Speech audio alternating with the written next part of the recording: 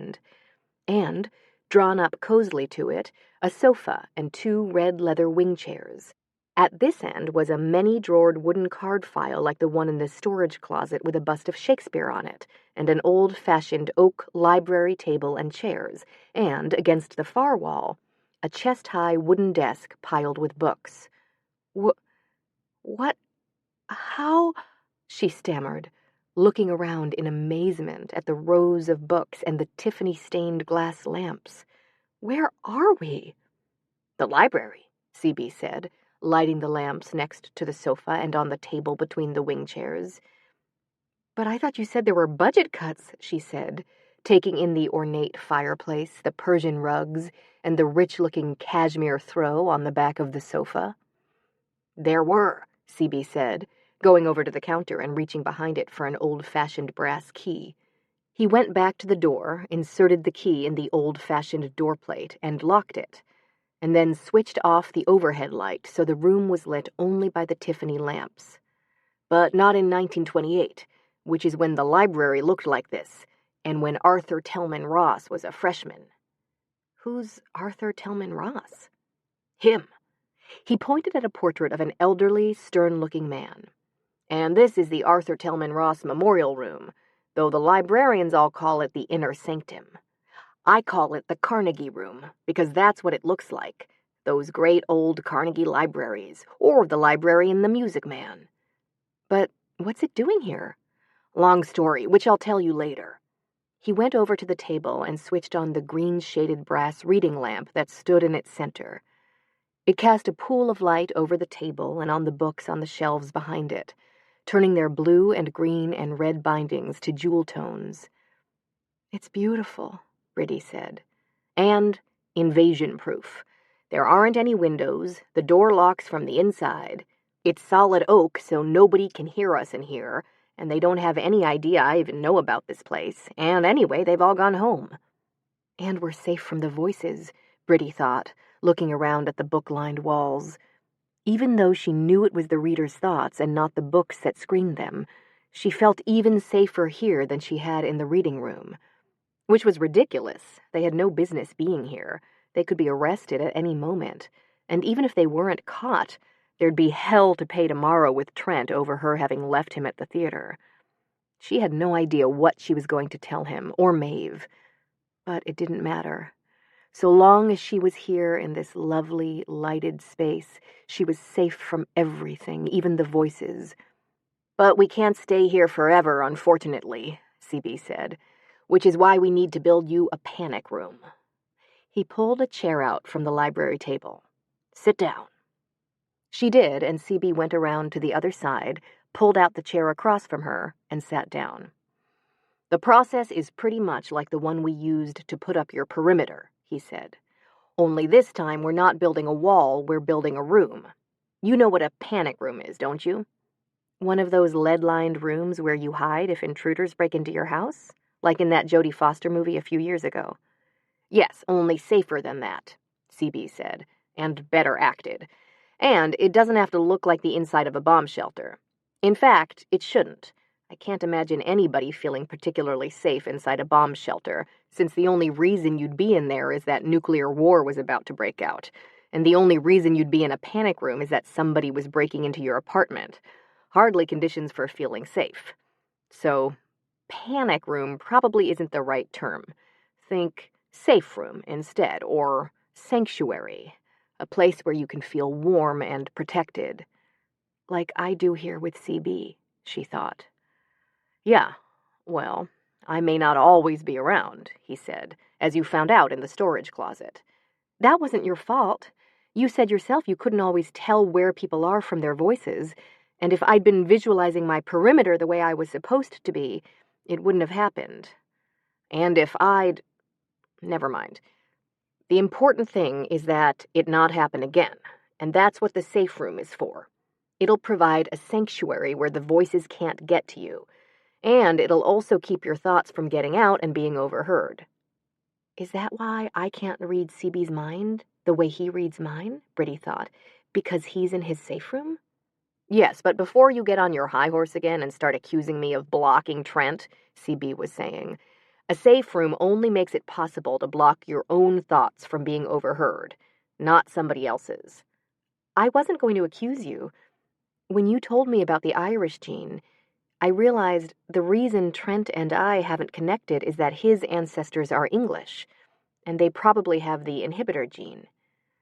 That's one reason, CB muttered. What do you mean? Nothing. You're right. The English got every invasion the Irish missed out on and did a fair amount of invading of their own. There's almost no history of telepathic occurrences, even with English saints. You, on the other hand, have more communication than you know what to do with. So let's get this safe room built. He leaned forward. I need you to think of a place you feel safe and protected from the outside world. The storage room, she thought, with CB's arms around her. But obviously that wasn't what he meant, and even if it was, she couldn't tell him that. Where else had she felt protected? Her imagined apartment with Trent, with a doorman to keep her family at bay. But she didn't think that was what CB meant either, and besides, all she felt now at the thought of being there was dread at all the questions Trent would ask. Safe and protected. You mean like a fortress? She asked. No, we're not going for a battles and sieges kind of safe here. That's for your perimeter. We need a place you associate with quiet and serenity. Not a park or a forest, though, someplace inside. Like your apartment, maybe, or your bedroom when you were a kid. Someplace no one else can get into unless you allow them in. Then definitely not her apartment or her childhood bedroom, which she'd shared with Mary Claire and Kathleen. And not her office. No place at Comspan was safe from people popping in, except possibly the sub-basement. And even there, Kathleen had tracked her down. Besides, it was too cold. She shivered at the memory of it, and CB said, Are you feeling chilly? No, Well, you will be, he said, walking over to the desk again. Remember, they turn the heat down after the library closes. He disappeared behind the desk and came up holding a remote. He pointed it at the fireplace, and flames leaped up, casting a warm orange-red glow on the Persian carpet and the leather chairs, on the rich wood. What about this room? Briddey asked. Could I use it for my safe room? Maybe, but it'll work better if it's something more familiar to you. Did you have a favorite hiding place when you were little? A closet you liked to play in? Or a treehouse? No. What do you use for your safe room?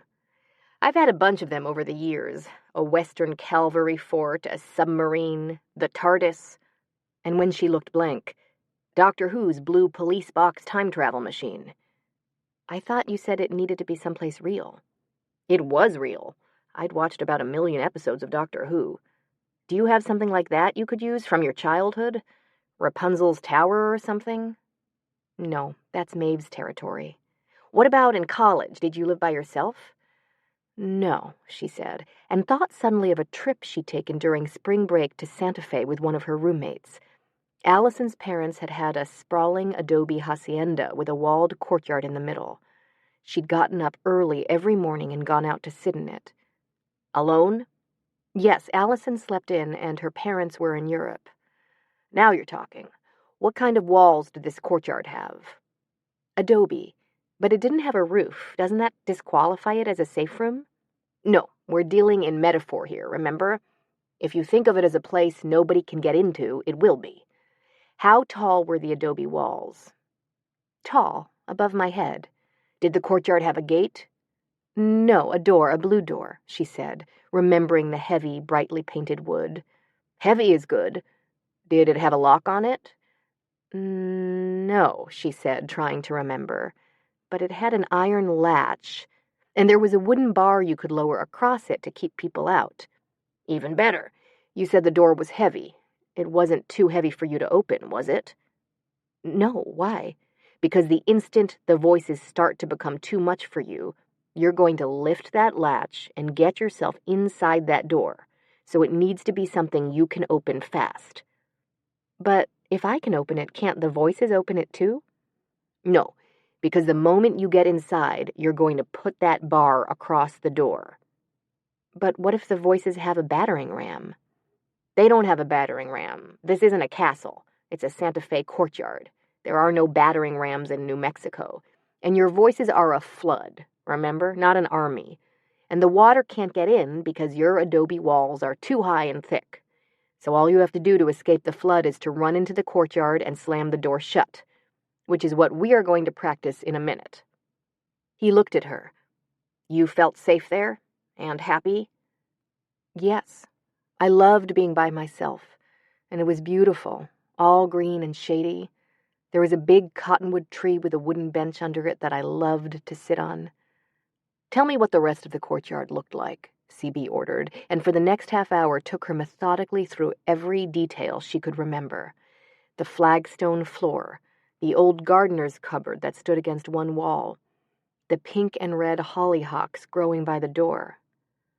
Okay, he said when she'd finished. I want you to close your eyes and visualize yourself standing in the courtyard. Wait, Briddey said. If I'm in the safe room, how will I talk to you and hear you talking to me? It doesn't block talking, just thoughts. And you can let in or keep out whoever you want, so you'll still be able to hear my voice, unless you don't want to. Why would I not? She began, and then remembered the countless times she'd told him to go away. I won't shut you out, I promise. I'm glad to hear that, he said. Now, visualize yourself standing in your courtyard. She did, imagining the flagstones under her feet, the high, leaf-shadowed adobe walls, the weathered cupboard with its stack of terracotta flower pots on top. Okay, now I want you to open the door and go out. Open the door? Why can't I just stay in here all the time? Because it takes too much focus and energy to visualize it continuously. This is only for when you're in a crowd or the voices get too ugly or threatening. Or when I don't want you to hear what I'm thinking, she added silently, remembering her reaction when he'd said, I'm not a masochist. You use it just like you'd use an actual panic room, CB was saying, for emergencies. The rest of the time you rely on your perimeter, which is what you're going to do now. Think of your brick wall and then open the door and go out. Reluctantly, she raised the wooden bar, lifted the iron latch, opened the heavy door, and went outside. Now what? Tell me what you see. My perimeter, she said, looking at the brick wall in the distance. She turned around to look at the adobe walls of the courtyard and the blue door. It's got carved panels, and there's a ristra of dried chilies hanging on it. She heard a low rumble behind her. The voices were coming. CB, she said, and yanked the heavy door open. She flung herself inside, slamming it shut and pushing the bar across it, and then leaning against it, out of breath. Excellent. Are you okay? CB asked, and when she said yes, had her do it again, and again, trying to shave seconds off each time. You're doing great, he said after the 6th run-through. Let's take a break. He walked over to one of the wing chairs and flopped down in it. Gorgeous place, huh? A lot better than the stacks. No, it isn't, she thought, and flung herself through the blue, ristra-hung door and into the courtyard to keep him from hearing the thought that had come to her, unbidden, of standing there in the stacks, her back pressed against the bookcase, and him leaning over her, their faces only inches apart. Thank goodness I've got a safe room to keep him from hearing that. If it's working. It apparently was. CB wasn't looking at her, he was staring into the fire. She looked around the cozy room at the walls of dusty-smelling books. An old-fashioned library ladder stood against the shelves. There was a painting of George Washington, this one of him crossing the Delaware, above the checkout desk, and a large leather-bound dictionary stood open on a stand. What's this place doing here? She asked, walking over to look up at the portrait CB had pointed out before. And who's Arthur, whatever his name is? Arthur Tillman Ross, CB said. He's the guy who donated $86 million to the building of this library, provided they retained the old card file, and the bust of Shakespeare, the dictionary stand, the checkout desk. He held up an old-fashioned wooden and metal date stamp. And, of course, the books. He waved his arm expansively at the ceiling-high shelves. "Including Ivanhoe," he said, bending his head sideways to read the titles. "The Adventures of Robin Hood, Robinson Crusoe," he straightened, "and every other book Mr. Ross remembered from his college days, including a lovely selection of Victorian novels." "But you still haven't explained what this room is doing here," Briddey said. "It's here because the library had no intention of keeping card files or date stamps in this era of automated checkout, catalog terminals, and Kindle. So they came up with this," CB said, walking over to the sofa. "It meets the letter of the agreement, and it's a perfect place for the university president to entertain other potential millionaire donors. And Canoodle. If he wants to have sex, he doesn't have to deal with that uncomfortable floor in the stacks. It's also a perfect place for us to work." "Except that we're trespassing," Briddey thought. "If we get caught—" "We won't," CB said confidently. "The campus police are busy answering a call to the Sig Ep house where some guy passed out on the front lawn, and Marion's at home in bed worrying about budget cuts. And even if we did get caught, we have a perfect right to be here. Arthur Tellman Ross apparently didn't trust the university to carry out his wishes, with good reason, so he put it in his will that anything he donated had to be available to the public at all times, which is why the door to this room isn't locked, even though the approach to it is, and why they keep its existence a deep, dark secret from the students." "How did you find out about it?" "I was looking for the History of Telepathic Experience, which was in the library's online catalog but wasn't in the stacks and wasn't checked out.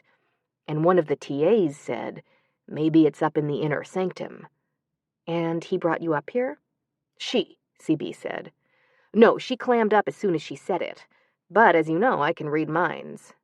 "Yes," Briddey said. "Speaking of which, why can you hear the campus police and the librarian and I can't?" "You can," he said. "The problem is you can't separate their voices out from all the others." "And you can?" "If it's someone whose voice I've heard before, or I can figure out who it is from what they're saying." "Like the campus police?" "No, actually the Sig Ep who called 911. He gave the address of the Sig Ep house, and I heard him think, the dispatcher said they're sending an officer right over. That doesn't happen very often."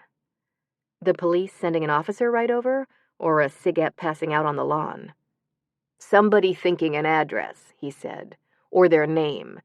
People hardly ever muse, 'It is I, Jason P. Smythe, wishing I had a girlfriend.' So, unless you know them, in which case you recognize their voice, it's very difficult to separate them out from the crowd. It's like trying to find a needle in an audio haystack." He'd obviously heard Marion the librarian's voice and the TA's before, but what about the couple in the stacks? "Proximity. With practice, it's also possible to determine who's nearby by changes in the timbre of their voices." That was how he'd known when there was someone in her hospital room, and what he'd been listening for when he dropped her off at the Marriott. He was making sure no one from ComSpan was in the vicinity. "Are you going to teach me how to do that?" she asked. "Yes, when you're ready, but you're a long way from that. It requires searching through the voices, which means wading right into the middle of them," she said, panicked all over again at the thought. CB was right, she wasn't ready for that, if she ever would be. There was no way she'd be able to locate a specific voice, even CB's, in that raging torrent of sound. How does he do it? She thought wonderingly. "I didn't when it first happened," he said. "All I wanted was to get away from the voices, just like you. Speaking of which, we need to get back to work. Before we leave, I want getting to your safe room to be something you can do without even thinking, so we need to practice." She nodded and started back to the table. No, sit down," CB said. "We can do it here, where it's closer to the fire, and warmer." She sat down on the sofa, and CB pulled one of the wing chairs over closer and sat down in it, knees apart, hands clasped together. "Okay," he said. "We're going to do the same thing we did with the perimeter." "Do I need to get a book to read?" Briddey asked, looking over at the bookcases. "No, we can just talk like we've been doing, and then I'll say, 'the voices,' and you get inside your courtyard as fast as you can. Okay?" "Okay," she said, and gripped the arm of the sofa, her eyes on the blue Ristra-hung door, poised to take off for it. "No, I don't want you ready to run. I want you relaxed and focused on other things. Did you ever decide where we should go for our honeymoon? No, she said, and thought, we need a less dangerous topic. So, if you can hear people who are nearby or whose voices you've heard, she said, that must mean you're able to hear everyone at ComSpan. And you know what the Hermes Project is working on. Just because I'm able to hear them doesn't mean I listen to them, CB said, particularly since all they think about is how to get promoted, whether they're going to get laid off, and what they're going to have for lunch. I only listen to find out where they are so I can avoid... The voices are coming. Briddey leaped for the door. Not fast enough, CB said. We need to try it again. What were we talking about? How boring everyone at ComSpan's thoughts are? Oh, it's not just ComSpan, it's everybody. Listening to cows grazing would be less stupefying. You can listen to cows? No, just people. More's the pity. Think how nice it would be to hear your dog telling you about his unconditional adoration, he said. But she was secretly relieved. She didn't have to worry about hearing lions or tigers. Or bears, CB said. Or flatworms. Though sometimes with people, it's hard to tell the difference. Do you know what people spend the majority of time thinking about? I suppose you're going to tell me it's canoodling. Nope, except for the under 25 set. For everybody else, it's the weather. Is it going to rain? Is it going to stop raining? Is it going to snow? Is it going to warm up? They think about it constantly. That and money and how much they hate their jobs and thank you notes. Thank you notes? Yep. Or rather the lack thereof. Why didn't I get one from my nephew? What kind of manners is his mother teaching him? I'm not sending him another present till I get a thank you from him. And not an email or a phone call either. A proper handwritten note. CB clutched his head. On and on and on for hours. It's worse than the sex and the rest of the griping and the bodily functions. That's another thing people spend an inordinate amount of time thinking about. Belching and I get the picture. So you're telling me there's no one fun to listen to? No, kids are great. I'm crazy about... He stopped. Crazy about what? She asked. 3- and 4-year-olds. The way they think is amazing. It probably goes for babies too, but their thoughts aren't The voices are coming. She was faster that time, though still not fast enough to suit him. He took her through the drill again and again. How many times do I have to do this? She asked. It felt like they'd been at it for hours. Till it's completely automatic, he said. Okay, she said, stifling a yawn. Sorry, I had a roaring dose of fear-produced adrenaline. No, make that 2 doses, counting the storage room. And now they've worn off, so you're crashing. Besides which, it's... He glanced over at the clock. 3 a.m. No wonder you're yawning. He pointed at the sofa. Why don't you lie down? That sounds wonderful, she said, looking longingly at it. But I'm afraid I'll fall asleep, and you said we needed to practice. We do, but we've got loads of time. The library doesn't open till 11 on Sundays, and a nap might actually be a good idea. It'll give your brain a chance to process the stuff it's learned and put it into long-term memory. Go ahead. Lie down. He walked over to the table and turned off the lamp. Thank you, she said, suddenly so tired that she could hardly keep her eyes open. She lay down and immediately sat up again. She'd forgotten about the voices. Her barricades worked because she was visualizing them, and if she fell asleep, you don't hear them when you're sleeping, CB reassured her. Why not? I don't know. Maybe because people's brain chemistry alters during sleep, or maybe REM sleep involves a fundamentally different kind of thought. Whichever it is, you can't send or receive messages while you're asleep. Thank goodness, she thought. But what about while I'm falling asleep? And when I first wake up? Those are the times you're most vulnerable, he admitted. But only till your defenses become fully automatic. When they do, they'll kick in the second you wake up. And how long will it take for them to become fully automatic? A few days, he said, switching off the Tiffany lamps at either end of the sofa, leaving on only the one between the wing chairs. But don't worry, I'll stand guard till then. How? "With my trusty Victorian sword," he said. He went over to the bookcase and pulled out a thick volume. "How does The Decline and Fall of the Roman Empire sound?" "Boring." "Agreed, but the fall part should keep it from being too boring." He put the book on the table next to the wing chair and came over to the sofa. "Now lie down," he ordered, and covered her up with the cashmere throw. "Close your eyes, and forget about everything else but your nice, adobe-walled, impenetrable safe room." "I will," she said, "but if it's going to take a couple of days for my pre- and post-sleep defenses to automatically kick in, when will you sleep?" "While you're awake. So the sooner you get to sleep, the sooner you'll wake up and I can take my nap, okay?" "Okay," she said doubtfully. "It'll be fine. I'll be right here. Well, not right here. A nice, safe distance away," he said, walking over to the wing chair on the far side of the fire and plopping down in it. "So you don't have to worry about me attacking you." "I'm not—" "Yeah, well, just in case. Besides, I can concentrate better on the decline and fall from over here." He grinned at her. "I won't let anything get in, I promise." He opened the book. "Now go to sleep." That was easier said than done. She kept thinking about what would happen if CB— "I won't nod off," he said. "This chair is too uncomfortable, and this idiot girl keeps talking." "Sorry," she murmured. She curled up under the soft cashmere throw, closed her eyes, and concentrated on going into her courtyard, pulling the door closed behind her, lowering the heavy wooden bar across it, fastening the latch, shutting the voices out. But they weren't the only thing she had to worry about.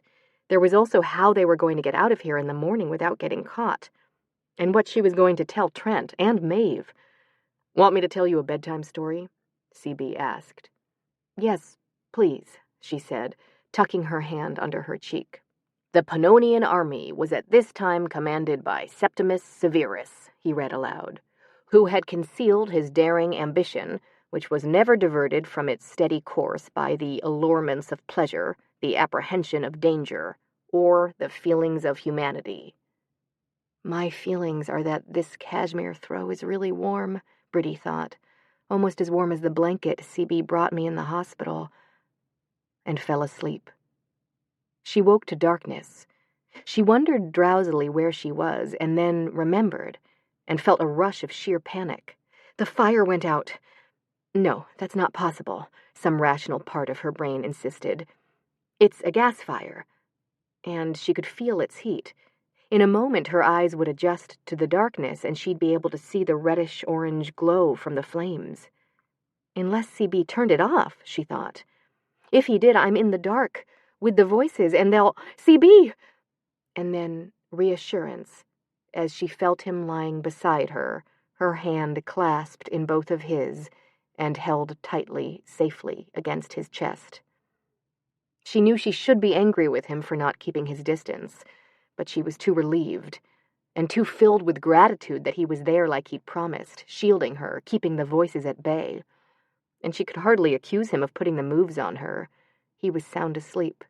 She could hear his even breathing, feel the rise and fall of his chest beneath her captured hand, hear his heartbeat.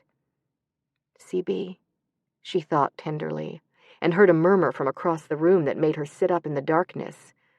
She'd been right about the fire, because she could see CB, lit by its ruddy glow, sprawled in the wing chair, his head resting against the back, his hands dangling over the arms as he slept.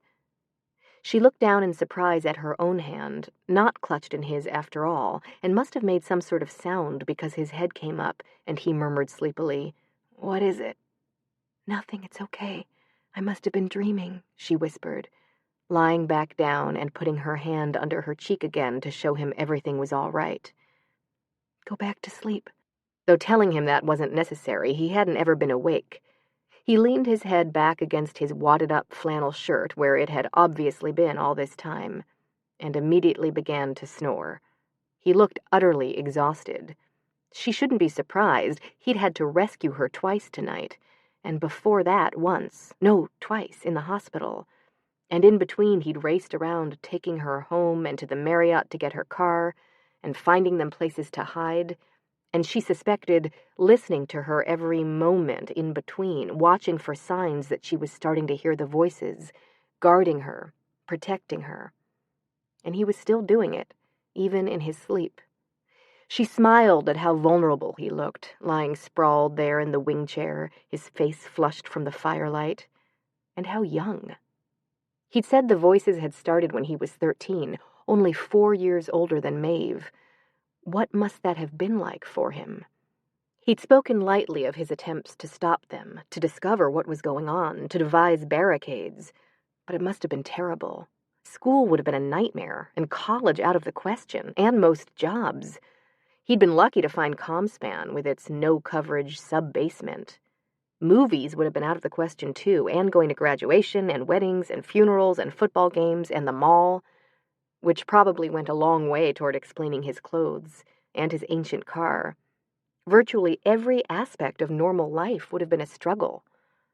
And that was after he'd erected barricades and a safe room. Before that, when the voices first appeared, it must have been beyond terrifying. How horrible to have had that tidal wave of thoughts and emotion crash in on him without any idea of what was causing it, and without anyone to rescue him or reassure him he wasn't going crazy, or teach him how to build defenses, or to hold his hand safely to their heart while he slept. What if this had happened and I hadn't had CB, she thought, and knew the answer. She wouldn't have survived. She'd have gone insane, or committed suicide.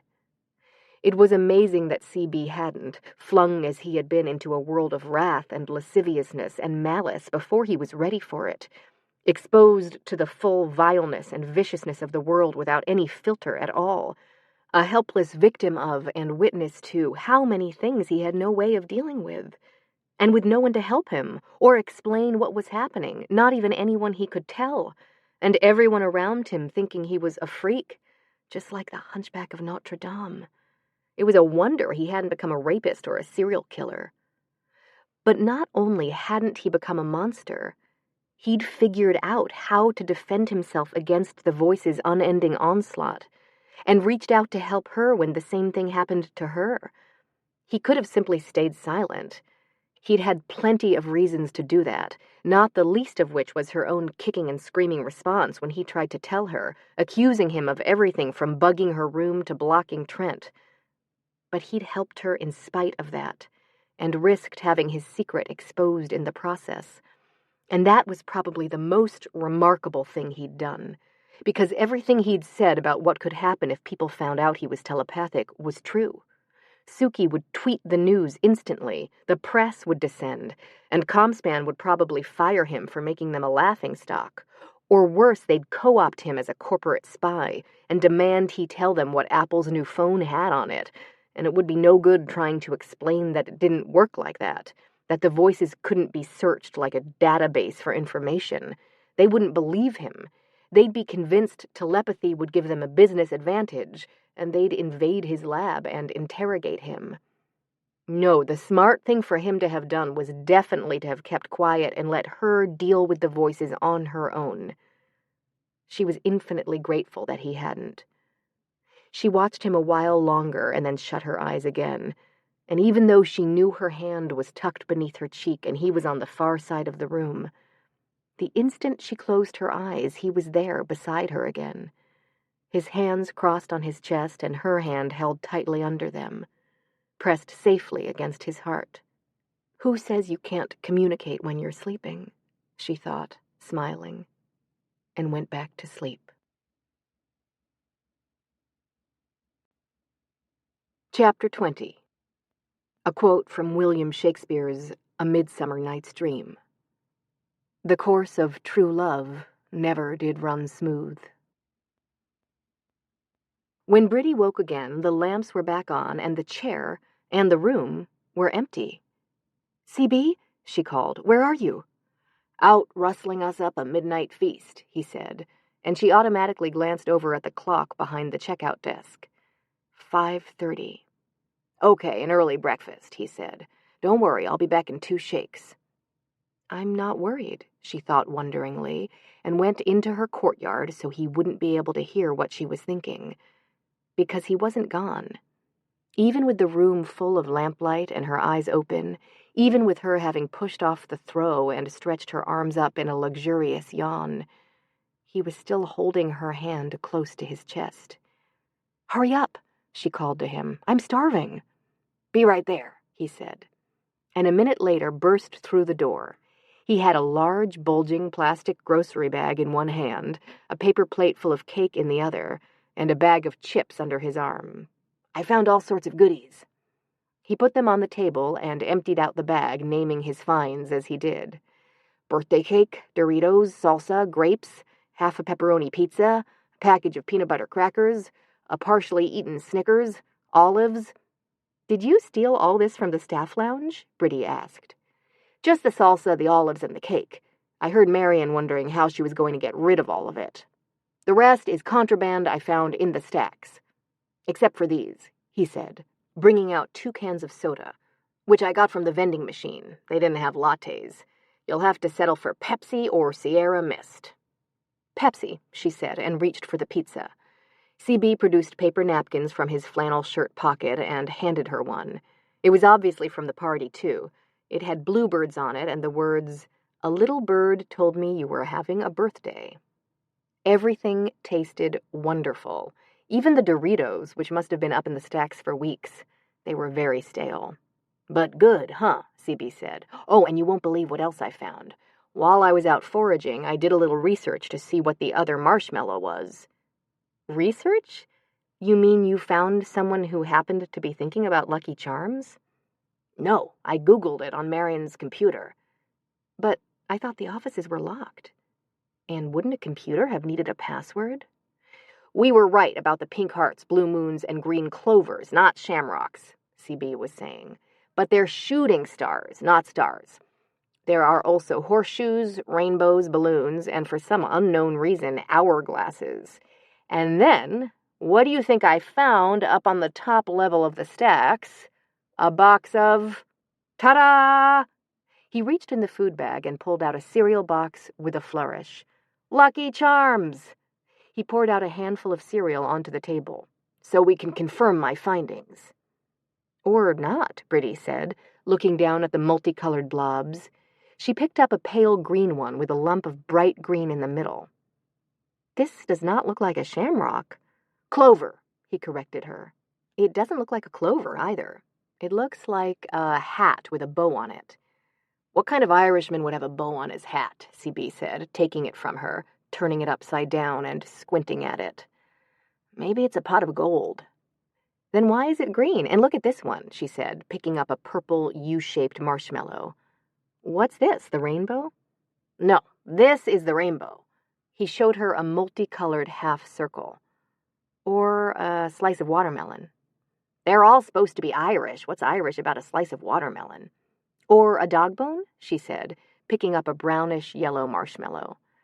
"At least this pink thing is definitely a heart," he said, "and this blue blob is a moon."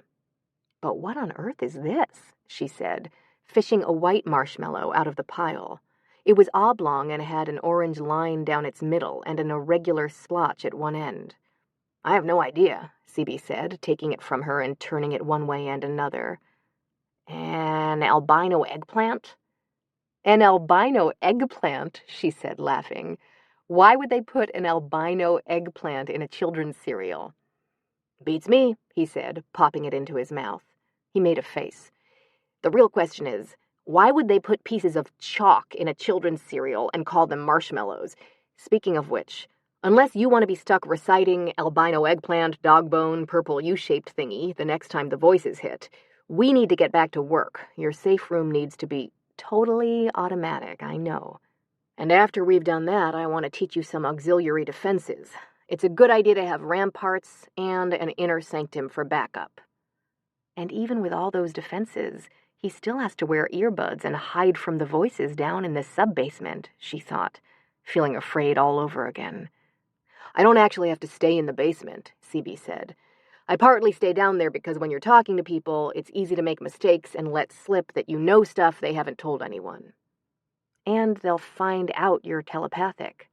"Exactly. I'd much rather have them think I'm crazy. I also stay down there by choice. Years of listening to the innermost secrets of your fellow human beings gives you such a low opinion of them, you don't want to associate with them. It doesn't have anything to do with the effectiveness of my defenses. Don't worry, your courtyard will keep you perfectly safe, provided we get it finished, he said. And for the next solid hour, he had her practice talking to him while remaining safely inside her courtyard, and not looking like that was what she was doing. It was hard to master, but she was eventually able to see both the adobe walls and blue door and the book-lined walls of the Carnegie room to stand simultaneously under the cottonwood tree and in front of the fire, carrying on a conversation about Ode to Billy Joe. The song was a huge hit, CB told her, and people came up with all kinds of theories as to why he jumped. Why do you think he did it? Briddey asked, trying to keep both CB and the courtyard in focus. I mean, if he and the girl were in love, why would he commit suicide? Maybe he didn't. Maybe he was just trying to get away from the voices. Did you ever do that? Briddey asked. Do what? Jump off a bridge? Or try to kill myself? Either? Both? Did you? Yeah. Once. When things were going pretty bad. My stepdad had pretty much written me off. I don't blame him. I couldn't exactly explain why I was refusing to have a bar mitzvah or go to college, and the voices were... He shook his head in disgust. So anyway, I thought taking a bunch of tranquilizers would be a good way out, but it just made the voices worse. That's why I told you no alcohol or Xanax. Relaxants just make you more receptive to the voices and less able to keep them out. Briddey thought of what that must have been like, the voices out of control and roaring over him, and him nearly unconscious and helpless to fend them off. Yeah, well, but it had its advantages, he said lightly. One, I learned that there are things even worse than the voices, stomach pumps being one. And two, it's kept me from turning into a drug addict or an alcoholic, which just goes to show you that not all unintended consequences are bad. He grinned at her, but she didn't smile back. She was busy following a different train of thought. If relaxants make the voices worse, then wouldn't stimulants? Nope, no effect. And every other kind of drug makes them worse, too. Defenses are the only thing that work for the long term. But if you can visualize defenses that keep the voices out, why can't you visualize something that shuts them off altogether? She asked, and waited for him to tell her it didn't work like that. You can, he said. You can? Then why? Because you can only do it for brief periods, and it takes an enormous physical and mental toll. You can't sustain it, and the minute your attention wavers, the voices come roaring back. But there must be some way to... Surgery, or... He shook his head. Surgery's out. In the first place, it's not like a blood vessel you can tie off. It's a network of neural pathways, and there's no guarantee that messing with it wouldn't make it permanently worse. And in the second place, to get a doctor to do the surgery, you'd have to tell him about the telepathy. And that's out, I know. But couldn't you make some kind of device? I've tried. That's another reason I spend most of my time in the basement, because I've been trying to come up with a jammer. And have you made any progress? Nope. I thought interference and crosstalk might cancel the voices out, but they didn't. And creating the voice equivalent of a spam filter didn't work either.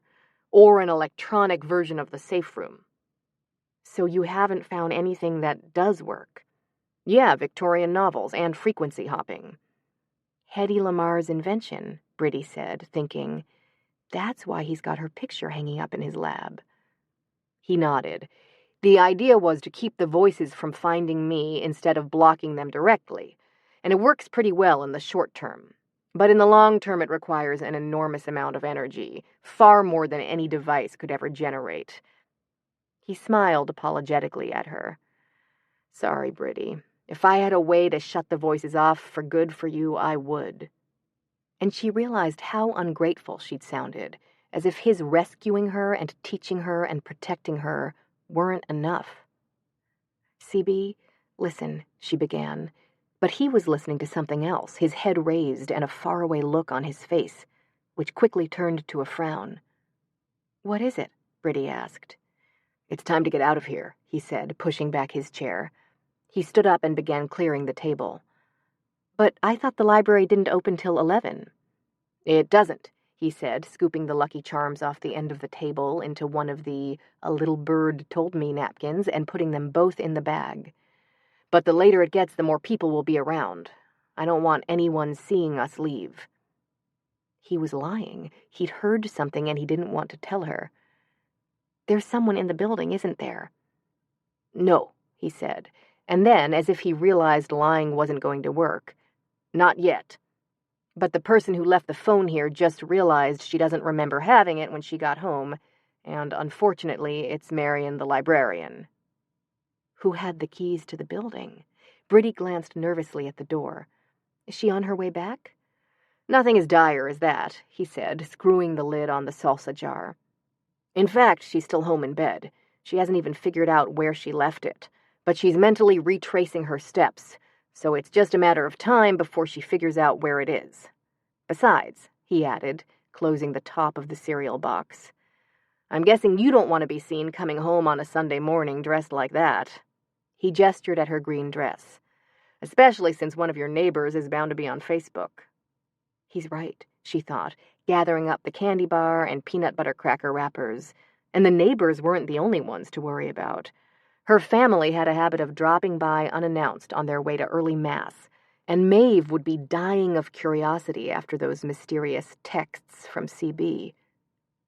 "You said you explained the situation to Maeve when you texted her," Briddey said. "What exactly did you say?" CB licked the last of the frosting from the paper plate, folded the plate over on itself, and stuck it in the pizza box. "I just told her you and I were in the middle of an emergency." "You didn't tell her anything else?" "Only that it was a matter of life and death," CB said, cramming the laden pizza box into the bag. "And she was the only one I could trust to keep our secret safe.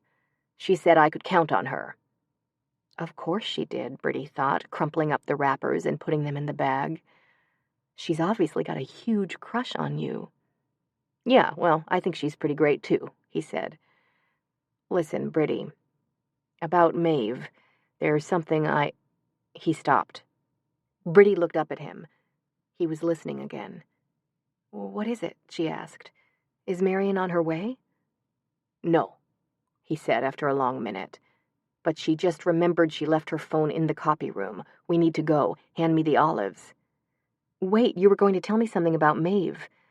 "It can wait," he said, taking the jar of olives from her and screwing on the lid. "Turn off the fire." He handed her the remote and began wiping down the table.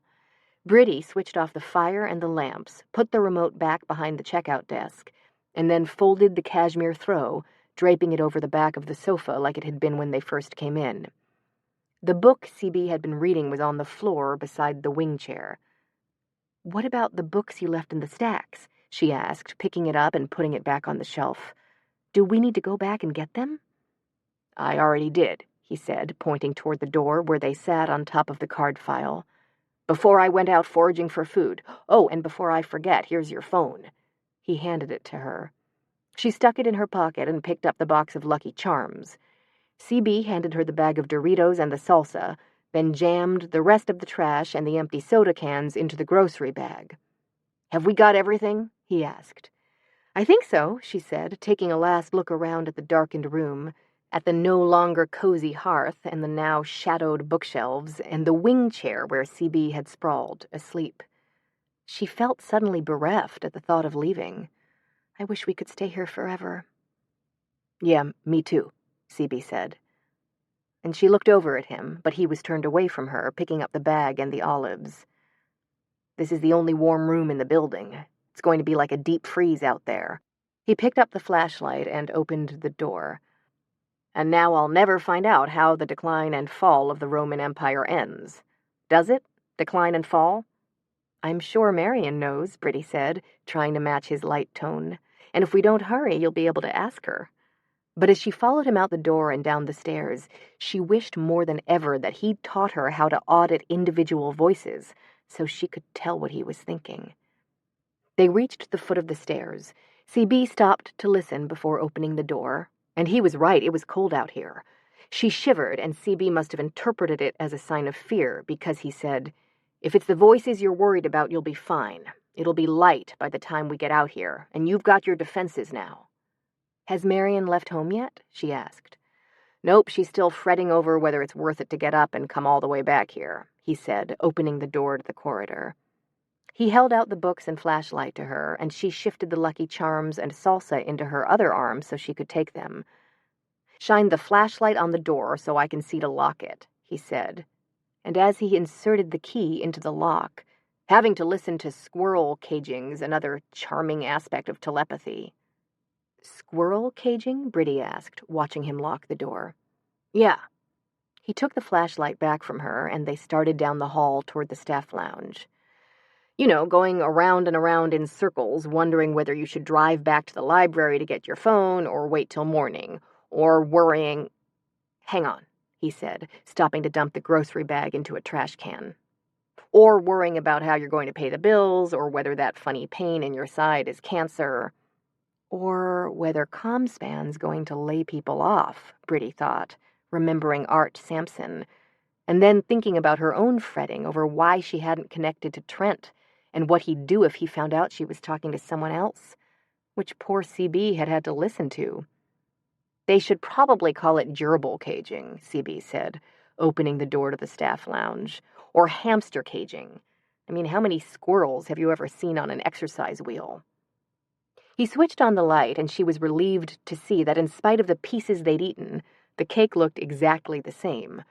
CB stuck the key back under the coffee can and put the salsa and olives in the refrigerator. "Won't they notice the jar is nearly empty?" she whispered. "Nope," he said, taking the box of Lucky Charms and the Doritos from her and sticking them in the cupboard. "They'll assume one of the TAs ate them." "We should at least put some money in the donations jar," she said, pointing at the can marked Coffee Fund. "We can't, then they'd know somebody was here. When's the last time anybody at ComSpan chipped in for coffee? And the best defense against our being caught is them not even suspecting we were here. Besides, the Doritos aren't theirs. I found them up on S2V. But won't they wonder?" "No." "Do you want another piece of cake? They'll never miss it." "No," Briddey said, making a face. "Neither do I. We need something more substantial. Man cannot live by Lucky Charms alone." He looked tentatively at her. "Remember that deli I told you about with the great lox and bagels? It's only a few blocks from here. We could get some breakfast, and I could teach you those auxiliary defenses." "That sounds wonderful." "Yeah," he said. "It does." He motioned her out of the room and turned off the light, and she followed him down the hall, refusing to analyze why her heart felt suddenly so much lighter. "You're hungrier than you realized, that's all," she told herself, going past the storage closet they'd hidden in to the end of the hall and into a stairwell. "This isn't the way we came," she whispered. "That's because the front door's got an alarm on it, and so does the staff entrance, and all the emergency exits." "Then how are we going to get out?" "This way," he said, pointing down the stairs. He'd reverted to speaking silently. "Does that mean Marion's here?" Briddey asked. "No, she's still trying to make her mind up about coming to get her phone. But there's no point in making more noise than we have to, and this way we'll be sure to hear anybody in the building before they hear us. That's one of the advantages of being telepathic. You can talk to your cohort in crime and still hear the cops coming." "I thought you said there weren't any advantages to telepathy," Briddey said, tiptoeing after him down the steps. "Oh, no, there are lots. I never once got caught by the jocks and stuffed into my locker in high school, and there was no such thing as a pop quiz." "But you also heard every taunting and cruel thing people thought about you." "And some nice things," CB said. "Nothing's all bad." "Except that horrible deluge of voices." "True," CB admitted. "Though who knows?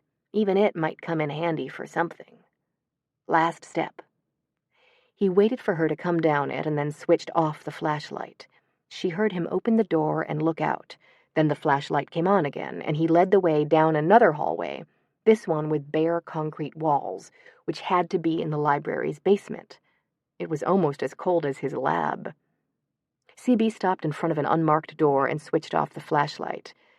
There are windows, he explained, opening the door, motioning her through, then shutting it behind them. There might be windows, but they must have curtains over them because the room was nearly as dark as the storage closet has been. CB put his hand on her arm and said, "Are you okay?" "Yes, except that I can't see anything." She took a cautious step forward. "Wait," he said, pulling her back.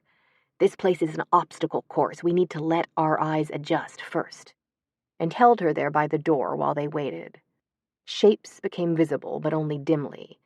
The rectangles high up on the walls, which had to be the windows, were only a fractionally lighter shade of charcoal.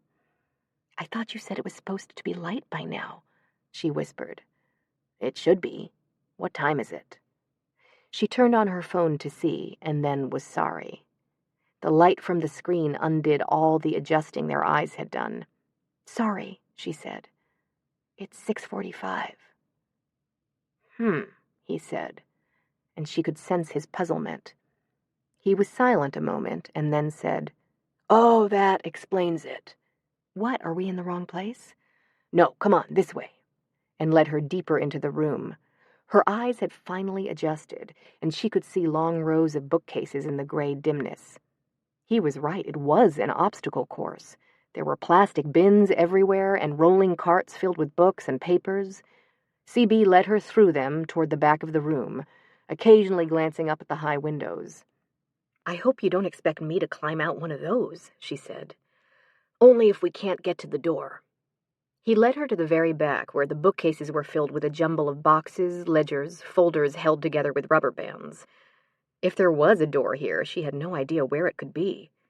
The bookcases went nearly all the way to the wall, and more boxes and shopping bags full of papers were piled halfway to the ceiling at their ends. But CB said, "Good, this isn't bad at all," and began pulling out boxes and bags. "Arthur Tellman Ross's archives," he explained, reaching for a shopping bag crammed with papers. "The library had to promise to preserve them, too, all of them, including his grocery lists, and some very bad love poems.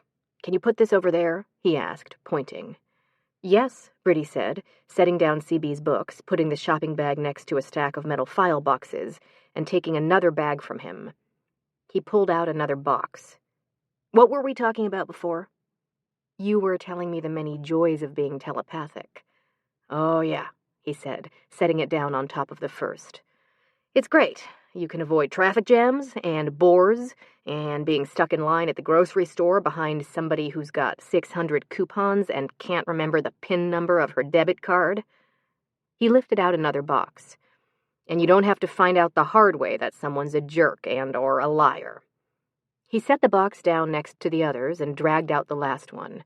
"Or have brain surgery to find out whether somebody loves you. You already know."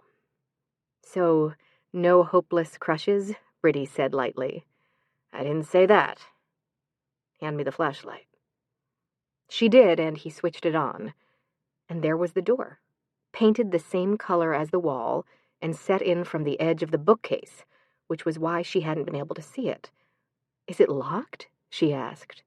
"No, unless somebody's been here since the last time I came out this way. Which," he said, opening it outward a crack, "apparently they haven't." He peered out. "Good, the coast is clear. Come on."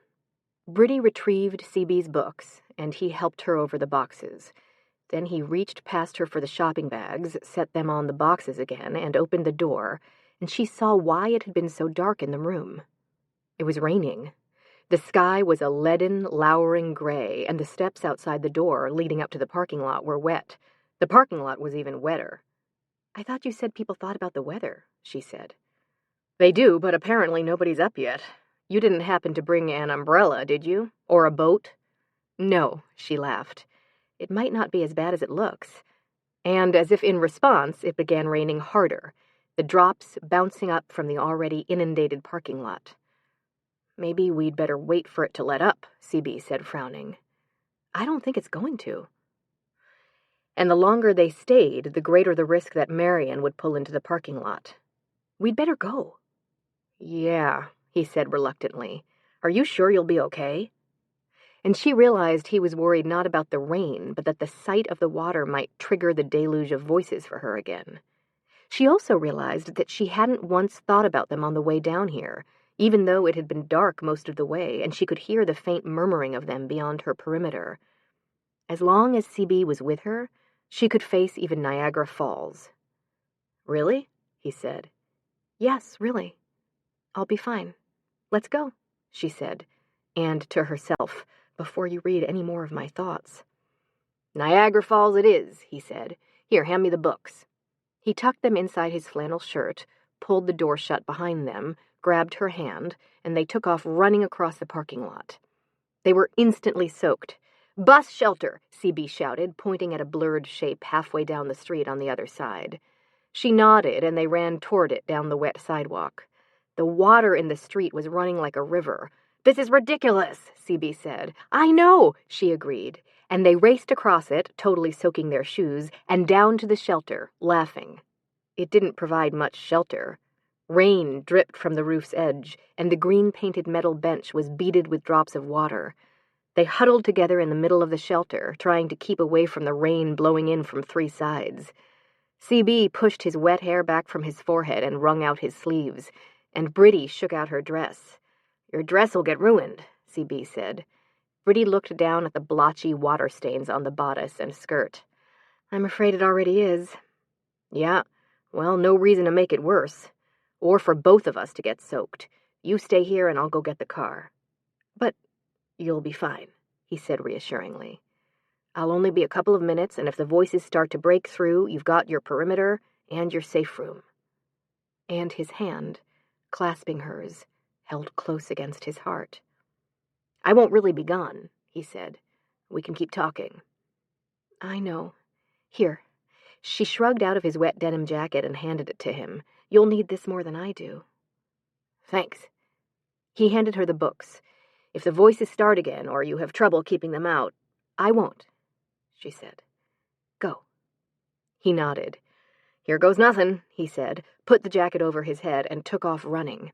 She stood there clutching the books and watching him as he ran down the street and rounded the corner and breathing in the sweet smells of grass and wet earth. "You still okay?" he called. "Yes." "Well, I'm not. It's like an Old Testament flood out here. I could drown before I make it to—" "Shit." "What is it?" she asked, alarmed. "Nothing. Sorry, I didn't mean to bring up drowning or deluges." "It's okay, really. I'm fine. But hurry, I'm freezing." "You're freezing? I'm about to succumb to hypothermia out here." "Nonsense. You just need to think about something else. Like Lucky Charms, blue lips, red noses, albino snowflakes." "Very funny." "Or songs," she said. "One with lots of verses, like Raindrops Keep Falling on My Head, or A Little Fall of Rain from Les Mis." "And this is the thanks I get for rescuing you?" he said. "Next time I'll leave you in the ladies' room." "Singing in the Rain would be good," she mused. "It's got lots of verses, plus you could do a tap dance like Gene Kelly." "My Nikes are too waterlogged," he told her, and he sounded as giddy as she felt. "And don't tell me to think about Let a Smile Be Your Umbrella or Rainy Days and Damn it." "What happened? Did you step in the gutter?" "No. A tree just dumped 1.5 gallons of water down the back of my neck." "Stop laughing." "Sorry," she said contritely. "Are you to the car yet?" "No, I'm still 2 blocks away, but I should be able to see it in another minute or two, if it hasn't floated away. I hope it starts. Doesn't like cold, rainy weather any more than I do." And it was getting colder and rainier by the minute. The drops blowing in on her were as icy as sleet. She retreated to the back of the shelter, feeling guilty that she was in out of the rain and CB wasn't, and praying he wouldn't have trouble starting the car. "Briddey?" CB's voice cut in. "Are you okay? The voices aren't—" "No, I'm fine. Are you to the car yet?" "No, I've still got a block to go, so keep talking. Only make it about something warm, no more rain songs." "Think about breakfast," she said. "It'll be nice and warm in the deli. You can take your jacket off and hang it over the radiator to dry, and the waitress will bring you a hot mug of coffee." "Tea," he said. "'Tis a fine Irish lad I am, remember?" "That's right, you are," she thought happily. "The waitress will bring you a hot mug of tea then, and you'll wrap your hands around it to warm them, and the windows will be all steamy." "I'm at the car," CB interrupted. "Now if my fingers aren't too frozen to get the key in the lock." There was a pause. Briddey leaned forward, focused as intently as if she could see his numb fingers fumbling with the door lock, fumbling to get the key in the ignition. "Did it start?" she called. "CB? Yeah, don't worry, I'm still here," he said. "I know," she thought, and smiled. "All right," he shouted. "It started? I don't know yet, I just got the door open, but I'm in out of the rain at least." Another briefer pause, and then, "Come on, darling, you can do this," he said, sounding just like he had with her in the theater bathroom. "Come on." Another pause. "It started," he crowed. "Sit tight, I'll be there in 2 minutes, and we'll go find that deli and steam up the windows like you said. Okay?" "Okay," she said, more grateful than ever that he was blocks away so he couldn't see her suddenly reddened cheeks. But he'd be here in a matter of minutes. "And then we'll go have breakfast," she thought, envisioning them sitting across from each other like they had in the reading room, holding hands under the table. Minutes passed with no sign of him. Where was he? She went to the edge of the bus shelter to see if he was turning the corner, but the street was deserted. "Where are you?" she called. "I'm freezing here." He didn't answer, which probably meant the windshield had fogged up when he got in and he was busy trying to swipe at it, turn on the defroster, and drive at the same time. And the last thing he needs is you yammering in his ear, she thought, hugging his books to her to keep warm. She waited another minute so as not to distract him, and then said, "Hurry up, CB, you're not the only one getting hypothermia, you know." Still, no answer, and no sign of his car, and the rain was blowing in harder by the second. Where was he? Maybe the car stalled at an intersection, she thought, remembering how deep the water had been. Or he hydroplaned and hit a tree. "Are you okay?"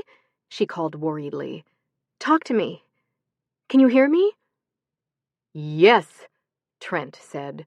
"Oh my God. Briddey, is that you?" Chapter 21. A quote from Jonathan Swift. "It cannot rain, but it pours." Oh no, Briddey thought. It can't be. But it was. "I don't believe this, Briddey," the voice said. And this time there was no mistaking it. It was definitely Trent. Not now, she thought.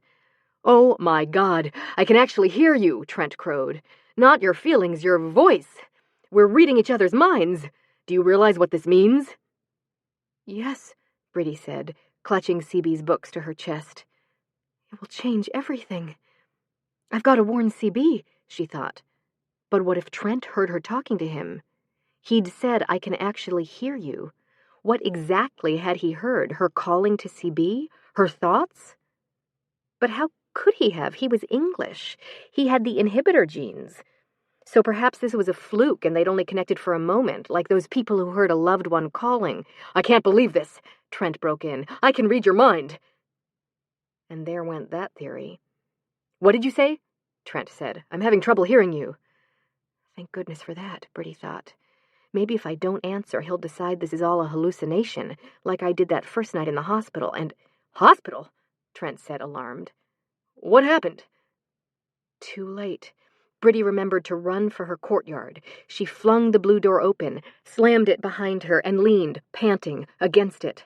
"Did something go wrong with your EED?" Trent was asking worriedly. "Is that why you're in the hospital?" I'm going to have to tell him I'm not in the hospital, Briddey thought, staring blindly at her courtyard in the rain. Or he'll call Dr. Varick. But if she answered him, it would prove that the contact was real and not just something he'd imagined. "CB," she called, "what should I do?" No answer. He's busy trying to drive in this rain, she told herself. Trent broke in again. "Briddey, answer me," he shouted. "Did something go wrong with your EED? Speak to me. You need to tell me where you are." "No, that's the last thing I need to do. CB, come in. I need you." Still no answer. What if he wasn't preoccupied with the car and the pouring rain? What if he couldn't hear her anymore? What if it had been crossed synapses and now they were uncrossed and she was connected to Trent instead? But I don't want... "What do you want?" Trent asked. "I can't hear you. Do you want me to call Dr. Varick? Is that it? I'll call him right now." There was nothing else for it. She had to answer him and convince him she was all right, that there was no need to call Dr. Varick. "Trent?" she said. "Is that you?" "Briddey! Oh, thank God, I was afraid. Where are you?" "I'm in my safe room," she told herself. "He can't hear anything I don't want him to from in here." But even so, she'd better not think about the bus shelter or the rainy street. Or CB. And you can't call him by name. Call him Conlon. Trent doesn't know that's his real name. "Talk to me, Briddey," Trent was saying. "What happened?" "Happened?" she said groggily, as if she'd just woken up. "Nothing. What do you mean?" "Are you at the hospital? I heard you say—" "Hospital? No, I didn't. What are you talking about? I'm at my apartment. I was asleep and I thought I heard you calling my name. I thought I was dreaming. Where are you?" Trent didn't answer. It was a momentary connection, she thought, relieved. And I'll be able to convince him he was just imagining— "Beyond anything I'd hoped for," Trent said. There was a pause of several seconds, and then she heard, "Can't wait to tell—" His voice less clear, as if he were on a phone going out of range, becoming muffled and skipping syllables. "This will—" he said, and his voice cut off. "Trent?" she called tentatively. No answer. Good. "Conlon?" she called. "Night fighter calling Dawn Patrol. Come in, Dawn Patrol." Silence. He's gone, she thought. "No, I'm not," Trent said. "I'm not going anywhere now that we've finally connected. I was beginning to think it was never going to happen, and now this." "I should have listened to Conlon," Briddey thought bleakly. "He warned me there'd be terrible side effects." "What did you say?" Trent asked. "I can't hear you. Your voice keeps breaking up. I heard you say listen, and then nothing." His voice cut out again, and this time it didn't come back, though Briddey waited for several minutes. She waited another 30 seconds to make certain he was gone, and then called, "Dawn Patrol? Conlon? CB?" Nothing, except for the hammering of rain on the curved roof of the shelter. What if I've lost him for good? She thought sickly. If she had, if their connection had been rerouted so she was connected with Trent, did that mean that CB was calling to her too and getting no answer? Or was he too focused on his car and the rain to have noticed her absence? No, because here was his car rounding the corner and roaring down the street in front of her. She stepped out of the bus shelter into the rain, trying to protect the books from getting wet, and over to the curb, trying to see his face through the windshield, to tell from his expression whether he'd realized what had happened yet. But the rain was coming down too hard, the wipers whipping back and forth too fast. He pulled over to the curb, sending up a spray of water that made her step back to avoid getting splashed. "Sorry I took so long," he said, leaning over to open the door for her. "I got the car started, but then one of the stupid windshield wipers wouldn't work, and I had to get out and mess with it and got wet all over again." Not wet, drenched. His t-shirt and jeans were stuck to his skin, and his hair was plastered to his forehead. "And then when I finally got it fixed," he said, "the car died, and it took forever to get it started again." He doesn't know yet, she thought, her heart sinking. I'm going to have to tell him. "Tell me what?" he asked, and a radiant feeling of relief swept over her. "You can still hear me?" she said happily. "Conlon, listen, I have to tell you something." "Get in the car first," he said gruffly. "You're letting all the warm air out." She nodded and got in. It didn't seem any warmer in the car than outside, in spite of the warm air blowing from the heater. CB looked frozen. His hands on the steering wheel were bright pink with the cold. "CB," she began, but he'd already roared away from the curb and up to the main thoroughfare, intent on the road and on the rain, which was coming down with hurricane force. It pounded deafeningly on the car roof, and the windshield wipers weren't even beginning to keep up with it. But noise or not, difficulty in driving or not, she had to tell him now. She pushed her wet hair back from her forehead, took a deep breath, and said, "Listen, something happened while you were getting the car." "The whole my boyfriend's back thing? Yeah, I know, I heard him while I was tightening the windshield wiper," he said, as if it were the most ordinary thing in the world. "But I thought you said he had inhibitors." "Apparently I was wrong about that. He must have had an Irish ancestor in there somewhere, a seduced Irish scullery maid from Dublin or something." "Or you were wrong about what causes the telepathy. maybe it doesn't have anything to do with being Irish." "I wasn't wrong," he said. "How do you know?" "Because I just know, okay? And how it happened is beside the point. What matters is that it did." He was right. So what do I do now? "Well, hopefully you'll stop accusing me of blocking your boyfriend. This isn't funny." "You're right," he said grimly. "It's not," and leaned forward to swipe at the steam on the inside of the windshield with his hand. "So what should I—" "Turn on the defroster. I can't see where I'm going." She peered at the dashboard, trying to figure out which knob was the defroster. She turned the likeliest one, and the radio came on. "It's a really bad morning out there, folks," an announcer was saying. "Sorry," she said. She switched the radio off, found the defroster, kicked it to high, and looked over at CB, waiting for him to answer her question. But he didn't say anything. "CB, what should I do?" "I don't know," he said. He turned to look at her.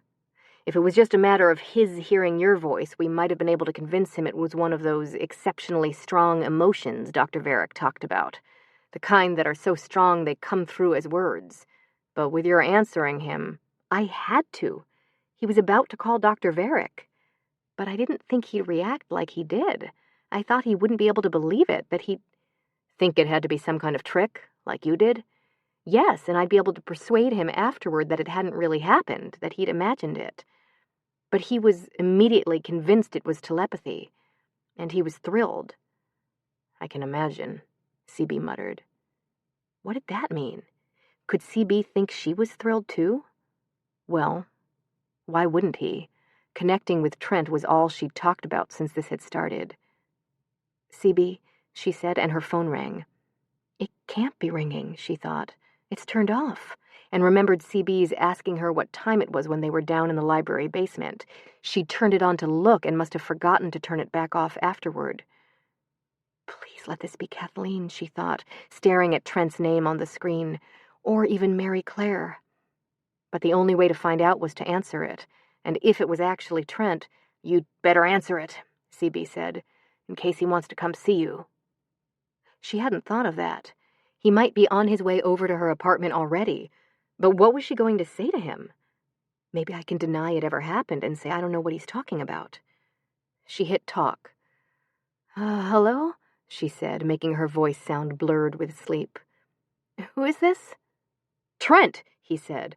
"Oh," she yawned loudly. "Good morning, Trent. What are you doing up so early?" But that didn't even register. He was shouting, "My God, Briddey, I can't believe what just happened." What? What do you mean, what just We were actually talking to each other. He shouted so loudly that CB didn't need to be able to read minds to hear him. His voice filled the car. "I never dreamed. I expected the EED would let us communicate feelings, but this—" "Trent, wait, what are you talking about?" "I mean, it's amazing. A whole new kind of communication, no filters, no barriers, and to think I doubted you. When we didn't connect, I imagined all sorts of things, that you weren't emotionally bonded to me, even that you were in love with someone else. But now I realize how ridiculous that was. Of course you love me." This cannot get any worse, Briddey thought. This has all worked out better than I could have imagined. Telepathy, I can't wait to see you. I'm coming over. "No, I don't think that's a good idea," Briddey said. "Not till you've told me what's happened. You're not making any sense, Trent. You need to sit down and tell me what—" "I can tell you when I get there. I'll be there in a few minutes." It was only 15 minutes from his condo to her apartment, and they were at least half an hour away. She had to stall him somehow. "No," she said. "I mean, I'm not even up yet, and I need to take a shower, and—" She looked over at CB for help, but he was staring straight ahead at the road. "Listen, how about if I meet you at Piazza Venezia at 10? They have that champagne brunch." "Are you kidding? I want to see you now, and someplace where it's just the two of us." Oh, God. She'd forgotten about him saying they'd get engaged as soon as they connected. What if he— "This isn't something we can discuss at the Piazza Venezia," Trent was saying. "I don't think you realize what this development means." Yes, I do, Briddey thought miserably. But couldn't we meet for brunch first and then go back to my— "No, we need to talk about this and we can't do that in public." "Why don't I come over to your place instead? You know how my family's always barging in unannounced." "Not this early and in this rain. You get dressed, or better yet, you just stay right there in bed." I was wrong, Briddey thought. It can get worse. All warm and sexy. And when I get there, I'll... Trent, stop! Briddey cut in desperately. You're acting insane. Telepathy? What are you talking about? The EED doesn't make people telepathic. He wasn't listening. I'll be there as soon as I can, he said. No, wait. I don't have a thing in the house. Why don't you stop and pick up breakfast on your way over? How can you even think of food at a time like this? All right, see you in a few minutes, he said, and hung up. He's coming over to my apartment, she said unnecessarily. Which means I've got to get you home so you can get out of that dress before he gets there, CB said, and stepped on the gas. I'm sorry I won't be able to go to the deli with you. It doesn't matter. I've taught you the basic defenses. That isn't what I meant, she thought. But he wasn't listening either. All you really need to keep the voices out is a perimeter and a safe room, he said, and you've got those. Plus the lyrics to Teen Angel. Yeah, though get me to the church on time might be more appropriate under the circumstances, he said, and sped up. Do you think you can get me there before Trent arrives? Yeah, with a little luck, he said, which meant he was listening to Trent and knew exactly where he was. And he must already be on his way because CB kept going faster and tapping his fingers impatiently on the steering wheel at every red light, which meant he didn't think they'd make it, and she'd better come up with an explanation for what she was doing with CB and why they'd been out all night. My car broke down on the way home from Aunt Una's, and he had to come pick me up. No, because why wouldn't she have called Trent instead, or Mary Claire, or Kathleen? And it wouldn't explain how both of them had gotten so wet, or why her car was parked out in front of her apartment building. She looked over at CB, wishing he'd suggest an excuse, or at least say something about the rules of lying. But he was staring straight ahead, the muscles in his jaw clenched tight. Because we're cutting it so close? Or because he knows this changes everything, too? She wished fervently that this hadn't happened now, that CB had taken her to the deli and taught her how to audit individual voices so she could read his mind. Or maybe it's just as well I can't. What if she heard him think she'd been nothing but trouble and that he couldn't wait to dump her at her apartment and be rid of her? He's right. Telepathy's a terrible idea, she thought, shivering in spite of the turned-up heater. She stared blindly out her fogged-up window at the rain-soaked streets. All the promise and sweetness the morning had held was gone, the smell of wet earth turned to mud and the gray sky depressing. The radio announcer was right. It was a really bad morning out there. And in here. I wouldn't blame CB if he does want to get rid of me. He'd spent the last few days having to race to her rescue and cope with her hysterics and fend off her accusations that he was blocking Trent, which he obviously hadn't been doing. I wish he had been, she thought wistfully. But he hadn't, so she was going to have to come up with some lie that would convince Trent they weren't telepathic, though she couldn't imagine what that would be, no matter how many rules of lying she employed. She was going to have to tell him the truth. No matter what happened, it would be better than this constant lying. No, it wouldn't, CB said. It'd be worse. Much worse. Which is why we're not going to let it happen.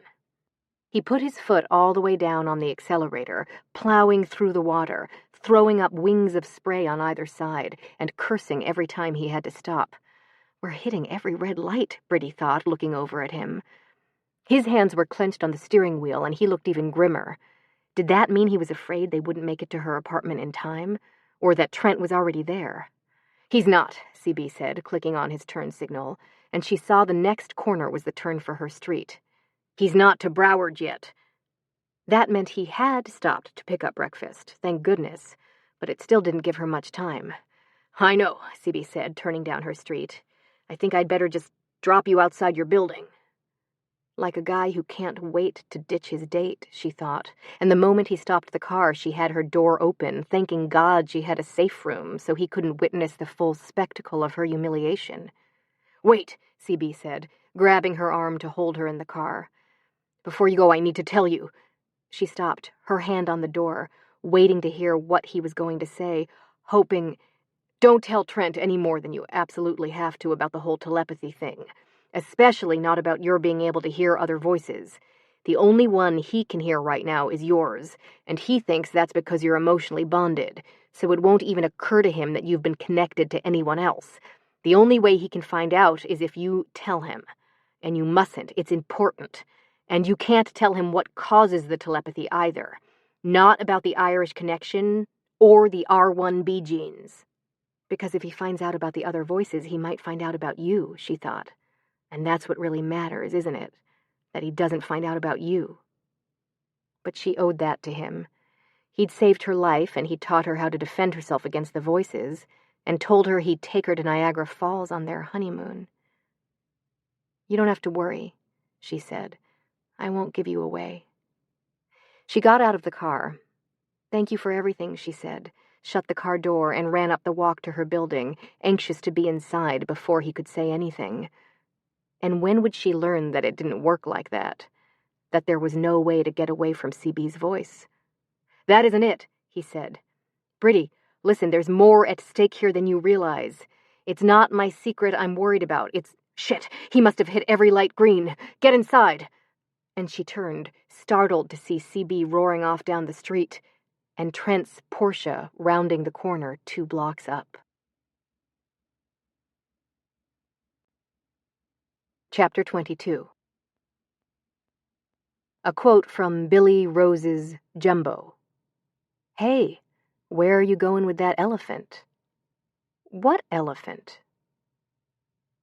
Briddey raced through the front door and up to her apartment, fumbling for her keys as she ran.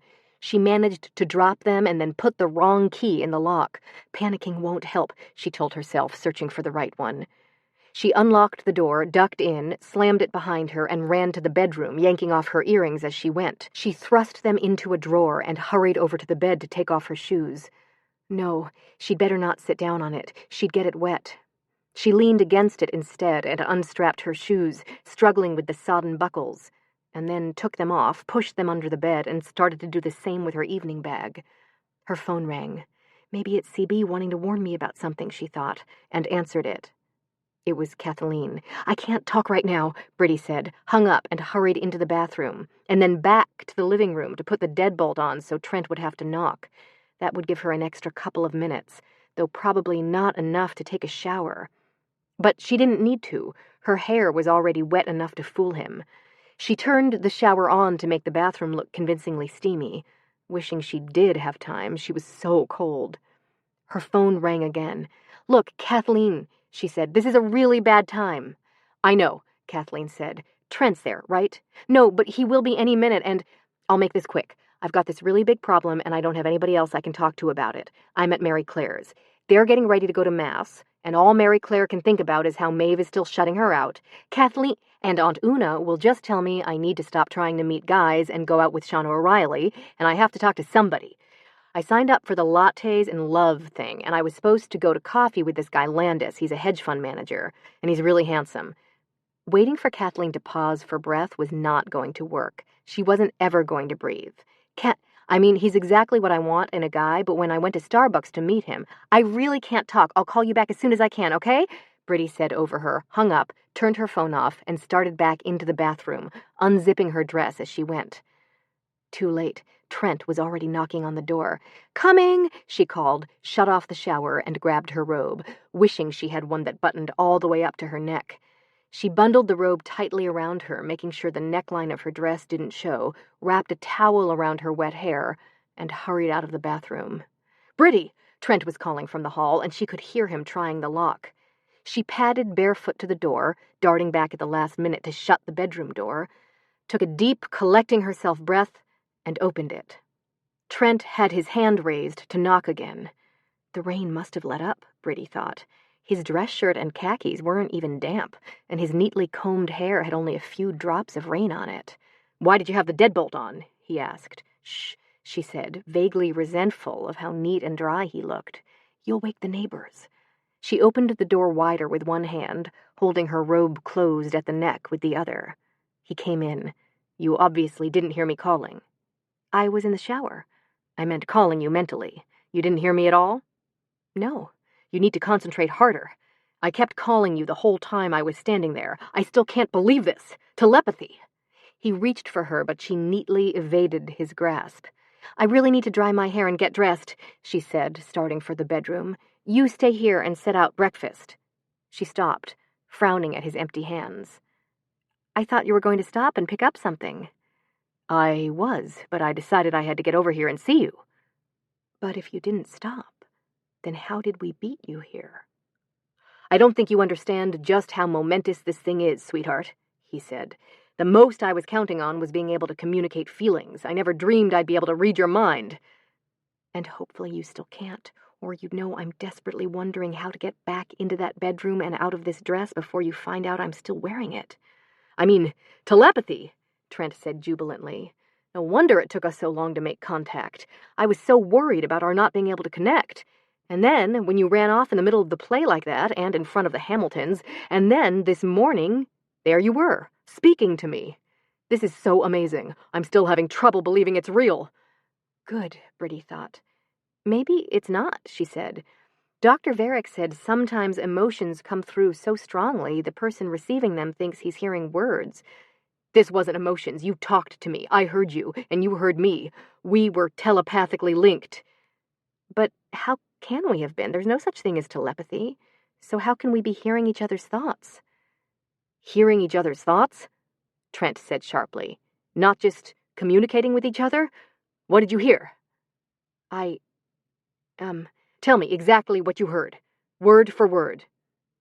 That was the last thing she wanted to do.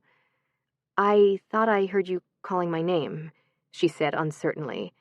And then I sensed you were saying you could hear me. And that's all?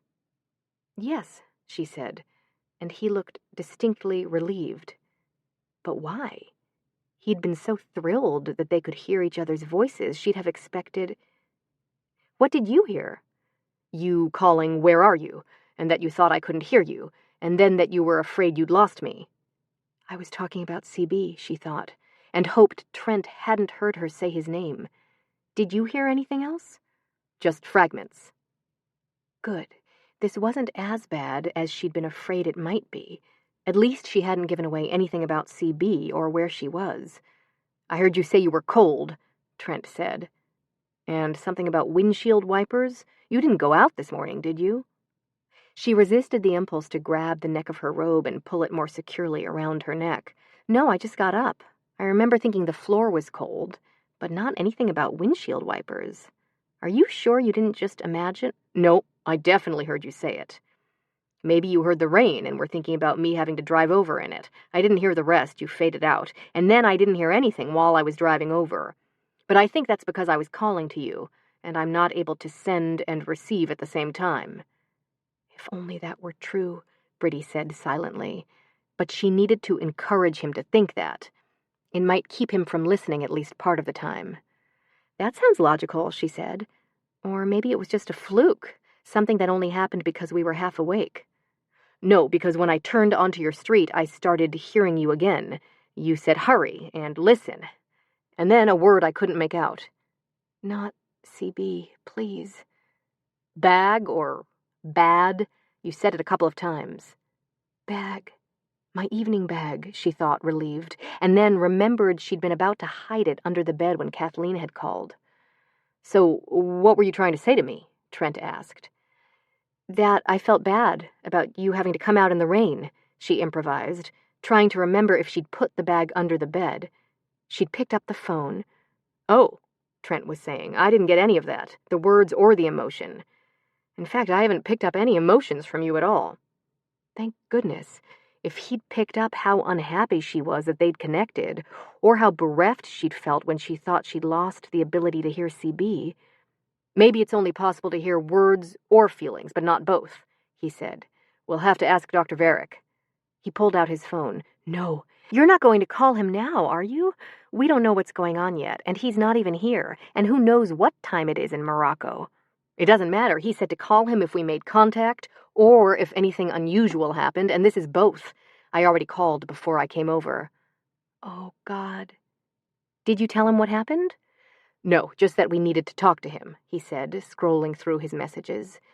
I haven't gotten anything from him yet. I left messages with his office and his answering service. I don't know why they haven't gotten back to me yet. Because it's Sunday morning. How was she going to stop him from telling Dr. Varick when he did reach him? Don't you think we should wait to try and contact him again till we find out more about what this is and what's causing it? She asked.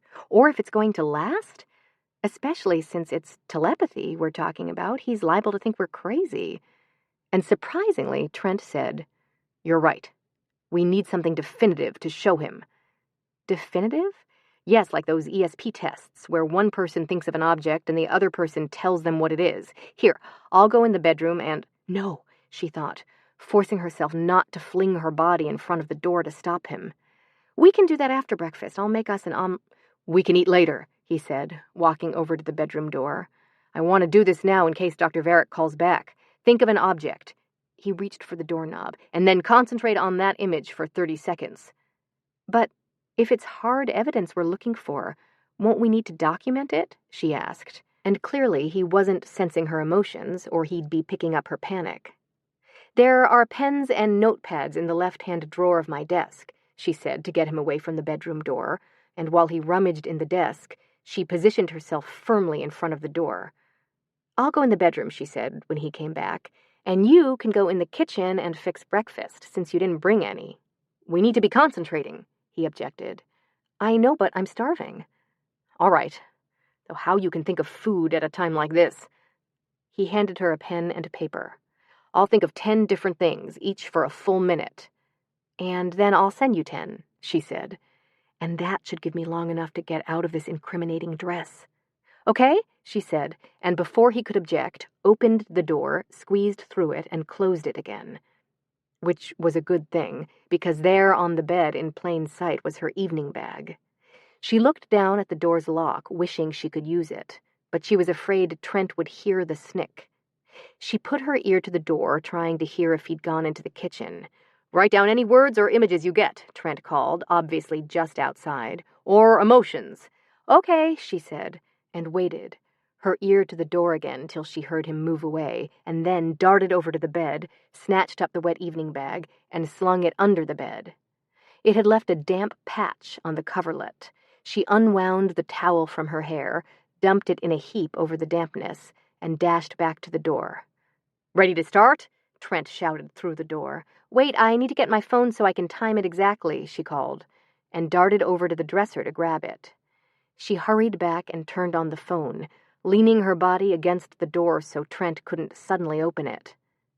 Kathleen had left her 4 messages. She switched the ringer to vibrate, set the timer, and stuck it in the pocket of her robe. "Okay, ready." "I'm thinking of the coffee maker," he said. Coffee maker. He's right, she thought. The connection's getting stronger. But at least if he was focused on sending messages, he wasn't listening to her. And the fact that he'd sent coffee maker meant he was in the kitchen, and it was safe to get out of her wet dress. She locked the bedroom door, untied her robe, shrugged it off, unzipped her dress, and stepped out of it. "The Mona Lisa," Trent said. She opened the closet door and took a hanger from the rack, being careful not to let it clink against the bar. "Bacon." She hung up the dress and draped a raincoat over it, thinking, "I should have worn this last night." She stuck the hanger at the back of the closet and shut the door quietly. "Jasmine," Trent said. Jasmine? He must be looking at the teas in the cupboard, she thought, which means he's still in the kitchen and I can get dressed. But she was supposed to be concentrating on the words he was sending. She'd better just put her robe back on. She changed into dry underwear and combed her wet hair and then sat down on the bed and tried to decide what to put down on her list. He was now on number 7 and she'd heard every one of them.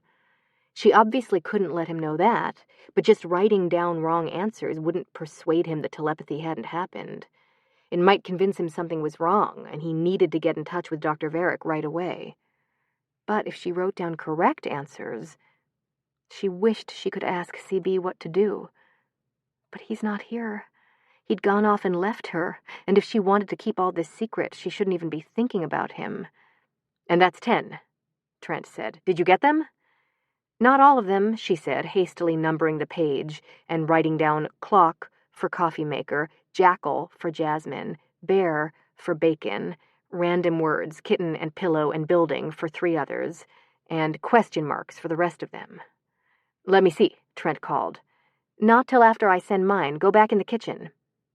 She put the list on the dresser and went into her safe room so she could make a list of the words she was supposedly sending without Trent hearing her. And then I won't send anything, she thought. And I'll tell him, "Are you sending?" Trent called through the door. "I'm not getting anything." Good. At least that means my safe room works, she thought. "Yes," she shouted. "Well, it's not coming through. Maybe we should just forget this and see if we can reach Dr. Varick at the hospital." No, I'm probably just not concentrating enough," she said. "Let me try again. Go back in the kitchen and I'll start over." She was going to have to send him something. But what? Obviously not the words she'd just listed. She hastily composed a second list, making the words as different as possible from those on the first list, and words he couldn't possibly guess on his own, like tear gas and petunias, and Angkor Wat. But would the words be the only thing she sent? CB had said her thoughts couldn't be heard when she was inside the safe room, but she'd only had it up and running for a few hours. She'd better screen her thoughts just in case. "Briddey," Trent called. "I'm still not getting anything." "I'm just starting now," she called back, said petunias, repeat, petunias, and began singing the theme from Gilligan's Island. But her mind kept straying to the problem of how she was going to keep Trent from talking to Dr. Varick when the test was over, and how she was going to keep him at bay. He'd said when they connected he'd propose, and now... Don't think about that, she told herself, and started reciting The Highwayman, but she couldn't remember the words, and she found herself thinking about what CB had said. "It's not my secret I'm worried about." What had he meant by that? Did he... Her phone vibrated. "Kathleen," she muttered, "that's all I need." And then thought, I can use her to screen my thoughts. What she says won't be related to any of this, Briddey thought, and it won't matter if Trent hears it. She answered. "Kathleen, hang on a sec," she whispered. She padded into the bathroom and shut the door so Trent couldn't hear her talking, and then sat down on the edge of the tub, set her phone's alarm to warn her when 10 minutes was up, and said, "Okay, shoot, you were on a date with the lattes and love guy, and he's perfect." "Yes," Kathleen said unhappily, "but he was late, and while I was waiting I got to talking with the barista, his name is Rich, and he's really nice." Briddey said, listening to her rattle on and periodically sending Trent a word from the second list. Tear gas, endive, NASCAR. "Anyway," Kathleen said at the end of her story, "now I think I like him and not the other guy." I shouldn't have done this, Briddey thought. Talking to Kathleen was a mistake. "I don't know what to do," Kathleen said. "It's all such a mess. I mean, I don't even know if Rich likes me. He might just have been being friendly. Or taking pity on a poor, hysterical girl and trying to calm her down. And that bit about hopeless crushes was his way of trying to let me down easy. What if it didn't mean anything to him?" Kathleen was saying. "It isn't like he asked for my number. Or stayed here to help me." And if Trent heard her thinking any of this... "I need to go," Briddey said. "But you have to tell me what to do," Kathleen wailed. I don't know what to do, Briddey thought, and her phone's alarm went off. "Look, I've got another call coming in that I've got to take. I'll call you back," she said, hung up, tore the list of words she'd sent into tiny pieces, and washed them down the sink. She took the other list out to the bedroom, unlocked the door, and sat down on the bed to wait for Trent, trying to think what to do if he did propose. I can't let him, she thought. I've got to think of some way to stall him. "Wonderful," she heard Trent say disgustedly. Briddey froze. Oh no, he heard me think that. I can't believe I have to listen to him, too. He can hear someone else, Briddey thought. But how was that possible? He'd only started hearing her this morning, and it had been well over 48 hours after hearing CB before she'd begun hearing other people. And it was obvious from what he was saying that this wasn't the first time he'd heard it. Was that why he hadn't been all that shocked when he first heard her voice? Because it hadn't been the first one? But then why had he said all that about their connection proving they were emotionally bonded? If he could hear other voices, he knew that wasn't how it worked. "No, I can't meet you," Trent said. "It'll just have to wait till tomorrow." He's not just hearing other people, Briddey thought with a shock. He's talking to them. But how? "I can't believe I have to waste my time on this when I should be communicating with Briddey. How did he get this number anyway?" He's not connected to someone else. He's talking on the phone, and I'm picking up his thoughts while he does, Briddey thought, and put her ear to the door to make sure. Yes, she could hear him talking, though she couldn't make out what he said. And who would he be calling this early? Oh, God, I hope it's not Dr. Varick, she thought. But Trent wanted to talk to him. Could it be someone from the hospital who was refusing to give him Dr. Varick's number? Whatever it is, Trent said, I don't need it anymore, now that I've got... His thoughts faded out and then came back. Suppose I have to see him. Make an appointment with my secretary.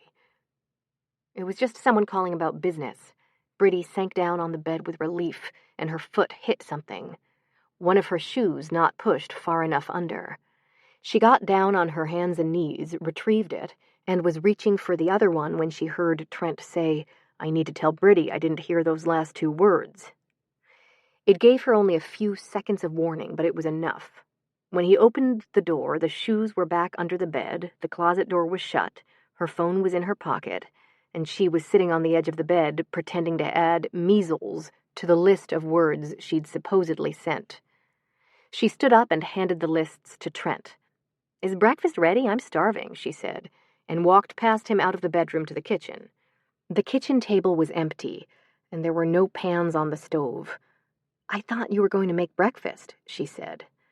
I didn't have time, Trent muttered, comparing her list with his own. I got 6 of the ones you sent right. 6, she thought. How did he get 6? There is no way he could have come up with measles or Angkor Wat. And I thought he said he didn't hear the last 2. See, he said, showing her his list. Number 2 was diapers, and I put down person, so I was obviously receiving an image of a baby. And for measles, I wrote tomato, and they're both red. His interpretation of correct answers was as loose as Dr. Rhine's. What other images did you get? She asked, taking the list from him. He'd written down petunias and NASCAR, which meant he'd heard at least 2 of the words she'd sent. He'd also written hedge, star, Starbucks, and drove off, which meant he'd also overheard parts of her conversation with Kathleen.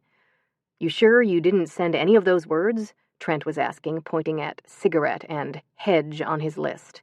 No, she said firmly. You might have been thinking of them in connection with the image you were sending. Like the baby might have been sitting next to a hedge? No. Oh, he said, disappointed. Let's see the list of what you received from me. She watched him, thinking, thank goodness I just put down question marks for some of them, or by his standards I'd have gotten a 10, even with the random words. As it was, he gave her credit for building. I was sending the Mona Lisa, he said, and you clearly received an image of the Louvre. He frowned. You didn't get spaghetti at all? No. What about feelings? I tried to send emotions along with the images. No, I didn't pick up any feelings, though when I was sending I heard a phone ringing. Was that something you were thinking about? Or did someone call you? Someone called me, he said disgustedly. That moron C.B. Schwartz. He wanted me to come see some stupid new app of his. No, he didn't, she thought. He was trying to rescue me. Her spirits soared. I thought he'd abandoned me, but he hadn't. He's been here the whole time, listening to us. Trent was gaping at her. Oh, no, had he heard that? I take back what I said before about not getting any emotions from you, he said. I just got this, I don't even know what to call it, this unbelievably powerful feeling of love from you. He enfolded her in his arms. Do you realize what this means, sweetheart? Yes, she thought. It means I'm in even more trouble than I thought I was, and fled to her safe room. But it was too late. If Trent had been able to feel it, so had CB. It means the EED's even better than I thought it was, Trent was saying. Thoughts and emotions. Trent, this is going to change everything. We'll be able to... He caught himself. I mean, knowing you love me will change our relationship. He stopped again. What is it, darling? He asked, and before she could open her mouth, said, You don't have to answer. I can sense what you're feeling. You're concerned that you aren't getting emotions from me yet, and that I can hear you better than you can hear me, but don't worry. You heard Dr. Varick. Some people are just more sensitive than others. I'm sure you'll catch up. He pulled her close, and in the meantime there are other ways of communicating. He nuzzled her neck. I'll bet you can tell what I'm thinking right now, because I definitely know what you're thinking." "No, you don't," she thought, "because I'm thinking now would be a really good time for CB to phone again." "You're thinking," Trent said, "let's go to bed," and there was a knock on the door. "Thank you," Briddey thought, and moved to answer it. "Ignore them, whoever it is," Trent murmured, pulling her back into his arms. "I can't," she said. "It might be my family." "Shouldn't they be in church?" "They sometimes stop by on the way home from Mass," she said, prying his hand off her sleeve. "And they've got a key, remember?" "Oh, for God's sake," he said, and let go of her.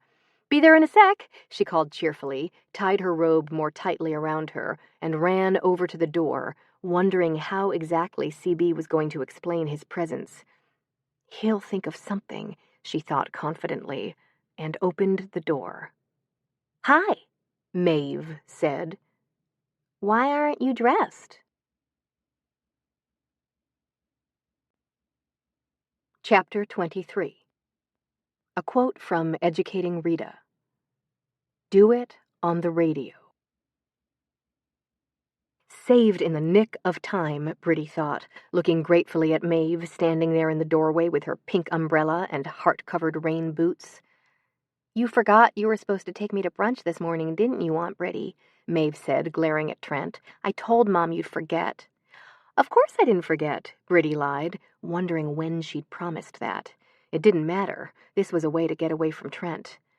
"I forgot that I promised Mary Claire I'd take her," she told him, pulling him into the kitchen, "and try to find out what prompted her to run away last night. And I've been thinking, our being apart might help me hear you better. Remember what the nurse said about it keeping us from falling back on other, easier methods of communication?" "You're right," Trent said, "and it'll give me a chance to see if I can find another number for Dr. Varick, too. What restaurant are you taking her to?" Oh, God. She hadn't even thought about that. She wasn't sure her defenses were sturdy enough yet to protect her in crowded places, and Carnival Pizza was at the mall, which would be jammed. She'd have to try to talk Maeve into somewhere less crowded, if there was such a restaurant on a Sunday morning. "I'm not sure," Briddey said. "I'll text you." Trent laughed. "Don't you understand, sweetheart? You won't have to.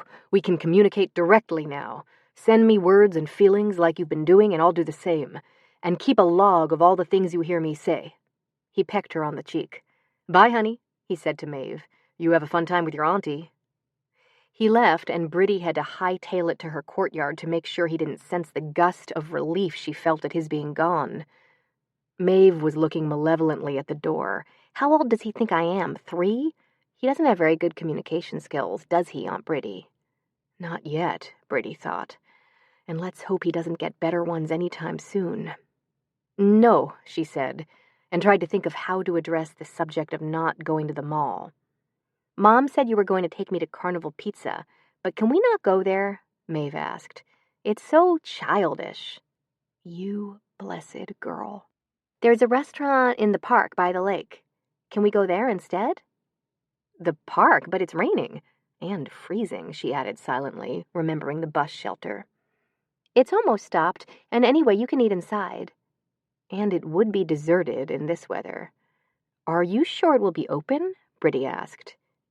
"Yes, because Danica went there one time when it was pouring, and it was. They have really good food, and you can feed the ducks." Which apparently wasn't childish, but Briddey wasn't going to quibble. The park was much better than the mall, and if Trent somehow managed to get hold of Dr. Varick, it was the last place he'd look for her. Plus, if Maeve went off to feed the ducks, it would give Briddey a chance to figure out what to do. CB had said it was essential that Trent not find out about their connection, but Briddey wasn't at all sure it was possible to keep it from him. He was already able to hear some of her thoughts, and now, with him starting to pick up her feelings, too, he was bound to sense that she was withholding something and start asking questions. And she didn't know whether a safe room worked for emotions, too. "I need to ask CB," she thought, and wondered if Maeve would agree to their swinging by his lab to see him on their way to the park so she could find out. "The park it is," she said. "You go find something to feed the ducks, and I'll get dressed." As Maeve started for the kitchen, Briddey asked, "Can you wait till I've taken a shower?" "Sure," Maeve said. "Do ducks like ice cream?" "No," Briddey said. "They like breadcrumbs," and went into her bedroom. She dug her wet shoes and evening bag out from under the bed, wiped them off with the wet towel, wrapped them up in it, stuck the bundle in the bottom drawer of her dresser, and turned around. Maeve was standing in the doorway with a mesh bag of onions in one hand and a jar of capers in the other. "Do ducks like either of these?" she asked. "No, they like breadcrumbs." "You don't have any breadcrumbs." "Then bread, they like bread, or crackers." "Okay," Maeve said, but she didn't budge. Briddey braced herself for Maeve to ask, "Why are you hiding your shoes?" But she didn't. She said, "You don't have any crackers either." "Then cereal," Briddey said, and Maeve went off to the kitchen, but she was back again immediately. "You don't have any good cereal," by which Maeve presumably meant Trix or Cap'n Crunch or Lucky Charms. "I'll bet she knows what the marshmallows are," Briddey thought, and asked her, "Can you name the marshmallows in Lucky Charms?" "Why are you asking that?" Maeve said, so defensively that Briddey wondered if Mary Claire had put a ban on Lucky Charms as well as Disney movies. "I just wondered," Briddey said. "A friend and I were talking about them the other day, and we couldn't remember if there were 5 or 6 different marshmallows." 8, Maeve said promptly. "Pink hearts, purple horseshoes, green clovers, blue moons, yellow hourglasses." That's what the yellow dog bone thing was, Briddey thought. An hourglass. Red balloons, orange shooting stars, and rainbow-colored rainbows. But there are lots of ways to find that out. It's on the internet and everything. "Do bagels count as bread?" "Yes," Briddey said, frowning at the abrupt change of subject. "Even chocolate chip bagels?" "Where did you find chocolate chip bagels?" "I didn't. I just wondered. Are ducks supposed to eat chocolate?" "Dogs aren't. It's poison to them. This one time, Danica left her Twix bar on her bed, and Tootsie, that's her dog, ate it, and they had to take him to the vet and everything." "Then chocolate's probably bad for ducks, too," Briddey said. "And sugar. Go get them some wheat checks." She pushed Maeve out of the room and went, finally, to take her shower and concoct an excuse for what she'd been doing with the shoes and bag, which, knowing Maeve, she would definitely ask her about. Though she hadn't said a word about CB's phoning her last night and asking her to cover for them. Why not? She was usually as nosy as Suki. Maybe she's waiting to interrogate me till we get to the park, Briddey thought. In which case, she'd better think of a plausible story. Or change the subject, like Maeve just had, and hope Trent hadn't heard her thinking about going to the park. He apparently hadn't, because as she was shampooing her hair, he asked, "Are you still in the car on your way to brunch?" And a moment later, "Where did you decide to take Maeve?" "Carnival Pizza," she said. He'd never consider eating at a place like that. "I still haven't heard from Dr. Varick," he said. "I'm on my way out to Comspan to see if I can get IT to find me his nurse's number." Which meant that swinging by to talk to CB was out. She'd have to think of something else. She finished showering, dried her hair, and put on a warm sweater, jeans, wool socks, and her rain boots. "Did you find something to feed the ducks?" she called to Maeve. "Yeah," Maeve said, appearing in the kitchen doorway with the wheat checks, a bag of bagels, a box of Special K, a box of Raisin Bran, a package of rice crackers, and an entire loaf of French bread. "I've got some popcorn in the microwave, too. Do you think this'll be enough?" "Probably," Briddey said dryly, and as soon as the popcorn was done, they set off for the park. The rain had not let up. There were only a few hardy souls out walking their dogs, and while Maeve had been right about the restaurant being open, her claim that they could eat inside was a stretch. It consisted of metal tables on a patio covered with a sagging canopy from which rain dripped. But there were no other customers, and after seating them at a table next to a heater, the waiter handed them very damp menus, disappeared into the kitchen, and left them alone, except for a gaggle of sparrows hopping frozenly around on the patio looking for crumbs. Briddey had convinced Maeve to leave the duck provisions in the car till after they ate, but Maeve begged, "Can't I just go get the popcorn? They're starving."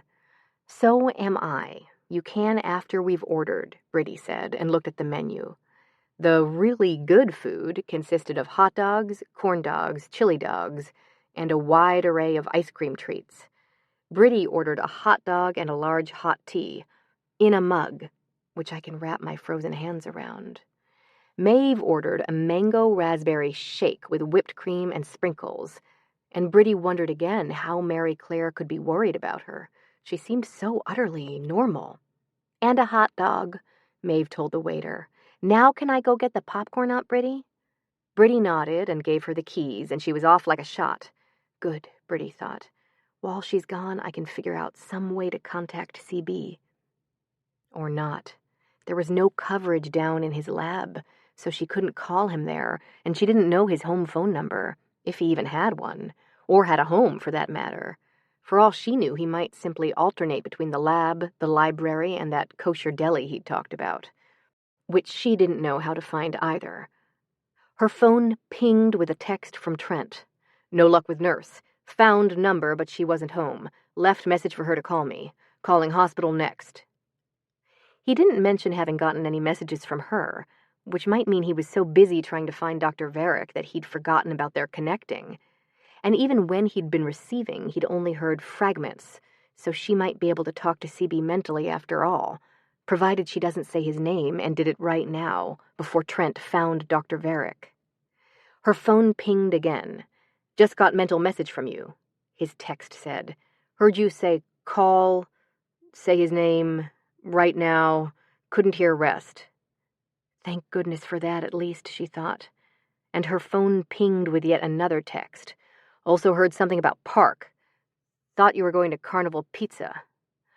Oh no, she hastily texted him back. "We are, it's jammed. Having terrible time finding place to park.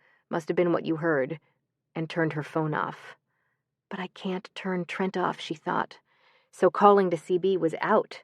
She'd just have to hope he was aware of the situation and would get in touch with her, and that Trent wouldn't get any better at hearing her, or succeed in finding Dr. Varick, or her. The waiter was bringing their order. The mango raspberry shake came in a glass the size of a flower vase. Mabel never get through that, Briddey thought, and turned in her chair to see what was keeping her. She was trudging back across the grass with her arms full. "I brought the wheat checks, too, and the bagels," she said, "in case sparrows don't like popcorn." "I'm pretty sure they like anything. You can feed them after you eat," Briddey said.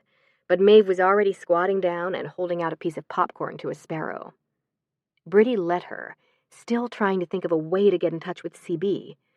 If he did have a home phone, it might be listed in directory assistance. She turned her phone back on to look up the number, and it immediately rang. Kathleen. "You never called me back," she said. "I'm sorry," Briddey apologized. "Things got a little crazy." Maeve looked up from trying to coax the sparrow. "Who is it?" "Your Aunt Kathleen." "Oh," she said uninterestedly, and went back to feeding the sparrow. "Did you decide what you were going to do?" Briddey asked Kathleen. "No, I don't want to make a fool of myself by saying something if Rich was just being nice. He'll think I'm some kind of lunatic stalker. On the other hand, he might not be saying anything because he saw me with Landis and thinks I like him. And that's another thing. I think Landis really likes me, and I'd feel like a jerk falling for somebody else while I was dating him, you know?" "Yes," Briddey thought, "I do. I just wish I knew what he was thinking. It would make it all so much easier. Maybe you were right, and the smart thing to do is get an EED." "No, it's definitely not." But Kathleen was right about one thing. It would help to know what Trent was thinking, or more specifically, exactly how much he could hear of her thoughts. If he was only picking her up periodically, and it was limited to intermittent words and phrases, it would be safe for her to call to CB. But if not... "I think I'll look Rich up on the internet and see what I can find out," Kathleen was saying. "Maybe that'll tell me something. I need more information." "So do I," Briddey thought. And after Kathleen hung up and Briddey shut off her phone, she sat there watching Maeve feeding the sparrows, thinking, I wish CB had had time to teach me to audit individual voices. But he hadn't, and he obviously couldn't do it now with Trent listening. She was going to have to learn how to do it on her own. Maeve tossed out a handful of popcorn, and the birds converged from all over like tiny vultures to pounce on it. "And that's what'll happen if you open the door of the courtyard," Briddey thought, her heart quailing at the thought of the voices roaring in like a tsunami. But she had to know how much Trent could hear. She hurried Maeve through her meal, and when Maeve asked if she could have dessert, said, "It looks like the rain's stopped. How about if we go feed the ducks now and then come back for dessert?" "Great," Maeve said, and took off for the car again while Briddey paid the bill, asked when the restaurant closed. "We're always open," the waiter said forlornly, and gathered up what was left of the popcorn, the bagels, and Maeve's forgotten umbrella. "You can use it," Maeve said when she came back laden with food. "I can't hold it and feed the ducks at the same time." "Thank you," Briddey said. "Do you mind feeding them on your own? I need to call Trent." And then was sorry. Maeve didn't like Trent. But Maeve said cheerfully, "Sure, I won't fall in, I promise," and ran down to the edge of the pond. "Watch out for the geese," Briddey called after her. "They can be mean." "I know," Maeve shouted back disgustedly. "You sound just like Mom." "Sorry," Briddey said, and sat down on a bench. The bench was very wet, and she was grateful for Maeve's umbrella. Rain dripped in great, wet blops from the trees. "It doesn't matter," she told herself. "You're in a sunny courtyard in Santa Fe." She took out her turned-off phone and put it to her ear so it would look to Maeve like she was talking to someone, and then walked across the courtyard's flagstones to the bench under the cottonwood. She took a long look at the solid blue door, wondering if she might be able to open it after all, just for long enough to distinguish Trent's voice among the thousands of others. But at the mere thought, the voices outside seemed to rise like a huge wave, ready to crash through, and she dived for the door, slamming the bar more securely against its brackets. "I can't do it," she thought, gripping the wet arm of the metal park bench. "I can't." She looked enviously down at the lake's edge. Maeve was completely surrounded by ducks, a couple of large geese, and a swan angrily flapping its wings. But she didn't look frightened or even worried. She was happily scattering wheat checks. "If she can do it, you should be able to," Briddey thought. But even her shame at having less courage than a 9-year-old couldn't persuade her to lift the latch and open the door. There had to be some other way to audit the voices, something more controllable. CB had said that it was a matter of visualizing, and that it didn't make any difference what you visualized. All right, then. What would stand for sorting through huge numbers of something, looking for a single item? The card file in the storage closet, with its alphabetically ordered drawers. Maybe she could riffle through the cards like CB had done that night and find Trent's. But the voices weren't written words, they were sounds. She needed something that would let her hear individual voices and tune out the ones she didn't want. A radio, she thought, remembering CB tuning through the stations on his car radio, looking for a song to screen the voices. I can visualize the voices as stations, and the roar of the voices as the static in between. It couldn't be a car radio, though. It had to be something that could fit in the courtyard, like the portable radio CB had in his lab. "There's one in the gardener's cupboard," she told herself, opening the weathered doors and hoping she could do this without CB here to coach her. What did Aunt Una have in her potting shed? Gardening tools and packets of seeds and flower pots. There was a stack of cobwebbed flower pots on the top shelf. Briddey reached behind it and pulled out the radio. She blew the dust off the pink plastic, took the radio over to the bench, and sat down, holding it on her lap. She wiped the face of the horizontal dial clear of dust, looked at the red needle and the black lines and numbers 550, 710, 850, and switched the radio on. The dial lit up and voices rushed out, barking, bawling, screeching. Briddey reared back in fright and nearly dropped the radio onto the flagstones. The sound was ear-splitting. She fumbled wildly to turn it off. The voices stopped instantly. "It's only noise," Briddey told herself, heart-thudding. "You had the volume too high, that's all." But she wasn't sure she had the courage to turn it on again. She looked down at the lake. Maeve was still happily feeding the ducks and geese. But for how long? Briddey took a deep breath and switched the radio on again, turning the volume all the way down first. The voices emerged from the speaker as a faint whisper, like the sound of the ones beyond her perimeter.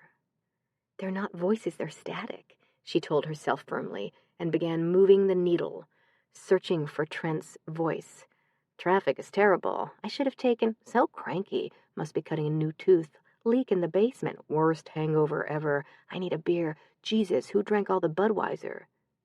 At this rate, it could take forever. She needed to do this scientifically so she could eliminate frequencies and narrow it down. She turned the knob all the way to the low end of the dial and began inching it slowly up, noting the station numbers as she went, and hesitating only long enough to make sure it wasn't Trent before she moved on. At 5:50, marble sculpture. 5:75, sniveling sycophant. I hope he... 6:10, no business going off leaving without a contact number for his patients. 6:50. Wait. That was Trent, she thought, belatedly recognizing his voice. He's talking about Dr. Varick. But it was too late. She'd already gone on to the next station. Think I'm coming down with the flu, a voice was saying. She dialed back to 610. I won't. You can't make me, a child's voice said angrily. She must have overshot. She inched the knob forward. Scratchy feeling in my throat, the person coming down with the flu said. No, that was too far. He has to be here somewhere, she thought, inching the knob back. Oh, why do I have to get up? It's Sunday. And then, faintly, tell Briddey. Definitely Trent. But even as she heard her name, it blurred into static, like a station going in and out of range. She moved the knob gingerly back and forth, trying to get a fix on it, but she couldn't find him or the flu woman, and she was about to give up when she heard, my head aches, and before she could go a notch back, Trent's voice. It was faint and staticky, and other voices kept breaking in, but she didn't dare adjust or even touch the tuning knob for fear of losing him altogether. Trent was apparently thinking about the Hermes project because she caught adapting, wireless signal. Apple won't know what hit. What'll I tell? And then, perfectly clearly, where the hell is Dr. Varick? Followed by more static, and then patchily, can't afford to let. If Briddey finds out, she won't. And she lost the station completely.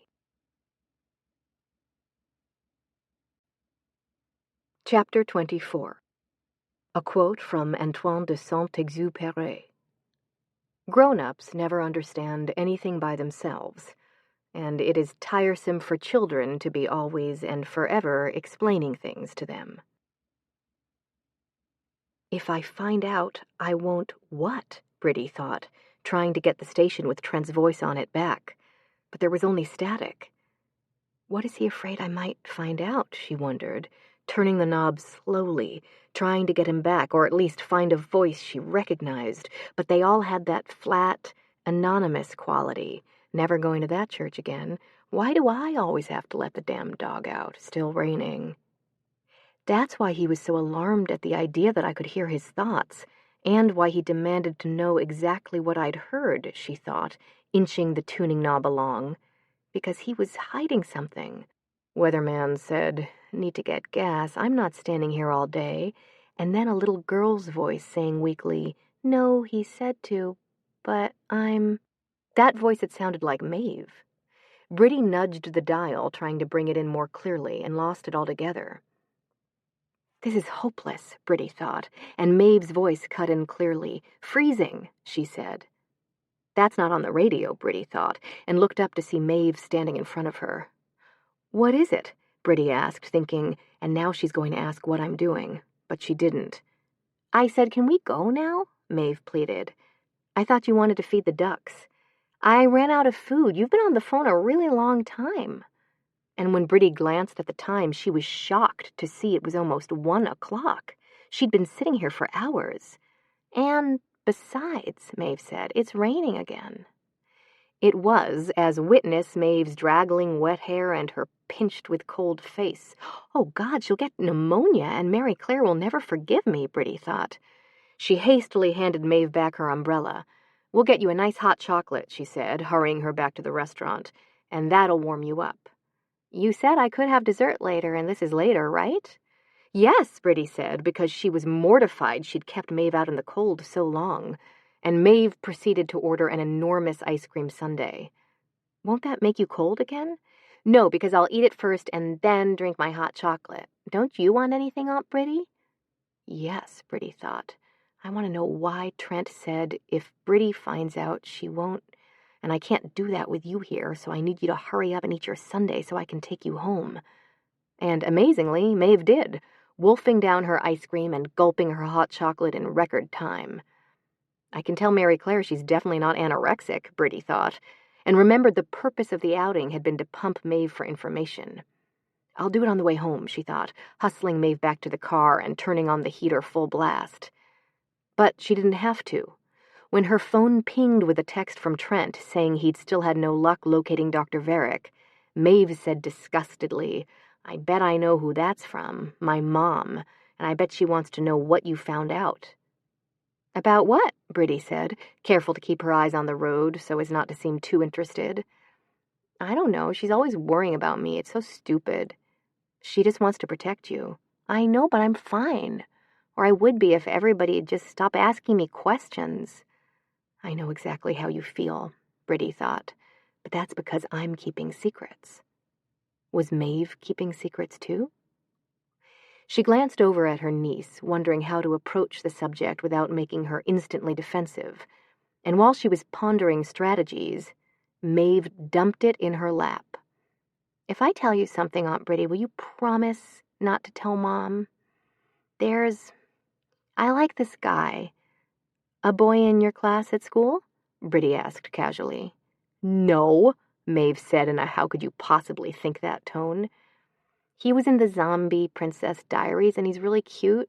I want to use his picture as my screensaver, but if I do, I'm afraid Mom will find out that you've been watching zombie movies. Is he one of the zombies?" "No."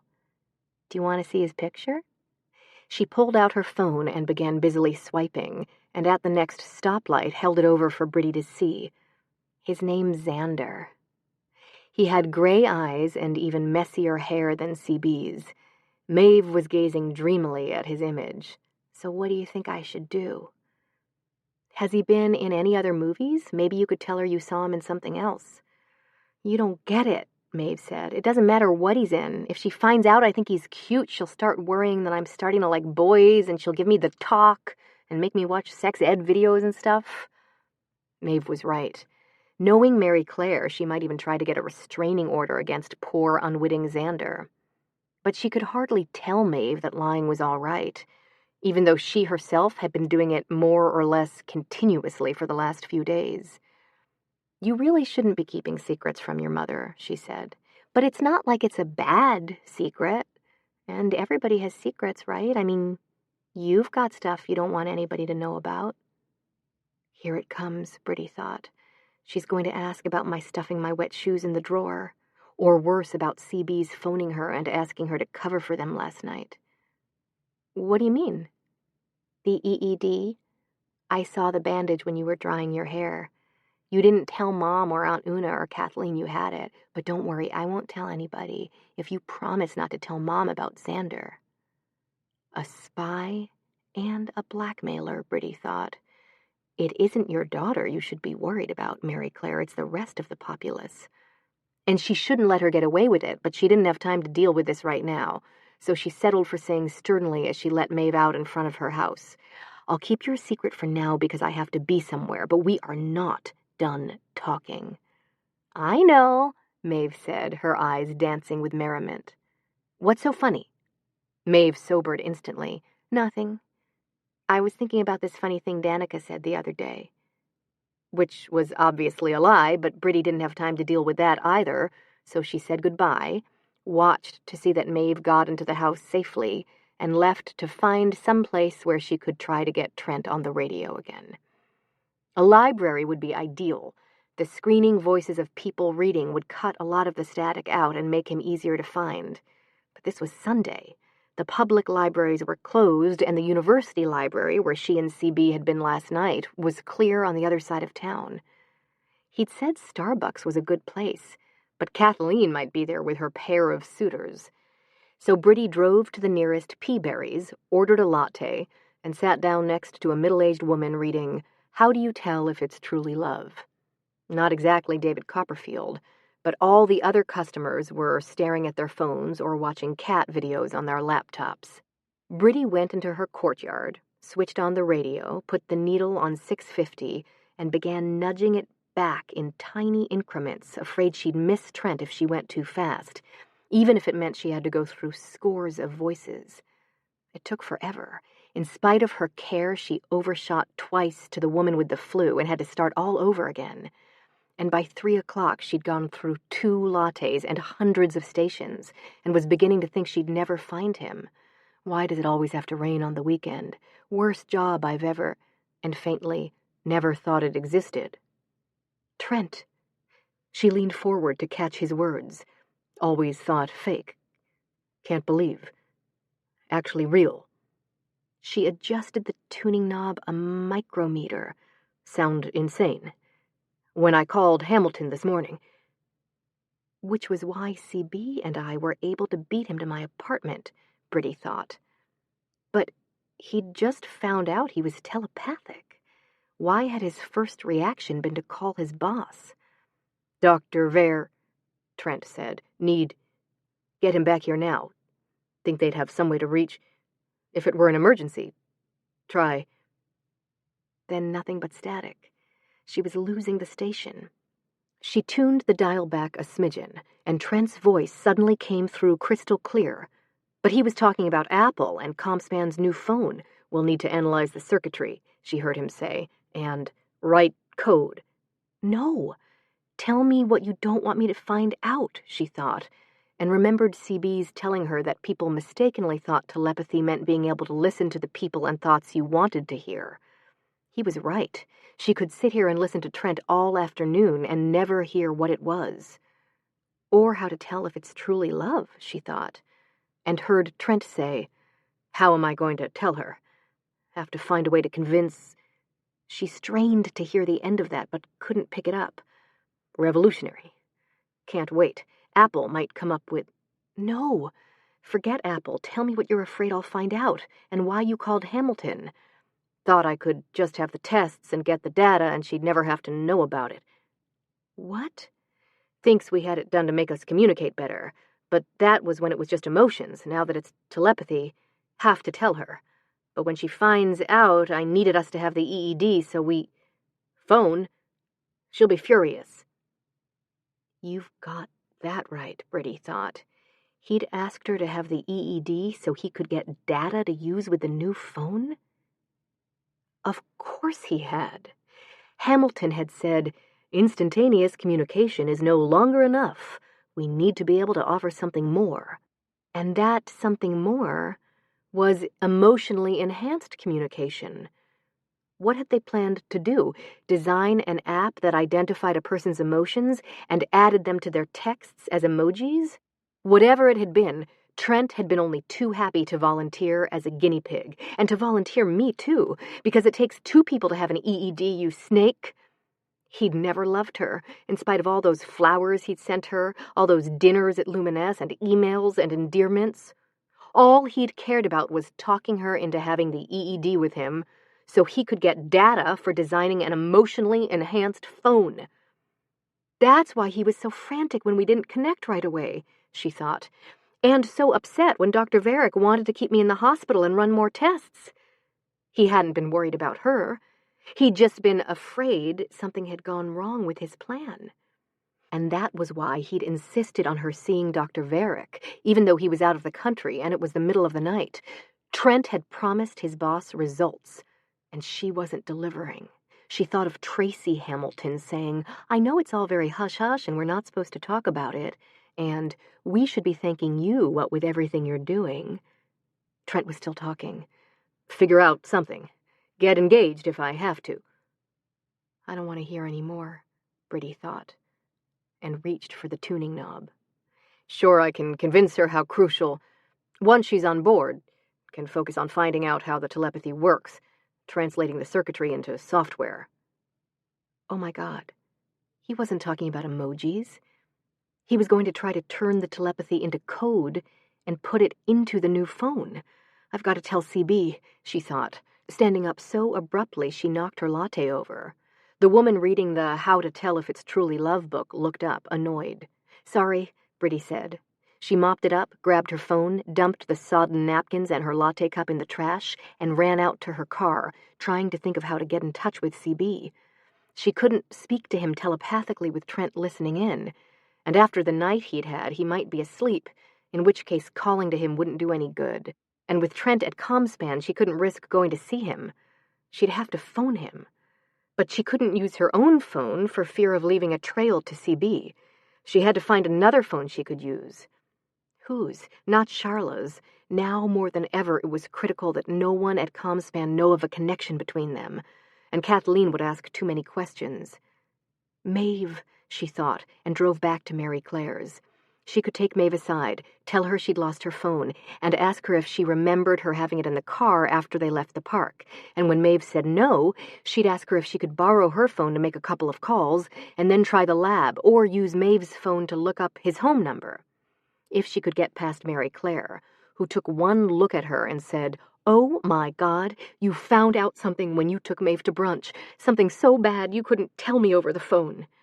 True, Briddey thought, or in person either. Maeve's in some kind of trouble. I knew it. She's not in any trouble. I just can't find my phone, and I thought Maeve might remember what I did with it. Oh, Mary Claire said. She's over at Danica's doing homework. I'll phone her and ask her, and then we can sit down and have a nice cup of tea. And you can pump me about Maeve, Briddey thought. But Mary Claire had barely gotten her phone out when Maeve burst in, shouting, "I forgot my math book." She was red-cheeked and out of breath. "I ran the whole way," she said, taking in the kettle on the stove and the teacup in her mother's hand. She's going to think I came back to rat her out, and there's no way she'll help me, Briddey thought, but Maeve said cheerfully, "Hi, Aunt Briddey, what are you doing here?" "She's lost her phone," Mary Claire said. "Do you remember seeing it at the restaurant?" Of course she does, Briddey thought, and now she's going to say, "She talked on it the whole time I was feeding the ducks," and Mary Claire will launch into the dangers of avian flu. "I can't remember," Maeve said, furrowing her brow in concentration. "I think so. You put it on the table, and then the waiter came and brought our pizza." She turned to her mother. "We went to Carnival Pizza at the mall, and it was so fun." She turned back to Briddey. "I bet he laid the pizza pan on top of it, and that's why we didn't see it." "I bet you're right," Briddey said. And since there was no hope now of getting access to Maeve's phone, she stood up and put on her coat. "I'd better go see if they've got it." "Can't you just call and find out and then ask them to hold it for you?" Maeve said. "You can use my phone. It's in my room. Come on." She grabbed Briddey's hand and dragged her off. "Bless you, Childine," Briddey thought as she followed Maeve into her room, which now had crime scene tape across the door in addition to the sign saying, "Keep out. This means you, Mom." Maeve took down the tape, ushered Briddey in, put the tape back up, shut the door, and locked it. "So, Mom can't come in," she said unnecessarily. Briddey looked around at her room. A large poster of Tangled was pinned to the wall above her bed, next to several photos of male teen stars, which had apparently been cut out from Tiger Beat magazine, though Briddey didn't see any of the messy-haired Xander. There was a stuffed Olaf the Snowman from Frozen on her pillow, and a screensaver of the 12 dancing princesses on her computer. Not exactly the meth lab or international money laundering operation Mary Claire was imagining. "You really should let your mother in here," Briddey said. "She'd feel a lot better." "No, she wouldn't," Maeve said, sitting on her bed and picking up Olaf. "The squelched girl thing, remember? Plus, I don't want her to fix the nanny cam." She pointed to it, and Briddey remembered Mary Claire saying Maeve had disabled it. "Or my computer." "What's on your computer?" "Nothing, but she'd just say I must have deleted it, you know?" Which was true. Maeve pulled her smartphone out of her pocket and handed it to Briddey. "You didn't really lose your phone, did you?" "No. I said that because I need to call somebody, and I can't use my own phone." Maeve nodded wisely. "Like in Zombie NATO, the zombies bugged the hero's phone." That sounds highly unlikely, Briddey thought, and he had to use this dead guy's, only it was still stuck to his hand because the zombies had eaten everything except his arm. "As soon as you two are done in there," Mary Claire called through the door, "come to the kitchen. I'm making a nice loaf of Irish soda bread." "Okay," Maeve shouted, and turned back to Briddey. "You're not going to tell Mom I saw Zombie NATO, are you?" "I'm not exactly in a position to, am I?" Briddey thought. "No," she said, reaching for the phone. Maeve yanked it away. "You have to tell me who you're going to call first, because if you're committing a crime or something, I'd be an accessory, like in Zombie Cop. This zombie—" "I'm not committing a crime." "How do I know that if you don't tell me who it is?" "Fine. It's somebody I work with at Comspan, CB Schwartz. I need to get him a message. CB? Maeve said, frowning. But if it's him you need to get a message to, you don't... She stopped short. I don't what? Have to look up his number. I've got it on my phone. Which one do you want, the lab or at home? I've got both. He gave them to me that time he helped me with my science project in case I needed to ask him anything else. Hang on, I'll find them. She turned her back to Briddey and hunched over her phone, clearly not wanting Briddey to see what she was doing, though it didn't look like she was doing anything. She was just standing there staring at the phone as if it were a crystal ball. Briddey wondered if she'd forgotten her password. After a long minute, she began alternately swiping through screens and typing busily, which meant the numbers must not be on her list of contacts. She's probably hidden it from her mother, Briddey thought, not blaming her. Or else she didn't really have the numbers and was trying to look them up. Briddey was about to say something when Maeve put the phone to her ear and said, "It's ringing." Briddey reached for the phone, but Maeve shook her head. "Hi, CB, this is Maeve. Remember you helped me with my science project?" "Maeve," Briddey whispered, motioning to her to hand her the phone. "I'm fine," Maeve said. "No, none at all." "Give me the phone," Briddey said, reaching for it. "Okay," Maeve mouthed, and said into the phone, "My Aunt Briddey wants to talk to you." She handed the phone over. "CB, this is Briddey Flanagan from work. I'm calling about a matter I need to discuss with you," she said, trying to sound impersonal and businesslike with Maeve listening, and possibly Trent. And she must have succeeded because Maeve sat down at her computer, put in earbuds, and began playing Cinderella's Castle Adventure. "I assume that Maeve's still in the room," CB said. "Yes, and I don't have a solution for that problem." "You're right about that," CB said, amusement in his voice. "This isn't funny. Sorry, what is it you phoned about?" She lowered her voice to a whisper. "Trent is..." "Yeah, I know," he said. And she could tell from his tone that he did know, and not just what Trent had said this afternoon, but all of it, why he'd suggested the EED, and what he was planning to do with the results. He's known all along, Briddey thought. That's why he kept trying to talk me out of having the EED, and out of telling Trent after we connected. Because he knew what Trent would do with the telepathy if he got hold of it. "Why didn't you tell me?" she said. But she already knew the answer. She wouldn't have believed him. "You must think I'm a complete idiot." "No, I think Trent is, for not appreciating what he had. And I'm so sorry you..." "It doesn't matter. What matters is that he's trying to get in touch with..." Briddey glanced anxiously over at Maeve, but she was completely engrossed in her video game. "In touch with Dr. Varick," she whispered, "to tell him about the project, and if he runs tests or scans..." "He won't run tests if he doesn't believe Trent, and it's not like Trent has anything tangible to show him."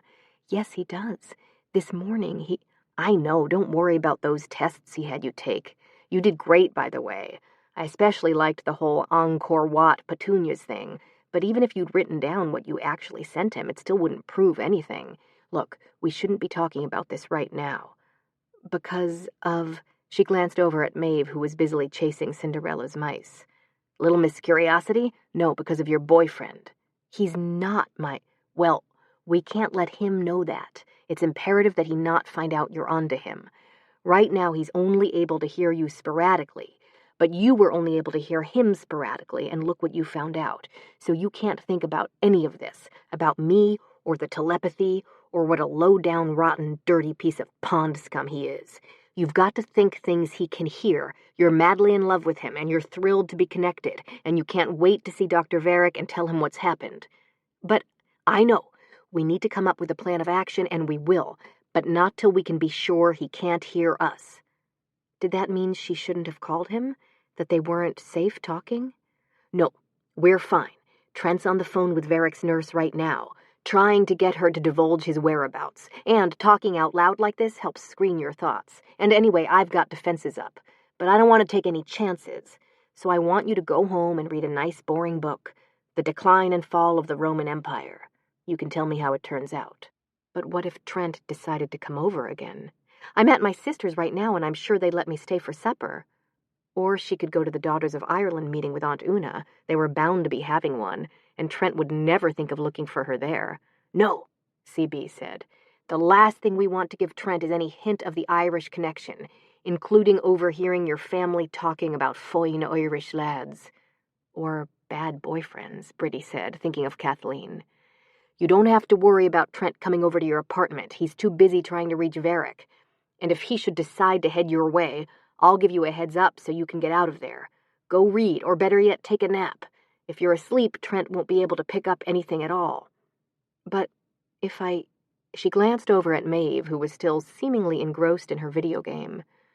"Do what you say. How will you get in touch with—" "Don't worry about that. And don't worry about Trent or Dr. Varric. It'll be fine. Get some sleep," he said, and hung up. "You'll email me the report then?" Briddey said into the dead phone. "Good, I'll contact you when I've gone over the figures. Goodbye." She gave Maeve her phone back, expecting a barrage of questions, but Maeve scarcely looked up from her game, even when Briddey stood there a minute, memorizing his phone number in case she needed to call him again. "Thank you," she told Maeve. "What are you two doing in there?" Mary Claire called anxiously through the door. "Nothing," Maeve shouted back and rolled her eyes at Briddey.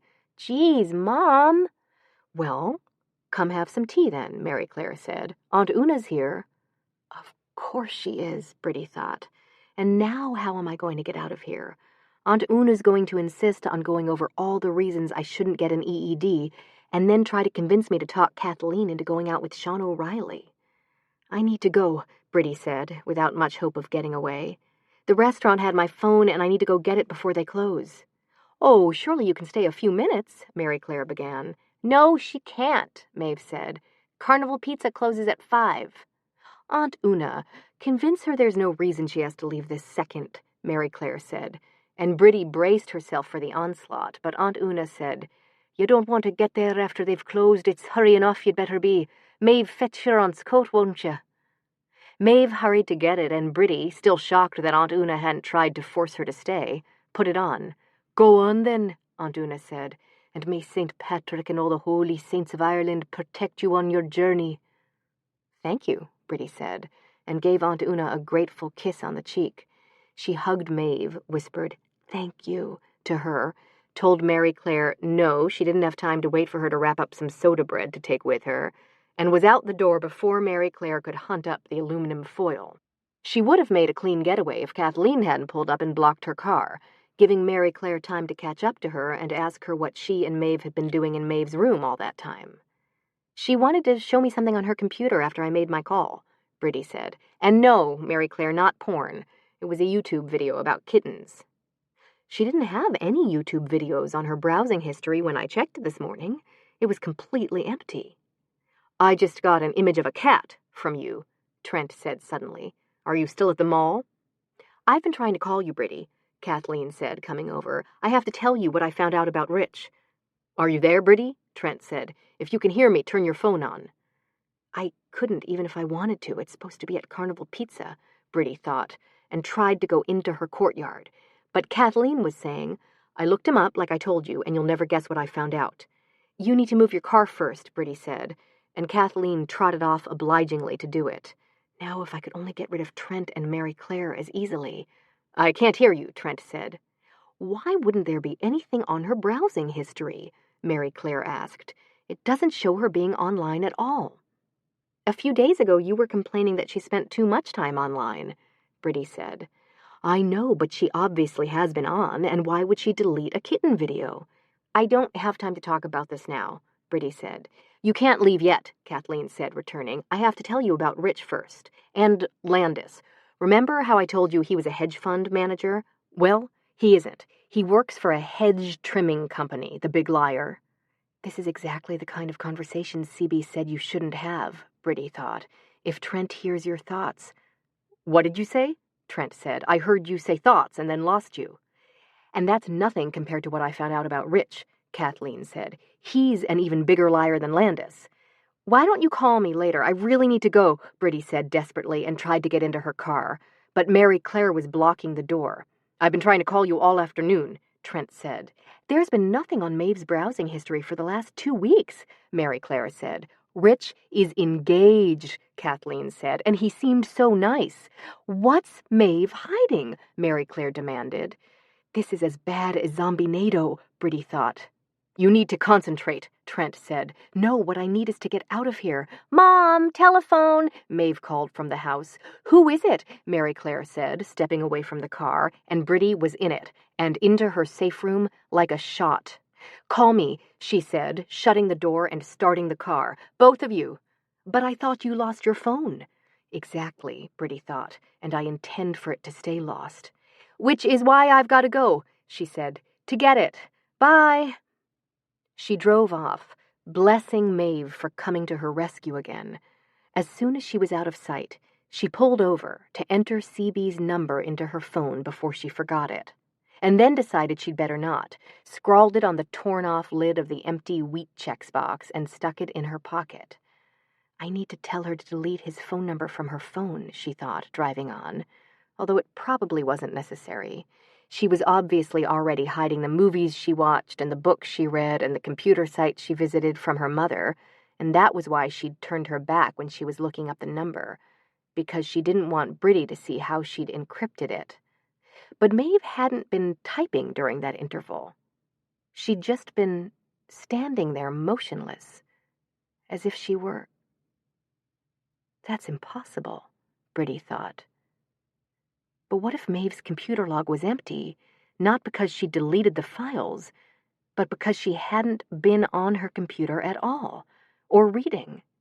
What if she'd been using the books and the movies as a cover for what she was really doing? She got in trouble at school for not paying attention, Briddey remembered suddenly, and when Mary Claire asked her why, she said, I was thinking about something else. You're being ridiculous, Briddey told herself. She was probably only thinking about Xander.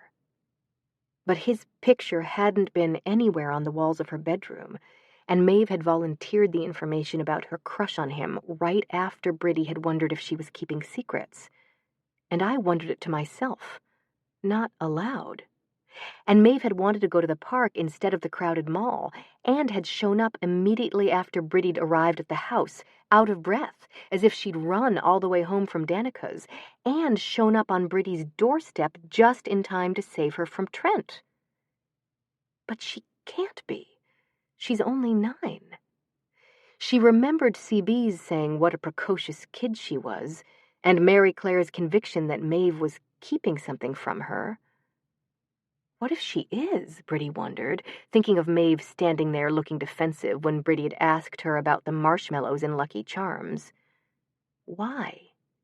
Because she was who CB had gotten the list of marshmallow shapes from? He'd said he'd looked them up on a library computer, but the offices had been locked. He didn't text her to tell her to cover for us, she thought. He didn't have to. An angry honk behind her jerked Briddey back to the present. She was sitting at a light that had been green for who knew how long. She drove through the intersection and down the block, parked, and then went back into her courtyard so Trent couldn't hear her, and CB couldn't either. CB, who'd said, Listen, Briddey, about Maeve, there's something and who'd been certain something bad would happen to Briddey if she had the EED done, and who'd been utterly convinced that telepathy was inherited, but who'd instantly dismissed Aunt Una's sight as bogus, because he hadn't wanted Briddey thinking about the possibility that someone else in her family might be telepathic. CB, who'd gone periodically silent, as if he were listening to someone else, and had been off somewhere when the voices attacked her at the theater and in the storage closet, who'd said, I'm so sorry, I was, and then bitten off his words mid-sentence. Like Maeve had when Briddey had told her she needed to contact CB. Oh, if it's him you need to get a message to, you don't, she'd said, and stopped without finishing her sentence. You don't have to call, because I can ask him myself, Briddey said, finishing it for her. She had to talk to Maeve. She started the car and headed back to Mary Claire's. You don't have to do that, Maeve said. We can talk any place. Chapter 25. A quote from Alfred Noyes's The Highwayman. Then look for me by moonlight. That's the great thing about telepathy, Maeve said. You can talk to people anywhere and any time. Not while they're driving in traffic, Briddey said. You can so, Maeve said. I'm talking to you and doing my math homework. That is not the same thing, Briddey said. Don't talk to me till I've had a chance to pull over and to think what to do. CB had told Briddey not to talk to him telepathically when Trent might be listening in, and she obviously had no business to Maeve either. It's okay, Maeve said. Trent can't hear us. I know because I'm listening to him. He's wondering why he can't hear you. He thinks you're not trying hard enough. What a creep. I agree, Briddey thought, turning off Linden onto a side street. But just because he can't hear me right now doesn't mean he won't be able to a second from now. Yes, it does, Maeve said confidently. Because, shh, Briddey said firmly, pulling over to the curb and parking. She turned the ignition off, went into her courtyard, and said, CB says I'm not supposed to be talking about you-know-what. CB can't hear us either. He's busy listening to Trent. And now Trent's busy yelling at somebody about why can't they find Dr. Varick, so it's okay. And I have to talk to you. It's important. I don't care. If you want to talk, you need to call me on the phone. I can't call you. I'm over at Danica's, and her mom's almost as bad as Mom. That's why I have to talk to you right now, to tell you you have to promise not to tell Mom about this. Maeve, Briddey began, wishing fervently there was a way to hang up on her. In another minute, Maeve would say the word telepathy, and Trent, No, I told you. He can't hear us. This is a secure channel. My zombie gates are shut. He can't get in. I've got the moat up and everything. A moat and zombie gates? What on earth did Maeve's safe room look like? The moat and zombie gates aren't in my safe room, Maeve said, as if that were obvious. They're in my castle, and that's in my secret garden, which nobody can get into without the key. I've got the key on a chain around my neck, and inside the castle is Rapunzel's tower, and inside that is my safe room. But we don't need to go in there. We're safe here. And anyway, Trent can't hear hardly anything, even when he's trying to. Which was good news, but... So, do you promise not to tell Mom? You have to. If she finds out I can do it, she'll figure out a way to do it too. I bet she'd even get an EED just so she could listen to me all the time. She won't have to, Briddey thought. If Trent manages to do what he's planning, Mary Claire will be able to do it on her phone. And she would jump at the chance to know exactly what Maeve was thinking, and all the moats and zombie gates and towers in the world wouldn't be enough to keep her out. Maeve was right. She wouldn't have any privacy at all. I know, Maeve said.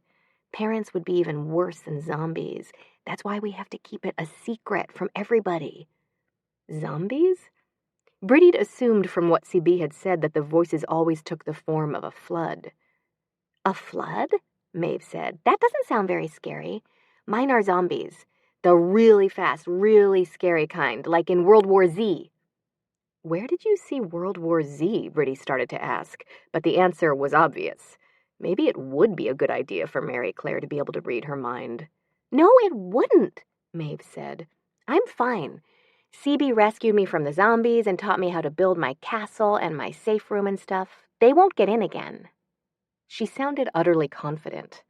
The voices didn't seem to have traumatized her at all, or if they had, she'd recovered. How long has...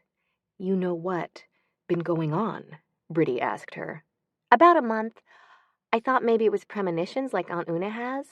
But she could tell stuff that hadn't happened yet, and I couldn't. It was just voices. So I looked up a bunch of stuff online, which explains why she changed her computer password and deleted her browsing history, Briddey thought.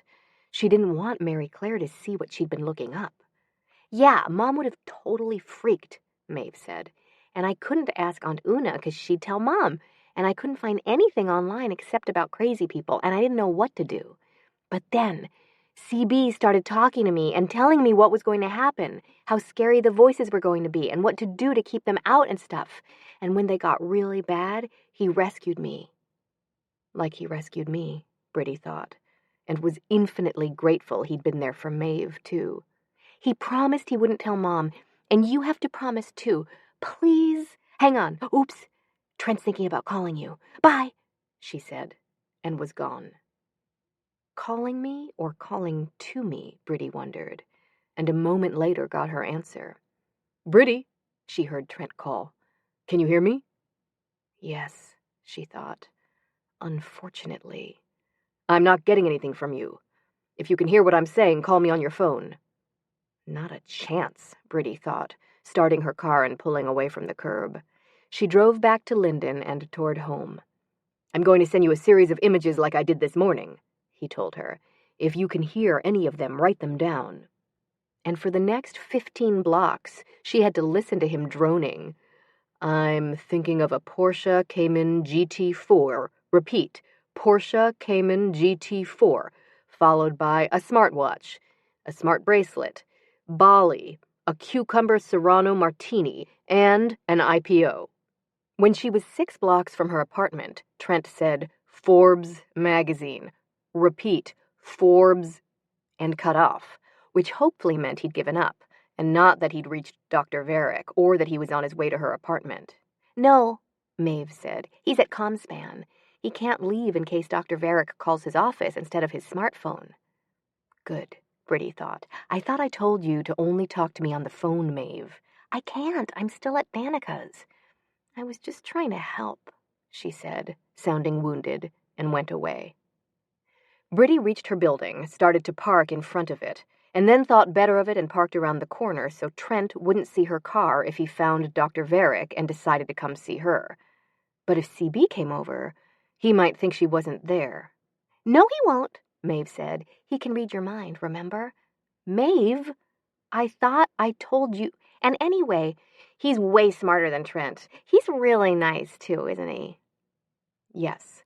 She got out of the car. "Now go, I mean it, Maeve," she said, slamming the car door for emphasis. "Do you like him?" "Maeve, you don't still like Trent, do you?" Maeve asked. "He's a creep. All he cares about is his stupid job, not you. Not like CB. He really likes you. But you can't let him know I told you that. He said I wasn't supposed to tell you." "Maeve, go away, or I'm calling your mother and telling her everything you just told me." Maeve seemed to have gone away. But for how long, Briddey wondered, going up to her apartment. And what might she say about CB or telepathy next time? Her phone rang. Trent. "Do you have CB's home number?" he asked. Oh my God, he heard me thinking about CB. "CB?" she repeated, as if she couldn't quite place the name. "Yes, you know, CB," Trent said impatiently. "The guy who called me this morning. The crazy one who works down in the icebox and came up with the Talk Plus app." "Oh, CB Schwartz. No, why?" "I still haven't been able to get in touch with Dr. Varick. Wherever he is, he's got his phone turned off, and I thought maybe CB could rig up some way of getting through, an emergency override or something. But I can't get through to him either, and he's not down in his lab. You don't know any way to contact him, do you?" "No," she said. "I'm sure Dr. Varick will be in tomorrow morning, and if he isn't, one of his office staff will surely know how to reach him." "We can't wait that long. I don't think you realize just what this whole thing is going to mean to us, sweetheart." Sweetheart, she thought disgustedly, and then frowned. If Trent didn't care anything about her, and it was painfully obvious he didn't, then why had he thought the EED would work? As far as he knew, only couples who were emotionally bonded could connect, so why had he done it with her? Had he thought he could fool it the way he'd fooled her? "Did you get any of the words I sent you?" he asked. "Words?" "Yes, I sent you another list of words." "You mean you didn't get any of them? I've been getting lots of words from you." "You have?" she said, her heart beginning to thud. "What were they?" "I heard you say ice cream and duck, which I assume were both from the restaurant menu, and then something about a snake and zombies." "Zombies? Why on earth would I be talking about zombies or snakes? You must have heard me wrong."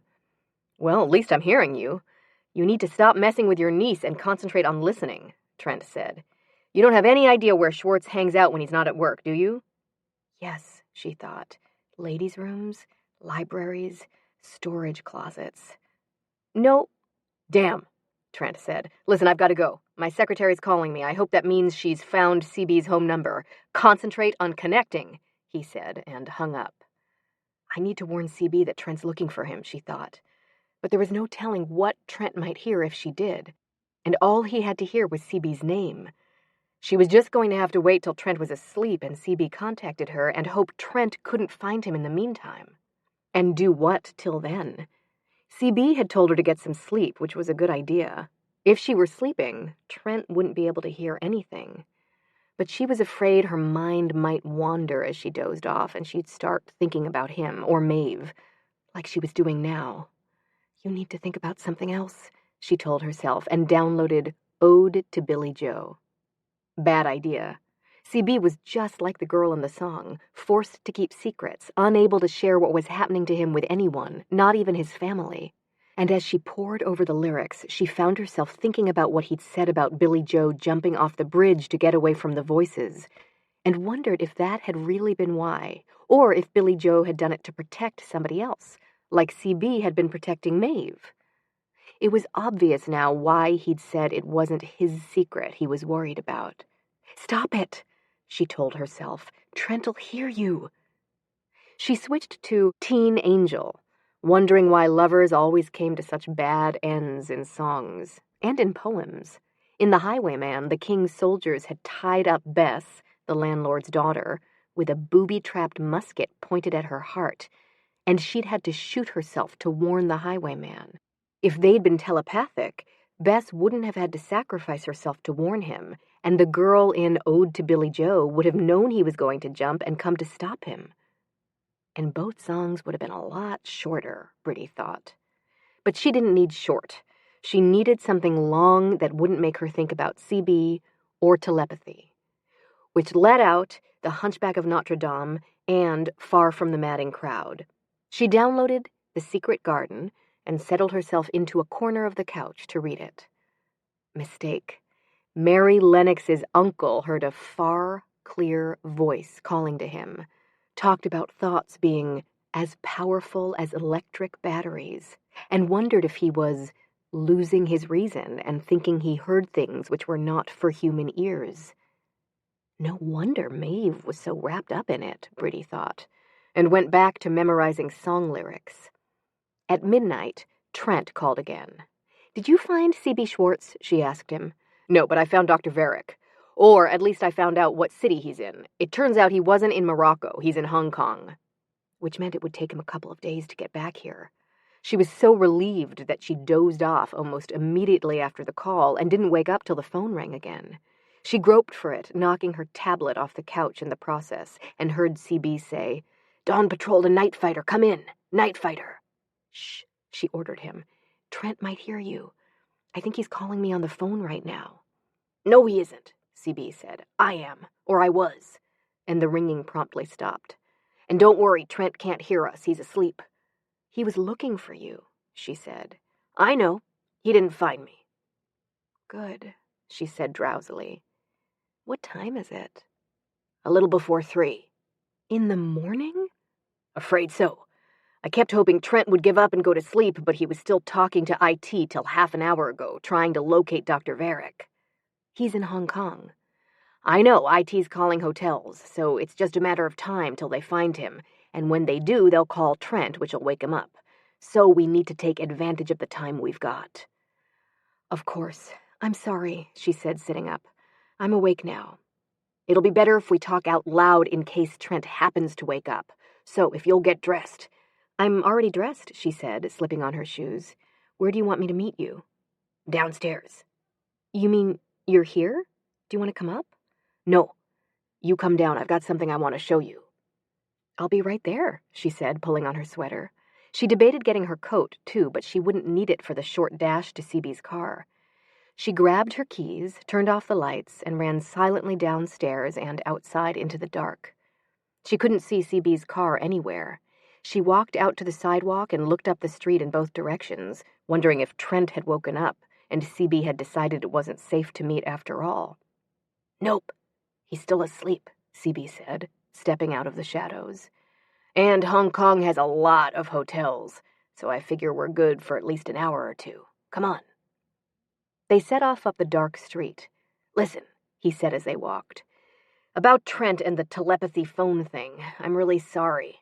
I should have told you about it before, but I didn't want me to fly off the handle again and accuse you of trying to keep us apart, like I did when you tried to warn me about the telepathy. No, that isn't... It's okay. I don't blame you. I probably wouldn't have believed you if I hadn't heard it from his own mouth. I mean, mind. It was still a lousy way to find out. He stopped and turned to face her. Are you okay? I thought you could read my mind. I can. Then you know I'm furious that he lied to me and used me, and furious with myself for not seeing through him. But there's something I don't understand. Why did he think the EED would work? You don't actually need to be emotionally bonded to... I know that, and you know that. But Trent didn't. He thought you had to be, and he knew he wasn't. I'm not so sure about that, CB said. From what I've picked up of his thoughts, he thinks he is. He wouldn't know love if it smacked him in the face. True, but he'd hardly be the first person to mistake the trappings of romance for love. Like me, you mean, Briddey thought. Plus, he needed the EED to work for his phone, and he needed to be emotionally committed for the EED to work, so he had every reason to convince himself he was. I told you, people are masters of self-deception. You're right. You did, she said, and realized all that talk about people not knowing what they felt and thinking Hitler was a nice guy hadn't just been to talk her out of having the EED. He'd been trying to warn her about Trent, and she'd been too stupid to understand, and too stupid to see through Trent and his camellias and combed hair and candlelit dinners. Don't beat yourself up, CB said. Joan of Arc believed in the Dauphin, who was a lying, spineless, traitorous little creep, too. But how was she supposed to have known? And saving France was a good idea, he said, looking down at her. She just put her faith in the wrong person. And she was suddenly aware of how close CB was standing, and how dark it was. Time to change the subject, she thought, and said, I still don't understand how he could connect with me without being Irish. I know you said there was a servant girl in his family tree. Or more than one, plus a couple of stable boys. But isn't it more likely that your theory about genes causing telepathy is wrong? No. She waited for him to elaborate, but he didn't. He started walking again. Now look who's changing the subject, she thought, and decided not to allow him to. But you said the English had inhibitors, she said, keeping pace with him. So how? Maybe something made Trent more receptive. Do you know if he's been taking that anti-anxiety med that Varick prescribed? No. You think that, combined with a heightened emotional state, which the pressure of needing to come up with the EED data for his boss would certainly produce, yeah, that could have triggered it. Plus, my calling out, where are you? Briddey said glumly, remembering standing in the bus shelter and calling to CB. If I'd called you by name, he'd know we were connected, which means we'd be in even more trouble than we are now. He stopped walking again, and she looked around, surprised at how far they'd come. They were 3 blocks from her apartment building, and there was still no sign of CB's Honda. Where did you park? Next to your car, he said, pointing back the way they'd come. Then where are we going? I thought you said you had something to show me. I do, he said. This. He waved his arm to indicate the empty street and darkened buildings. Listen to how quiet it is. It was quiet. No breeze ruffled his tangled hair as she looked at him, and there was no sound of traffic, not even a car passing on the main thoroughfare 2 blocks up. That's not what I'm talking about, CB said. I'm talking about the voices. Listen. He was right. The distant roar beyond the brick wall of her perimeter had faded to the merest whisper. Is everyone asleep? She asked wonderingly. No. Unfortunately, that never happens. There are always long-distance truckers up and insomniacs and people working the graveyard shift, but 3 a.m.'s as good as it gets. The bars have been closed for an hour, the mothers have gotten their babies back to sleep, the wife-beaters have passed out, and the delivery people and paper route kids and nurses who go on duty at 5 aren't up yet. But aren't there people lying awake squirrel caging? Briddey asked, thinking about her own 3 a.m.'s since this whole thing had started. Yeah, They're worrying about the mortgage and that mole on their back and all the things they wish they hadn't said and done. 3 o'clock's when every doubt and regret and guilty thought bubbles up out of your subconscious to plague you. The dark night of the soul, F. Scott Fitzgerald called it. But that wasn't what she was hearing. The voices were a peaceful, placid murmur. That's because it's also the time when those same insomniacs read or count sheep or watch old movies on TV to put themselves back to sleep, which turns the whole world into a library reading room. I love this time of night. She could imagine. CB had to spend all day, every day, trying to shut the voices out. This was the only time when he didn't have to, when he could be almost like other people. Exactly, he said, looking happily around. It's my time of day, as Sky Masterson would say. Sky Masterson? From Guys and Dolls. Remember the movie I told you about with all the good screening songs in it? Luck Be a Lady and Adelaide's Lament? The song about catching cold? Briddey asked, thinking she probably caught cold because she didn't wear her coat. She wished she'd worn hers. It was freezing out here. Uh-huh, that's the one, CB said, taking off his jacket and draping it over her shoulders. You're always loaning me your jacket, she said. Thank you. It's my pleasure. So anyway, Sky Masterson's this gambler.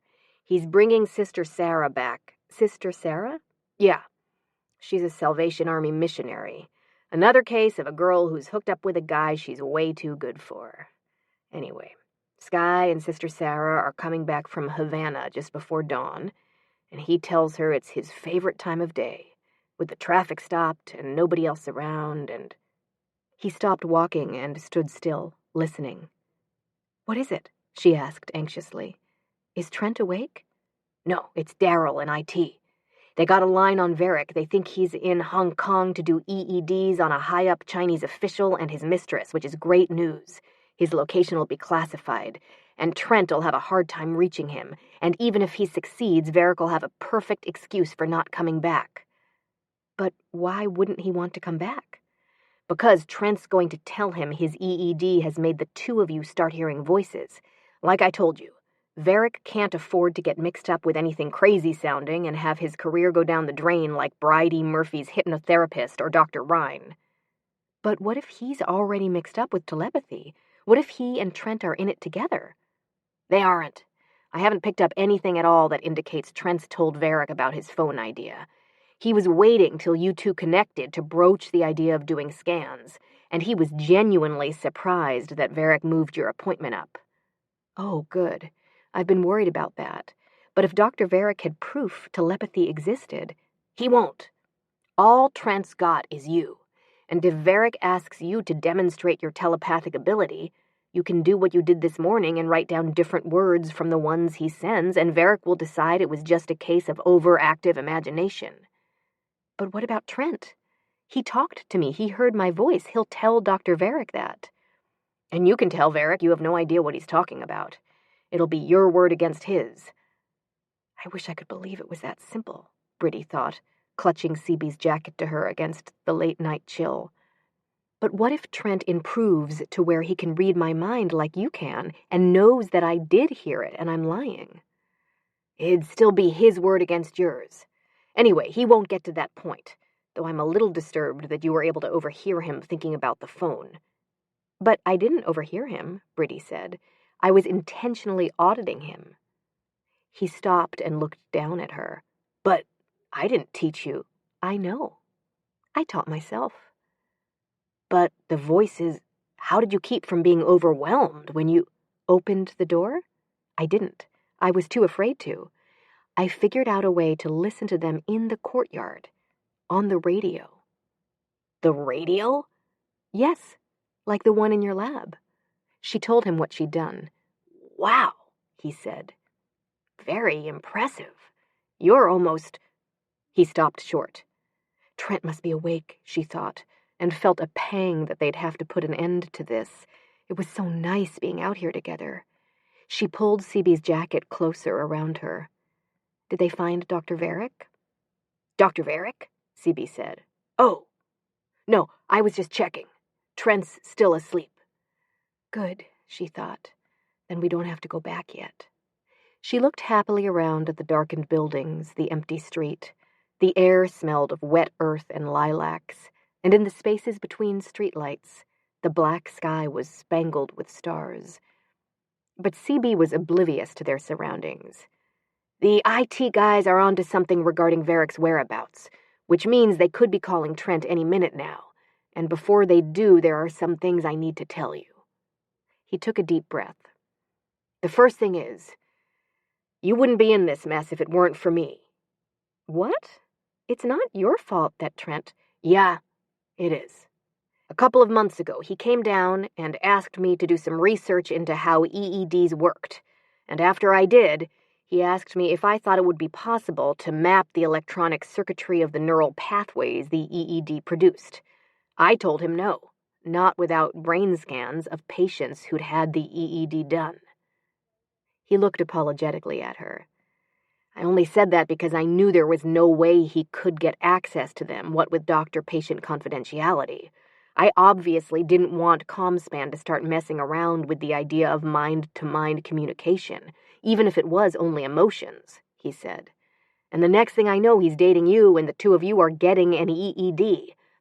I thought you probably had the gene, given your red hair and your Irish name, and that's why I tried to warn you. I was afraid if you had the EED, it might trigger the voices and you'd tell Trent, and I didn't want him finding out telepathy was real. You're lying, she said. My name and my red hair isn't why you thought I might become telepathic. You thought I might because Maeve was. CB was staring at her in astonishment. You know about Maeve? She nodded. How? And don't tell me she told you. She's been absolutely terrified you'd find out, and tell her mother. She swore me to secrecy. He looked consideringly at Briddey. I suppose you heard her on this radio thing of yours. No, and no. She didn't tell me. I figured it out. It was the Lucky Charms, wasn't it? Partly. You used thinking about the marshmallows to distract her from the voices too, didn't you? Yeah. I wondered why you were talking about a kid's cereal, Briddey said.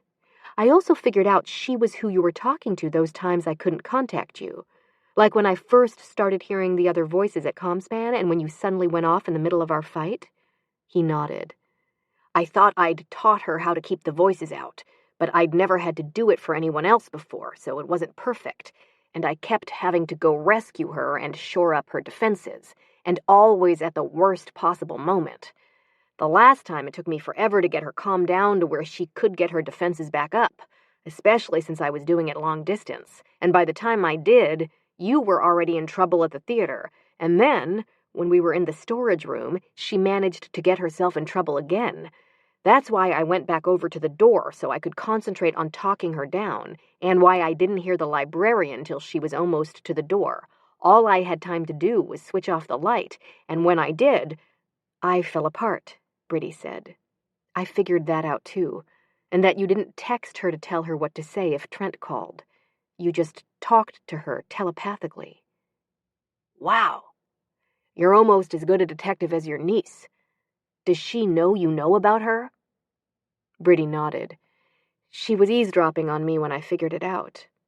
And she's probably eavesdropping on us right now, CB said. Although if she were, you can bet she'd be putting in her 2 cents worth. He cocked his head to one side for a moment. That's what I thought. She's sound asleep. Thank heavens, Briddey thought. There was no telling what Maeve would say if she were here. You said she panicked when the voices hit. Is she all right? The voices were so vicious and so nasty. I was able to block a lot of the bad stuff temporarily till she got her defenses up, CB said, and her voices didn't come on nearly as fast as they did with you. For the first couple of weeks, she only heard 1 or 2 at a time.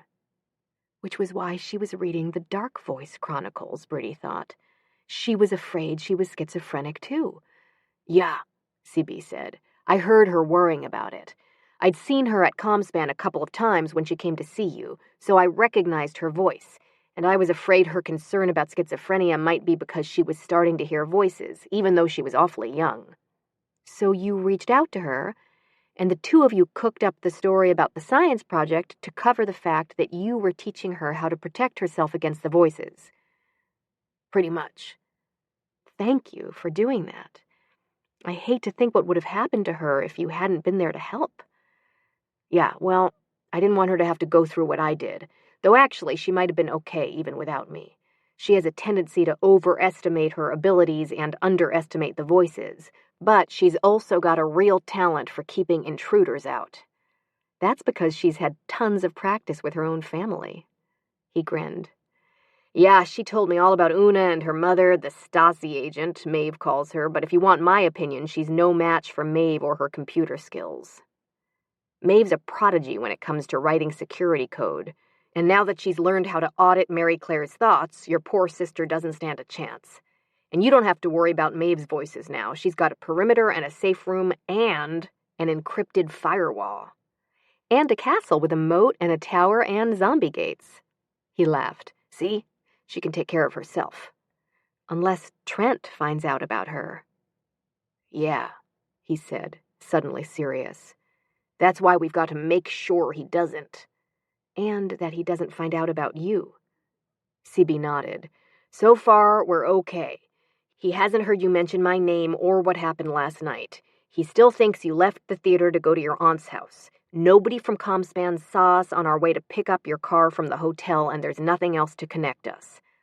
Except that call you made to the hospital telling them I'd left my room and was in the staircase. But I didn't give my name, so unless the hospital traces the call, we're fine, and they won't have any reason to because Dr. Varick's not going to believe Trent. She prayed that that was true. If they ever found out about CB, with all he knew, they'd hound him to death. And once they discovered he was actually Irish.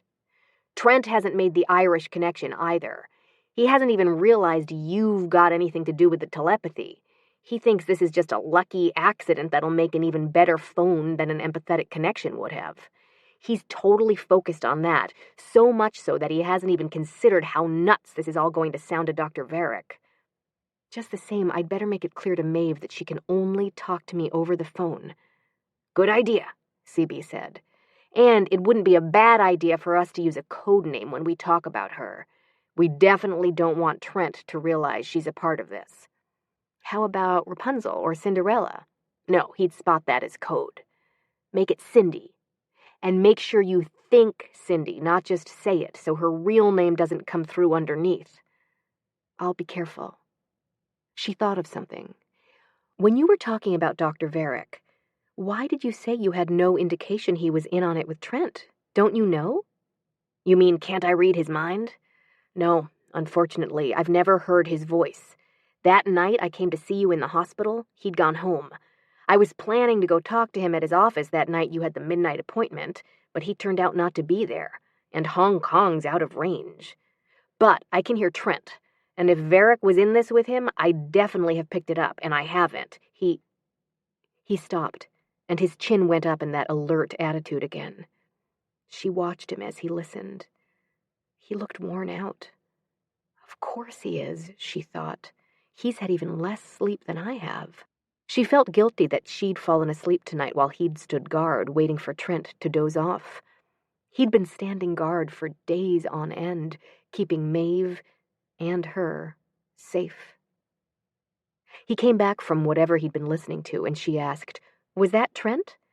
No, Daryl and IT again. It seems the good doctor's not in Hong Kong after all. He's in Arizona. Oh, no. That means he could be back here by tomorrow. I mean, by today, by this afternoon. He shook his head. They haven't found him yet. He flew into Phoenix, but he's not booked into any of the hotels there, and he rented a car, which probably means he was headed somewhere else, Palm Springs or the Grand Canyon or Mexico. Plus, he's in an area with some of the worst coverage in the country. If he's out in the middle of the desert, it could be days before they find him, which means I've got time to tell you about Sky Masterson and Sister Sarah. There was a pause, and then he said, Yeah, about Sarah and Sky. And she had the feeling he'd intended to say something else.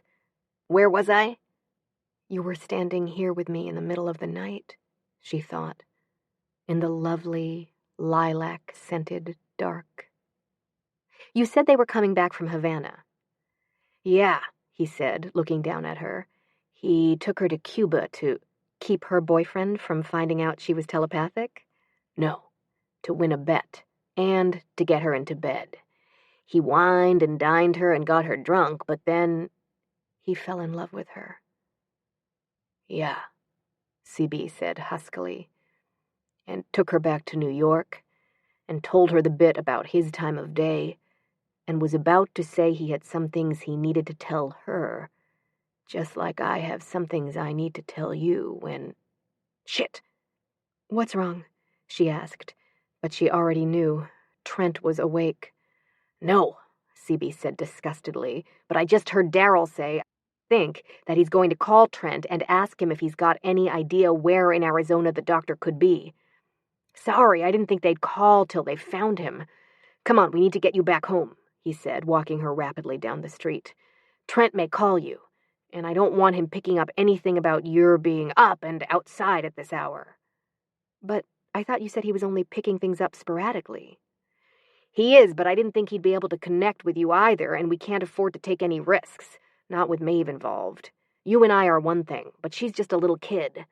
A moat and a tower wouldn't be any match for the kinds of things the press and the military would throw at her. Speaking of which, he said, hurrying her along the sidewalk, from here on out we need to stick to ordinary lines of communication, and not ones connected to ComSpan. Come down to my lab as soon as you get to work, and I'll fix you up with a burner phone so you can call me if something develops. And what if something develops before then? It won't, he said. He glanced at his wristwatch.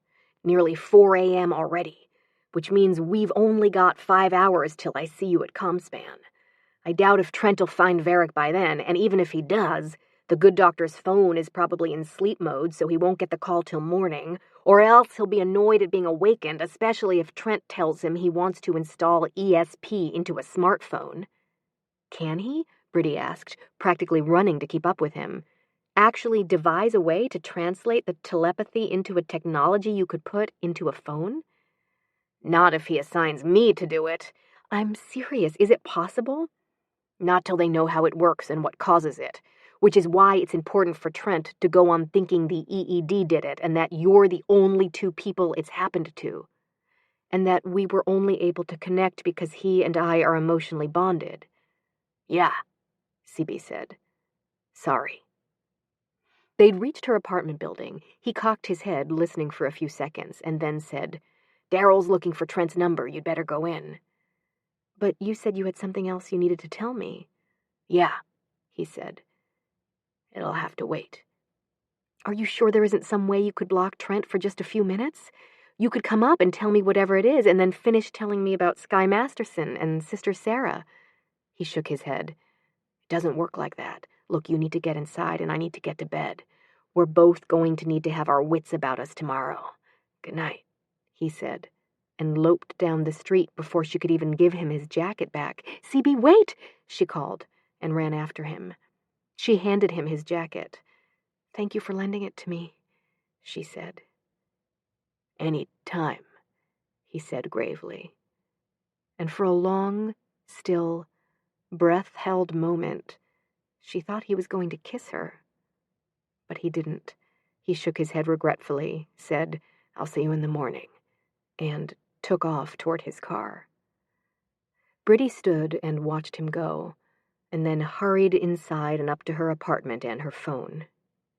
Trent hadn't called, and in spite of what CB'd said, she doubted he would. He'd be too busy calling hotels in Flagstaff and Yuma, trying to track Dr. Varric down, and too focused on that to be listening to her. But in case he was, she needed to go back to sleep. She undressed, got into bed, turned off the light, and tried to turn off her mind. But she kept thinking about CB and wondering what the other things he needed to tell her were.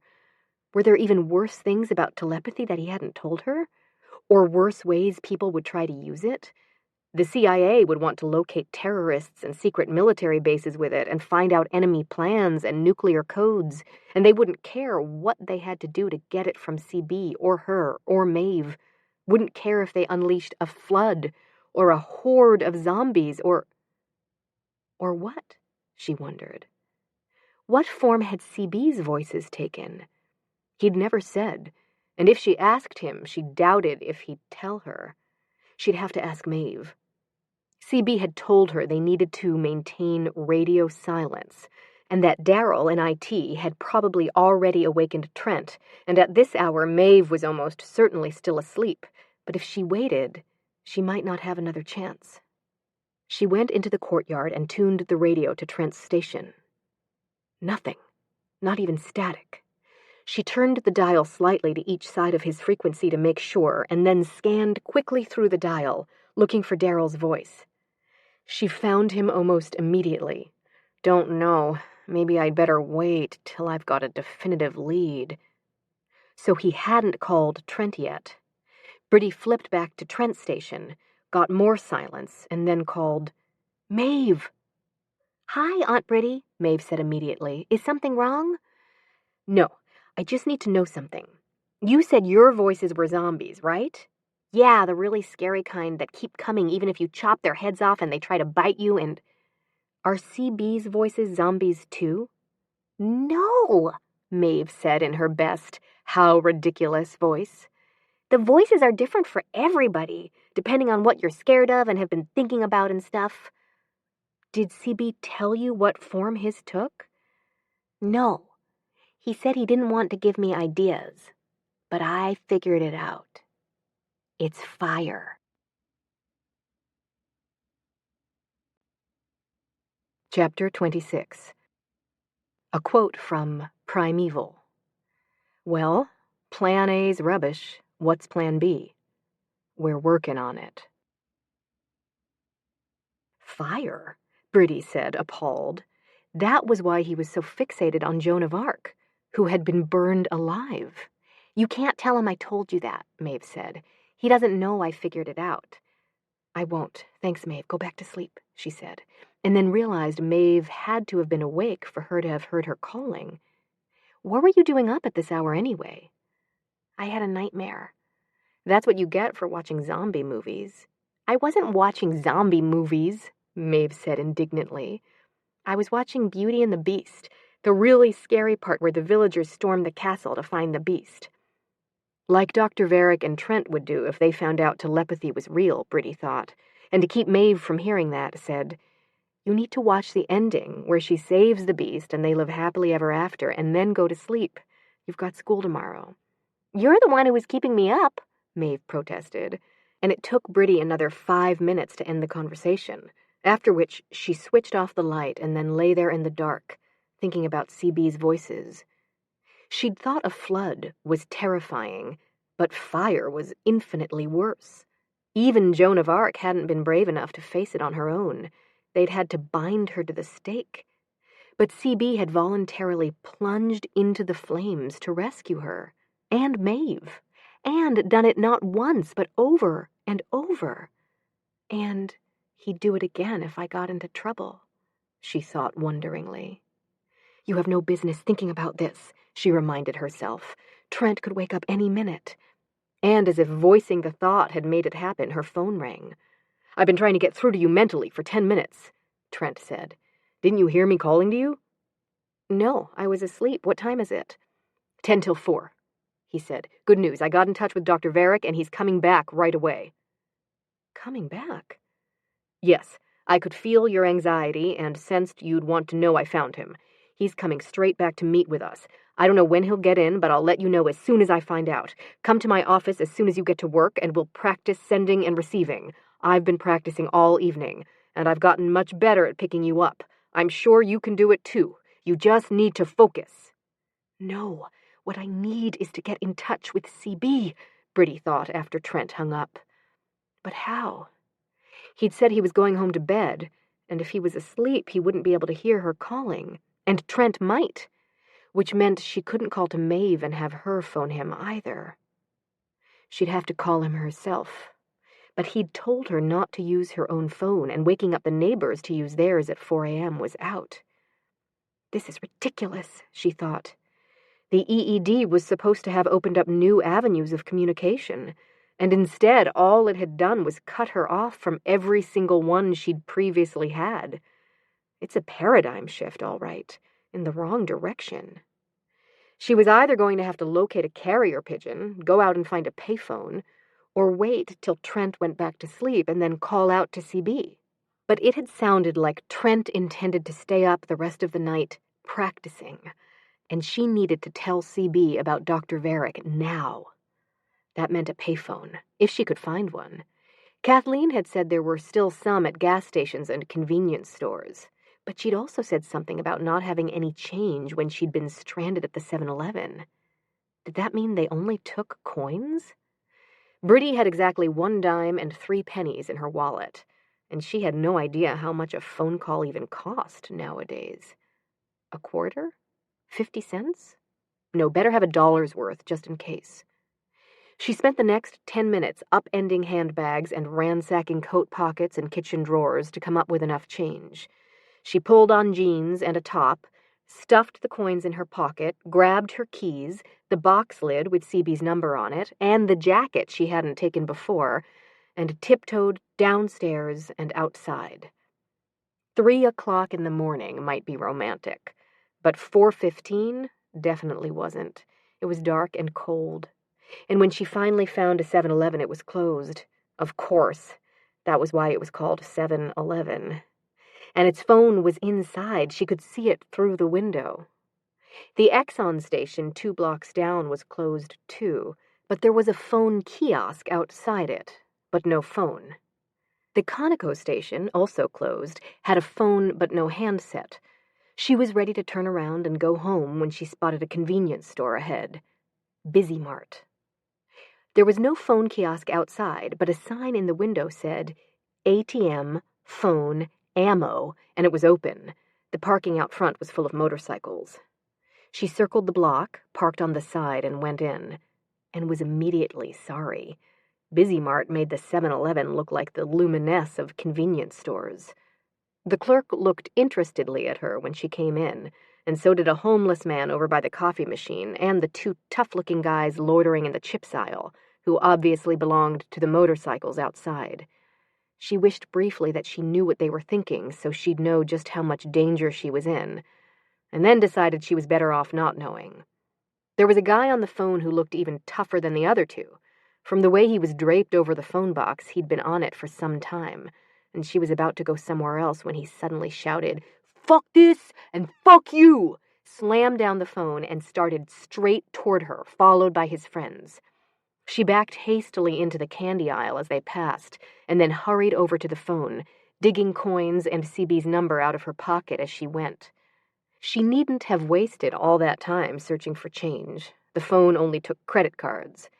She slid hers through, trying to ignore the sticky smear of dried Coca-Cola, or blood on the receiver, and punched in CB's number. It rang, and went on ringing. "Wake up!" she shouted, even though she knew he couldn't hear her if he was sleeping, and then listened with bated breath, terrified Trent had heard that instead. He apparently hadn't, and the phone's ringing must not have woken CB up either, or else he wasn't answering because the screen on his phone said unknown number. Or would his phone even have caller ID? Knowing him, "Briddey?" CB's voice said on the other end. "Yes," she said in a rush of relief. "Did I wake you?" "No. I was working on something. What's going on? You're not calling from your smartphone, are you?" "No," she said, glancing at the homeless man, who was now in the candy aisle, openly ogling her, and at the clerk, who was leaning on the counter, alternately eyeing her and the motorcycle guys. They were still outside, talking angrily and looking like they might come back in at any moment and wrench the phone away from her. "I'm calling from a payphone at a convenience store on Linden," she said, lowering her voice. "I have to talk to you." "I take it somebody's listening," CB said. "That's right." And he must have been listening in on her thoughts because he asked, "Exactly how bad is this place you're calling from?" "Pretty bad," she whispered. "Do you need me to come get you?" "No," she said, glancing over at the clerk, who was all ears. "Can you talk, or is this a bad time?" she said for the clerk's benefit. "I'll check," CB said, and there was a brief silence. "We can talk. Trent's gone back to sleep." Oh, good, I don't have to stay here, Brittey thought, and was about to hang up when she heard, "Yeah, well, fuck you too," from outside. 2 of the motorcycle guys had faced off angrily, and a dozen more had appeared out of nowhere. On second thought, she decided, I think I'd better stay where I am. But she couldn't just stand there without saying anything, or the clerk would get suspicious. "No problem," CB said. "Repeat after me." "So I said, I never want to see you again, and I got out of the car, after which I'll tell you your boyfriend's a creep." Which he certainly is, Brittey thought. "And you should never have gone out with him in the first place, etc. And all you'll have to do is say, I know, and you're right, every few minutes, and in between we can talk." "So I said," Brittey said, raising her voice so the clerk could hear, "I never want to see you again. And I got out of the car," and added silently, "Trent phoned. He got in touch with Dr. Varick, and he's coming back right away." "Did he say where Varick was?" "No, you're missing the point. If he's coming back, that means he believes Trent." "No, it doesn't," CB said calmly. "If he was in Scottsdale meeting with some rich client about having the EED, he may have been coming back anyway." "But Trent made it sound like he was changing his plans. And you said before that you didn't think he'd come back at all, that he wouldn't want to get involved with something like this." "Yeah, well, maybe he's decided he already is and needs to come back to do damage control." "But Trent doesn't want anyone else to find out about it. He needs to keep it secret, so Apple won't—" "Yes, but Varick may not know that. He may have assumed that Trent's planning to take it public, and he's coming back to try to talk him out of it. Like I did with you over having the EED. Hang on a sec while I get my laptop." Brittey took advantage of the pause to glance out at the motorcycle guys, who had stopped shouting but were still glaring menacingly at each other. I don't want to hear what they're thinking, she thought. The clerk was looking at her. "You tried to warn me about him," she said clearly into the phone. "I should have listened to you." "You certainly should have," CB said. "Okay, I'm looking at flights for that part of the Southwest, and no matter where Varick was, he's pretty much got to fly out of Phoenix or Tucson. And even if he took the earliest flight tomorrow morning, this morning, it wouldn't put him in here till 10:15. And the first flight out of Tucson gets in 40 minutes later. So that puts him at his office at 11:30 at the earliest if he's on that first flight, which he's not, it's full. And the next 3 flights show first class and business as having been sold out for a week. Varick doesn't strike me as a squashed-in coach kind of guy." "You're still missing the point," Brittey said. "What if he's coming back because Trent told him we're telepathic and he believes him?" "Varick doesn't strike me as the type for that either. He didn't mention ESP or psychic powers or remote viewing to you at the hospital or his office, did he?" "No," she said, frowning. Though a memory of something had flickered through her mind as CB said, "Psychic powers." That hadn't been the phrase, but it had been psychic something. Psychic ability? Psychic gift? "What did he say about a psychic gift?" CB asked alertly. "Nothing," she said, certain the more she thought about it that the memory hadn't involved Dr. Varick. It had been something Kathleen had said or texted her. No. Whatever it was, it had gone. "How about clairvoyance or telekinesis?" CB was asking. "Did he ever mention those?" "No." "Then I think it's a lot more likely he's returning because he's afraid Trent's having auditory hallucinations and is going to sue him for malpractice." "But whatever the reason, he's coming back," Brittey said. "And he's going to ask me questions and want to run tests." "Which won't tell him anything. I told you, the scans can't tell what you're thinking unless you cooperate." "You also told me Dr. Varick wouldn't be looking for signs of telepathy because he doesn't know it exists. But if Trent tells him, he will know. And if Trent sends me a word, and the same area lights up in both our brains—" "It won't. Even if it was the only message you were getting at that moment, which it's not, your brain's constantly bombarded with sights, sounds, emotions, nerve impulses, and unrelated thoughts, that wouldn't happen. Your brain's not a library. The place you store a particular thought isn't the same place Trent does, or I do. We all have our own personal filing system. and it's more like the cloud than a card file. Thoughts are stored in dozens of places with hundreds of links and cross-references. Take Lucky Charms.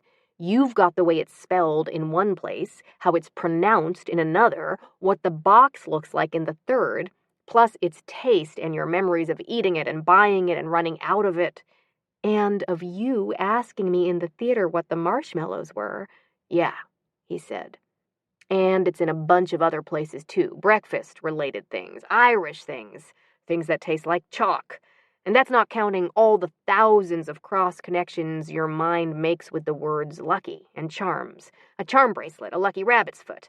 Luck be a lady, some guy you overheard saying, maybe I'll get lucky tonight. All of them in different places with different neural connections.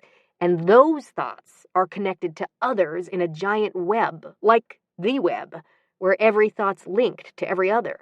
And the only one who can negotiate the web to translate it for other people is you.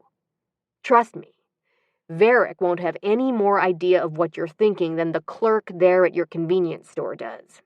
Speaking of which, to keep it that way, you probably need to stick in another, "You're right," here. No, I don't have to, she said, looking over at the clerk who was now reading a magazine. The homeless guy had moved to the far aisle and was sticking something in his coat, and the motorcycle guys had apparently settled their argument. They were on their bikes, revving them up and roaring off, one by one. Better say it anyway, just in case. You're right, she said, and silently, you're wrong. You said the only way they can find out what I'm thinking is if I tell them. But what about Trent? He could tell them. It's still your word against his, CB said. Trent can only tell them what he thinks he heard you say. There's no way to prove you actually did. Unless Trent heard more than he's told me, like CB's name, and they haul him in for questioning, Briddey thought, and remembered CB's telling her about Joan of Arc being captured by the British and interrogated, tortured. Trent hasn't heard my name. He doesn't have any idea I'm telepathic, let alone that I'm talking to you. I can read minds, remember? Not Dr. Varick's. True, he said. And the first thing I need to do when he gets back is get a fix on his voice so I can. You're not thinking of going to see him, are you? No, CB said. I want to stay off his radar just as much as you want me to. And there's no reason for me to see him in person. We'll have you call him from the lab after he lands and put him on speakerphone so I can hear his voice and we can know what he's thinking during your appointment. Or I could come up with some sort of excuse why I can't make it. No, that might make Trent think you've found out what he's up to. We want him to believe you're still convinced the only reason he wanted to have the EED done was to make you more emotionally bonded, and that you didn't hear anything till... Jesus, was it just yesterday morning? It seems like years. I know, she thought, remembering the rain and the bus shelter, and the Carnegie room, and hiding in the stacks, and the reading room, and sitting in his car. Yeah, CB said, and hiding under the sink from the voices, only to have me leave you stranded in the dark with them in that storage closet. Talk about a romantic weekend. It was, she thought. But as far as Trent and Dr. Varick are concerned, none of that happened.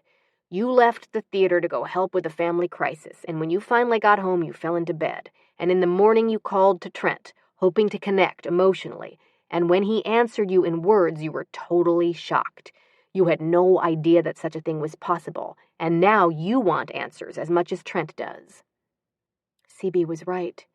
She'd be demanding to know why this was happening to her, not trying to avoid seeing Dr. Varick. But that didn't mean she wanted to go. Don't worry, CB said. We've got plenty of time to get you ready. You can come to my lab like we planned, and we can go over everything.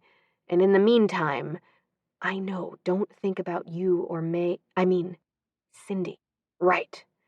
Remember in the library when I said the best defense against being caught was that they didn't know we'd been there?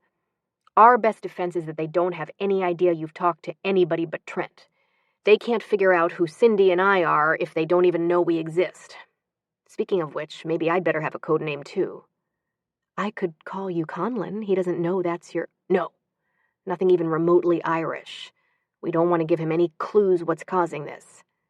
I could call you Ishmael. Too Jewish. Highwayman?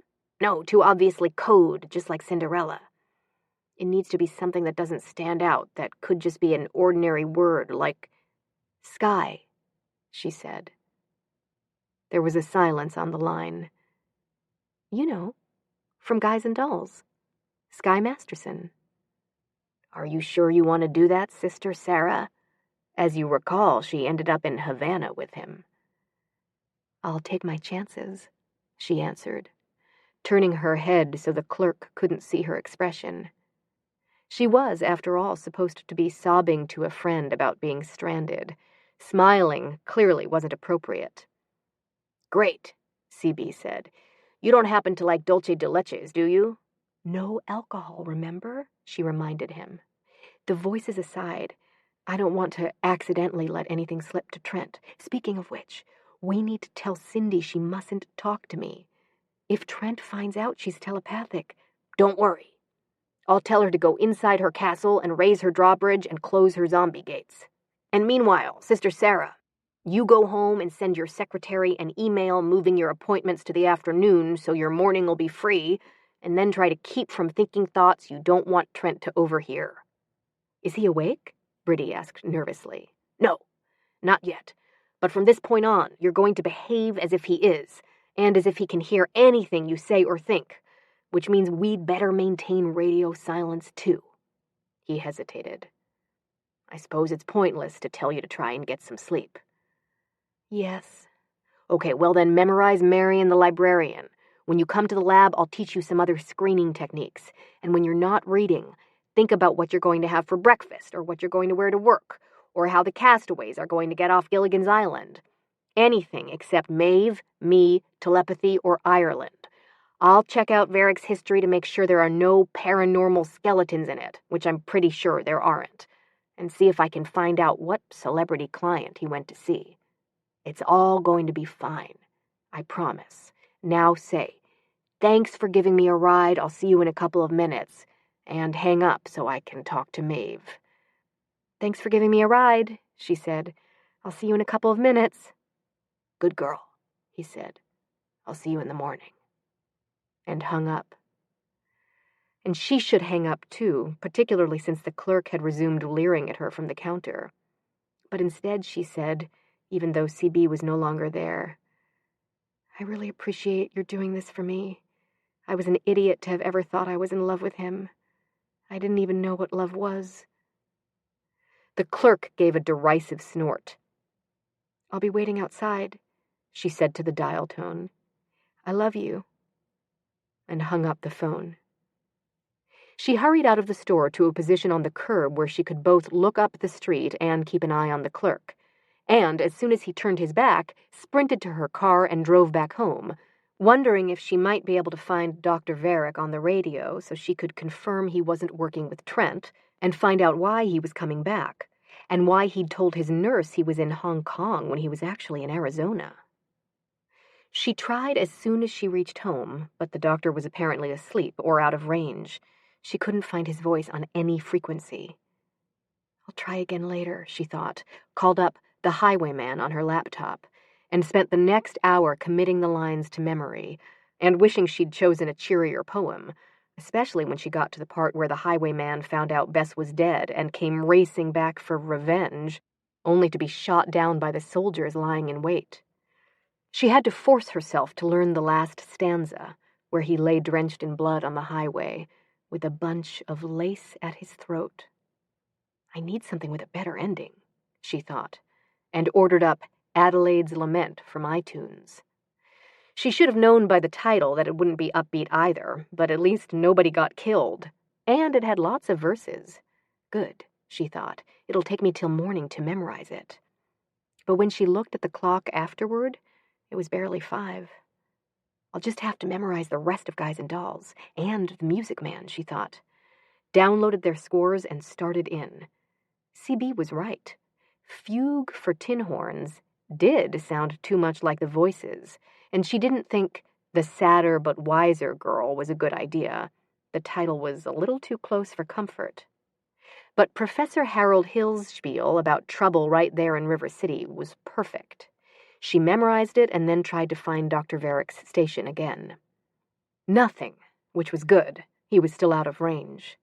She took her shower, recalling ironically that a couple of days ago her biggest worry had been being spied on by CB. What time is it now? She wondered, getting out and drying off. Surely it's close to 7. It was 5:45. She wondered how early she could go into work without it looking suspicious. 8? A quarter till? The sooner Sky taught her those other screening techniques, the better she'd feel. She sang Luck Be a Lady to herself as she dried her hair and dressed, and then tackled Decline and Fall, and immediately regretted it. Its pace made the actual centuries-long collapse of the Roman Empire look like the 100-yard dash by comparison. At 6:45, she decided she didn't care about the fate of Rome or looking suspicious, and went to get her purse and keys. There was a knock on the door. It couldn't be Sky. He'd specifically said they shouldn't be seen together. So that meant it was Kathleen or Mary Claire. But it was Trent. "Oh, good," he said, looking approvingly at her. "You got my message." "Message?" "Yes, I've been mentally telling you I was coming to pick you up for the last half hour. Didn't you hear me?" She shook her head. "Then why are you ready to go?" "I was going to go into work early. I'm so far behind." "Or you were subconsciously receiving my message and knew you needed to be ready." "Ready for what?" she asked, afraid she already knew. "Dr. Varick's back, and he wants to see us right away." Chapter 27. An Irish Proverb. There's nothing so bad that it couldn't be worse. Dr. Varick's back? Briddey stammered. "But Trent..." "He flew back on his Learjet right after he got off the phone with me." Of course. She and CB, Sky, should have thought of the possibility that he had a private plane. "I told you about him flying back in the mental message I sent you," Trent said. "I can't believe you didn't hear me. I'm hearing you more and more. Are you sure you're concentrating?" She fastened the bar more firmly across the door of her safe room. "Yes," she said. "What did you hear?" "Oh, all sorts of things. I heard you say you need me, and I wonder if Trent's asleep, and a bunch of stuff about needing to make a phone call, which you don't seem to understand we don't need to do now." "Is that all you heard?" "No, there were other things, but they didn't make any sense. Something about a dog on the highway and needing change and the sky. What were you thinking about?" "I have no idea," she said. "I must have been dreaming." "That's what I thought. We'll have to ask Dr. Varick why I can hear you so much better than you can hear me. So, are you ready to go see him?" "No, I need to run by Comspan first, so why don't you go on ahead and I'll meet you there? I have a meeting with Art Sampson this morning. I'll have to reschedule." "You can do it from the car. Where's your phone?" "I'll get it," Briddey said, walking swiftly into the bedroom for it.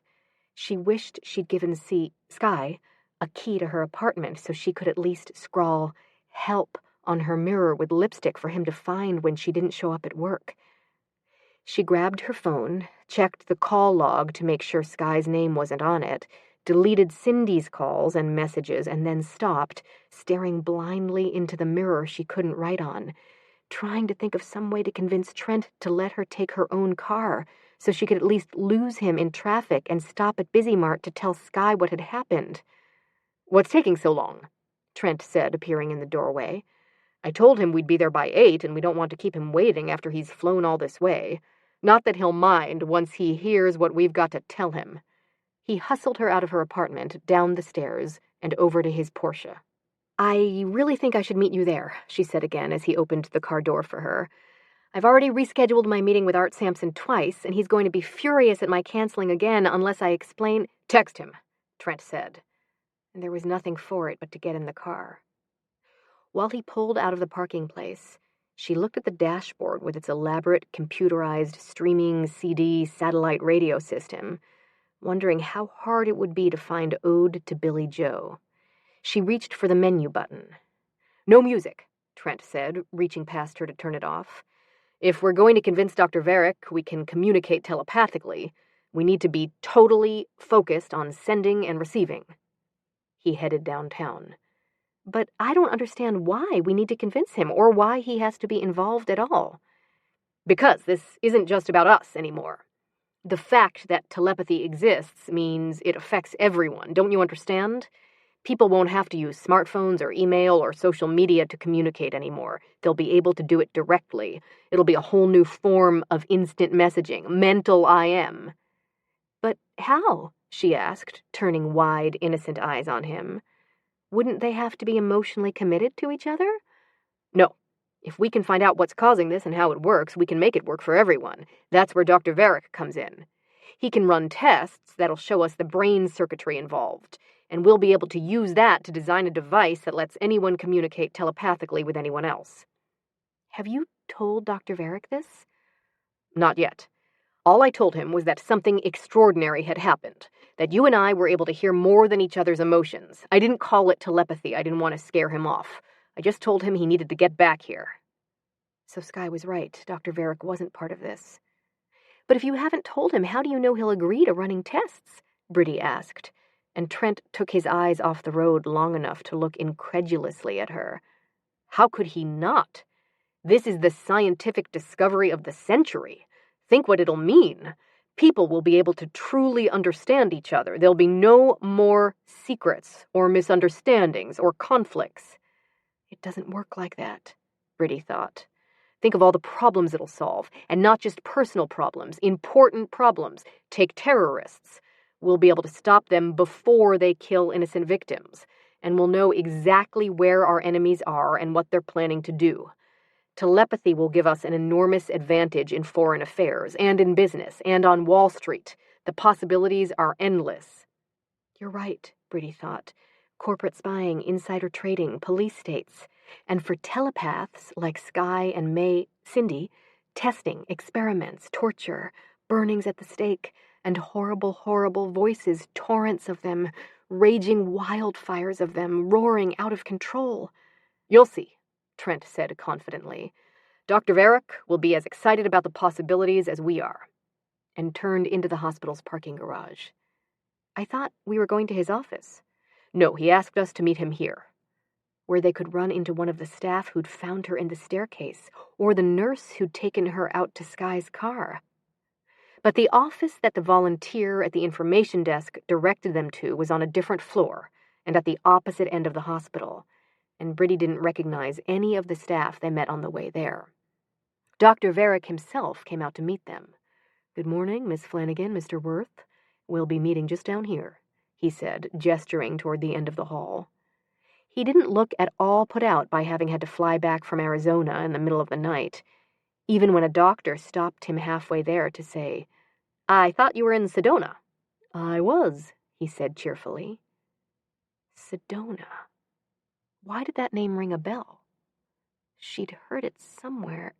We really appreciate your cutting your trip short to see us, Trent was saying. Not a problem, Dr. Varick said. Here we are. He showed them into a consulting room with a desk and 2 upholstered chairs pulled up in front of it. Sit down, I'll be right with you. I just need to speak to my nurse. He went through the door behind the desk, and Briddey could hear him say, should be coming in shortly. Want to know the moment she arrives. And then, airport. Did that mean he was going back as soon as he dealt with them and this patient who was flying in? I hope so, Briddey thought. Dr. Varick came back in and sat down. He leaned across the desk. Now, tell me exactly what's going on. You've connected, I take it? We've more than just connected, Trent said eagerly. We're not just sensing each other's emotions, we're talking. Talking? Dr. Varick looked from one to the other. You mean that now you're more empathetic to each other's feelings, you're communicating better? No, I mean we can talk to each other like you and I are talking right now, only in our heads. Briddey hadn't realized just how crazy it would sound until Trent said it. Skye was right. If he'd told me before it happened to me, I never would have believed him.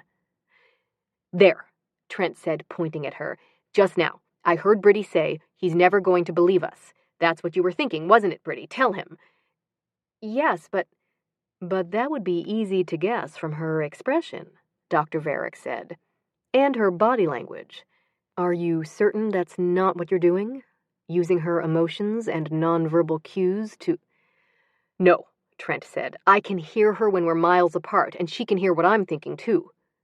Is that true, Miss Flanagan? Dr. Varick asked, turning to her. No. No? Trent said. How can you say that? We were talking. I can prove it. Look. He pulled out the lists of words they'd written and slapped them down side by side on Dr. Varick's desk.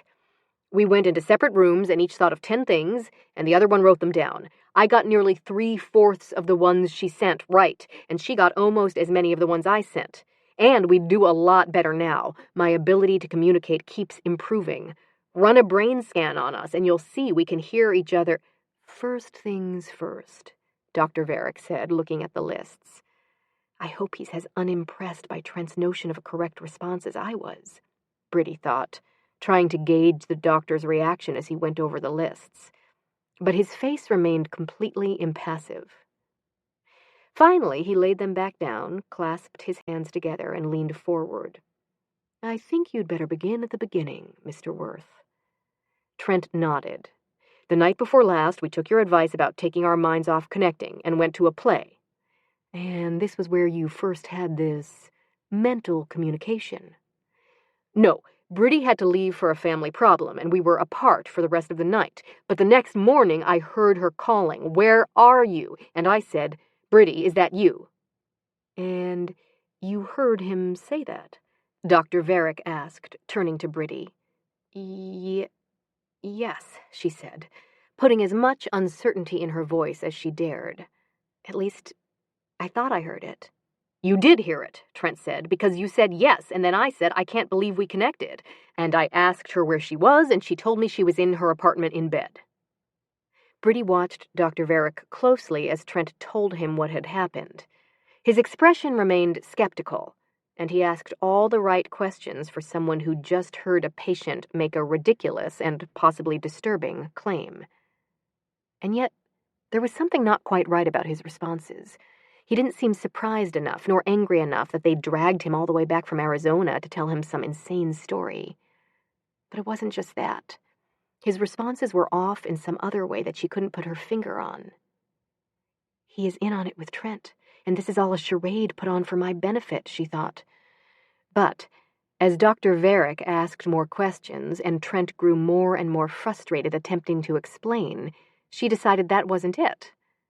So what is it, she wondered, watching him? Why do his reactions seem wrong?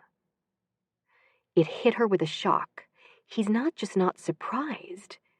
He's not interested. He was distracted, like a person holding one conversation while worrying about something else, and she wondered momentarily if he was thinking about the patient he'd talked to the nurse about, the one he'd wanted to be told about the moment she arrived. But unless that patient's brains had started leaking out through her EED incision, her problem couldn't possibly be as bad as what Trent was telling him, especially considering the dangers it held for his reputation if word leaked out. And she knew that was a concern because at one point he asked sharply, Who have you told about this? No one, Trent said. That was why we were so anxious to have you return, so we could speak to you first. I'm glad, Dr. Varick said, and there was no mistaking his relief. But that didn't tally with his being indifferent, or whatever it was he was. Bored? Detached? On hold? That's it, she thought. On hold. He's just marking time talking to us while he waits for something. But for what? An orderly from the psych ward with a pair of straitjackets? Or some new brain scan Skye didn't know about that could tell exactly what someone was thinking? I need to find out, Briddey thought, and went into her courtyard. She hadn't been able to find Dr. Varick's voice on the radio before, but hopefully that was because he'd been out of range. He was here now, and... A nurse stuck her head in the door. Doctor, I'm sorry to interrupt, but you asked me to let you know when Mrs. Walensky arrived. Yes, Dr. Varick said, and went over to the door. He and the nurse conferred in undertones for a moment, and then she withdrew, and Dr. Varick came back over to them. I'm terribly sorry. There's a patient issue I need to deal with. It should only take a few minutes. Please, have some coffee. He gestured toward the coffee maker and went out. Trent immediately took out his phone, looked at his messages, and called his secretary. Good, Briddey thought, and went cautiously over to the cottonwood tree, sat down on the bench, and picked up the radio to see if she could find Dr. Varick's station. "When did he call?" Trent was saying. "I said, when did he call? What? I can't hear you. Let me get someplace with better reception." He put the phone to his chest. "Tell Dr. Varick I'll be right back." Briddey nodded and went back to the radio and then thought, forget Dr. Varick. Now's your chance to talk to Sky, while Trent's focused on his call. And the moment the door snicked shut behind him, said, "Sky?" "I'm here. What's up? Where are you?" "With Trent and Dr. Varick." "He's back? Are they in the room with you?" "No. Dr. Varick went to deal with a patient, and Trent left to make a phone call." "It's still not safe," CB said. "Go to Santa Fe." "I'm already there," she said. But Sky had gone. He must think Trent can hear me even when he's talking to someone else, she thought, replacing the radio on top of the gardener's cupboard, and then pacing the flagstones, wondering what Sky intended to do. Was he going to go into his safe room and talk to her from there? "Nope, we'll use yours," CB said, and she looked up to see him coming over the top of the adobe wall, one jeans-clad leg flung over it. "You didn't have to make these walls so damned high. You wouldn't happen to have a ladder, would you? Or a rope?" "If you give me a minute, I can visualize one," she said, running back over to the cupboard. "Never mind," CB said. He jumped lightly down onto the flagstones and came over to her. "Nice place," he said, looking around at the flowers and the cottonwood tree. "How did you do that?" she asked him. "It's one of those auxiliary defenses I told you I'd teach you," he said, walking over to the cottonwood tree and sitting down on the bench. "So, what did you need to tell me? And how'd the good doctor get here so fast?" "He has his own private jet." "Sorry, I should have thought of that. Where was he? Did you find out?" "Yes," Briddey said, sitting down next to him. "Sedona. Does that mean anything to you?" "No. I know it's a haven for the rich, like Aspen or the Hamptons, which means he was probably there to set up an EED. Though, if that's the case, why would he have told people he was in Hong Kong?" He frowned. "I'll see what I can find out. Did Varick buy Trent's story?"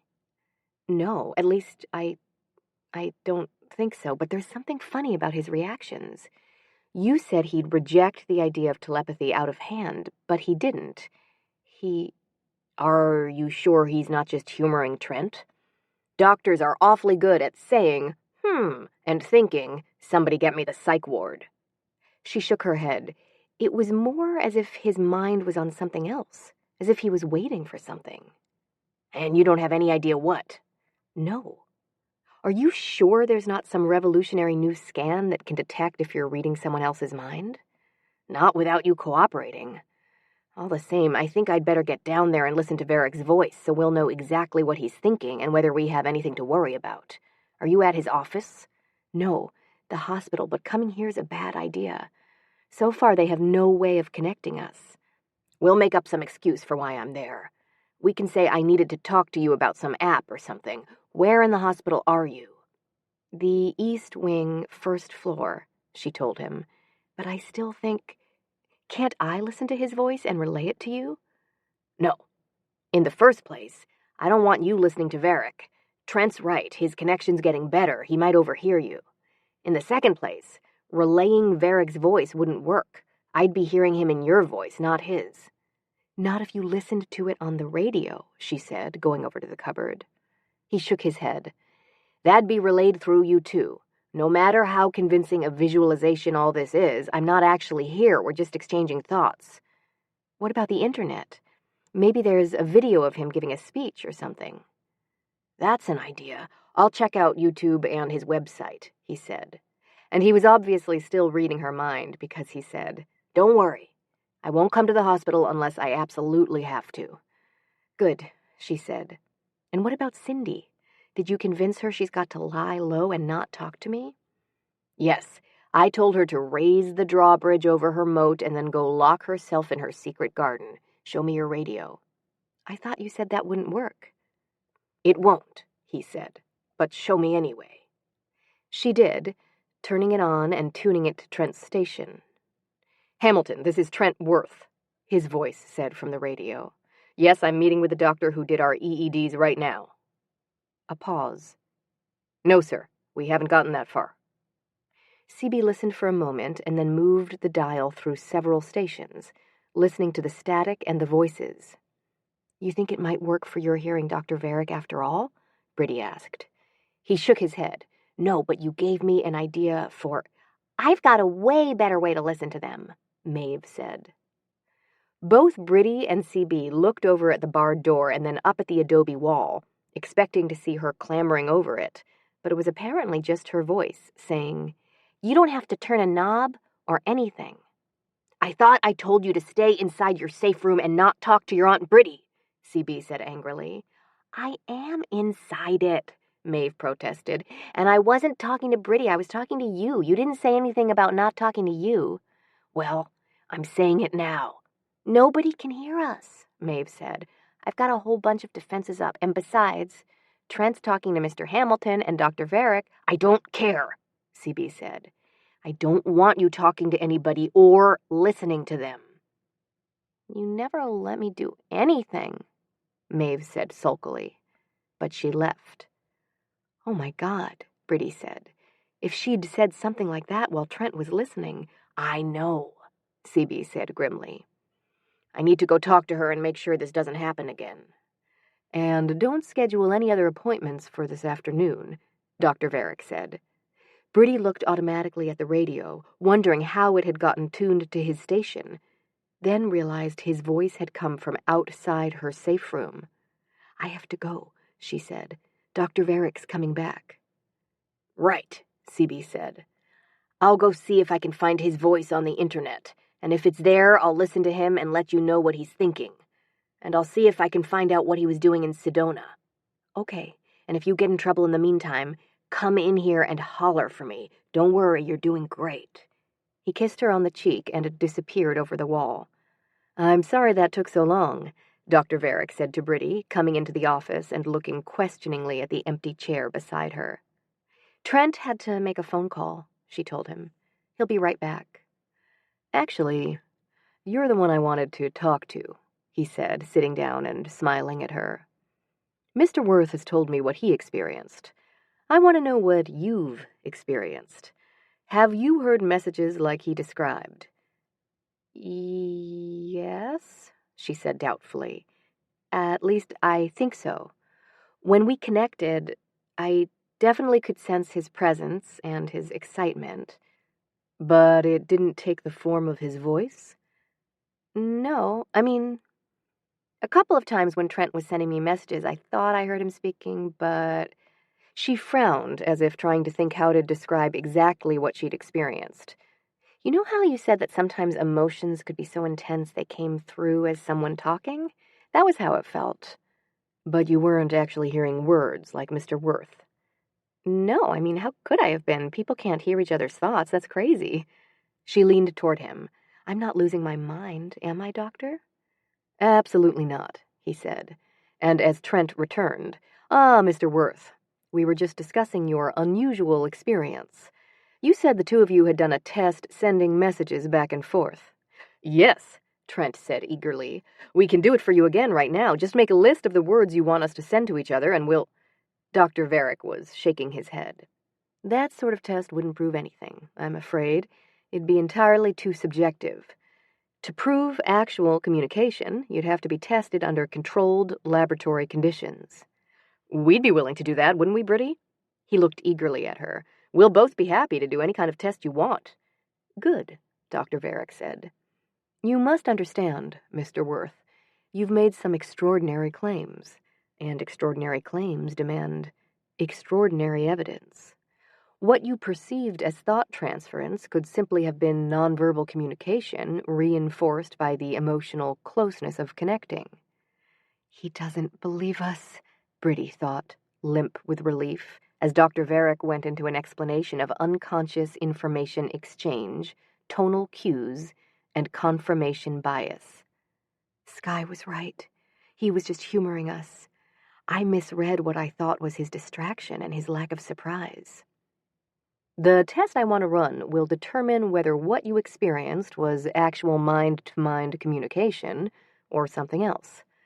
You'll be in separate, soundproof rooms, and the information sent will be codified and randomized so we can compare the results with statistical chance. Which I will try to make it look like, Briddey thought. And Dr. Varick will tell us we were victims of our emotions and wishful thinking and send us home. We'll also be able to compare it to previous research in this area, Dr. Varick said. Research? Briddey said, alert. Yes, Dr. Rhine at Duke University did extensive research on mental communication. Are you familiar with Zener cards? Chapter 28. A quote from Frances Hodgson Burnett's A Little Princess. Are you making something up in your head, miss? Zener cards, Briddey thought. Oh no, Skye was wrong. Dr. Varick is a true believer, which will make it that much harder to convince him that there's nothing to see. Or maybe not. Zener cards were used in the Duke University experiments of the 1930s, Dr. Varick said.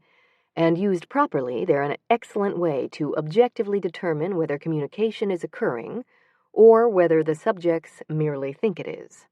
There are 5 different symbols. He listed them, explained how the test worked, and then led them through the inner door and down a short hall to a small room with soundproofing tiles on the walls and ceiling. It contained a chair and a table. You'll be in here, Miss Flanagan. A nurse will be in a moment to set you up. Set me up is right, Briddey thought as he shut the door behind her. She went over to the table. On it were a pair of headphones, a microphone, a pencil, and a sheet of paper with numbers down the side. And let's hope this nurse isn't one of the ones from my hospital stay, she thought. It wasn't. It was a young blonde with a ponytail who introduced herself as Dr. Varick's assistant. She wore a lab coat and carried a clipboard and a plastic bag like the one the nurse had had Briddey put her clothes in before surgery. No handbags, phones, or jewelry are allowed in the testing area, she said apologetically, handing Briddey the bag. Put them in here and we'll hold them for you. Briddey surrendered her smartphone and wallet and took off her earrings, and the assistant zipped the bag shut, wrote Briddey's name on it in marker, and had Briddey sit down at the table while she took her through the testing procedure. She opened a deck of Zener cards and placed it face down in front of Briddey. When the buzzer sounds, pick up the first card, she said, demonstrating. Look at it and concentrate on the image. Don't say it out loud or shape it into words. Just focus on the image and try to send it to Mr. Worth. Do you understand? Yes, Briddey thought, nodding. It means you don't know we can simply tell each other what's on the card. Which was reassuring. When the buzzer sounds again, lay the card face down on the table, pick up the next card, and do the same thing until you've gone through the entire deck. When you're receiving, the buzzer will sound, and you'll focus on receiving the image Mr. Worth is sending. Then, write it down on this paper. If you don't receive anything, put N-I. If you're uncertain, write U, and then what you think the image was. Don't guess. She showed Briddey the headphones. These are noise-canceling to shut out distracting sounds and help you concentrate. And to keep Trent from signaling the right answers from the next room, she thought, remembering Skye's stories of cheating in the Duke experiments. They're also connected to Dr. Varick, so he can give you additional instructions, his assistant went on.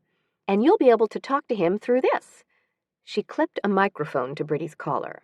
It'll be off during the testing, of course. What if I have a question?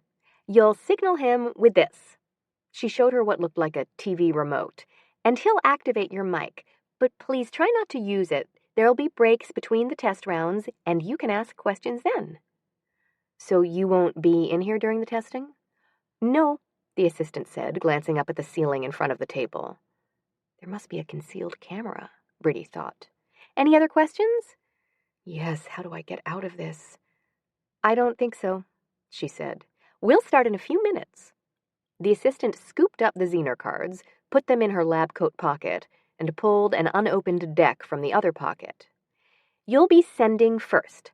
Dr. Varick will tell you when to open the deck," she said, set the cards on the table, put the headphones on Briddey, and went out. "Don't panic," Briddey told herself. "They can't find out anything unless you cooperate." All she had to do was write down different symbols from the ones Trent sent her and send him wrong answers when she was transmitting. But that wouldn't work. A score that was radically lower than random guesses would be just as suspicious as a high score. And that went for the answers that she wrote down, too. She'd need to give some right answers. How many? Logic dictated that it should be 1 out of 5, which meant it probably wasn't, but contacting Sky to ask him about it would be even more dangerous than giving Dr. Varick an encouraging score. She couldn't let them find out about him. Which meant she needed to figure it out on her own, and fast. They'd be starting any minute. The hidden camera meant flipping a coin was out, and mentally rolling dice wouldn't work. So what are you going to do? What people who aren't telepathic do when they take the Zener test, she thought. They guess. She'd guess a symbol before she turned the card over, and then stick with it whether it matched what was on the card or not. And when it was Trent's turn, she'd guess before he had a chance to send an image. And hopefully after the first round of testing, Dr. Varick would decide Trent was suffering from an overactive imagination and send them home. In the meantime, all she had to do was sit still, stay in her courtyard, and look like she was concentrating, and not give any sign of what she was actually thinking. Poker face, she thought. You can do this. "Miss Flanagan, can you hear me?" Dr. Varick's voice said through the headphones, and he must have turned her microphone on because when she said yes, he responded, "Good. You understood the testing procedure?" "Yes." "Then break the seal on the deck, place it face down on the table in front of you, and begin when the buzzer sounds. You'll have 30 seconds for each card." Which gave her plenty of time in between telling Trent, square, circle, circle, wavy lines, to try to remember why the name Sedona had rung a bell. Had Mary Claire mentioned it in regard to one of the hundreds of things she was worried about? The online money laundering syndicate, maybe? Or hantavirus? Or maybe someone at work had talked about someone going there on vacation? No, because she hadn't known it was in Arizona till Dr. Varick said that was where he'd been. And besides, she had a feeling she'd read it somewhere, not heard it. Where? Online? In an email? Briddey frowned, trying to place it, and then remembered she needed to maintain a poker face. Hopefully Dr. Varick would think she was frowning in concentration, if he was even watching her. When he'd given her the instructions, he'd still sounded both distracted and bored and impatient. Like he's waiting for something to happen, and this test is just to pass the time till it does. But then why do the test? Maybe what he's waiting for is some sign that we're actually telepathic. And if that's the case, it's doubly important that he doesn't get it, she thought, and focused on looking at a sequence of stars, wavy lines, and squares, and telling Trent, cross, circle, circle, cross. When the buzzer sounded on the last card, the assistant with the ponytail reappeared to take the deck. As soon as she left, Dr. Varick's voice came through the headphones, saying, "This time you're going to receive images from Mr. Worth. Do you know what to do?" "Yes," Briddey said, picking up her pencil. "Good. When the red light comes on, Mr. Worth will begin sending." The light blinked on. Square, she thought. Star, Trent sent. She started to write down square, then hesitated. If she was going to get most of these wrong, she needed to look like she was having trouble getting the image. She began to count instead. 20 seconds should be about right, she thought, counting them off. And then 30 seconds is far too long for sending these images, especially with the headphones cutting out all exterior sounds. With them gone, all that was left was Trent's thoughts. As soon as this round's over, I'll tell him he needs to do simultaneous FCAT scans while Briddey and I are sending and receiving, so they can pinpoint the location of the telepathic activity. Star, it's a star, Briddey. Let me know if you're getting this. Is it coming through? Star.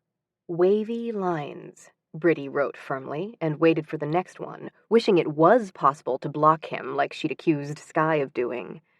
She could at least tune him out. As soon as he sent her the next word, circle, she went into her courtyard, got the radio, brought it over to the bench, and tuned it to static. Mistake. With his thoughts not there to act as a screen, she could hear the voices. Her perimeter should be keeping them to a murmur, but it wasn't. They were too angry and frightened, crying out, "It hurts, can't afford, no insurance, overdose. Are you trying to stab me, you goddamn bitch? Considerable damage, so scared. What if it's cancer? Afraid it's malignant. On duty since midnight, blood clot, can't be happening to me." Words of anxiety and terror and despair. This is the real reason Sky hates hospitals, she said to herself, and thought of him braving the voices to come to the hospital to get her, twice, through flames and suffocating smoke. And she'd been rude to him. She'd told him to go away. Stop, she told herself. You aren't supposed to be thinking about him. And you've got more pressing concerns, like writing down answers every 30 seconds, cross, and keeping the voices out, and your own thoughts in. This would be an excellent time to have those auxiliary defenses. But since Sky hadn't had time to teach them to her, she'd have to see what she could do about shoring up the ones she already had. Maybe I could add more barricades, she thought, remembering Cindy's walled gardens and drawbridges and moats. No, not a moat. Adding more water to the flood of voices outside the door would weaken her defenses, and a walled garden was out. She would have to venture outside the courtyard to erect it, and the voices were already washing up against the adobe walls. Inoperable, so exhausted, been on my feet forever, 6 months to live. No, they were growing louder and the waves higher by the minute. Why? It isn't just the hospital, Briddey thought. It's because I'm focusing all my energy on keeping Trent and Dr. Varick from hearing what I'm thinking and not on my perimeter. She needed to strengthen it, but that meant going outside too, and the voices sounded like they might crash through any minute. Whatever she did, she'd have to do it from in here. But there wasn't room for a castle, and she wasn't sure what zombie gates looked like or how effective they were against water. What was effective against water? Sandbags? That was a possibility. She could pile them against the door. But not now, there wasn't time. 2 more answers and she was going to have to start sending again. Or perhaps Dr. Varick would conclude there was nothing to see here and send them home. He didn't. His assistant, a different one this time, a middle-aged woman with chestnut hair in a lab coat and Prada heels and clutching a clipboard to her chest, came in to get Briddey's answer sheet, saying something Briddey couldn't hear because of the headphones. She took them off. Excuse me? I said, Dr. Varick wants to do another round. I'm Liz, by the way. And you're Ms. Flanagan, right? Briddey nodded. Can I get you anything? Water? Coffee? Juice? No, thank you, I'm fine. Did she dare ask for a bathroom break so she could try to find out if Sky had located a recording of Dr. Varick's voice? No, better not, at least not till she knew how much Trent was able to hear. You understand the procedure for sending? Briddey nodded again. Can you repeat it back to me, just to make sure? Of course, Briddey said, and did. Yes, that's it exactly, Liz said, and gave her a new, unopened deck of cards.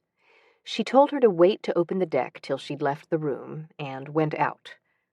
Briddey put her headphones back on and then pulled at the cellophane tab. Are you ready to begin, Miss Flanagan? Dr. Varick asked. Briddey put her hands up to her headphones. His voice was different. She could hear excitement in it, and the sense that he was waiting distractedly for something was gone. The scan that can spot telepathy without the subject's help has arrived, she thought. But Sky had assured her there was no such technology, and the only other thing that could have excited Dr. Varick was their test results. Could Trent have somehow, in spite of her defenses, in spite of her sending false answers, heard what was really on the cards, and Dr. Varick had decided they were telepathic? Ms. Flanagan, Dr. Varick called.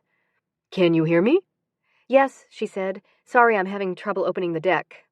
She plucked, she hoped, convincingly at the corners of the cellophane wrap, pulled an end free, opened the deck, and set it down in front of her. "Now I'm ready." "Good. Begin when you hear the buzzer." She did, thinking of a symbol, turning over the card, and then sending the symbol she'd thought of to Trent while she thought furiously about what to do. CB had told her not to audit Dr. Varick, but she had to know what he was thinking. First, though, she needed to barricade the door to make sure Trent couldn't hear her. "I'll visualize a pile of sandbags against the door," she thought. Then remembered CB telling her the more detailed the visualization, the stronger it was, and imagined them next to the gardener's cupboard instead. She took hold of one and dragged it over in front of the door, and then went back for the next, saying loudly with each trip, "Trent, I'm sending you an image of a circle, or a star, or wavy line. Can you see it?"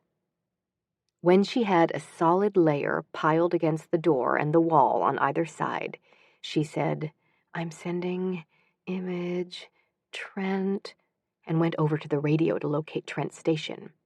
He said from the radio, "I didn't catch that last one." "I said it's a star. Repeat, square," she said, and began looking for Dr. Varick's station. "Did you say square or star?" Trent asked. "I said stare," she said, to throw him off while she inched the needle up the dial. "Repeat." She let her voice trail off and began humming tunelessly. "What? I can't hear you," Trent said. "You need to concentrate." "I am," she thought, leaning closer to the radio to try to catch the doctor's voice over Trent's talking and turning the knob again. "Are you able to hear the images she's sending?" Dr. Varick asked, his voice emerging from the radio. And in spite of what she'd just heard Trent thinking, he must have said yes, because Dr. Varick said, "Excellent. Did you write them down?" Well, of course he wrote them down, Briddey thought. Isn't that the point?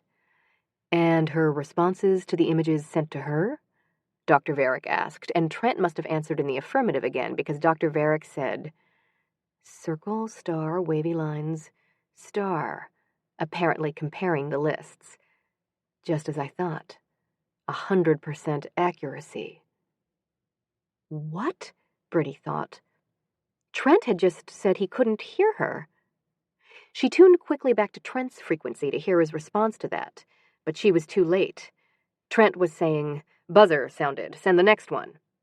She flipped back to Dr. Varick. "Obviously trying to keep the extent of her telepathic ability from us. Have you been able to pick up anything else?" She flipped back to Trent, too quickly, overshot the frequency, then had to fiddle with the knob to bring it in again. Too late. I need to be able to listen to both of them at the same time, Briddey thought.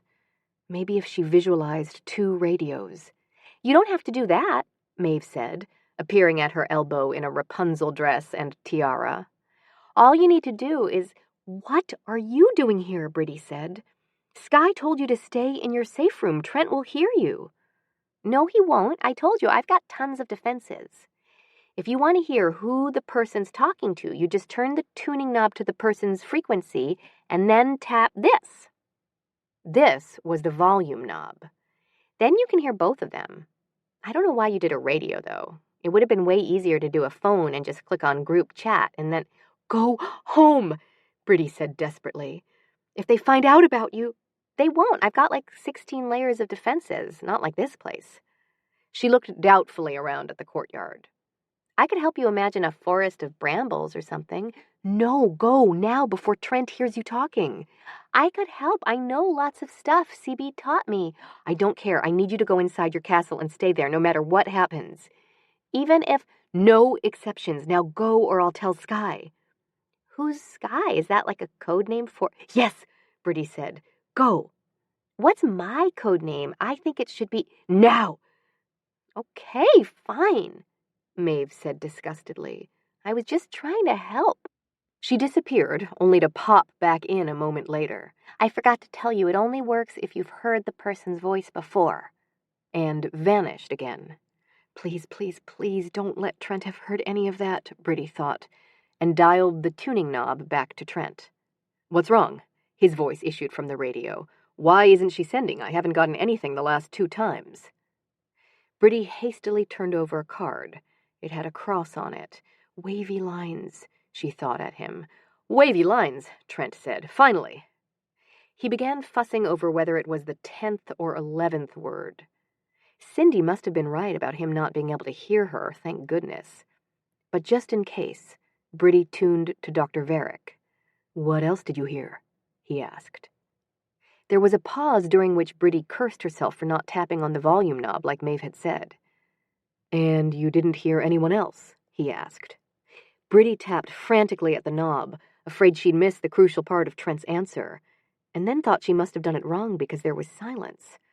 Curse you, she began, reaching for the tuning knob, and heard a female voice say, No, but she's definitely sending him incorrect answers. The assistant, Liz. But how could... She has auburn hair, Briddey thought. That's why she made me go through all the steps of the Zener test again for her, because she needed to hear my voice so she could separate it from the others. She must be one of Dr. Varick's patients who'd become telepathic too when she had the EED. That explained why Dr. Varick had had the testing rooms and the Zener cards all ready, and why he'd come back when Trent phoned him and then seemed so uninterested in what he had to say and in the tests. He hadn't needed them. Liz could tell him whether they were telepathic or not. He must have been waiting for her to get to the hospital. Trent had thought he'd been using Dr. Varick to get his phone, but the reverse was true. Dr. Varick had been using Trent to get to her. That's why he suggested the possibility of hearing voices to me that day at his office, she thought, and why he moved our surgery up. Because I was a redhead, and he thinks that's what's causing this. And Liz's being one of his patients hopefully meant he thought the EED was the trigger for the telepathy. Do you think she's sending the incorrect answers consciously? Dr. Varick said from the radio. Or could it be a problem with her connection? I'll need to hear more of her responses to be certain, Liz said, but I sense she's doing it deliberately. But why? Dr. Varick asked. She and Mr. Worth contacted me to tell me they were communicating. Perhaps her psychic gift frightens her, Liz said. Or perhaps... Could she have made psychic contact with someone else, too? It's possible, I suppose, Dr. Varick said. But if the person she's communing with is a man, she might be afraid Mr. Worth would be jealous. Don't you tell your patients they have to be emotionally bonded to connect? Your patients. That meant Liz wasn't one. Then who is she? I'm sensing a feeling of spiritual strife from her, Liz said. Her chakras are closed, and her aura is emanating emotional conflict. Aura, Briddey thought. Chakras. Who is this? And knew the memory that had been just out of reach before, slotting neatly into place. The ad Kathleen had emailed her for the psychic who claimed she could put couples in touch with each other's souls. Lysandra, at the Spa of the Spirit, in Sedona, Arizona. Chapter 29. A quote from Anthony Trollope's The Bertrams. Those who have courage to love should have courage to suffer. But CB said psychics weren't telepathic, Briddey thought. He said they were fakes who used mentalists' tricks and cold reading to make it look like they could read minds. Yet, Lysandra was saying, her voice coming confidently from the radio, I haven't heard anyone else's voice yet, but a short while ago I lost the connection for nearly 5 minutes, and at the end of the disruption, I heard her think, Please don't let Trent have heard that. Briddey leaned close to the radio listening. And when I was in the testing room with her, Lysandra was saying, I caught something about her wondering if she dared call someone. Oh my God, Briddey thought, trying not to panic. My safe room's not strong enough to keep her out. I've got to tell Skye. But that was the worst thing she could possibly do, if Lysandra heard her talking to him. Briddey, CB called. "I've got to talk to you. It's No! Briddey flung herself at the courtyard's blue door, pushing with all her might against it. "Night fighter to dawn patrol, maintain radio silence," she called urgently. But he wasn't listening. "I did some research on Sedona," CB said. "It's a big mecca for—" "We are under attack! Dawn patrol! Repeat, we are under attack!" she cried, trying to think of a way to warn him that Lysandra was listening without giving his presence away. "The highwayman," she thought, and began reciting the part of the poem where Bess, the landlord's daughter, had shot herself to warn her lover of the soldiers, praying CB would get the message. And either he did, or he gave up trying to get her to answer because he retreated. Briddey jammed the bar more firmly into its brackets, made sure the latch was in place, and, still reciting The Highwayman, ran across to the sandbags. She had to make the courtyard stronger to keep Lysandra out. She started dragging the sandbags over to the door one by one and piling them in front of it. "She's stopped sending the symbols and seems to be reciting something," Lysandra said from the radio. And Briddey remembered that she was supposed to be transmitting the pictures on the Xener cards. "Circle," she thought, heaving a sandbag into place. "Square, wavy lines, cross." The bags were impossibly heavy and hard to get a grip on. "I should have let Maeve imagine that forest of brambles for me," she began, and then stomped firmly on both the name and the thought. If only Skye had had time to teach her those other screening techniques. But he taught me some, she thought, and launched into Ode to Billy Joe, and then the theme from Gilligan's Island, interspersing the verses with star, wavy lines, blue moons, pink rainbows, night fighter calling dawn patrol, zeros at 12 o'clock, maintain radio silence, repeat, maintain radio silence. "Are you getting anything?" Dr. Varick asked. "No, her chakras aren't open, so what I'm hearing from her spirit mind is very cloudy." "Can you make out anything at all?" "Yes, something about the sky and stars and fighter pilots and a bridge. Nothing that makes sense." "Good, it's working," Briddey thought, dragging another sandbag over and casting about for something else to recite. Not My Time of Day, which made her think of that late-night walk with Skye, and not Molly Malone, or Finian's Rainbow, which meant she shouldn't be thinking about Lucky Charms either. Monopoly playing pieces, cat, wheelbarrow, top hat, iron. But there were only 8 of them, even counting the discontinued shoe. And Teen Angel only had a measly 4 verses. She needed longer songs, longer lists. Victorian novels, she thought. The Master of Ballantrae, the Moonstone, the Old Curiosity Shop, Far from the Madding Crowd. "Her spirit-mind voice is still very clouded," Lysandra said from the radio. "And I'm getting negative vibrations. I think she may be intentionally concealing her thoughts. You need to ask her about the telepathy directly." "But if she's intentionally giving us wrong answers," Dr. Varick said, "what makes you think she'll tell us the truth?" "She won't. But when you ask someone a question, their spirit thinks of the truth no matter what they may say, and it's sometimes possible to read that thought." She's right, Briddey thought. It's the don't think about an elephant problem. And it was equally impossible to try to make her mind a blank. I could run away, she thought, remembering that first night in the hospital. But that would only convince them she was hiding something. Her strongest defense right now was that they didn't know she'd overheard them and knew what they were up to, and she had to keep it that way. Which meant staying here and looking innocent and thinking about things completely unrelated to telepathy, like movie stars and flowers and designer shoes. "Ms. Flanagan?" Dr. Varick's voice came over the headphones. "We need to ask you some questions." "About the Xener test?" she asked, thinking Gucci, Manola Blahnik, Ferragamo, Christian Louboutin, Christian Bale at them. "Was I doing something wrong?" No, not at all. But Mr. Worth picked up some interesting things in your responses, and we need to ask you about them. He said he heard you mentally communicating with someone else." "You're lying," she blurted out, and immediately squelched the thought. Sandra Bullock, Brad Pitt, Johnny Depp, Emily Blunt. Whose voice did you hear? Was it someone you knew? Yes, she thought at them. The Highwayman and Professor Harold Hill and F. Scott Fitzgerald. I don't know what Trent can be referring to, she said. The only voice I've heard is his.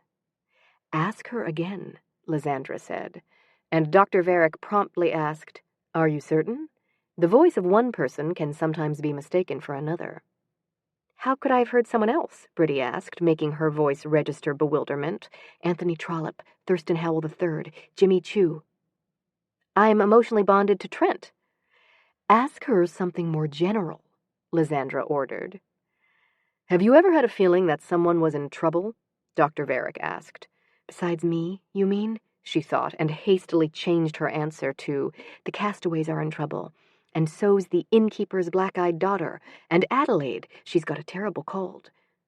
Have you ever had a premonition of death? Dr. Varick asked. Have you ever had a vivid feeling of déjà vu? Have you ever been forewarned of danger? Have you ever had an out-of-body experience? Briddey answered the barrage of questions as best she could, singing snatches of Luck Be a Lady and I Wish I Were an Oscar Mayer Wiener, and listing as many flowers as she could remember, camellias, violets, petunias. But it was hard to stay focused and not let anything else through. When Dr. Varick asked, Have you ever had a feeling you knew what was going to happen before it did? She had a sudden image of Aunt Una saying, "'Tis Mary Clare on the phone, I can feel it," and had to stomp the thought out forcibly as if it were a brush fire, and loudly recite other types of fires, forest fires, wildfires, campfires, chariots of fire. But that wasn't safe either. When she thought bonfires, she had a sudden memory of Skye sitting in the car with her, telling her about Joan of Arc. She veered instantly away to junk food, but that reminded her of the stale Doritos of their midnight feast, and the popcorn Cindy had fed the ducks. Shoes made her think of her sodden sandals thrust unceremoniously under the bed, movie stars of Hedy Lamarr. Skye was right.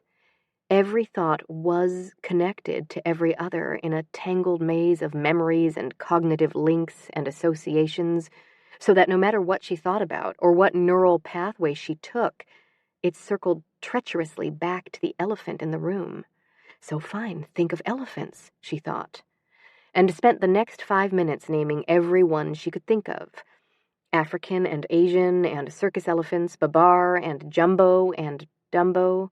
No, that was a Disney movie, and too close to the Disney princesses.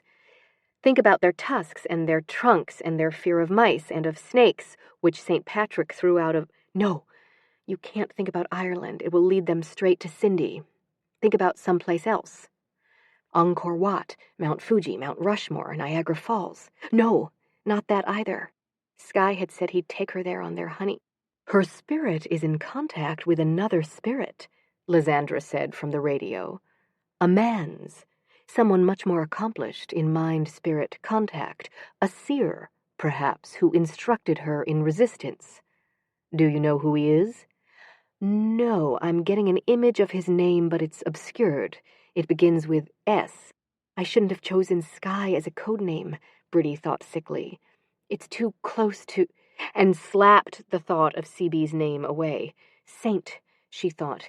You heard me think Saint, St. Margaret, St. Michael, St. Catherine, and wondered if that was whose voices Joan of Arc had really heard, or if she'd only told her interrogators that to keep them from finding out who she was really talking to.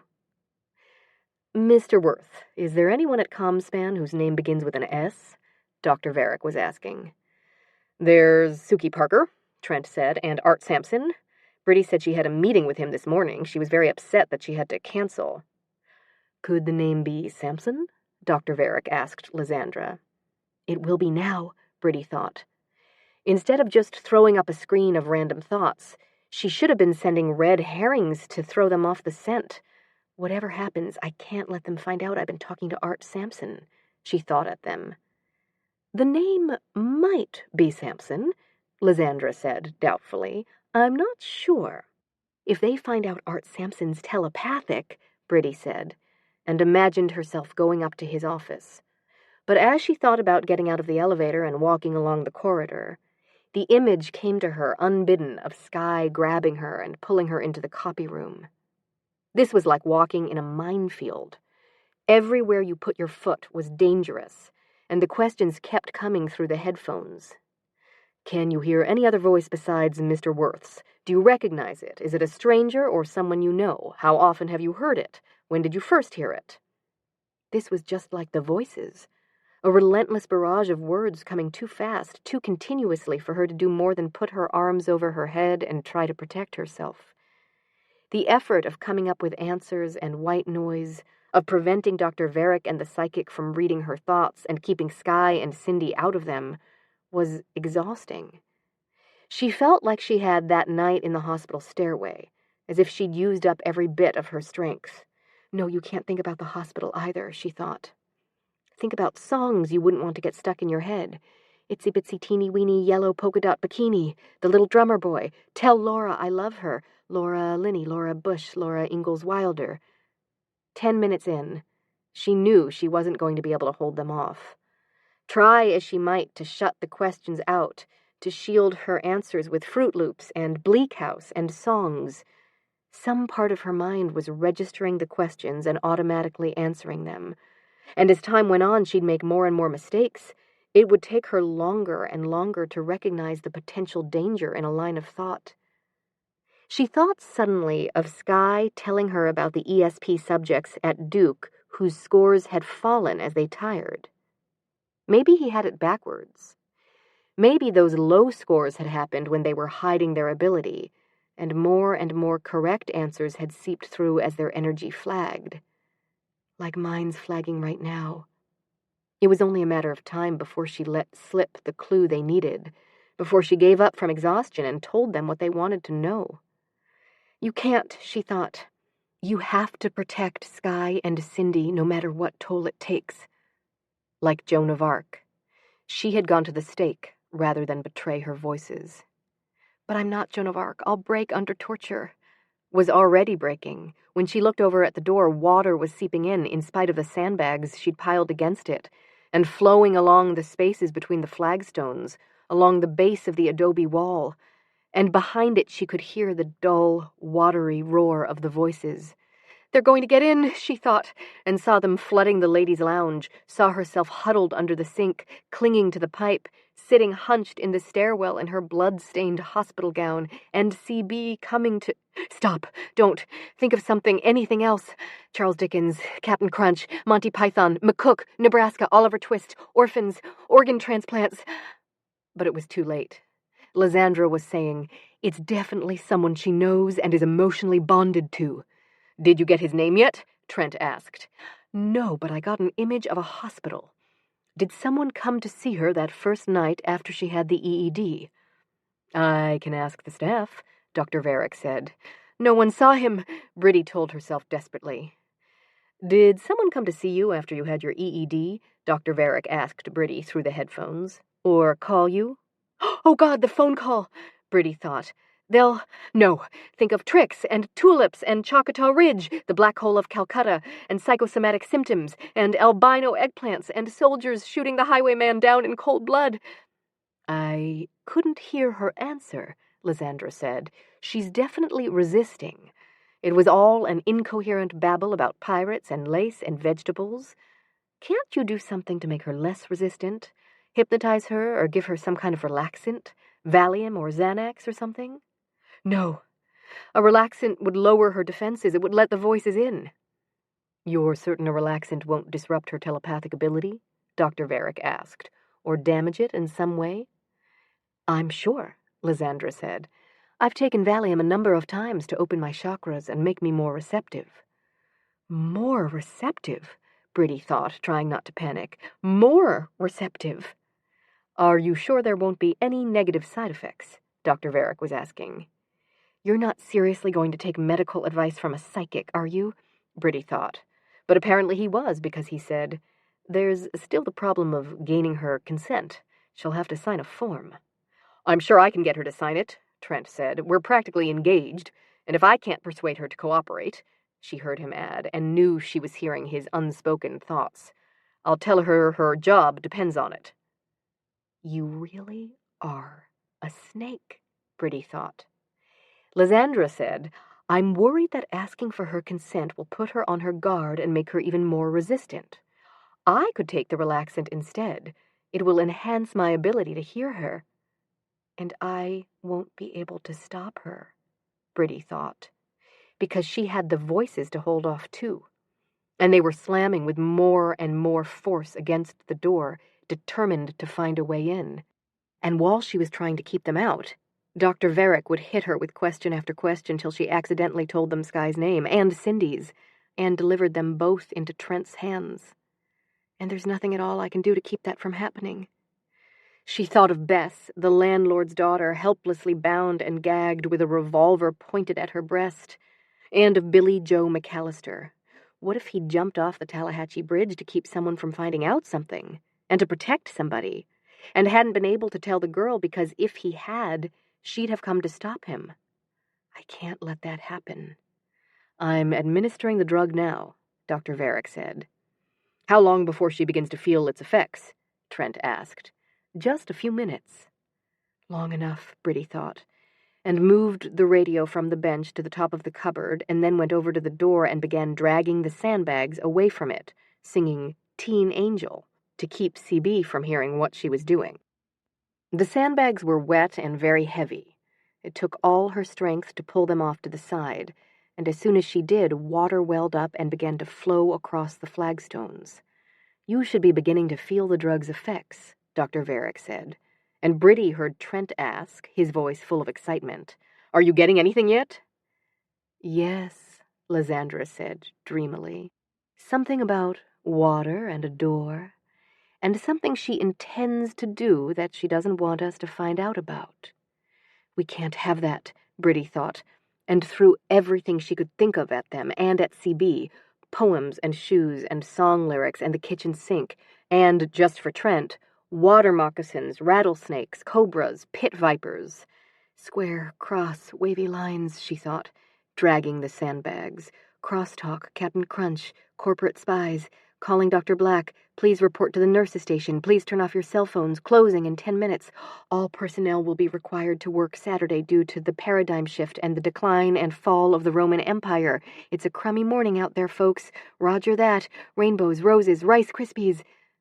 But it didn't do any good. I've almost got it, Lysandra said. Ask her again who she's talking to. The rivulets were spreading out across the flagstones in a widening sheet. After Briddey dragged the last sandbag away, she had to splash through the water to get to the door. There are definitely 2 people. Ask her directly what their names are. St. Catherine, Briddey said. St. Margaret, St. Michael, Thomas Hardy, Tobias Marshall, Patience Lovelace, Ethel Godwin, Bridey Murphy, Adelaide. She put her hands on the bar to let it out of its brackets, and then stopped, looking past the door at the wall of roaring voices rising beyond it, waiting to drown the courtyard and Dr. Varick's questions and her answers. And her. I can't, she thought, remembering the ladies' room and the storage closet. They'll wash me over the edge. They'll dash me against the rocks. Can you tell who they are? Dr. Varick was asking. A male and a female, Lysandra said. She calls the female Cindy, but that's not her real name. It begins with an M. Mary, I think, or May... McAllister, Briddey said, lifting the bar. Billy Joe McAllister, and opened the door. Chapter 30. A quote from Dorothy L. Sayers' The 9 Tailors. Christ, the sluice gates are going. For an endless moment, nothing happened, and Briddey thought, it's not going to get here in time. They'll hear Maeve's name before it. And then the voices hit her head on. Not like water at all, but like a battering ram, so fierce it had to be every single person, every single thought in the hospital. It hurts. Oh, it hurts. What do you mean there's nothing you can do? My fault. Should never have let him drive. Multiple lacerations. Stroke. Bad news. Metastasized. The force of them flung her violently up against the cottonwood tree, and she wrapped her arms around its wide trunk and clung there, gasping. The voices had been bad before, but these were far worse, throwing up a deafening spray of panic and fury and pain. I'll never be able to hold out against them, she thought. And there was no railing to cling to, no CB, only the cottonwood's trunk, and it was too big around to get a decent hold. Her hands scrabbled against the rough bark, trying to gain a purchase as the voices crashed against her. No chance of recovery. Hemorrhage. Tumor. Inoperable. But she's only 6. Third-degree burns over 80% of his... Where the hell is that crash cart? And above them, she heard Lysandra say clearly, I can hear other voices, and then cry out, Oh, God, what's happening? Briddey glanced over at the radio. It was still on the top of the cupboard, and the water had nearly reached it. What's wrong, Lysandra? She heard Dr. Varick say anxiously. Talk to me. Thousands of them! Lysandra shrieked, and Briddey heard Trent shout, his voice rising. Get them off me! Oh no, Briddey thought. They're being deluged by the voices, too. She glanced over at the door as if she might be able to reach it and shut it, but water was pouring through it in a raging torrent and rising by the minute. Nurse! Dr. Varick called, and then the radio was swept off the cupboard and into the water as it surged against the inside walls of the courtyard, carrying radio and cupboard with it. She's having a seizure! A man shouted as the radio bobbed past her. Get a nurse in here, stat! And she couldn't tell if it was Dr. Varick or one of the voices because they were all calling for help. Nurse! And get them off me! And don't let me die! Briddey needed to call for help, too, or the voices would carry her over the edge. They'd dash her on the rocks. But you mustn't, she thought, clinging desperately to the cottonwood's trunk. If you do, you'll give him away, and they'll burn him at the stake. The voices and the water were rising faster now. Never regained consciousness. Terminal. Couldn't save. Nothing we could do. Save. And her fingers were slipping. She was losing her hold. She was going to call for help in spite of herself, to betray CB. And there was nothing she could do. Yes, there is, she thought, and shut her eyes and let go of the tree. And she was in the roiling water, flailing, floundering, and under it, and her mouth was full of water. Thank heavens, she thought as she gulped and choked. Now I can't betray him. Her lungs filled, and she began to gag, to cough. But not from the water she'd swallowed. From the smoke. No, she thought frantically, it can't be smoke. But she could smell the acrid tang of burning, and when she opened her eyes, it was everywhere, so thick she couldn't see the walls or the door, and CB had his arm around her. He was holding her head above water. No, she sobbed, fighting against him. Go away. If you stay, they'll hear you. Not over this din, they won't, he said, plowing chest deep through the water toward the smoke-filled courtyard. You don't understand. Dr. Varick's got a psychic, Lysandra, who can hear everything I think, even in my safe room. They'll find out about you. She hit wildly at him. You've got to go. What are you? Ow, geez, Briddey, that was my nose. He grabbed her wrists, pinioning them against his chest so she couldn't hit him again. What the hell are you trying to do, kill me? No, I'm trying to get you to leave, she cried, struggling to free herself from his grasp, to dive away from him. He hauled her back to the surface. Well then, stop fighting me, he said, and half pushed, half dragged her out of the water and onto a dry patch of flagstones. It was covered with burning embers, and smoke obscured the adobe wall behind it. She collapsed against the wall, coughing. CB was coughing too, bent over, his hands on his knees. He was drenched, and his face was streaked with soot. Water dripped from his clothes and down the back of his neck onto the flagstones. Are you okay? He asked Briddey between bouts of coughing. No, she said. Why did you come? You're kidding, right? When have I not come when you were in trouble? Never, she thought, but this time you weren't supposed to. I'm so sorry. I didn't mean to call you. You didn't. I was already here. As soon as I realized Sedona was famous for its psychics, and that one of its most famous ones had red hair, Varick's going there and wanting to keep it secret suddenly all made sense, and I tried to call to you, and when you shut me out, I figured something must be wrong, so I came straight to the hospital to find out what. You came to the hospital? She said, horrified, looking past the courtyard to the reality of the testing room, hoping against hope that he wasn't here, that he was somewhere else in the building, on the floor where she'd been that first night, or in the stairwell she'd fled to, and was doing this remotely. But he wasn't. He was kneeling next to her as she sat huddled on the floor against the soundproofed wall.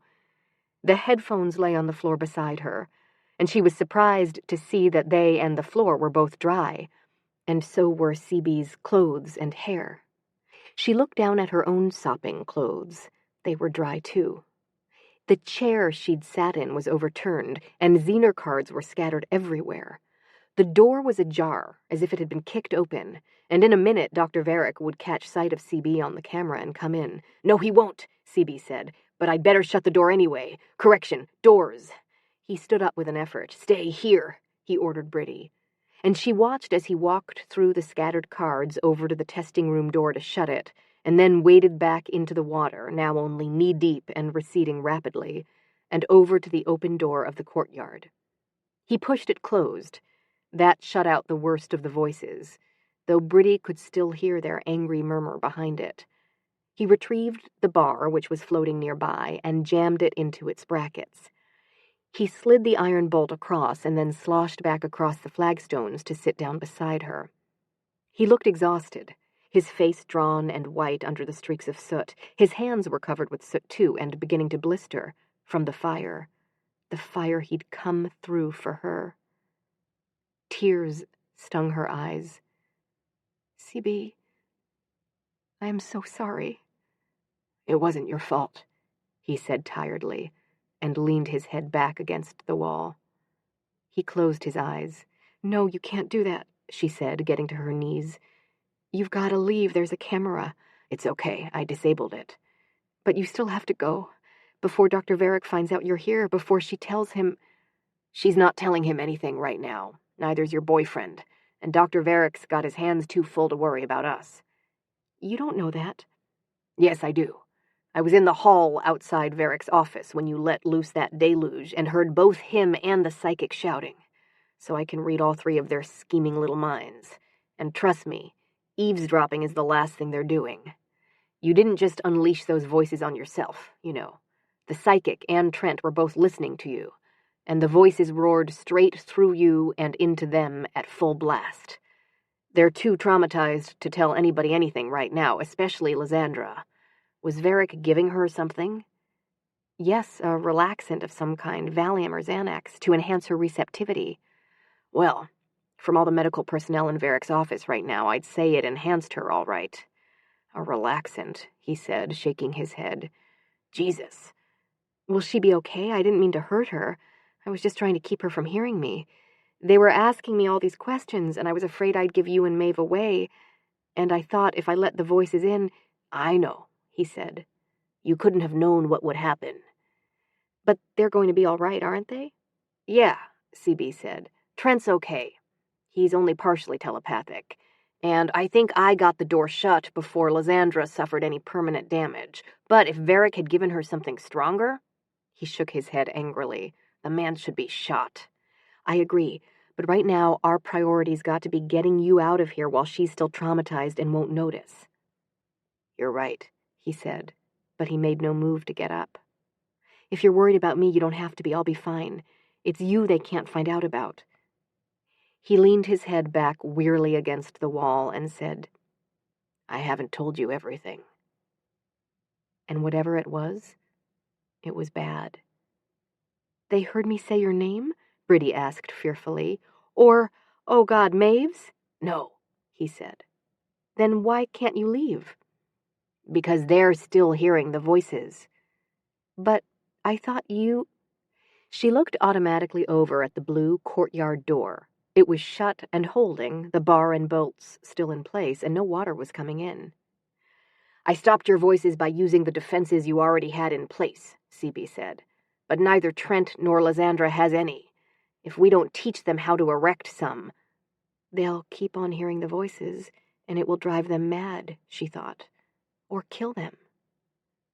"But if you tell them how to keep the voices out, they'll know you're telepathic. Can't you put up a barricade for them like you did with Maeve? And like you did with me in the Carnegie room?" "No," he said. "I wasn't blocking nearly as many voices, and that was only for a short period of time." "But you'd only have to do it till the relaxant wears off." He shook his head. "We can't count on the voices stopping then. The deluge obviously did more than trigger their receptivity. It overwhelmed their inhibitors." "So they'll go on hearing the voices forever?" like us. He nodded. I'd have to block them indefinitely, and not just take them down to a murmur, but shut them out completely, which takes a lot more energy and focus. Briddey thought of the toll just trying to keep them from hearing CB's and Maeve's names had taken on her. It had exhausted her completely, and CB would have to block them from hearing his thoughts, too, and hers, or they'd know what he was up to. 2 people are exponentially harder to block than 1, he said, and he was already completely worn out from saving her from the flood. And the fire, she thought, and from rescuing her before in the hospital and the theater and the storage room, and getting almost no sleep because he'd had to take her home from the hospital and to take her to get her car and rescue Maeve. And stand guard over me, she thought, gazing at him as he sat slumped against the wall, looking defeated and bone-weary. He was right. There was no way he had the strength or endurance to block Trent and Lysandra for long enough to do any good. We can't just leave them to the mercy of the voices, CB said, even though I'd like to. You'll notice they didn't send a nurse in here to make sure you were okay. You could be in here having seizures for all they know, or care. And if Lysandra hadn't volunteered to take the relaxant, they wouldn't have hesitated to give it to me. But exactly, CB said. We can't just stand by and watch them have a psychotic break when we're the ones who caused it. You mean I am, Briddey thought sickly. This was my bright idea. And it had totally backfired. Not only had she nearly killed Trent and Lysandra, but instead of protecting CB, she delivered him right into their hands. I am so sorry I got you into this, she said. You couldn't have known opening the door would... No. I mean all of this. If I'd listened to you when you tried to warn me about having the EED, none of this would ever have happened. Your secret would be safe. Yeah, well, and if I'd told you what Trent was up to in the first place, it wouldn't have happened either. But it did, and we need to go try to get those voices under control. Come on, get up, he said, even though he was the one sitting on the ground. But couldn't I go in there instead? I know how to erect a perimeter and a safe room. I could teach them. He was shaking his head. A perimeter and a safe room won't be enough to protect Lysandra. She needs... You could give me directions. You could stay in here and tell me what to say, and I could... It would take too long. And they already know you were talking to somebody. They'll be determined to find out who, and I'm not sending you in there alone to face an inquisition. But, besides, this is going to take both of us. Come on, he said, extending his hands to her so she could help him up. She reached for him, and the 2 of them were instantly back in the testing room, and she was the one sitting on the floor, and he was standing over her with his hands extended. There wasn't a mark on them, no soot, no burns. Thank God, she thought, clasping them tightly. He pulled her up. But if they find out he's a telepath, they won't think twice about sending him back into the fire, she thought. They'll interrogate him, they'll give him drugs to enhance his receptivity, and he won't be able to hold back the voices. He'll be burned alive. Ready? CB was saying. No, there has to be something else we can do. In the library, you said you'd been working on a jammer. Could you invent something in the next 5 minutes to block the voices? Afraid not. He smiled at her gently. Maybe it won't be as bad as we think. Maybe after what's happened, they'll decide they don't want to have anything more to do with telepathy. From what I'm getting from Trent, his voices take the form of bugs crawling all over him. And the psychic's reaction has to have scared the hell out of Varric. They may already have figured out telepathy's a terrible idea. You're crazy, Maeve's voice said out of nowhere. They won't ever think that. Aunt Briddey, tell him he can't let them find out who he is. What are you doing here? CB demanded. I thought I told you to stay in your safe room. I was listening, Maeve said defiantly. And it's a good thing. Helping them's an awful idea. So is them finding out about you. Get inside, CB ordered her. And they were all abruptly back in the courtyard. Maeve standing there on the blackened flagstones in her Rapunzel dress and tiara, arms akimbo. You can't tell them about the telepathy, she said. Once they know about it, they'll never leave you alone. They'll keep pestering you till you tell them everything. She's right, Briddey said. Once they smell blood in the water, they'll make you tell them, Maeve said. And Trent will put it in his phone, and all the moms will buy it, and they'll know all the things their kids do that they aren't supposed to, and nobody will be able to do anything or go anywhere. Danica's mom is really strict. If she finds out about Danica watching zombie movies, she'll ground her forever. And some of the kids have parents who are really mean. It'll be worse than hearing the voices even. You can't let them find out. I know, CB said. And that's why you've got to go home. They don't know about you, and we've got to keep it that way. You need to go. Not till you promise me you won't tell them. Remember when Mom went to that helicopter mom rehab seminar? She said, appealing to Briddey, and she promised she was going to stop reading my Facebook page and my texts and hovering over me every second, but she didn't. You can't trust them. We don't, CB said. It'll be okay. No, it won't, Maeve was practically crying. They're like zombies. It's not good enough to just shoot them. You have to blow them up or they'll just keep coming. And why do you have to save them anyway? They're creeps.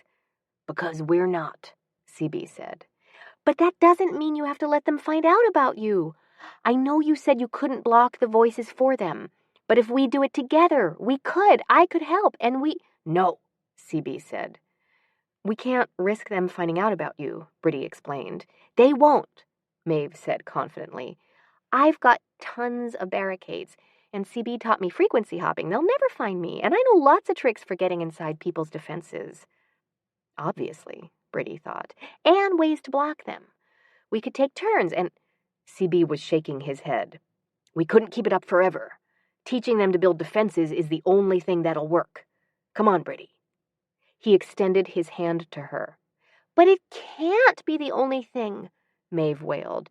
There has to be something else. Maybe we could trick them, like in Zombie-geddon. They made the zombies think they were hiding in this mall, and the zombies all went there, and they locked them in and gave them this drug that made them forget all about them. There's no drug that will make them forget about us, CB said. No, Maeve said in frustration. I meant we could trick them. You said people don't believe telepathy's real, and that there are all these people out there just pretending to read minds. So you guys could go help them build their defenses, and I could tell Mom I'm sick and get her to bring me to the hospital and... No. Absolutely not. Just listen. I could bring the nanny cam with me and hide it in here, and after you're done, you could say to Aunt Briddey, do you think we fooled them? And Aunt Briddey could say, yeah, they really think it's telepathy. I hope they don't look in the testing room. And then they will, and they'll find the nanny cam and think that telepathy was all a big trick, and you guys were bugging them like Aunt Briddey thought you were bugging her hospital room. No, CB said. In the first place, they're not going to be fooled by a nanny cam. But I could... And in the second place, you're not coming anywhere near the hospital. You're going to go home and into your castle and pull up the drawbridge and stay there till I tell you you can come out. And I know exactly how well forbidding her to do something will work, Briddey thought. The minute they took their eyes off her, she'd be over the wall and undertaking some even more dangerous scheme she'd gotten from Zombie-geddon or Beauty and the Beast. The only way to stop her was to make her understand how disastrous it would be for them to discover her ability. Come here, Maeve, she said, going over to the cottonwood tree and righting the overturned bench. She sat down on one end and patted the space beside her. Sit down. No. Maeve folded her arms and jutted out her chin. CB isn't doing this to protect you. He knows you're really smart and that you're not afraid. He's doing it because it's crucial they not find out what causes the telepathy. I wouldn't tell them. I know you wouldn't. But just letting Dr. Varick and Lysandra find out you exist would give it away. But CB's letting them find out about him. That's the same thing. No, it's not. Right now, they think the EED caused my telepathy, not my being Irish. And they don't know CB's Irish. They think he's Jewish. But if they find out about you, that will give them the clue they need. Like when the witch sees the horse, Maeve said. The witch? Briddey said, lost. In Zombie-geddon? No, in Tangled. She sees the horse and figures out it must have had a rider, and then she thinks maybe he found the tower, and she goes back and finds out Rapunzel's gone. Exactly. Each clue will lead them to the next one, and we won't be able to stop it. It will be like a... She started to say a snowball, and then changed her mind. They didn't have time to listen to the entire plot of Frozen, too. Like a feedback loop, she said instead. You know what that is, don't you? Of course I know what a feedback loop is, Maeve said. A feedback loop, CB murmured. What? Briddey said. Nothing, he said, and waved her to continue. So, Maeve, you know that once a feedback loop is in motion, it keeps getting stronger and stronger till there's no way to stop it, right, CB? She asked, but he didn't answer. Like dominoes, Maeve said, where you knock one over and it knocks the next one over and the next. Till they all fall down, yes, Briddey said. If they find out you're telepathic, they'll realize it's inherited, and they'll find the R1b gene cluster, and it'll tell them how the telepathy works. And that will show them how to replicate it electronically, CB said, coming out of his reverie. And once they know that, there won't be any way we can stop them. So it's really important they don't find out about you, Briddey said. Maeve nodded. Like in Silence of the Zombies. They're hiding from the zombies and they have to be totally quiet. Exactly, CB said. Your Aunt Briddey and I will take care of this part. I need you to go inside your castle and pull up the drawbridge and then go into the safest part of the castle. My tower, Maeve said. It's really safe. Nobody can get in. Good, CB said. I want you to lock yourself in and stay there till I tell you it's safe to come out, and not talk to anybody or listen to anybody. Not even Briddey and me. How can I hear you telling me it's safe to come out if I'm not supposed to listen to you? Maeve asked practically. I'll text you, CB said. How can you? You don't have a smartphone. I'll borrow your Aunt Briddey's, and don't worry. Everything's going to be fine. I have a plan. What is it? Maeve asked eagerly. Tell me. I can't. They might be listening, but I can tell you this much. It won't work unless you do your part. Okay, Maeve said grudgingly. But it better be a good plan. And she disappeared. Is it? Briddey asked after she was gone. A good plan? He ignored her question. When Dr. Varick talked to you about connecting, he told you the neural pathway operated as a feedback loop, right? And that each signal between you intensified it exponentially. Yes, and you told me it didn't work like that. It doesn't. So how does that help your plan? She asked. And when he didn't answer, you don't have a plan, do you? No, not yet. But don't worry, I'll come up with something. And if all else fails, we'll throw miscellaneous arms and legs and hands at them while we escape, like they do in Zombie NATO. He grinned at her. Seriously, we'll cross that bridge when we come to it. And hope it isn't the Tallahatchie. In the meantime, we need to go help your boyfriend and Lysandra get their defenses up. He's not my boyfriend, Briddey said. We'll cross that bridge when we come to it, too. CB held out his hand again and led her out of the courtyard into the testing room. Right now, we need to get in there before they come looking for us, if they aren't already. And when she hesitated, he said, I got you out of the theater, didn't I? And out of the library? I'll get us out of this. I hope so, she thought fervently. Come on, he said and smiled at her. Let's go save France. Chapter 31. A quote from Sci-Fi's Alice. Do you trust me? Completely. Good. Follow me. I'm getting us out of here. CB had been worried that they might be looking for them, but they were all in the other testing room, along with a nurse who knelt next to Lysandra as she sat huddled on a chair with a blanket around her shoulders, breathing raggedly into an oxygen mask. The nurse was taking her blood pressure, and at every touch Lysandra flinched. Trent sat across from them, brushing compulsively at his arms and pant legs. Dr. Varick looked up, saw CB and Briddey, and said brusquely, Why aren't you in the testing room? At the same time, Trent said, What are you doing down here, Schwartz? Did Comspan send you down? And Lysandra backed against the wall, pointed an accusing finger at Briddey, and shrieked, Don't let her near me! She'll do it again! Nobody's going to do anything to you, Briddey heard CB say to her. I'm here to help. And it was obvious Lysandra had heard him because she turned, her finger still pointed at Briddey, to look at him in surprise. It was equally obvious that Trent hadn't heard, because he said anxiously, I'd rather you didn't say anything about this at Comspan, Schwartz. Dr. Varick strode toward CB. You can't be in here. Miss Flanagan, who is this? He demanded. And what's he doing here? He's C.B. Schwartz, Trent answered for her. He works at Comspan. I'm assuming he's here on business. He turned to C.B. Aren't you? No, C.B. said. He's... Lysandra began. C.B. cut her off. Tell Dr. Varick the nurse has to leave, he ordered her. You want to avoid publicity about this, right? Lysandra nodded and ordered the nurse out. She needs to be admitted, the nurse protested, looking at Dr. Varick. She's obviously distraught, and her heart rate... I want her to leave now, Lysandra said.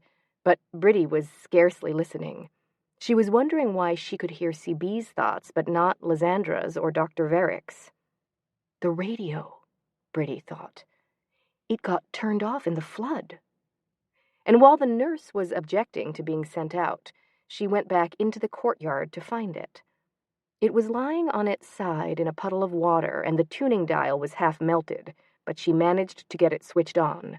She couldn't find Dr. Varick's station or Lysandra's. She had to settle for Trent's. Mistake. His thoughts were a nearly incoherent tangle of fear, loathing, and insects crawling all over him, mixed with concern about what C.B. was doing there and what he was going to tell Comspan. She tapped on the knob, and Lysandra's thoughts poured out, more hysterically incoherent than Trent's. The nurse was still arguing with Dr. Varick. Either she leaves or I leave, Lysandra said, and, still wrapped in the blanket, tried to get up out of the chair. No, don't, Dr. Varick said hastily. Nurse, that will be all. He motioned her out. But your presence is upsetting my patient. I'll call you if I need you. The nurse went out, and the moment she shut the door behind her, Dr. Varick said to Briddey, Now, suppose you tell me exactly what's going on and what this man is doing here. He's the mind reader she was talking to, Lysandra said. The person she was trying to keep secret. C.B.? Briddey heard Trent think disbelievingly. Is that true, Miss Flanagan? Dr. Varick asked Briddey. It's okay, Briddey, C.B. said. Tell him. Yes, she said reluctantly. Why wouldn't you tell us you were talking to him? Dr. Varick asked. Because I knew what would happen, Briddey thought bitterly. Exactly what's happening right now. An interrogation. You said two people had to be emotionally bonded to connect, she said, and I was afraid Trent would... Think that you were emotionally bonded to C.B. Schwartz? Trent said. You're joking, right? And Briddey winced. Dr. Varick turned to C.B.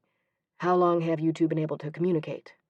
Since right after Ms. Flanagan's surgery.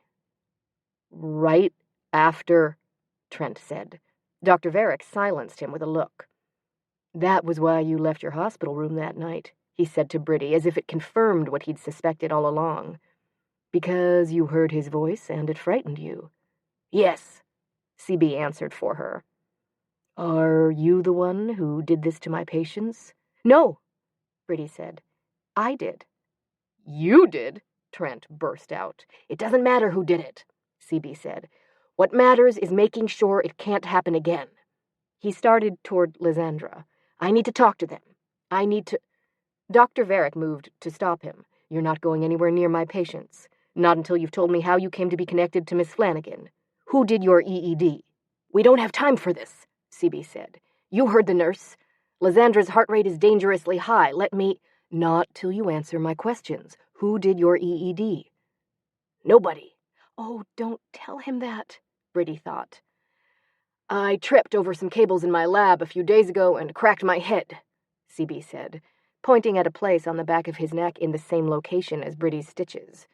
Knocked myself out, and when I came to, I could hear voices, including Ms. Flanagan's, and that mob of strangers these two just heard. He gestured at Trent and Lysandra. And that they'll hear again if I don't show them how to defend themselves. Defend themselves? Dr. Varick said. What does that mean? And how do I know you won't do them further harm? Or that you're even telepathic? You haven't given me any proof. I was the one who called the hospital that night, C.B. said, to report that Ms. Flanagan had left her room and was in the stairwell. You can check the hospital call log and comspans. I made the call from there. That's hardly proof. Look, I'll give you any proof you want after I've... I'm not letting you do anything until— Fine, CB said, and snatched up the Zener cards from the table. Briddey, go to Dr. Varick's office and write down what I send you. He handed the cards to Dr. Varick. Shuffle them.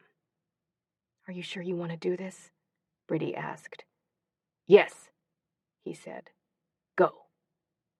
She nodded and went down the inner hall to the office where they'd been before, hoping she wouldn't have to contend with the banished nurse. But the office was empty. She grabbed a pen off the desk and began opening drawers, looking for something to write on. The bottom one held the plastic bag of her belongings that the nurse had taken from her. Ready? CB asked. Almost, she said, taking her phone out of the bag and pocketing it. Okay, am I supposed to— Just write what I tell you, he said, and rattled off a series of symbols, star, star, cross, wavy lines, circle, which she transcribed. Okay, come back in, he said. And the moment she did, he grabbed the list from her and thrust it into Dr. Varick's hands. There's your proof. Now let us help them. Dr. Varick wasn't listening. He was looking from the list to the upturned cards. This is a perfect score, he said, sounding astonished. You gave me all right answers? Briddey said, horrified. To let Dr. Varick know the full extent of his telepathy was suicide. I didn't have time for anything else, CB said. It was the only way to convince him. Only it hadn't. This is impossible, Dr. Varick was saying. Is this some kind of trick? No, Lysandra said shakily. It's real. I heard them sending. Please, let them help us. Dr. Varick glared at her. This is completely against medical— Look, CB said. I'll agree to whatever tests or scans you want. No, Briddey thought, but you've got to let us help them now. Please, Lysandra begged, shivering convulsively. Let him, before the voices come back. All right, Dr. Varick said, but then I want answers. It's a deal, CB said, and went immediately to Lysandra. You help Trent, he told Briddey, and keep Varick out of my way. He squatted down in front of Lysandra and said, You're okay. I'm right here. I've got you. What are you going to do? Dr. Varick asked, looking at them. Repair the damage you did when you gave her a relaxant, Briddey said, if he can. Did you give her anything else? Information regarding a patient's treatment is protected by physician-patient confidentiality, Dr. Varick said stiffly. It can't be shared. It already has been, whether you like it or not. Now, did you give her anything else, or hypnotize her? Dr. Varick looked over at Lysandra, who was still shaking, though not quite as violently now that CB was talking to her. No, just the relaxant, Dr. Varick said. And she assured me she'd taken it before without any adverse effects. He told Briddey the name and dosage, his eyes fixed on Lysandra, who was watching CB intently as he said over and over, You're okay. They can't get you. They were everywhere, Lysandra sobbed. Everywhere. I know, CB said comfortingly, but it's okay now. Where did you go? Lysandra cried, grabbing wildly for him. I can't hear you. Briddey looked inquiringly over at CB, who was still saying, They can't get you. I can't hear you, Lysandra wailed, and then, as CB repeated, I'm right here, she suddenly relaxed. Oh, thank goodness, she said. For a moment there. What just happened? Dr. Varick asked Briddey. What did happen? Briddey asked CB. Why couldn't she hear you? I don't know, CB said, frowning. The other voices must have drowned mine out for a few seconds. No, they didn't, Lysandra said. I couldn't hear anything. Why did Lysandra say she couldn't hear you? Dr. Varick was asking. Because you distracted her, Briddey said. You need to sit down and keep very quiet so you don't break their concentration. If you do, she could go into shock. Or worse. Worse?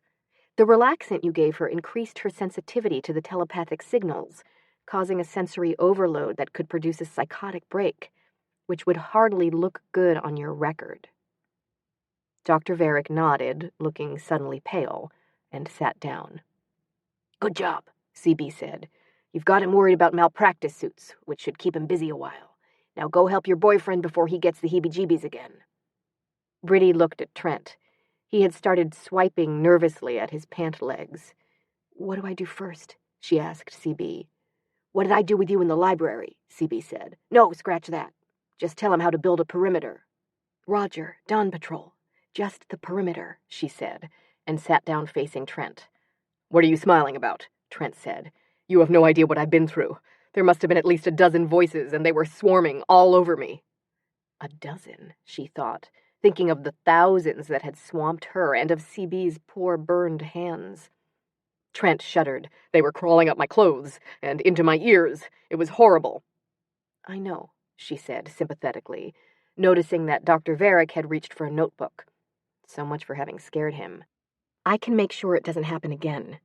But we have to talk mentally, not aloud, she added, trying to keep what Dr. Varick found out to a minimum. All right, Trent said, digging at his neck. You should have warned me. Just think if we'd gone ahead with the phone and then something like this had happened. At least he recognizes how dangerous telepathy is, she thought, and started to explain how to put up a perimeter. You need to imagine a wall, or a... Imagine? Trent said scornfully. You're going to teach me to imagine these things away? No, your brain will be creating electrochemical defenses, but the way you make it do that is by visualizing a wall, or... Did Schwartz tell you that? Trent said, looking over at CB. Lysandra had a death grip on his knee just like Briddey had that night in his car. It was more fun when you did it, CB told her, and she started to smile again, and then decided she'd better not let Trent see that. But he wasn't looking at her. He was still watching CB. I can't believe you thought I'd be jealous of him. I mean, I know Dr. Varick told us an emotional bond was necessary for people to connect, but come on. The Hunchback of Notre Dame? You have no idea how close you are to me opening that door and letting you be devoured by bugs, Briddey thought. But CB had said to help him, so she took Trent through the steps of putting up his perimeter and then said, if you hear the voices, you focus on it and think, they can't get through it. Trent nodded. I focus on... His voice cut off. Briddey frowned. Trent? Can you hear me? Nothing. She couldn't hear him at all. And his wasn't the only voice to have cut out. CB's voice and Lysandra's, which she'd heard continuously in the background as she coached Trent, had gone silent too, and so had the always-present murmur of the voices beyond her perimeter. She glanced over at CB, but he and Lysandra were obviously still able to hear each other. He was still focused intently on her, and she still had that death grip on his knee. So what was happening? CB's decided to try to block the voices after all, in spite of the difficulty, Briddey thought. He concluded it was the only way to keep the telepathy out of their hands, so he blocked Lysandra, and now he's blocking me. But if that was what he was doing, he'd have blocked Trent, not her. Maybe since she was talking to him, he'd had to block both of them. CB, did you do that? She called. Nothing. And not only didn't he respond, yes, or doing what, but his attention never wavered from Lysandra's face. He can't hear me, she thought, and she couldn't hear anything at all. Then Trent was back, saying accusingly, Why didn't you answer me? I asked you whether you wanted me to focus on the wall, and you didn't answer me. He stopped to swipe reflexively at his shirt front, and the bugs, which meant she was the only one who'd been blocked. I'm sorry, Briddey said. Yes, focus on your wall, and think, it's impregnable. Say it over and over. And as soon as he'd started, she returned to pondering the shutdown. It must have been some reaction to the deluge. All those voices had been too much for her mind to process, and she'd done the neural equivalent of fainting or something. She wondered if she should tell CB, but he already had enough to worry about. Plus, he'd said they didn't have much time to get the others' defenses up, and she hadn't even started on Trent's safe room. Trent was still repeating, It's impregnable. All right, Briddey said. Now, you're going to build a safe room inside your perimeter, and explained what it had to be like, listening warily for another abrupt loss of sound. But it didn't happen again, which was good, because they didn't need anything else to worry about. Neither Lysandra's collapse and Trent's twitching, nor CB's dire warnings of how dangerous telepathy was, had had any effect on Dr. Varick. He was earnestly taking notes, and Briddey heard him think, if Lysandra's too traumatized to continue monitoring their tests, I'll need to bring in Michael Jacobson and the Dowds. Oh no, Briddey thought. He's got other telepaths, which meant even if they could convince Trent and Lysandra that telepathy was a terrible idea, Dr. Varick would still have a way to continue doing research. She needed to tell CB. I don't understand what you mean by pleasant associations, Trent was saying. It needs to be somewhere you'd feel both safe and happy, Briddey said absently. Like an executive suite like Hamilton's. Of course, Briddey thought. I might have known, and was glad CB was too busy with Lysandra to be listening to this. Perfect, she told Trent. She set him to imagining the executive suite's walls and furnishings, and then said to CB, I need to tell you something. Can you meet me in Santa Fe? You bet, he said, and, after telling Lysandra to focus on her perimeter, came into the courtyard. But when Briddey told him, he already knew about the other telepaths. They're Varick's patients. I heard him thinking about them earlier. Michael Jacobson was the first one to report hearing his fiancée's voice after they had the EED. She couldn't hear him, though, and both Dowds are only partially telepathic. He thought you were a more promising prospect. Because of my red hair? Yeah. Jacobson's a strawberry blonde, and both Dowds have chestnut hair. At least he hasn't tumbled to the Irish connection. No, but it's just a matter of time before he does. Because red hair's an inherited trait. He's already leaning toward a genetic explanation, and the name Dowd's Irish. But Schwartz isn't, and Jacobson's Scandinavian, and Lysandra's last name is Walensky. Yeah, but we need to give him another reason quick. He's already wondering why I don't have red hair, and if Lysandra recovers enough to answer questions, he'll find out that her mother's side of the family came from County Mayo. What kind of reason? Briddey asked. Preferably something that leads him away from inherited traits, like brain damage or drugs. Find out if Trent took that relaxant Varick prescribed, and if he ever had a concussion, played soccer, or wrapped his Porsche around a tree or something. I mean, it's obvious from his treatment of you that he was dropped on his head as a baby, but see what else you can find out that we might use. Finish getting his safe room up first, though. I don't know how much longer I can shield them from the brunt of the voices, he said, and left before she could tell him about her fainting spell. She went back to helping Trent visualize his executive suite, which he'd apparently been coveting for months, or years. He knew exactly what he wanted in it, right down to the paintings on the walls. Hamilton has a Modigliani. But I'm thinking maybe an Andreas Gorski, or an Orozco. Briddey wondered if Lysandra's safe room was as elaborate as Trent's. No. Listening to CB coaching her, she seemed to be more focused on making it as strong as possible. What if they break through the door? She was asking CB anxiously. They won't, CB said, but you can add another lock if that'll make you feel safer. Can it be a dead book? She said, and her voice cut off. Lysandra? CB said. Where did you go? Lysandra said. Why can't I hear you? And Briddey couldn't hear her thoughts, only the words she spoke aloud. She could still hear CB's thoughts, though. I'm right here, Lysandra, he was saying. Don't panic, the voices can't get in. I can't hear you, Lysandra said, her voice rising. What's going on? Dr. Varick demanded. He stood up. Talk to me, Lysandra, CB said. Tell me what's happening. She stared at him with wide, frightened eyes. Lysandra! He gave her a little shake. Lysandra! I can't hear your voice, she said. Your mind voice, I mean. I can still hear when you talk aloud. CB frowned. What about the other voices? Can you hear them? No. Briddey, say something to her, CB said. Lysandra, can you hear me? Briddey asked. Did you hear that? CB asked Lysandra. Hear what? I can't. Oh, now it's back. I said, what is going on? Dr. Varick demanded, advancing on them. Shh, CB said. Lysandra, tell me what happened. Everything suddenly went silent, like it did before, and I couldn't hear you. I couldn't hear anything. Did it fade out? Briddey asked. Or cut off suddenly? Suddenly. Like somebody flipped a switch, and it came back the same way? Lysandra nodded, and CB asked, "Briddey, why?" She looked at him, and this time he didn't need to be told to meet her in the courtyard. He was instantly there, saying, "Why'd you ask her that?" "Because the same thing happened to me." "When?" "Just a few minutes ago." "Was it like when you started hearing Trent and you could only hear him intermittently?" "No," Briddey said. "This was much more abrupt, like someone hanging up a phone, and I couldn't hear anything, including the voices beyond my perimeter. I don't think Trent could hear me either. He asked where I'd gone." "Lysandra said the same thing to me," CB mused. "And when she was talking just now, I couldn't hear her underlying thoughts.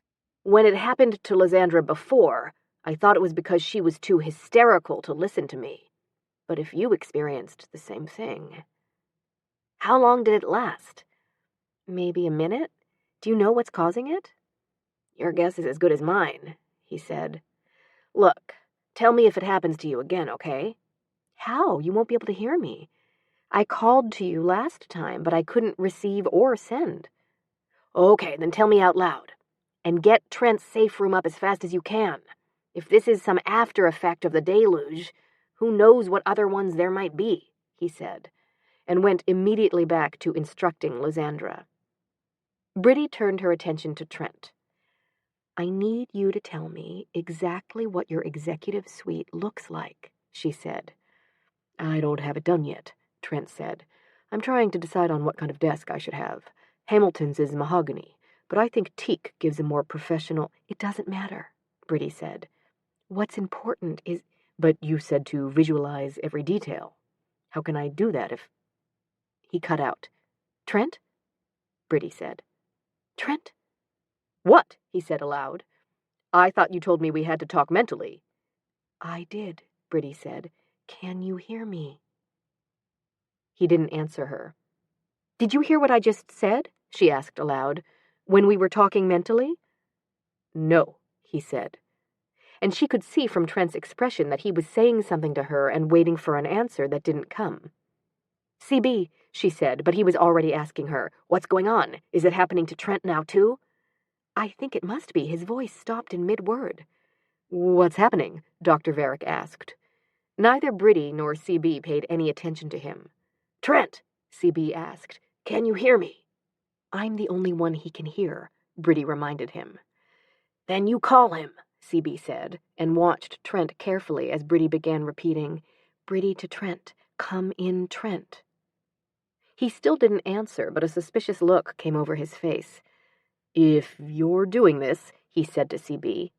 "Doing what?" CB said. "Tell us what's happening." "Is Mr. Worth having a disruption now?" Dr. Varick asked. "Shh," CB said. "Trent, can you hear Briddey's voice?" "No," Trent said, glaring at her accusingly. "I was asking her about the desk for my executive suite." "Executive suite?" Dr. Varick interrupted. "What are you talking about? Mr. Schwartz, you said..." "Shh," CB said. "Then what happened, Trent?" "She broke in asking me out loud if I could hear her, and I said yes, but she didn't hear me. And if she's talking mentally to me, I can't hear her either. I can't hear anything." "Including the voices?" "Yes, there's no sound at all. 1 second I could hear..." Briddey suddenly heard him think, and then I couldn't. "I can hear him again," she told CB. "So can I," CB said. "Trent, can you hear Briddey?" "Yes." "I demand to know what's going on here," Dr. Varick said. "We don't know," CB said. Liar, Trent thought. Schwartz is probably the one behind this. How do we know building these so-called defenses didn't cause... Oh no, they're back. And he began brushing madly at his legs. Good, Briddey thought. The voices will keep him from telling Dr. Varick that. And said, "Trent, this is why you need your safe room. Forget about the paintings and finish visualizing your walls." "What do you mean you don't know?" Dr. Varick was asking. "We don't know," CB said. "We lost telepathic contact with Trent for a short time, but we got it back." Which meant he wanted to downplay what had happened. And I should help, Briddey thought. "It's not an uncommon occurrence," she said. "Trent and I have experienced gaps in our communication before. The first few hours after we connected, we only caught occasional words and phrases, didn't we, Trent?" Yes, but, Trent began. Briddey cut him off. You said stress could interfere with connecting, she told Dr. Varick. And Trent and Lysandra have just undergone a tremendously stressful experience. And stress can also cause the voices to break through again, she told Trent. So you need to get a lock on your safe room door now. I will, Trent said, and hastily began envisioning a deadbolt while Briddey retreated to the courtyard to consider what Trent had said about CB's being behind this. Was he? The blackout had felt like someone had put a soundproof barrier between her and the voices, like her perimeter, only much more effective. But CB had said he didn't have the strength to block the voices, and he hadn't been lying about how exhausted he was. Looking at him now, coaching Lysandra, she could see the lines of weariness in his face and the shadows under his eyes. There was no faking those. She believed what he'd said about not being able to block the voices completely for more than a few minutes, but that was all this was. He could have done it. Only what good would blocking them for a few moments do? It would hardly convince Dr. Varick that the telepathy had stopped working, and if CB was behind the disruptions, he wouldn't have downplayed them. Unless he's trying to make them think he had nothing to do with them, that they're a natural occurrence, so he can pretend to be blanked out when Dr. Varick wants to do a scan. That would explain why she'd been blanked out, too. He'd had to block her once to make it look like the disruptions were affecting all of them. It also explained why he'd agreed so readily to the scans. He'd never intended to undergo them. How are you coming with Trent's safe room? CB asked. Can it stand up to the voices yet? I think so. Good, he replied, because I can't. His voice cut off, slicing through the T in can't, and Briddey thought, he's blocking me again. But why? He only needed to block her once to convince the others. So what do I do now that I've got this executive suite? She heard Trent say. Meaning, I'm not the one who's blocked, Briddey thought, glancing over at CB. His head was raised in a listening attitude, and the look on his face was one of shocked bewilderment. CB, she called to him. What's wrong? But he didn't answer. Because he's the one who's blanked out. That's why I couldn't hear him, because his voice couldn't get through to me. Or at least that was what he wanted them to believe. Nobody would suspect him of causing the disruptions if he was a victim of them, too. But if he was faking it, why didn't he say aloud, I just got cut off, and tell Dr. Varick he thought something was happening to the telepathy, that it seemed to be disappearing? He didn't say anything. He just stood there looking stunned. He isn't faking this, she thought. And a minute later, when it ended and he said, Briddey, I think the thing that happened to you just happened to me too. And she asked him what was causing it, and he said, I have no idea. She believed him. When yours started, he asked, did it? She was abruptly surrounded by silence. Did he get blanked out again, she wondered? But it was obvious this time she was the one being blanked out. She couldn't hear Trent either, or the voices.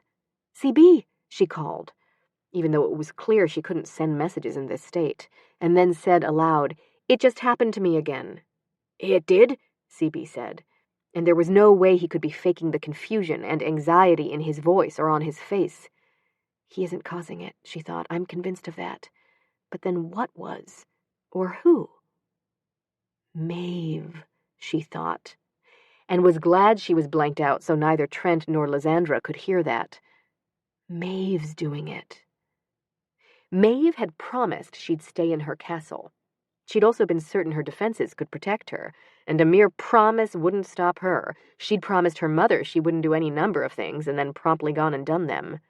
I need to talk to her, Briddey thought, but she couldn't while she was blanked out, and when the disruption ended, Trent and Lysandra would be able to hear her, and her top priority had to be keeping Maeve off their radar.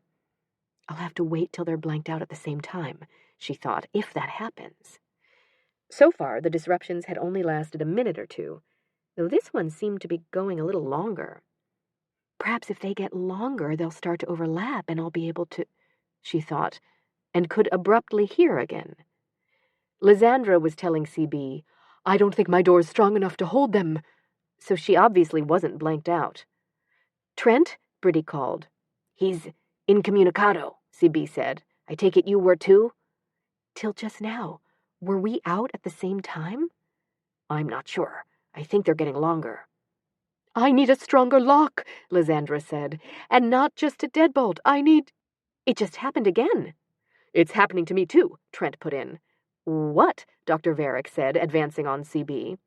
I should stay and help him, Briddey thought. But this was more important, and it might be her only chance to talk to Maeve while no one was listening. She dived for her courtyard, shut herself in, and called to Maeve. I want to talk to you right now. No answer. Of course not, Briddey thought, because she knows what I'm going to ask her. Cindy, she called again. Rapunzel! Maeve! Answer me this instant! Still no answer, and Briddey was rapidly running out of time. Lysandra or Trent could come out of the disruption any second, or CB would notice she'd gone into her safe room and... I can't believe you guys did that, Maeve said. I stayed in my castle just like CB told me to, and I didn't talk to anybody. So how come you blocked me like that? Chapter 32. A quote from Lewis Carroll's Alice in Wonderland. This time it vanished quite slowly, beginning with the end of the tail. Shh, Maeve, Briddey said, automatically looking at Lysandra and Trent and Dr. Varick. Not so loud. They'll hear you. No, they won't, Maeve said. I've got like 15 firewalls and encryption walls up around me. You didn't have to block me, too. I can't believe you did that. Tell me exactly what happened. Oh, like you don't know. I don't, Briddey said. I swear, tell me. I was listening to CB. He didn't say I couldn't listen, just that I couldn't talk, and all of a sudden I couldn't hear anything. It was like when your laptop crashes and the screen goes blue, you know? I couldn't hear anything, not even the zombies. And then what? Then I yelled at you and CB that I couldn't believe you guys did that. It's so not fair. What did you do after you couldn't hear anything? Briddey asked. I tried to reboot it, but I couldn't. I hit every key I could think of. Every key? Yeah, you know, like on a keyboard. They're not really keys, it's just visualizing, like the safe rooms and your radio. Anyway, I visualized my laptop and did everything you're supposed to do when it crashes, like turn it off and back on again, and I reset the default codes in case it was a V-chip or something, but nothing worked. And then the sound came back on, just like that. How long did it last, the not being able to hear? A really long time, like 15 minutes. You guys didn't have to do that. I did just what CB said to. I pulled up the drawbridge and lowered the portcullis and then went in my tower and stayed there. All I wanted to do was find out what was going on. And you didn't do anything but listen? No, Maeve said vehemently. I told you, Her voice bit off in mid-syllable. Oh no, now I've been cut off, Briddey thought, which would make Maeve furious. She'd think they were blocking her again. And then heard Lysandra saying, It happened again. Why does it keep happening? And realized Maeve was the one who'd been cut off. That'll make her even more furious, Briddey thought, and then I've got to tell CB. But how? She couldn't risk them being overheard, which meant she needed to wait till both Lysandra and Trent were blanked out, and from the sound of things, neither one was. They were both clamoring to know why the disruptions were happening. I don't know, CB told them. A likely story, Trent said. How do we know you're not doing it? He turned to Dr. Varick. He could be disrupting the telepathy to keep us from getting the data we need. This whole helping thing could have just been a ruse so he could sabotage. There, you see? He just cut me off again. Good. That's one down, Briddey thought. If you're interfering with my patient's telepathy, Mr. Schwartz, Dr. Varick said, moving forward menacingly. He isn't, Briddey said, inserting herself between them. It's happening to us, too. We don't know what's causing it. Is that true? Dr. Varick demanded. Yes, CB said, although I've been thinking. Lysandra was the first to experience it, right, Briddey? Yes, she said, hoping that was what he wanted her to say. Okay, It happened to Lysandra first and then to Briddey, CB said, pointing at them in turn, and then to Lysandra again, and then to Trent. What difference does it make what order it happened in? Dr. Varick asked impatiently. Because I think Lysandra may have caused it. Me? Lysandra said, outraged. My psychic spirit gift is everything to me. Why would I? Not intentionally, CB said. Dr. Varick, when you were attempting to get information from Ms. Flanagan, you gave Lysandra a relaxant. It diminished her ability to limit the number of voices she heard, and she began to hear more of them, hundreds. Thousands, Lysandra said. Millions. Exactly, CB said. She suddenly heard many more voices than her mind could handle, and her mind shut down, like when an electrical system becomes overloaded and blows a fuse. So Maeve was right, Briddey thought. The system did crash. But I wasn't given a relaxant, and neither were they, Trent said, pointing at her and CB. So why did the shutdown happen to us? Because all three of us were telepathically linked to Lysandra, CB said. So both the voices and her reaction to them would have cascaded from her to us in turn. And when her mind shut down, ours did too, like when a breaker trips, and that trips the next and the next. I thought it was a fuse, not a breaker, Briddey said to herself. And if it was a response to the deluge, why didn't it happen right then instead of half an hour later? But Dr. Varick didn't seem to have a problem with that, or with the rest of CB's explanation. So as the effect of the relaxant wears off, these shutdowns should get shorter in duration and then stop, he said. CB nodded.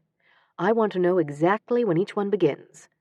And while CB and Briddey worked with Trent and Lysandra on getting into their safe rooms, the second they heard the voices, Dr. Varick charted the pattern and duration of the disruptions. They didn't grow appreciably longer, but they didn't grow shorter either. And Trent's and Lysandra's didn't overlap, so Briddey had no chance to tell CB that Maeve was having them too. If she was. Just because she told you that, it doesn't mean it's true, Briddey thought. Maeve was perfectly capable of lying, and very good at it. She had to be, with Mary Claire for a mother. Her entire story could have been concocted to keep Briddey from suspecting her. Because she knows I'd tell her to stop, that it's too risky. And impossible, no matter how much of a whiz she was. To do any good, she'd have to block both Trent and Lysandra for long enough to convince Dr. Varick and Trent that the telepathy had permanently vanished, which might take days or even weeks, and she could only keep it going for as long as she could stay awake. And even if she could somehow manage that, it wouldn't convince Dr. Varick. He had other patients who were telepathic, and Maeve couldn't block them. She didn't know they existed, and even if she'd been listening when Briddey and CB had discussed them, she hadn't heard their voices, so she'd have no way of finding them in amongst the thousands of clamoring voices. And she was already having trouble just blocking Trent and Lysandra for more than a couple of minutes at a time. Or not. When Briddey came out of the disruption, Dr. Varick told her it had lasted nearly 6 minutes, and that the frequency of the breaks was steadily increasing. I want to run an FCAT on all of you to see exactly what's happening. Briddey automatically looked at CB, expecting him to tell Dr. Varick that wasn't a good idea. But he said, Okay, maybe it'll tell us something. Now see what you've done, Maeve, Briddey thought, and tried to think of some way to signal CB that he shouldn't agree to it. But Dr. Varick was already saying, Mr. Schwartz, I'll take you and Lysandra first, this way, and leading them down the hall. Please, please go into your safe room, CB, Briddey thought. Okay, I'm in it, he said. You can't do this. I've got to. I need to find out what's going on. You don't understand, Briddey said. I think... And the voices vanished again. Maeve, she thought furiously, if you did this... But Maeve couldn't hear her. Nobody could. She was locked in a dome of silence. She did this to keep me from telling CB, Briddey thought, and hopefully that meant she would see to it that nothing would show up on his scan. But what if the signs of her interference could somehow be seen? Briddey had to talk to her, but she couldn't, not trapped in here. You can call her on the phone, she thought, if she could get out of here and away from Trent without him getting suspicious. He had picked up his phone the moment the others left the room. Briddey waited till he started texting someone and then said, "Tell Dr. Varick I need to use the ladies' room." Trent nodded vaguely, and she slipped out of the testing room, along the inner hall, through Dr. Varick's office, and out into the hallway. She darted along the hall to a stairwell like the one she'd fled to that first night here in the hospital, and ducked into it. She took out her phone, listened a moment to make sure she was still blanked out, and called Maeve. Mary Claire answered. "I'm sorry, Briddey," she said briskly, "but you can't talk to Maeve. She's lost her telephone privileges. She's grounded." Grounded? Yes. I caught her watching Brains, Brains, Brains. She knows she's not allowed to watch zombie movies, and she expressly disobeyed me. Did you know she was watching them? No, Briddey lied. How did you catch her? I went in to ask her to take some soup over to Aunt Una. I'm worried her rheumatism's acting up again.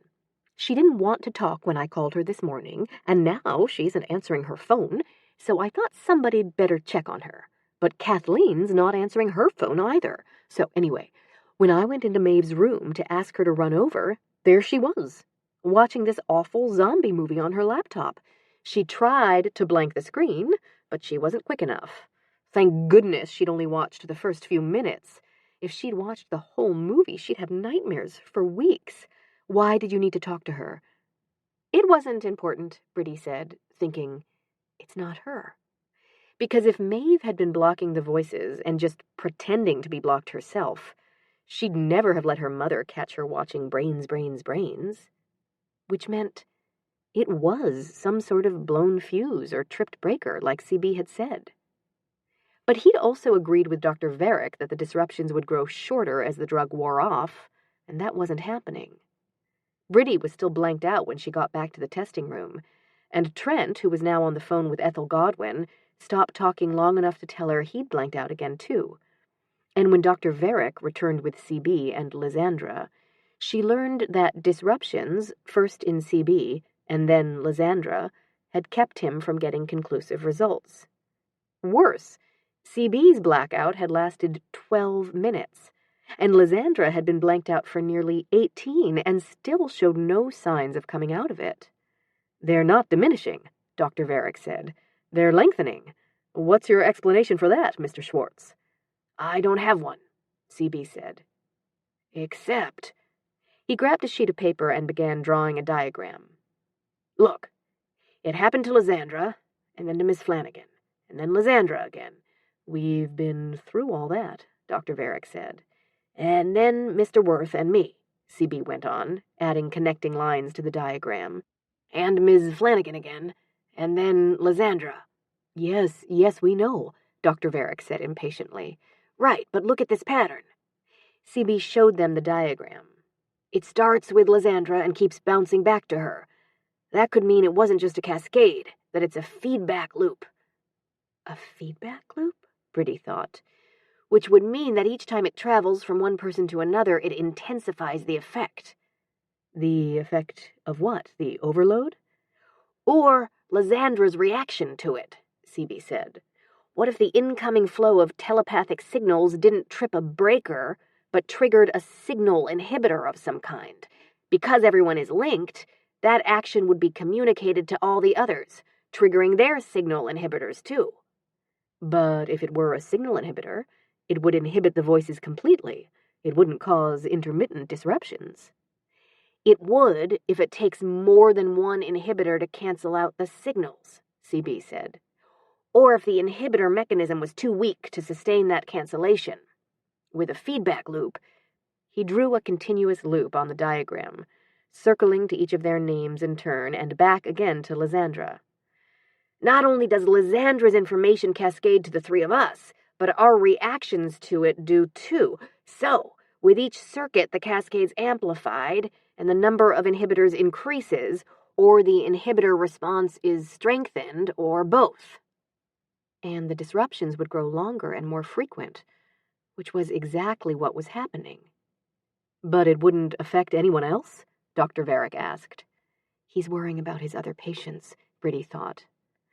They'd have to have been telepathically linked to you for it to affect them, wouldn't they? Dr. Varick persisted. Or listening in, CB said. That was why Maeve had been affected. She'd been listening in, so she'd become part of the feedback loop.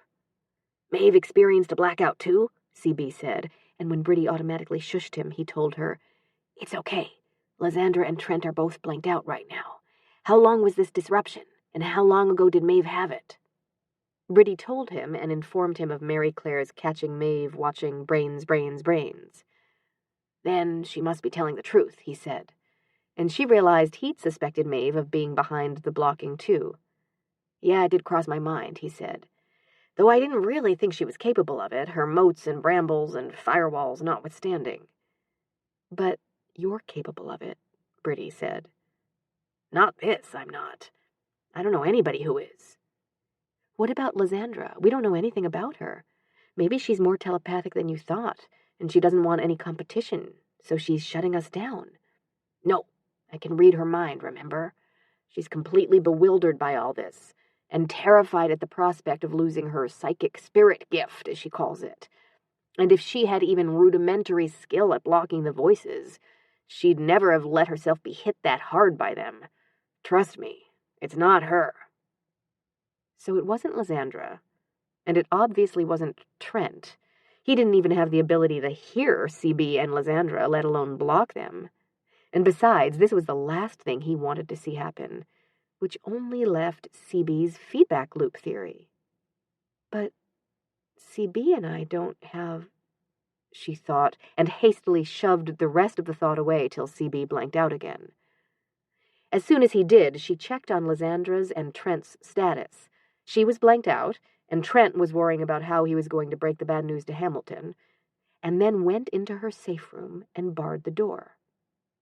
Only then did she allow herself to finish the thought and consider its implications. CB had said the cascade had triggered the inhibitors, but she and CB didn't have inhibitors. They lacked the genes. Plus, he had asked her all those questions in the testing room about what Dr. Varick had said regarding the neural pathway being a feedback loop. Those questions, and now this explanation, couldn't be a coincidence. And there was only one reason for him to have lied about their inhibitors being the cause of the disruptions. He was causing them. And the reason the disruptions were intermittent was because that was all he could manage for now. He was too exhausted to do all three of them continuously. So he'd come up with this intensifying feedback loop story. And tomorrow, after he'd had some sleep, he'd block everyone. Except Dr. Varick's other patients. He hadn't heard their voices either. And just shutting down Trent and Lysandra wouldn't solve anything. And if he could block people, why hadn't he blocked Trent yesterday morning before Trent ever heard her? Then they wouldn't be in this mess. And if he was doing it, why had he looked the way he did the first time he'd been blanked out? He couldn't have faked that expression, she thought, remembering how bewildered and frightened he had looked. I don't care how expert a liar he is. But if he wasn't doing it, why had he lied about the inhibitors? And why did the timing of their disruptions correspond so perfectly with the scans? When Dr. Varick took her and Trent for their FCATs, she blanked out before they even got her into the room, and Dr. Varick wasn't able to get anything. CB has to be doing it, she thought. Maybe he has some plan for getting Dr. Varick to bring the other telepaths here to the hospital so he can hear their voices, and hoped he had enough energy to carry it off. When he came back from a second unsuccessful FCAT, he looked utterly worn out, and she half expected the disruptions to grow shorter in duration because he lacked the energy to sustain them. But they didn't. As the day progressed, they became longer and closer together, and by late afternoon they'd begun happening to all four of them at once. "This is terrible," Trent said. "Can't Schwartz do something to stop this? Start a second feedback loop to inhibit the inhibitors or something?" Briddey stared at him in disbelief. "You honestly want the voices back?" "No, of course not, but what about the project? What am I going to tell Hamilton?" He waved his phone at her. "He just texted me asking how today went." Briddey looked at CB, who was going over his scan with Dr. Varick, looking strained and exhausted. "Tell him it didn't go very well," she said. "Wonderful," Trent said sarcastically. "We have barely 2 months till Apple rolls out their new phone. I've already told Hamilton we were on the verge of a breakthrough that would blow them out of the water, and now I have nothing to show for it. Everything, my future, my career, my job, is riding on this. And you think I should tell Hamilton it didn't go very well? How do you suppose he'll respond?" "Better than he would if you'd gone ahead with your phone and then this happened," Briddey said. "Just think of the ads Apple and Samsung would air. At least our smartphones won't drive you mad, or kill you." "Oh my God, you're right. I hadn't thought of that." He looked down at his phone again. "But that still doesn't help me with Hamilton. I've got to tell him something." "Tell him the truth, that the telepathy turned out to be too dangerous to use, that there were unintended consequences that made putting it in a phone non-viable." "I can't tell him that. I assured him it was viable and perfectly safe, and unintended consequences makes it sound like I didn't think it through." Which you didn't, Briddey thought. "Then tell him there have been complicating factors." He grimaced. Everyone knows complicating factors is code for unmitigated disaster. Then that sounds perfect for this situation, she thought.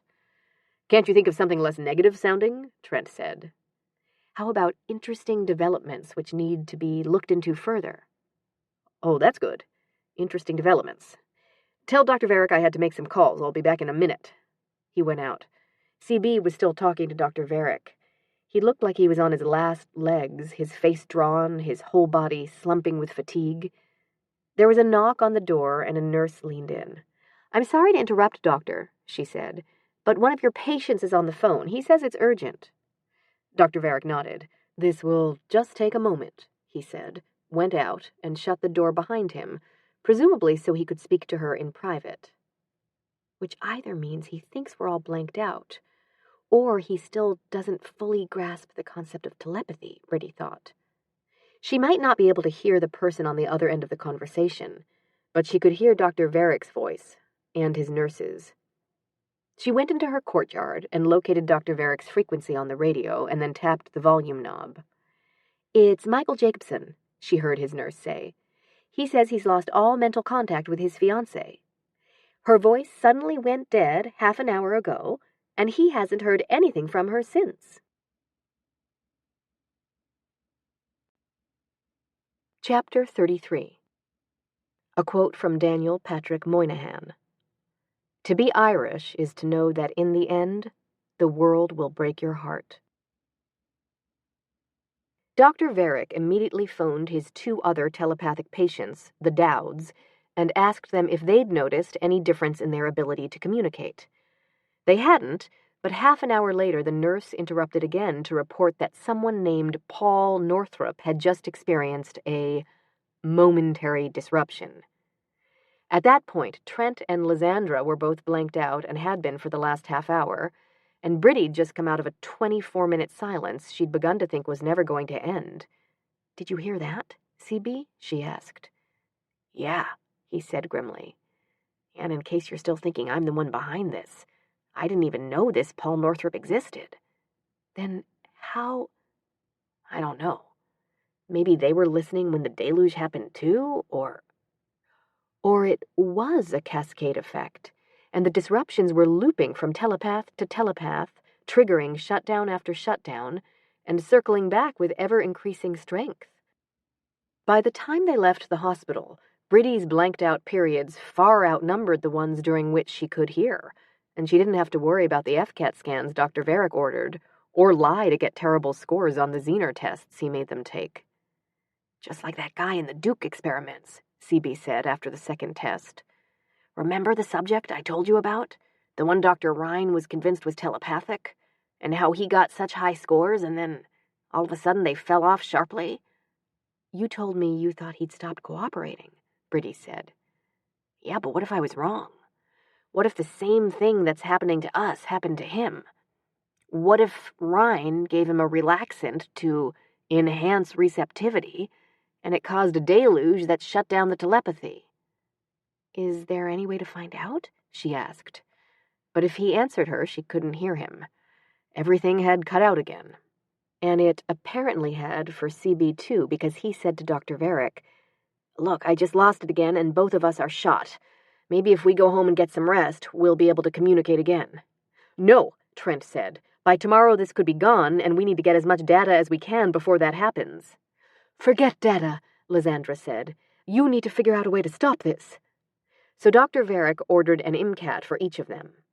But Trent was still blanked out. Briddey and CB both experienced disruptions less than a minute into the scan, and Lysandra blanked out before the tech even got her onto the table. So Dr. Varick ended up sending them home after all. "Come in at 9 tomorrow," he said. "And in the meantime, I want you to keep track of the times and duration of the periods during which you can send and receive. And phone me if those periods increase." "What about me?" Lysandra said. "Am I supposed to go home too? You brought me here, you destroyed my psychic spirit gift, and now you expect me to just go back to Sedona? What if it doesn't come back? What am I supposed to do? I'll be ruined." Dr. Varick turned to deal with her, and Trent said, already putting his phone to his ear, "I've got to get back to Comspan. Hamilton wants to see me," and left. Good, Briddey thought. This'll give me a chance to talk to CB alone. But when the two of them had successfully escaped Dr. Varick's office, CB said, "I really need to get back to the lab and see if I can figure out what's going on. Would you mind getting home on my own?" she said. "Of course not. Do you think it is a feedback loop, like you told Dr. Varick?" "Maybe, I guess, I don't know." "But you said neural pathways didn't work like that." "Ordinarily they don't, but even with a deluge and a cascade or a feedback loop or whatever it is, how could it trigger inhibitors we don't have?" "I don't know," he said testily. "Maybe I was wrong, and we do have them, and they just hadn't been activated before. Or maybe the cascade's transmitting not only the order to trigger the inhibitors, but the instructions for constructing them." He rubbed his hand tiredly across his forehead. "Or maybe it's something else entirely," and left her standing there in the hospital lobby. She called Kathleen for a ride. It no longer seemed to matter whether her family found out about the EED or not, but Kathleen didn't answer. She debated calling Aunt Una, but if she was laid up with rheumatism, Briddey shouldn't bother her, and she was in no shape to deal with Mary Claire, especially after a look at her messages, which demanded to know whether Briddey had let Maeve watch Brains on her phone when they'd gone to the park. She called a taxi and tried not to think about the last time she left the hospital, with CB waiting for her, smiling and saying, "My lady, your chariot awaits." She was half afraid Mary Claire might be waiting at her apartment when she got home, but she wasn't. And there were no new messages from her, or from Maeve, not even mental ones.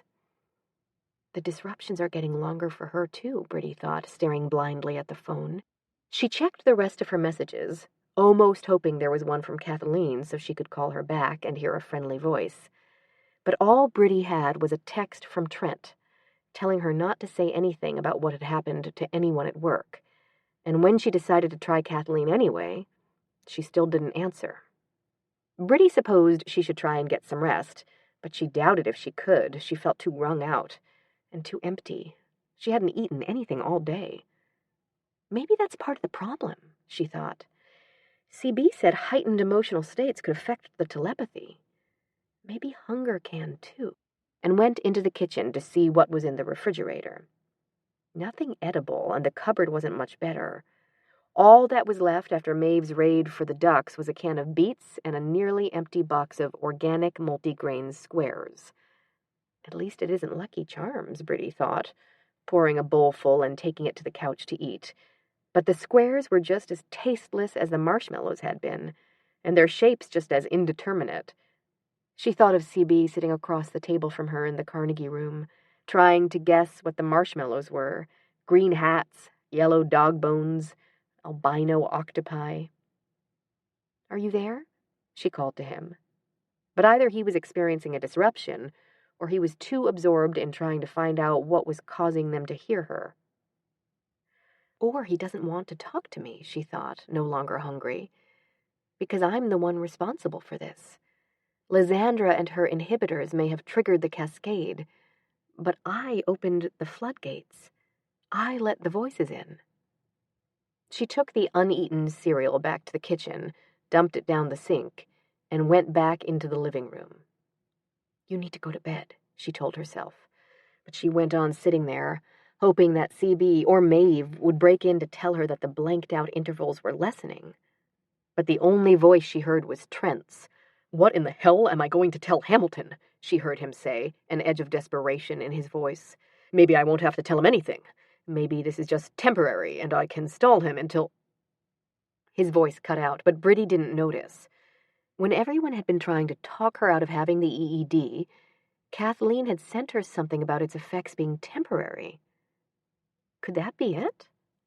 Could her EED have worn off, and since they were all linked together, it had affected the others? If that were the case, it might be possible to redo the EED. "I thought of that," CB said when she saw him the next morning at the hospital. "But that would have taken months, not days, and you would have had the first disruption, not Lysandra." He dragged his fingers wearily through his hair. He looked even more exhausted than he had the night before. "Did you get any sleep at all?" Briddey asked. "Not much," he admitted, "but enough to know I'm not blocking the voices subconsciously, which I was secretly hoping might be the case. How about you? Did you get any sleep?" "Some. Are you still blanked out?" "No, but the disruptions are getting steadily longer." She showed him the time chart she'd made. "They're 60% longer now than the intervals when I can hear." "Yeah, mine too." "CB, I am so sorry. When I opened that door, I didn't realize—" "I know. Don't blame yourself. That may not even be what did it. We won't know for sure what the underlying cause is till Dr. Varick runs more tests. He wants to try to do another pair of MCAT scans while both subjects are still able to send and receive, though I don't know if he can find a window." He couldn't. Trent and Lysandra were blanked out almost continuously now. And although Dr. Varick waited till Briddey had just come out of a disruption to start their scan, she blanked out again almost immediately, and CB followed 3 minutes later. Dr. Varick told them he'd wait to do further tests until the situation improves, and told them they could go. CB stayed behind to go over the scan results with Dr. Varick. "I'll call you as soon as I find out what they showed," he told Briddey, "but it's looking more and more like the deluge is the culprit. I did some research on the saints and found a couple who heard voices several times and then had some kind of overpowering religious experience, after which they fell down as one dead, and after that didn't hear the voices anymore, which sounds a lot like a deluge followed by shutting down." "What about Joan of Arc?" Briddey asked. "Did that happen to her?" "I don't know. Look, I'll talk to you later," he said, and went back into the testing room. As soon as Briddey got out to her car, she looked up Joan of Arc on her phone and found to her relief that Joan had continued to hear her voices till the very end. But she was the exception. CB had played down the number of saints who'd abruptly lost their voices after a vision and never gotten them back. There were at least a dozen of them. Saint Bridget had heard nothing more from that time hence, and neither had Saint Begga of Turan, though she'd begged most fervently for its return with penance, prayers, and much weeping, convinced she had lost the ability to hear the voice because of a sin she'd committed. Like me, Briddey thought. She drove back to Comspan, shut herself in her office, and tried to work on the still unfinished interdepartmental communications report and not think about the fact that Maeve still hadn't contacted her. Maybe she's continuously blanked out, like Trent and Lysandra, Briddey thought. But Maeve could still call her on the phone. Mary Claire's taking away her phone privileges wouldn't stop her, and at school she could easily borrow Danica's. Briddey called Mary Claire. "Oh, good, I was just going to call you," Mary Claire said. "Have you heard from Kathleen today?" "No. I haven't either, and I've been trying to reach her since Sunday night. She doesn't answer." "Because she knows you want to interrogate her about letting Maeve watch zombie movies," Briddey thought. "She probably forgot to turn her phone on," she said. "How's Maeve?" "Sulking, because I called Danica's mother and told her Maeve was not to use Danica's phone or computer," Mary Claire said. Which explains why she hasn't called. Maybe. Have you heard from Aunt Una? Mary Claire was saying. I can't get her to answer either. Are you still worried about her rheumatism? No. She said on Facebook she had some Daughters of Ireland thing, but that doesn't explain why she won't answer her phone. Maybe she doesn't want to talk to you either.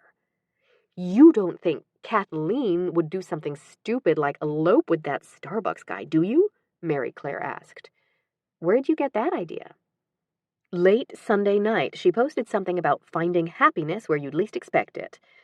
And you know how she's always falling in love with someone she just met, even though I've told her it's ridiculous, that she couldn't possibly get to know someone well enough in only a few days to be in love with him, right?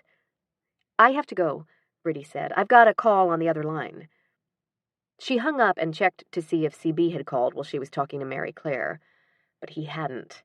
And even though Dr. Varick said CB had left the hospital at 1, she didn't hear from him all afternoon.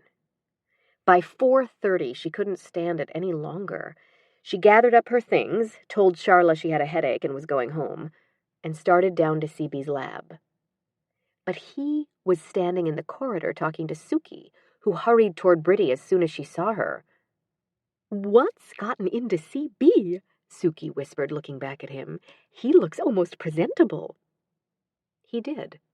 He was wearing a button-down collared shirt and no earbuds. He'd also shaved, and he looked more rested and less despairing than he had that morning. He found out what's causing the disruptions, Briddey thought, hope springing up. He was positively friendly, Suki was saying. Did he have a brain transplant or something? She looked speculatively at him. He's actually kind of cute, in a geeky sort of way, don't you think? Or he would be if he'd comb his hair. Not as cute as Trent, of course. Speaking of which, what's up with him? I saw him earlier and he looked awful. Has something gone wrong with the Hermes project? Careful, Briddey thought. Remember, this is Gossip Central you're talking to. No, everything's going great. Trent says they're making real progress. He's probably just stressed because there's so much to do. Speaking of which, I need to catch CB. I have to talk to him about an app, she said, and hurried after him. CB, she called. CB! But he didn't even slacken his pace. She caught up to him outside the copy room and pulled him inside. She shut the door. Did you find out what's causing this? She asked. Yes and no, he said. Which means no, she thought. And looking at him, she realized she'd been wrong about his looking better. What she'd mistaken for rested was merely resignation. I found a study on tinnitus patients who'd spontaneously recovered, he told her. And the pattern's the same. Emotional shock followed by the tinnitus disappearing for progressively longer periods, and after a certain period, total silence. And the ringing sound never comes back? No. Also, Varick called a few minutes ago to say the Dowds have both been blanked out since last night. And when I graphed the durations of everybody's disruptions, they were consistent with the multiplying intensity of a feedback loop. So it's definitely the cascade that caused it. And it somehow transmitted the directions for constructing inhibitors? Yeah, or else our brains came up with a workaround on their own. A workaround? He nodded. Damaged brains come up with workarounds all the time. New pathways and connections to replace the ones that were destroyed. Maybe to survive, our brains rigged up something to double for the missing inhibitors. You said the tinnitus stopped after a certain period. How long? A few days. A few days? CB, I am so sorry. Sorry? Are you kidding? You did me a favor. With the voices gone, I'll be able to go to baseball games and movies and restaurants and interdepartmental meetings, he said, and smiled at her. I didn't mean I was sorry the voices are gone. I meant I was sorry I made you lose your telepathic ability. The important thing is that you kept Varick and your boyfriend from getting their filthy paws on it, and on Maeve. And being telepathy-less isn't all bad. It lets me out of that dungeon. He spread his arms to indicate the copy room. I can eat in the cafeteria and everything. I may even get a haircut now that I can go out in public like a normal person. No, don't, she thought. I like your hair. But he couldn't hear her. And I'll finally be able to buy some decent clothes, he said. I'll need them if I'm going to go on job interviews. Her heart caught painfully. You're leaving Comspan? Maybe, I don't know yet. But I've been thinking it'd be nice to work someplace where I could concentrate on limiting communication, not trying to drown people in it. Sorry, unfortunate metaphor. I've also been thinking it'd be nice to work someplace warm, right? She nodded unhappily. Hey, don't look so glum. You said you wanted things back the way they were, didn't you? I said a lot of things, she thought. I said I never wanted to speak to you again. I said we weren't emotionally bonded. I said I wanted you to go away and leave me alone. And none of that was true. None of it. I mean, think of it, CB said lightly. You won't have to worry about being spied on in the shower anymore, or barged in on in the middle of the night, and I won't have to listen to psychopaths and perverts and people who don't know the words to The Age of Aquarius and spend the rest of my life screaming, "It's Aquarius, not asparagus," at them. But you won't know what people are thinking. I can always ask Suki, he said, and turned suddenly serious. The main thing is, Maeve won't have to grow up like I did, constantly afraid somebody'll discover her secret and use it to destroy her. Or the world. She'll be able to live a normal life, he said. Or as normal as possible with your sister Mary Claire for a mother, he grinned. Briddey nodded. She's conducting an investigation to find out who corrupted Maeve into watching zombie movies. I know, he said. Maeve told me. She called me last night. But not me, Briddey thought. I explained to her what was happening, CB said. Was she upset? Yeah, you might say that, he winced.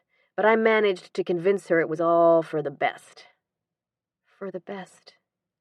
Lysandra, on the other hand, is threatening to sue Varric for everything he's got if he doesn't give her the psychic spirit gift back.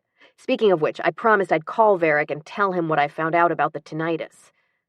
He opened the door crack and looked out, an action that convinced her more than anything thus far that he could no longer hear the voices.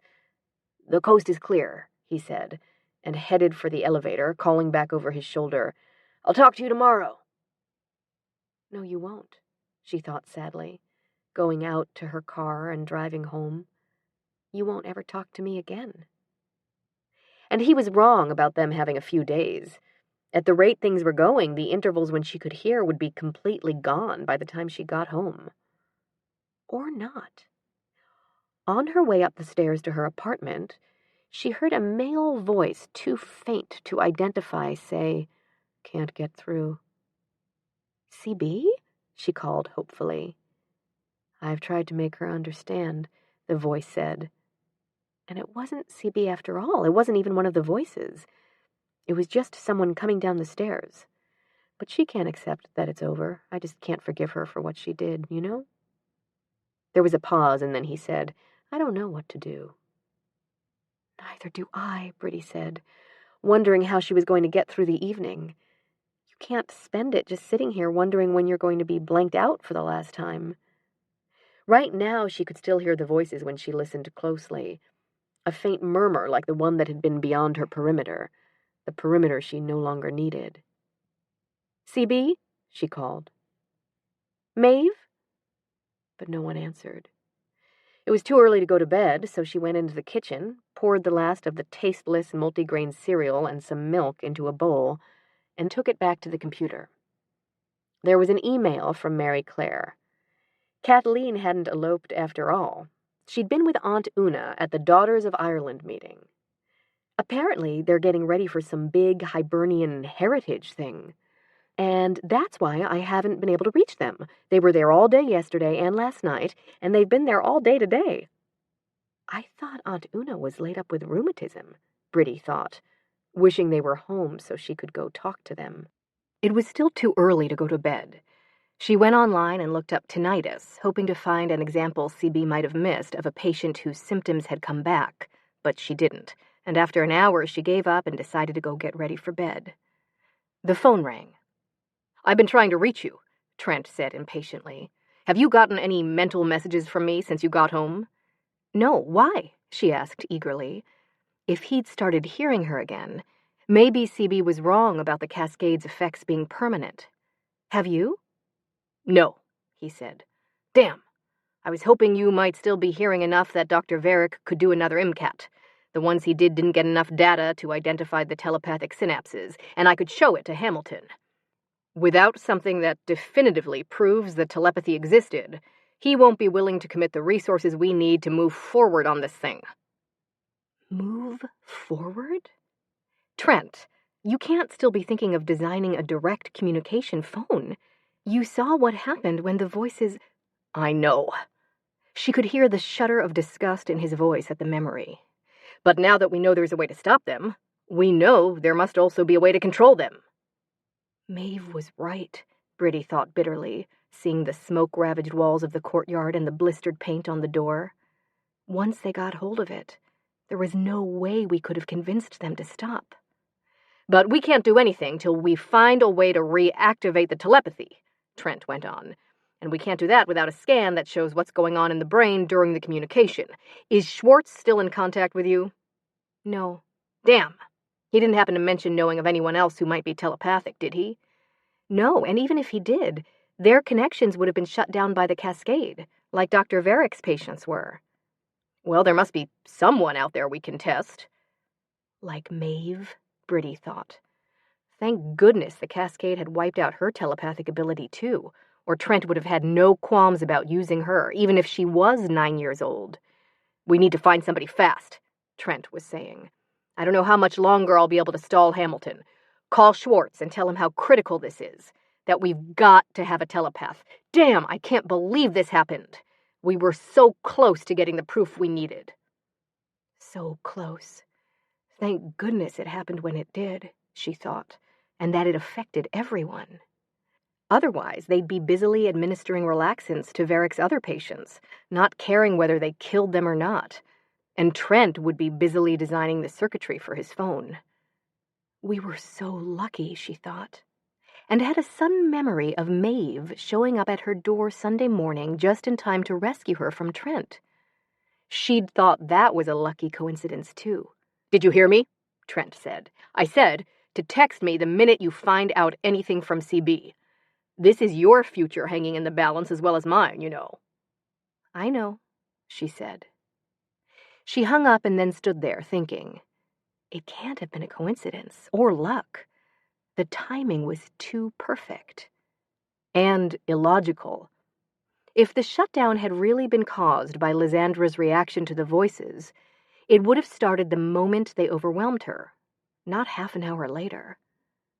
And why had it affected CB? He'd been hit with the full force of the voices at age 13, with no defenses at all, and that hadn't triggered the creation of inhibitors or workarounds. So why had this? It didn't, she thought. He lied to you. He's blocking the voices, even though he said it wasn't possible. Maybe Maeve was helping him, the two of them taking turns blocking while the other slept, or maybe CB had lied about its being impossible, and he could block anybody and everybody whenever he wanted. But if that were the case, why hadn't he kept Lysandra from hearing her thoughts during the Zener tests? Or better yet, kept Trent from hearing her when she called out, "Where are you?" to CB? Or kept her and Maeve from hearing the voices in the first place? Believing CB could block the voices at will meant she also had to believe he'd intentionally let her nearly drown, and let Maeve be terrorized by zombies, and she couldn't. He isn't like that, she thought stubbornly. Plus, there was how he'd looked the first time he'd been blanked out, so shocked and so stricken.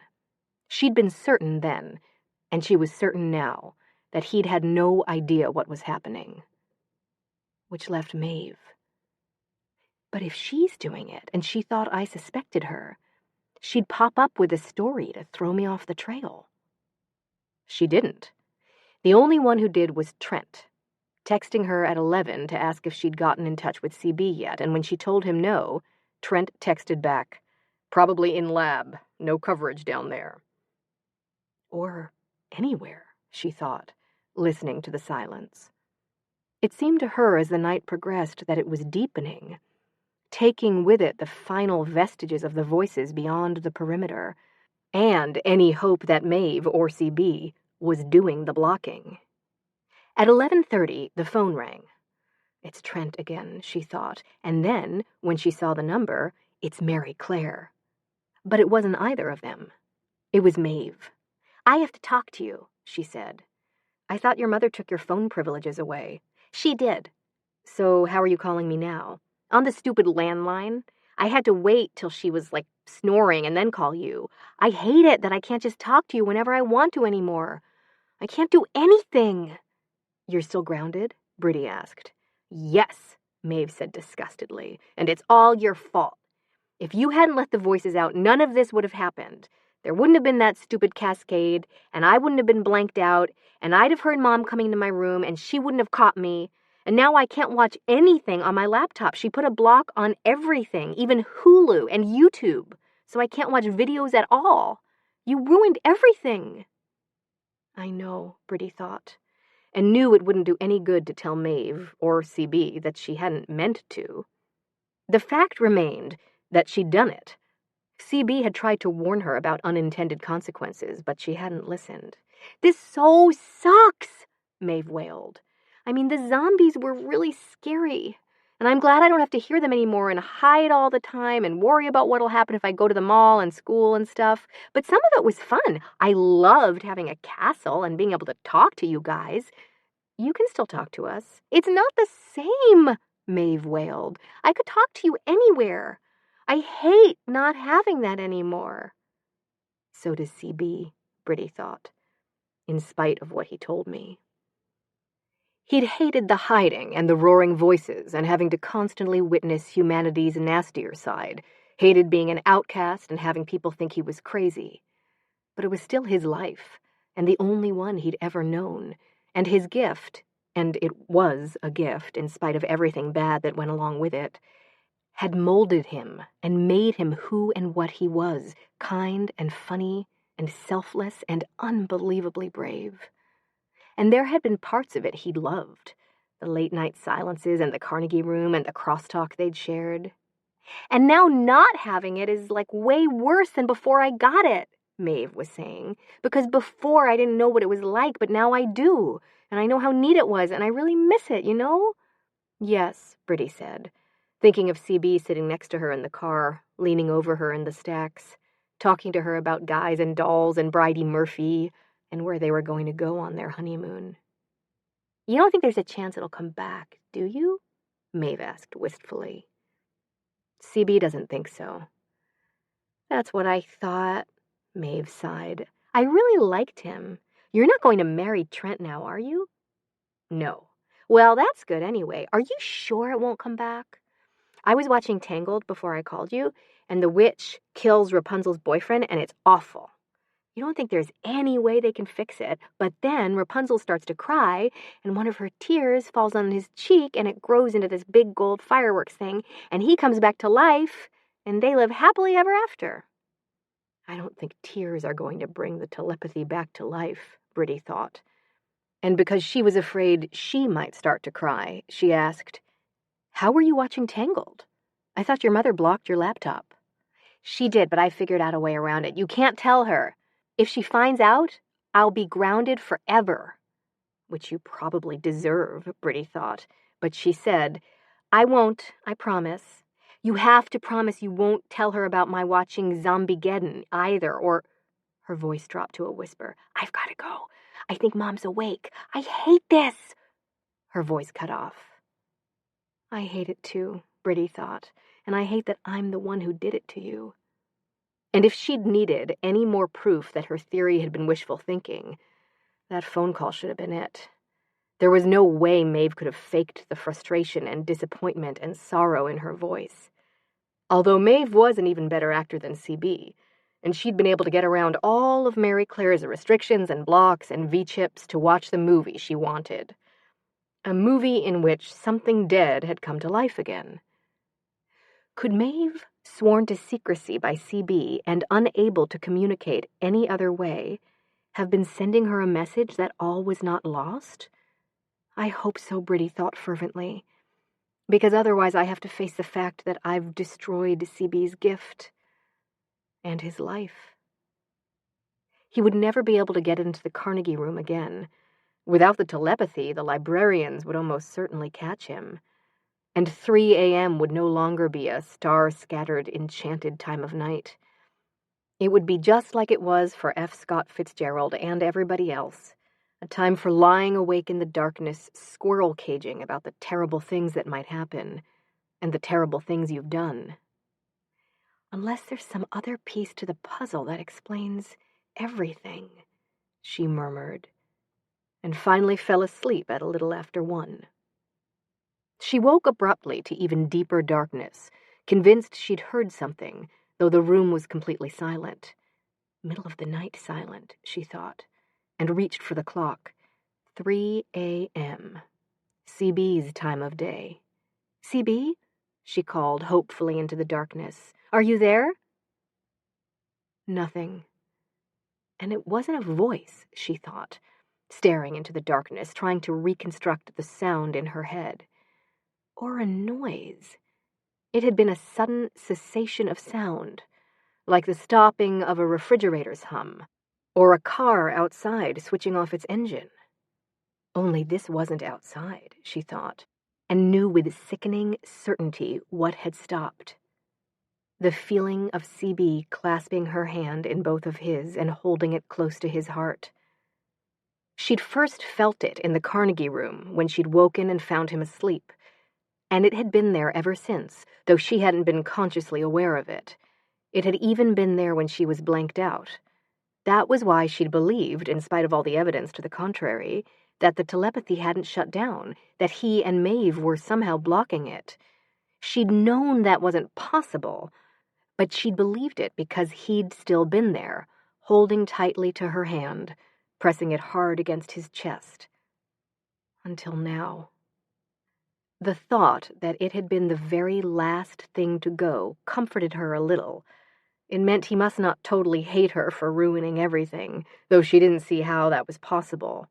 He had rescued her, protected her, waded through floods and fire for her like Joan of Arc, or the Hunchback of Notre Dame, and she'd repaid him by burning down the cathedral and the library.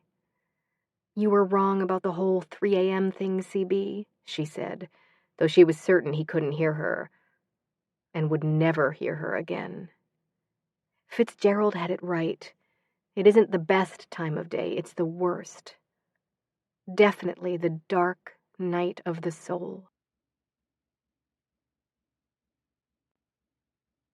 Chapter 34.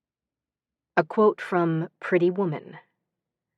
So what happens after he climbs up and rescues her? She rescues him right back. The good thing about hitting bottom is that things can't get any worse, Briddey thought, lying there in the dark, listening to the silence. But she was wrong. She didn't even make it out of the parking garage the next morning before she ran into Suki. You look awful, Suki said. Did you and Trent break up? At least she hadn't asked her if it was true the Hermes project had gone smash, which meant Trent must have thought of something to tell Hamilton, and they all still had jobs, for the moment. You did, didn't you? Suki was saying, her eyes glittering with curiosity. Of course we didn't break up. I was just up really late dealing with a family problem. Why? Were you hoping we had? No, Suki said, although I love his car and those flowers he sends. But right now I've got my eye on somebody else. Do you know if C.B. Schwartz is involved with anyone? Not anymore, Briddey thought.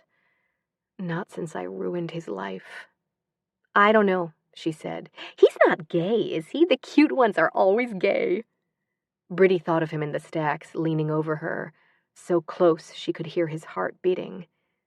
No, she said. Oh, good, Suki squealed. He's Jewish, isn't he? Do you know if he's reformed? Why don't you just ask him? I was going to Google him, but I lost my phone yesterday. I can't find it anywhere, Suki said, and launched into the saga of all the places she'd looked. I borrowed a phone and tried to call it, but there wasn't any answer. Which reminds me, I've got some calls I need to return, Briddey said, and started toward her office. Let me know if you find it, Suki called after her. Do you think I should try to get him to ask me out, or should I just ask him? And as if that wasn't bad enough, when Briddey reached her office, Charlotte told her, Trent Worth just called. He wants to see you right away. It must be about your EED. My EED? Briddey stammered. Yes, he sounded really excited. I'll bet he was able to get the date of your surgeries moved up. Or he's located a telepath who hasn't been affected by the cascade, Briddey thought, and hurried up to his office. But when she got there, the first thing he asked after sending Ethel Godwin to make copies of a report was, "So, did Schwartz know of any other telepaths?" "No," Briddey said. "And I'm assuming you didn't hear anything last night after we talked, or you'd have called me."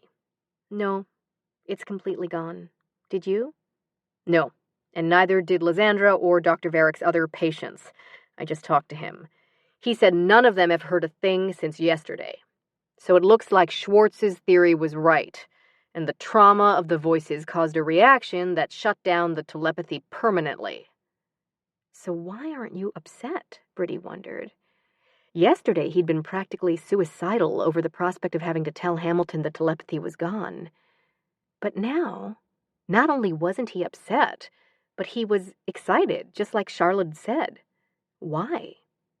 Had Dr. Varick somehow gotten enough telepathy data from the scans they'd done to make the electronic circuitry after all? "I'm going to need your help," Trent was saying. "I need you to get the word out that we had the EED done." The word out?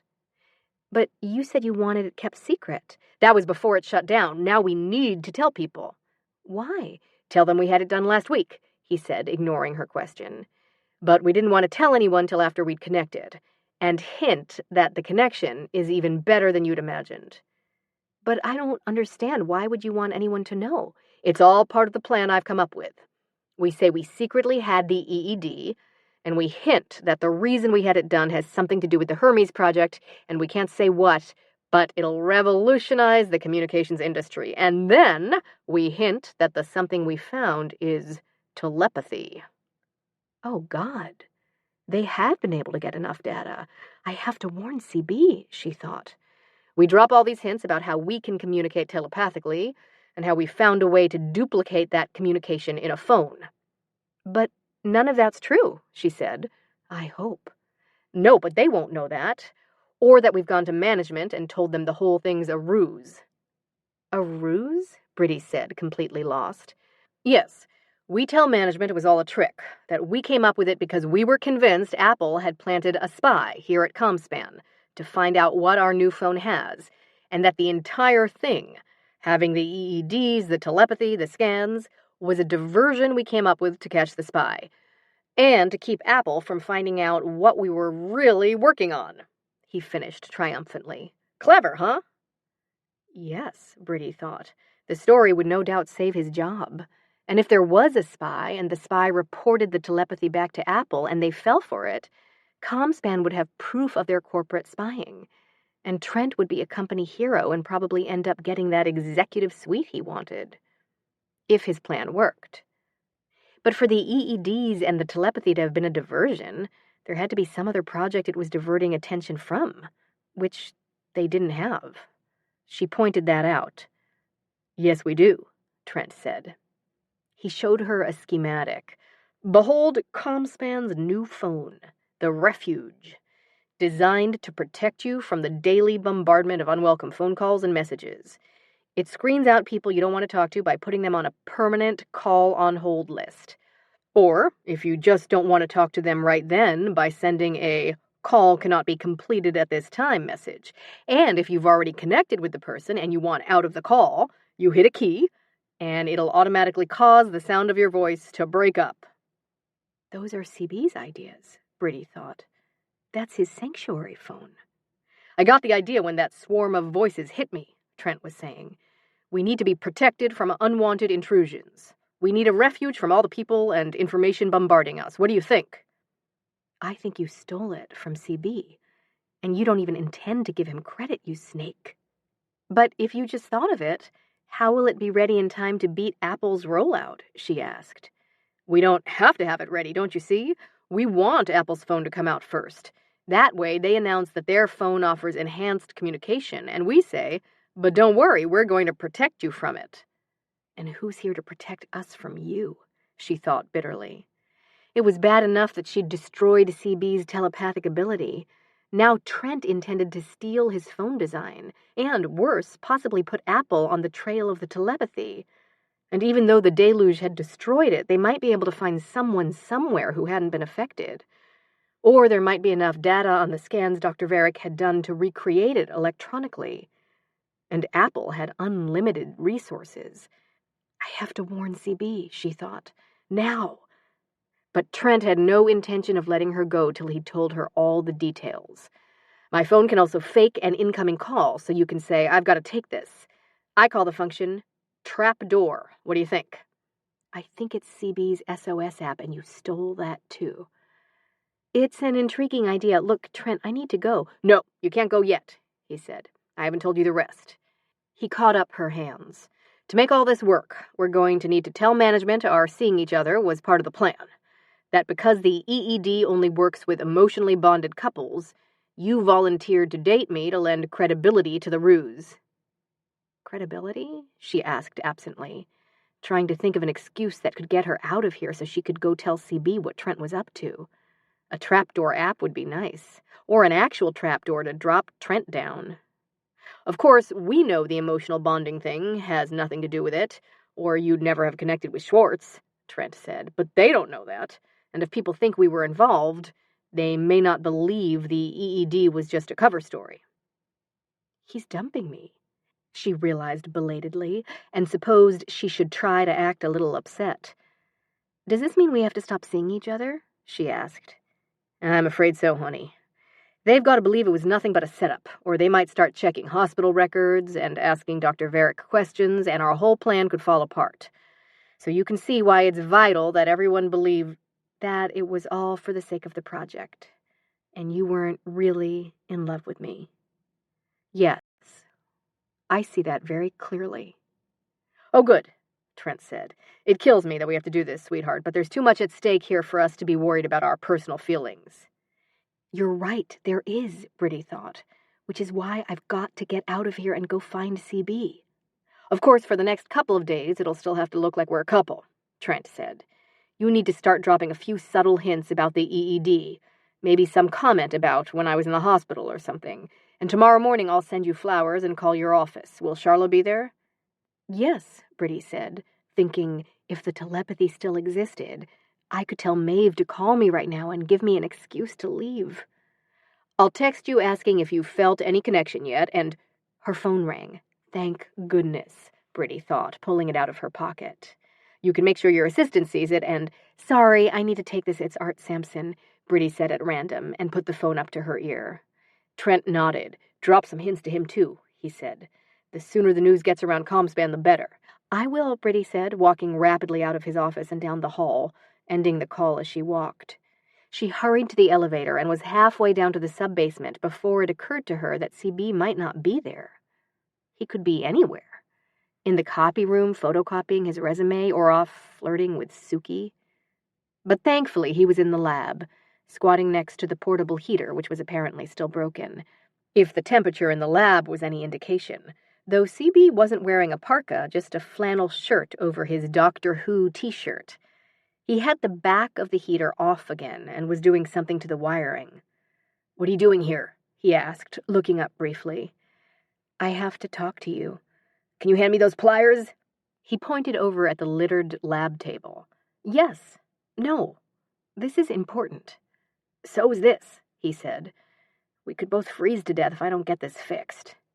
He was right. It was even colder down here than usual. Which ones? She asked, looking through the mess of tools, circuit boards, meters, and wires on the lab table. The needle-nose pliers on the end there. She handed them to him, and he gave something inside the heater a twist and then stood up, wiping his hands on the tail of his shirt. So what's so urgent? What's this all about? Before, when you could read my mind, you wouldn't have had to ask, she thought. Trent's planning to co-opt your dead zone and SOS ideas and tell management they're his. Well, technically they are his ideas, CB said calmly. He knelt and began fitting the plate back onto the heater. Or at least Comspan's. Everybody who works for the company has to sign an intellectual property assignment agreement for ideas they come up with while they're working here. But you should at least get credit for them. And that's not the worst of it. He's going to tell everyone at Comspan we had the EED and about the telepathy and the scans. I know, CB said without looking up. It was my idea. Your idea? But I don't understand. If there is a corporate spy... There is, he said, fitting the back on the heater. There is? Who? He didn't answer. He was busy trying to make the back panel fit. The spy will tell Apple, Briddey said. And if Apple starts researching it and word gets out that they're working on something to do with telepathy, then it won't matter that it doesn't exist. Everyone will... No, they won't, CB said, finally succeeding in getting the panel on. Because we're only going to give Apple a week or so to take the bait. And then we're going to put the story out on Twitter that it was all a Comspan ruse and that Apple fell for it and actually believed that telepathy, and who knows what other nonsense, ghosts, channeling, alien abduction, was real. Which will humiliate Apple and cause them, and every smartphone company, to avoid telepathy research like the plague, Briddey thought. Just like the scientists did after the Bridey-Murphy and Dr. Rhyme debacles, and send telepathy back to the status of pseudoscience for another 50 years. We tell them, CB was saying, that it was all a diversion to keep Apple from finding out what they were really working on, Briddey said. I know, and what they're working on is your sanctuary phone. Yep, he said, threading screws into the back of the heater. I figured after his attack of the creepy crawlies at the hospital, Trent would think shutting out anything, even unwanted calls, was a good idea. And he did. But to give him your ideas, I had to give him something he could put up against Apple's new phone. Apple's rollout is less than 2 months away, and all he's got is some ridiculous story about hearing voices, only he can't hear them anymore. Which meant he was going to lose his job, and if he did, his only hope for vindication would be proving telepathy was real. Which meant he'd keep digging, and I didn't want him to find out about Maeve. Can you hand me that screwdriver? He asked, pointing. She gave it to him. Thanks, he said. Giving him the sanctuary stuff means he keeps his job and is too busy for the next few months to worry about anything but the phone. And after that, he'll be too busy giving interviews to Wired and the Wall Street Journal about how Comspan changed the communications conversation from more to protecting the consumer and fielding offers to work for Samsung and Motorola. He won't have a moment to think about telepathy. Believe me, giving him the sanctuary was a small price to pay for getting the spotlight off us. But if that's what you're trying to accomplish, then leaking the EED story is the last thing you should do. So why did... I had to.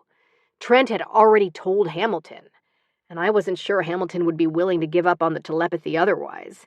He thought he had a game changer in his grasp. The only thing that would convince him to settle for the sanctuary phone instead was the threat of looking like an idiot. He was right.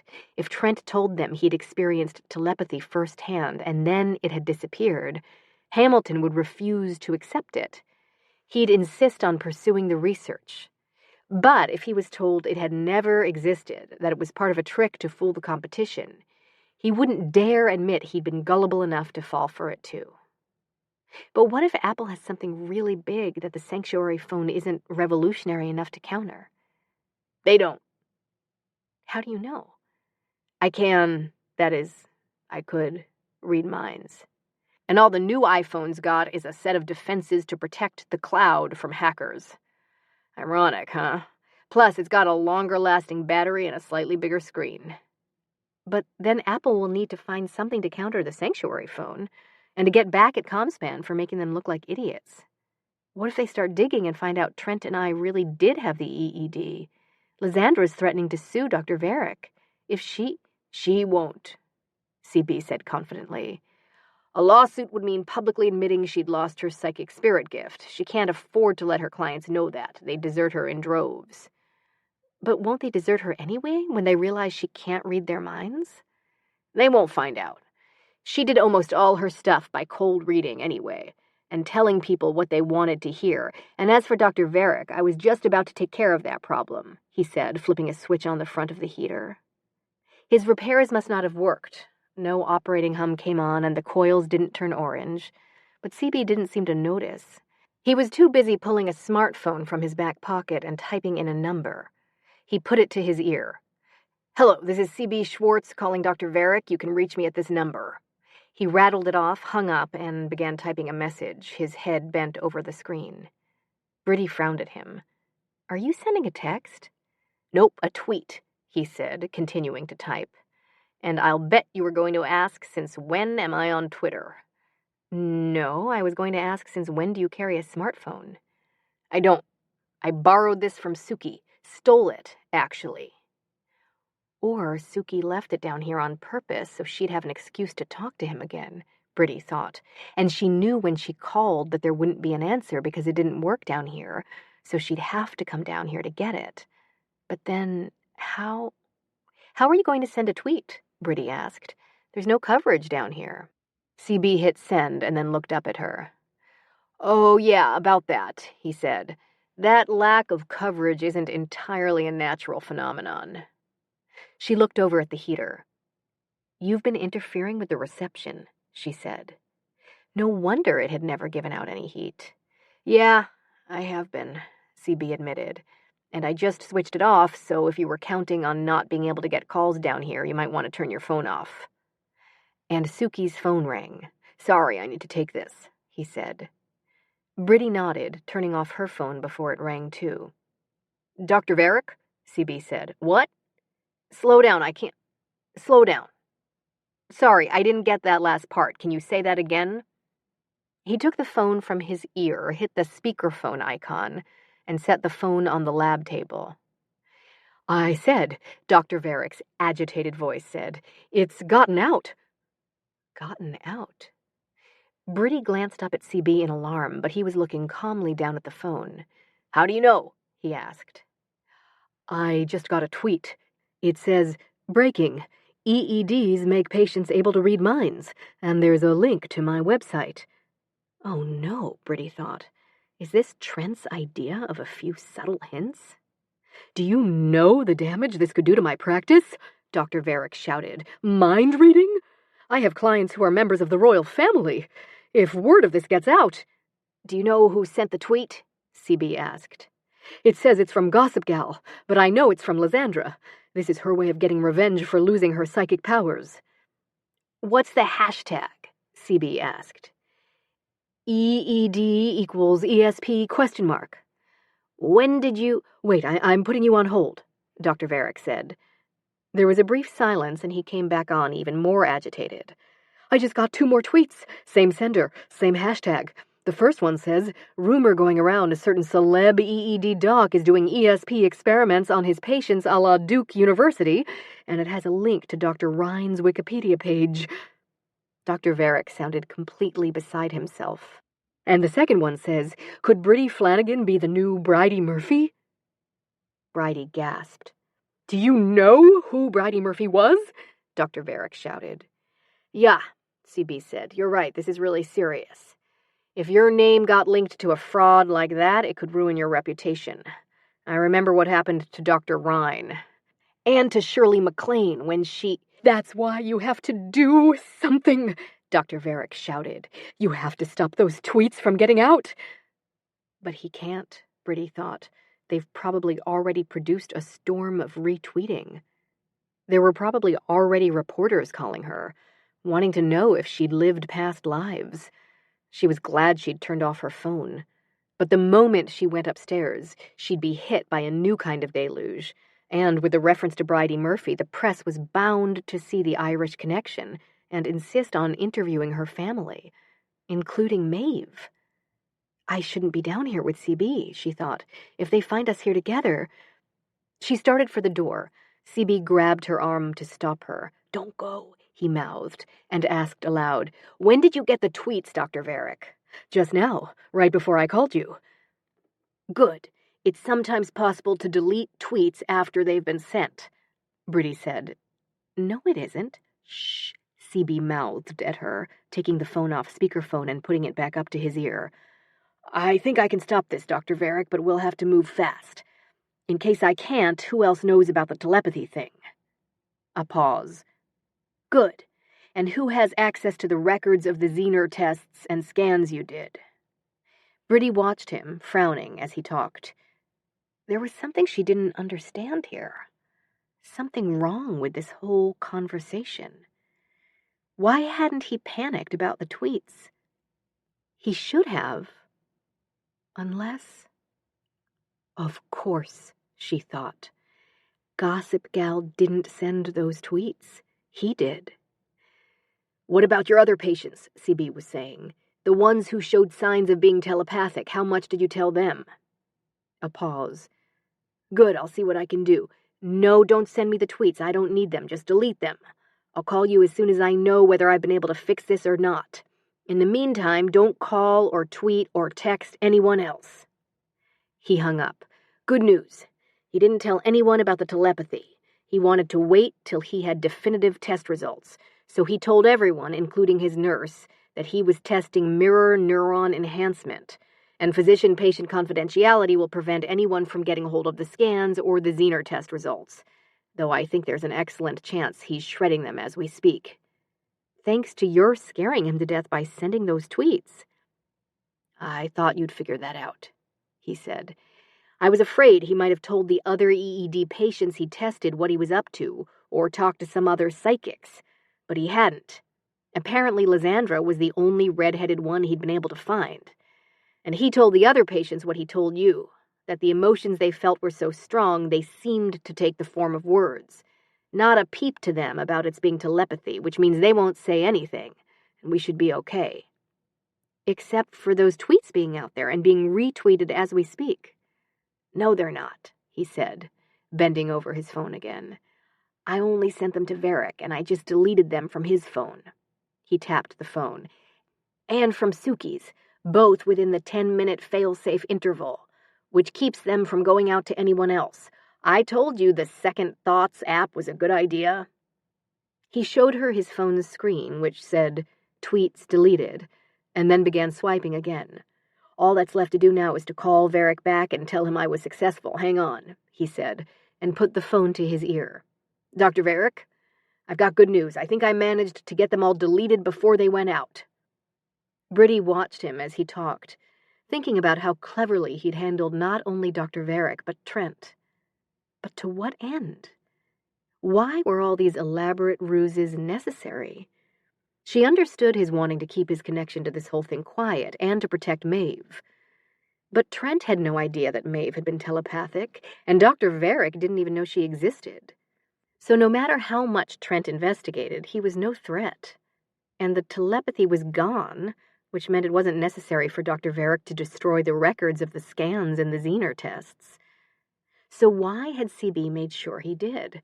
And why had he given Trent his design for the sanctuary phone and an excuse that would not only get Trent out of trouble, but make him a hero in Comspan's eyes? He isn't just trying to cover his and Maeve's tracks, she thought, watching him talk to Dr. Varric. There's something else going on. And even though CB could no longer read her mind, she thought, I need to be in my safe room, and went through the blue door into her courtyard. The walls were still streaked with soot, and pools of water stood here and there on the flagstone pavement, but she didn't see them. She barred the door, and then stood there staring blindly at its blistered paint, trying to figure out what CB was up to, and what it was his conversation with Dr. Varric reminded her of. That night in the theater, she thought, when he was talking to me about Niagara Falls and Lucky Charms and going to Death Valley on our honeymoon, trying to distract me from the voices. He was trying to take Trent's and Dr. Varric's minds off the telepathy. That's what this was all about. The sanctuary phone and the spreading of rumors and the corporate spies and the tweets.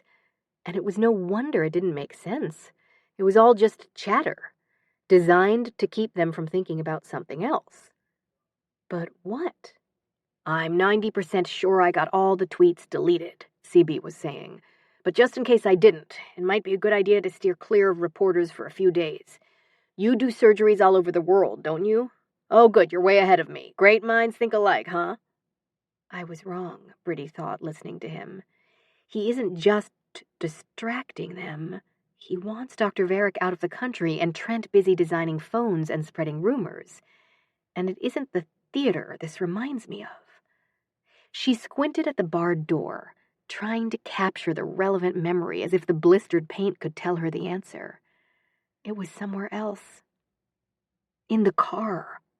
After he'd rescued her from the theater when he was driving her to the library, he'd talked to her about reciting poetry and singing the theme from Gilligan's Island and Ode to Billy Joe to keep the voices under control. But I can't do that forever, she'd protested, and he'd said, these are just interim measures till we can get your permanent defenses up. Interim measures.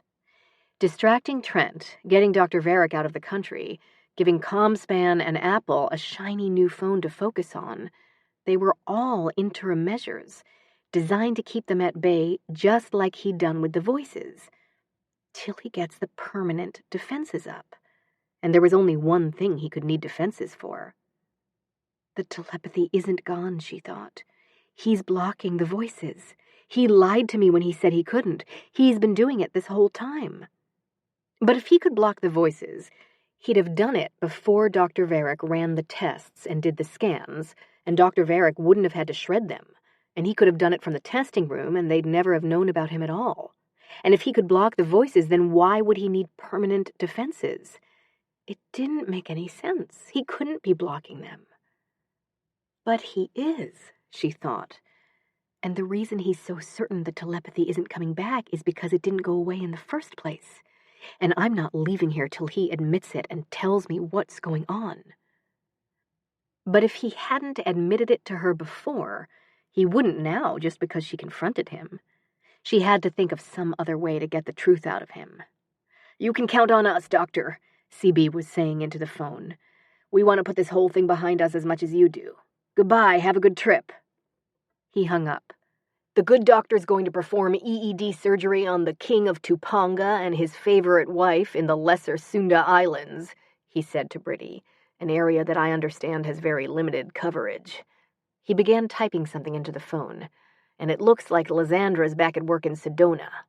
He held the phone up so Briddey could see. Look.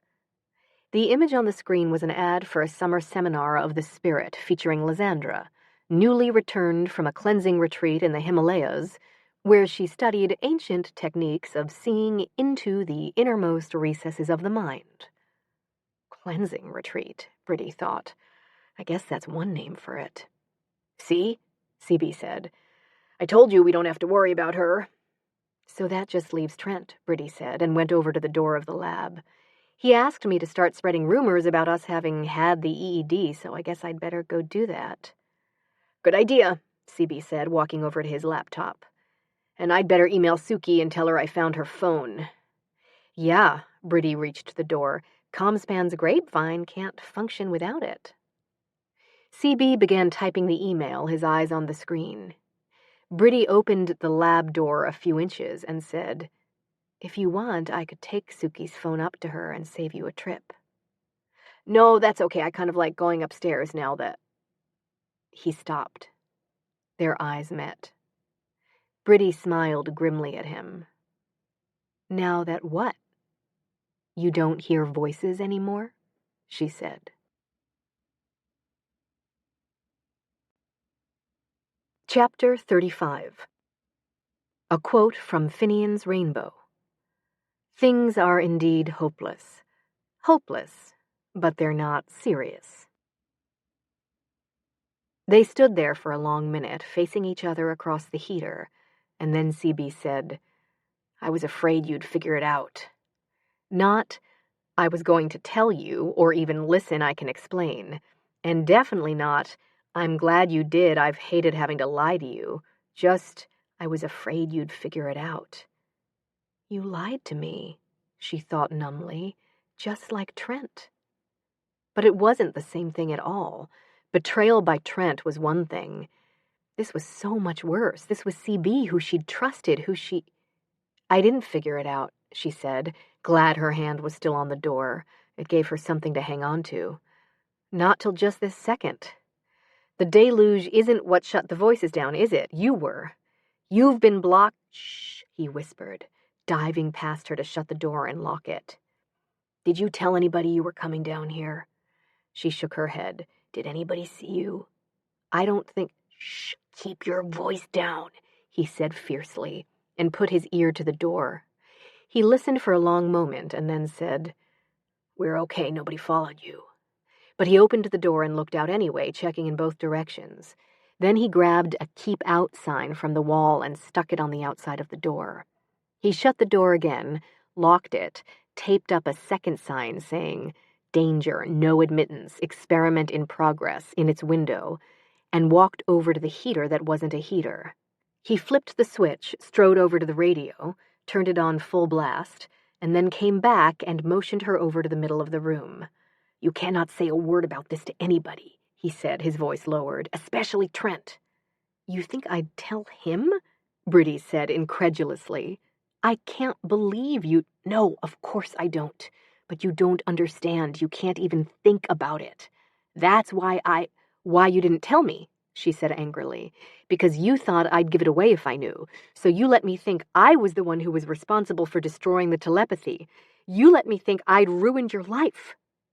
"Look, I'm sorry," CB said. "But it couldn't be helped. There was just too much at stake. I couldn't risk him finding out about Maeve or—" He stopped himself and began again. "You saw what he's like. That onslaught of bugs didn't even slow him down. He's still convinced telepathy is something he can control, and if he had even the slightest hint it still existed, he wouldn't rest till he'd stuck it in his stupid phone and inflicted it on the whole world. It was essential to convince him it had stopped, and you were our best bet. If you thought it was true, you couldn't accidentally give away the secret. Yes, and it's still critical you don't, now that you know. You're going to have to keep completely away from Trent." "How? Thanks to this little diversion plan of yours, he and I are supposed to be convincing everyone we're a happy, EED-connected couple. And I can't avoid him indefinitely." "You won't have to. Just a couple more days." "What happens then?" He hesitated, looking torn. "You've already told me this much. You might as well tell me the rest. What happens in a couple more days?" "I finished programming the jamming equipment," he said. She looked automatically over at the heater. No wonder it was always so cold down here. It wasn't a heater. It was a signal jammer. "Nope," CB said. "That just prevents cell phone coverage. This," he plucked a smartphone out of the clutter on the lab table, "is what jams the voices." "A smartphone?" "No, it just looks like one. It's actually a jammer. It sends out a signal that'll block the voices. Or it will as soon as I finish writing the code." "So you lied when you said the jammer didn't work." "No, there really wasn't a way to generate enough power to block the telepathy permanently for all those people." "But now you've discovered one?" "No," he said. "You did." "I did?" "Yep. One of the many unintended consequences of your EED. Only this turned out to be a good one." "I don't understand how—" "After you had it done, you told me we had to talk out loud because the neural pathway acted as a feedback loop. And you said it didn't. And it still doesn't. But after the flood, when you were telling Maeve why she needed to stay in her castle, you mentioned a feedback loop again. And I realized I'd been thinking about the problem all wrong." I knew all those questions he asked me about the feedback loop, and then his saying the deluge had caused one couldn't be just a coincidence, Briddey thought. "You were right, they weren't. A feedback loop was the perfect explanation for the disruptions, except for the part about it triggering inhibitors we didn't have, which you spotted. But I'm talking about blocking the voices. I realized that if I could create a feedback loop, I wouldn't have to come up with all that power. All I'd have to do was set it in motion, and the feedback loop would do the rest." "And that's why he can do it with something the size of a smartphone," Briddey thought, looking at it on the lab table. "So it works using Hedy Lamar's frequency hopping thing?" "Partly. It also partly uses Maeve's zombie gate and forest of brambles and moat defenses and the synaptic patterns produced by reading Little Dorrit and the Mill on the Floss, combined with a mechanism for feeding the defenses back on themselves that will work like the one I told Varric was shutting down the telepathy. Only this one actually will." He held up the jammer. "A real Sanctuary phone. The effects of the jamming would intensify with each listener who received it, with each circuit of the loop, till the voices were completely shut down, and the effect would be exactly the same as if CB's story about the deluge creating a cascade had been true. The telepathy would be gone for good. "You're right, it will," CB said. "But if it keeps Varric and Trent and all the other potential exploiters from getting their mitts on it and on Maeve, it'll be worth it. And if it's us you're worried about, we'll still be able to communicate. We'll just have to do it by joining canoodle.com and swiping each other's photographs like normal people. But I'll still have deprived CB of his gift," Briddey thought to herself. "Yeah, but we'll get to go to Carnival Pizza and plays. But not the library. Well, maybe not the Carnegie Room, but we can still go to the reading room. And the stacks." He grinned at her. "And there won't be any more floods, or zombies. Or fires," she thought, looking at CB's hands. "Or fires, which will be great. And anyway, it's probably just as well that telepathy won't be around anymore. There are some things about it I didn't tell you, some of those unintended consequences. Trust me, we'll be better off without it." He set down the jammer and went over to his laptop. "But that means I need to get the jammer up and running, so I'd better get back to work. And you'd better go start spreading the rumor that you and Trent had the EED. I'd suggest starting with Jill Quincy," he said, and began typing. "Tell her this is supposed to be a secret, but I had to tell somebody and swear her to secrecy." "But I thought you wanted everyone to find out." "I do. And there's no better way to guarantee it than to tell people not to tell, especially malicious people. Make sure no one sees you on your way back upstairs. Oh, and when you leave, can you stick a danger radiation sign opposite the elevator so I won't be interrupted?" He turned back to his laptop. It was a clear dismissal. And he was right. The sooner he completed the jammer, the safer they'd all be. But it was more than that. He seemed anxious to get rid of her, as if he was afraid he might give something away if she stayed. And now that she thought about it, he hadn't explained how he was blocking the voices right now, or what those unintended consequences were that made it just as well that they were doing away with it, or how he was blocking everyone while he worked on this jammer. "He's still keeping something from me, and I'm not leaving here till I find out what it is." She went back over to where he was working on the laptop. "How are you doing it?" she asked. CB glanced up from the screen. "Doing what?" "The blocking. If you haven't finished the jammer, how—" And Suki's phone rang. "Sorry," CB said, and answered it. "Hi, Suki. Yeah, I found your phone in the copy room. I was just going to call you. I'll bring it right up." He hung up. "Apparently she can't survive longer than 5 minutes without it." He held it out to Briddey. "You wouldn't mind taking it up to her, would you, since you're going upstairs? You can tell her about the EED while you're at it. But you'll have to be quick. She said she needs it right away." "No, she didn't. That was your SOS app. You showed me how it worked before, remember? And how useful it was for getting out of conversations you don't want to have, like this one," she said grimly. "Besides, you turned the cell phone jammer back on. There's no coverage down here." She slammed Suki's phone down onto the lab table between them. "You have to sleep sometimes, so how are you blocking us then? And how are you blocking so many people? You said each person you blocked made it exponentially harder. And how can you be blocking them and working on the jammer at the same time?" He isn't, she thought, suddenly certain of it. Someone else is. And that's what he's been avoiding telling me. "It's Maeve, isn't it?" she asked. "I can't believe you let her do this." "I didn't. Are you kidding? She's 9 years old. I'd never put her in jeopardy. Besides, you heard her in the lab after the fire. I knew if I let her help, she'd go off half-cocked and do something that would tip off Varric to the Irish connection." He shook his head. "Besides, she had school." "So you expect me to believe you did this all by yourself?" He didn't answer. He just stood there looking at Briddey for a long, measuring moment. "While he decides whether I'll buy the lie he's about to tell me," she thought. "No," she said to him, "I won't. You taught me the rules of lying, remember?" "You had to have a partner," she said aloud. "If it isn't Maeve, who is it?" "I can't tell you," he said. And she realized with a sinking heart that he didn't have to. She already knew. And no wonder CB had been avoiding her and telling her she wouldn't have to put up with him anymore.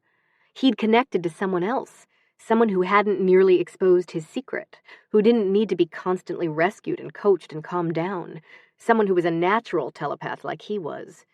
And there was only one person that could be. I should have seen it, Briddey thought. That's how she knows everything that goes on at Comspan, because she can read everybody's mind. He hadn't stolen her phone, she'd given it to him. "It's Suki, isn't it?" she said. CB stared at her incredulously. "Suki? Grapevine girl? You're kidding, right?" "That's not an answer," she said. "You're right. No, it's not Suki. She's not a telepath, natural or otherwise. She's just incredibly nosy. And no, she's not Apple's spy either. You'll never guess who that is." "Who?" "Ethel Godwin." "Ethel Godwin? Trent's secretary?" "The very same." "But Trent said she was the soul of discretion and completely loyal." "She is, to Apple. And she's already told them all about your EEDs and the Hermes Project, and Trent's telling Hamilton there'd been a revolutionary breakthrough, so it'll be easy to convince them the direct communication phone's real." "But how—" she began, and then realized CB was simply creating another diversion to keep from telling her who'd helped him. "If it's not Suki, then who is it?" she demanded. "And don't say you can't tell me, because I'm not leaving this lab until you do." "Fine," he said, throwing up his hands in surrender. "But not here." "What do you mean not here? The door's locked, there's no coverage, nobody can hear us." "That's what you think," he said. "Go into your safe room. She won't be able to hear us in there." "If this is another one of your diversions—" "It's not. Go." Briddey went, shutting and barring the door behind her and then stopping to stare at the courtyard. It had been miraculously restored to its before-the-flood state, the water and the streaks of soot gone, the blue door shining with fresh paint and the flowers blooming again. She hurried over to the adobe wall CB'd scaled before. She looked up at the top of it, waiting in dread for him to clamber over and tell her who was helping him block the voices. "She," he'd said. "It is Suki," she thought, or some other girlfriend who he didn't want to have find out he'd been talking to Briddey. "True," CB said from behind her. "In fact, she'll kill me if she finds out I told you." Briddey turned. CB was standing by the bench. "She swore me to silence," he said. "On the holy blood of St. Patrick and all the saints of Ireland." "All the—" Briddey said, and sat down hard on the bench. "Are you telling me it's Aunt Una?" "Yep," he said, and Briddey knew she should be feeling shock at the news that her great-aunt was telepathic, and dismay that she'd been eavesdropping on everything for who knew how long, and fury at CB for keeping that from her, and worse, putting her through the hell of thinking she'd destroyed the telepathy and ruined his life. But all she felt was relief that he didn't have a girlfriend. "Of course I don't have a girlfriend. How could you even think that?" He frowned. "Maybe Maeve was right and I should have—" He stopped himself. "Should have what?" Briddey asked. "Nothing. Yes, it's Una, and she made me swear I wouldn't tell you, so you can't say a word about this or even think about it." "But I don't understand. How—" "What do you mean, how? Telepathy obviously runs in the family." "But then why aren't Mary Claire and Kathleen telepathic too?" "Mary Claire is. Since the day she gave birth to Maeve, Una's been blocking her to protect Maeve, or, as she says, to keep the poor wee bairn from being smothered in her cradle." "And Kathleen?" "Is apparently a late bloomer like you and your great-aunt. Una didn't start hearing voices till she was 40, and your mother didn't till—" "My mother?" "Yup. Her telepathy wasn't triggered till she was 30, and neither were any of your ancestors' psychic spirit gifts, which is why Una didn't recognize the signs that it was happening to Maeve, and by the time she figured it out, I'd already intervened." "But," Briddey said, still trying to take this all in, "why didn't they tell—" "For the same reason I didn't." "It can get you burned at the stake," Briddey thought. "Exactly," CB said. "And remember, Una was 40 when hers started, by which time she'd had a lot of years to observe the human race in action. She's got an even lower opinion of humanity than I do." He grinned at Briddey. She was also old enough to remember Bridie Murphy, so she knew exactly what would happen if people found out she was a telepath. "So she kept it a secret like you did," Briddey said, and then realized that wasn't quite true. "Does this mean her premonitions are real?" "No, I told you clairvoyance doesn't exist. But the sight is a lot safer to talk about than hearing voices, especially if you're, as Una puts it, an old lone spinster who's just the sort of person everyone's inclined to think is a wee bit touched in the head anyway. And if you're from Ireland, where people have a reputation for believing in second sight and presentiments." "So you're saying it was all a cover for her telepathy? The shawls and the crubines and that awful Maureen O'Hara accent?" "Aye, lass, 'tis all a diversionary tactic. And it works great, it had me fooled. I'd never have pegged her for a telepath if she hadn't told me. And I couldn't tell you because she swore you to secrecy." "Yes, and because Trent and Lysandra could both hear your thoughts, and we couldn't be sure we could block them 100%. So you had to think the cascade was destroying the telepathy." Which Briddey could understand. Any inkling that they were being blocked or that the telepathy still existed would have sabotaged the entire plan. "Una wouldn't have told me she was a telepath either if she hadn't had to. She'd overheard me talking to Maeve and knew I was helping her understand what was happening to her, but she wasn't sure I knew how to build defenses." That day at Comspan, Briddey thought, when Aunt Una had supposedly gone down to the lab to thank him for helping Maeve with her project. "She had to find out whether she could trust me to protect Maeve from the voices," CB said, "or if she was going to have to pitch in." Which would have meant Maeve finding out that Aunt Una was telepathic. Yeah, and Una wasn't sure how she'd take it. You know how Maeve feels about being spied on. She was afraid Maeve might reject her help and the voices would overwhelm her, so we agreed I'd do it, and she'd provide backup if I needed it. "And she did," Briddey said. "You enlisted her help with blocking Lysandra and Trent." "Wrong. I didn't want to risk Varric and Trent finding out about her either. And besides, I didn't see how one additional person blocking the voices was going to help. I wasn't lying about how much energy it takes to block that many people nonstop, and Una already had her hands full blocking Mary Claire." "But if you didn't enlist her help, then how—" "She took it upon herself to start blocking, without telling me." "And that's why you looked so stunned," Briddey said, suddenly understanding. "Why you looked like you had no idea what was happening." "Right," CB said. "I didn't, which turned out to be an advantage. My reaction not only convinced you, it convinced Lysandra and Varric." "And you've been, what, doing alternating shifts with Aunt Una?" "Along with the rest of the Daughters of Ireland." "The Daughters?" CB nodded. "Which she didn't see fit to fill me in on either. Another reason I thought the deluge was what was shutting the telepathy down. It was the only explanation I could think of. But it turns out the Daughters is an undercover organization, support group, outreach society for telepaths like Una." "And all that Irish poetry reading and step dancing and matchmaking is just a diversionary tactic?" "Some of it is, and some of it's recruitment.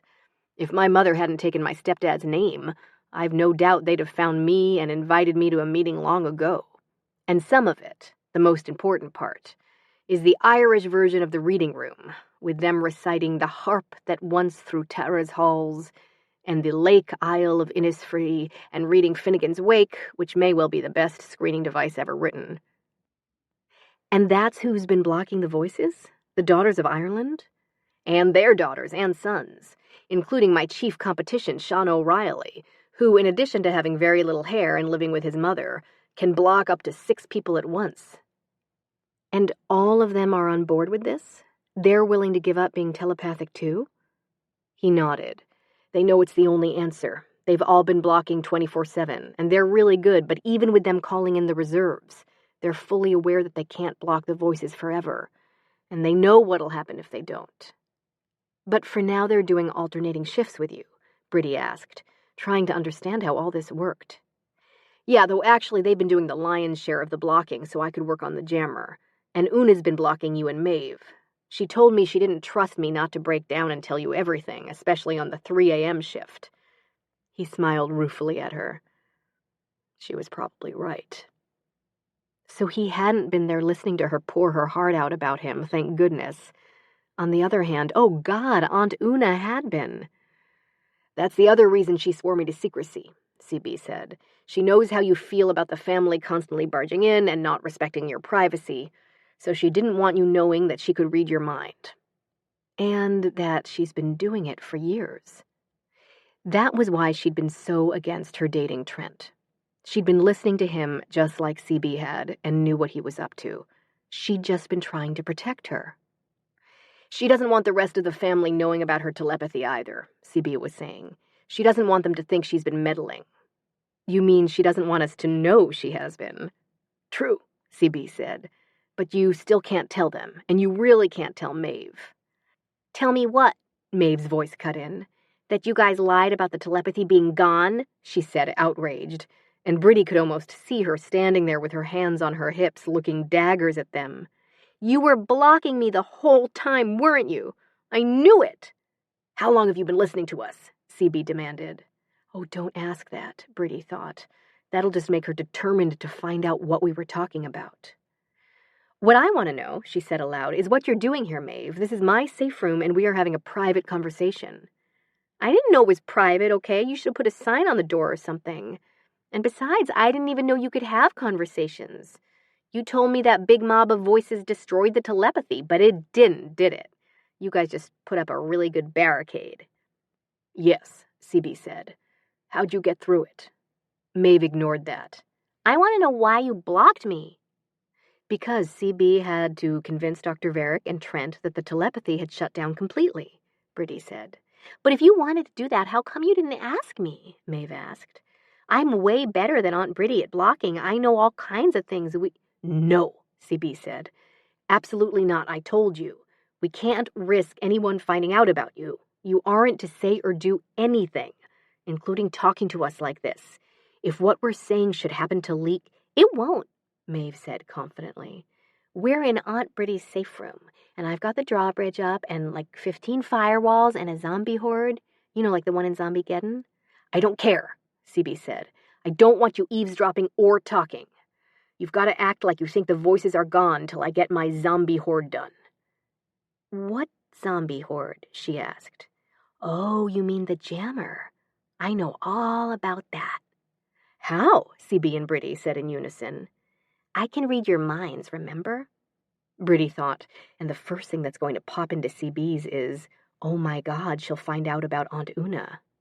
I'm glad you know about the jammer, she said to keep Maeve from hearing CB. Then he doesn't have to explain it to you. Yes, he does. Why are you going to shut down all the telepathy? Nobody will be able to talk to each other. It was the only way we could keep people from doing bad things with it, CB said. No, it isn't. And now we'll be subjected to what someone in Guys and Zombies or Beauty and the Beast did to save the day, Briddey thought. We will discuss this later, she said. Now go. Why? Maeve said suspiciously. So you guys can talk about more secret stuff? Yes, CB said. Like what? None of your business, he said. This is just between me and your Aunt Briddey. Oh, I get it. Sex. No, not, Briddey said. I'll bet. You think I don't know about sex, but me and Danica watched Zombie Girls Gone Wild last night. I thought you were grounded, Briddey said. I am, but I told you I overrode the block Mom put on my laptop and on Danica's mom's Netflix account, which explained the movie, but not how she'd smuggled Danica into her room. She wasn't here, Maeve said. We were on FaceTime together. If it isn't sex, why can't I listen? Because I said so, CB said. That isn't going to work, Briddey thought. I know, he said, and grabbed Brittey's hand. But this is. Come on, he whispered. Whispering doesn't do any good with telepathy, Maeve said. True, he said, and to Briddey as he hustled her across the courtyard to the weathered wooden cupboard. That's why we need to get out of here.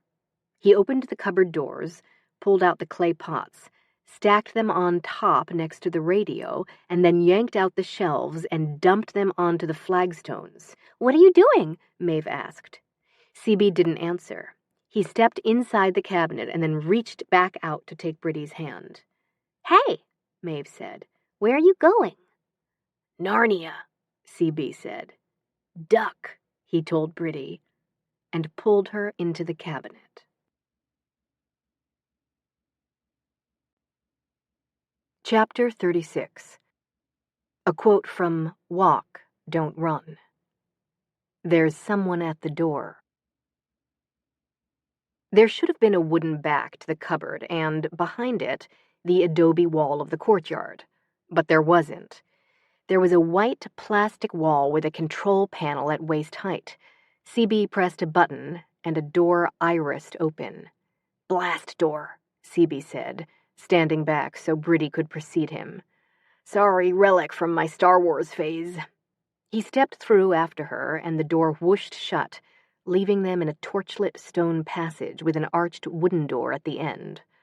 "And my Hunchback of Notre Dame phase." "I thought you told me it was a maximum security prison," Briddey said as they started down the passage. "My perimeter is."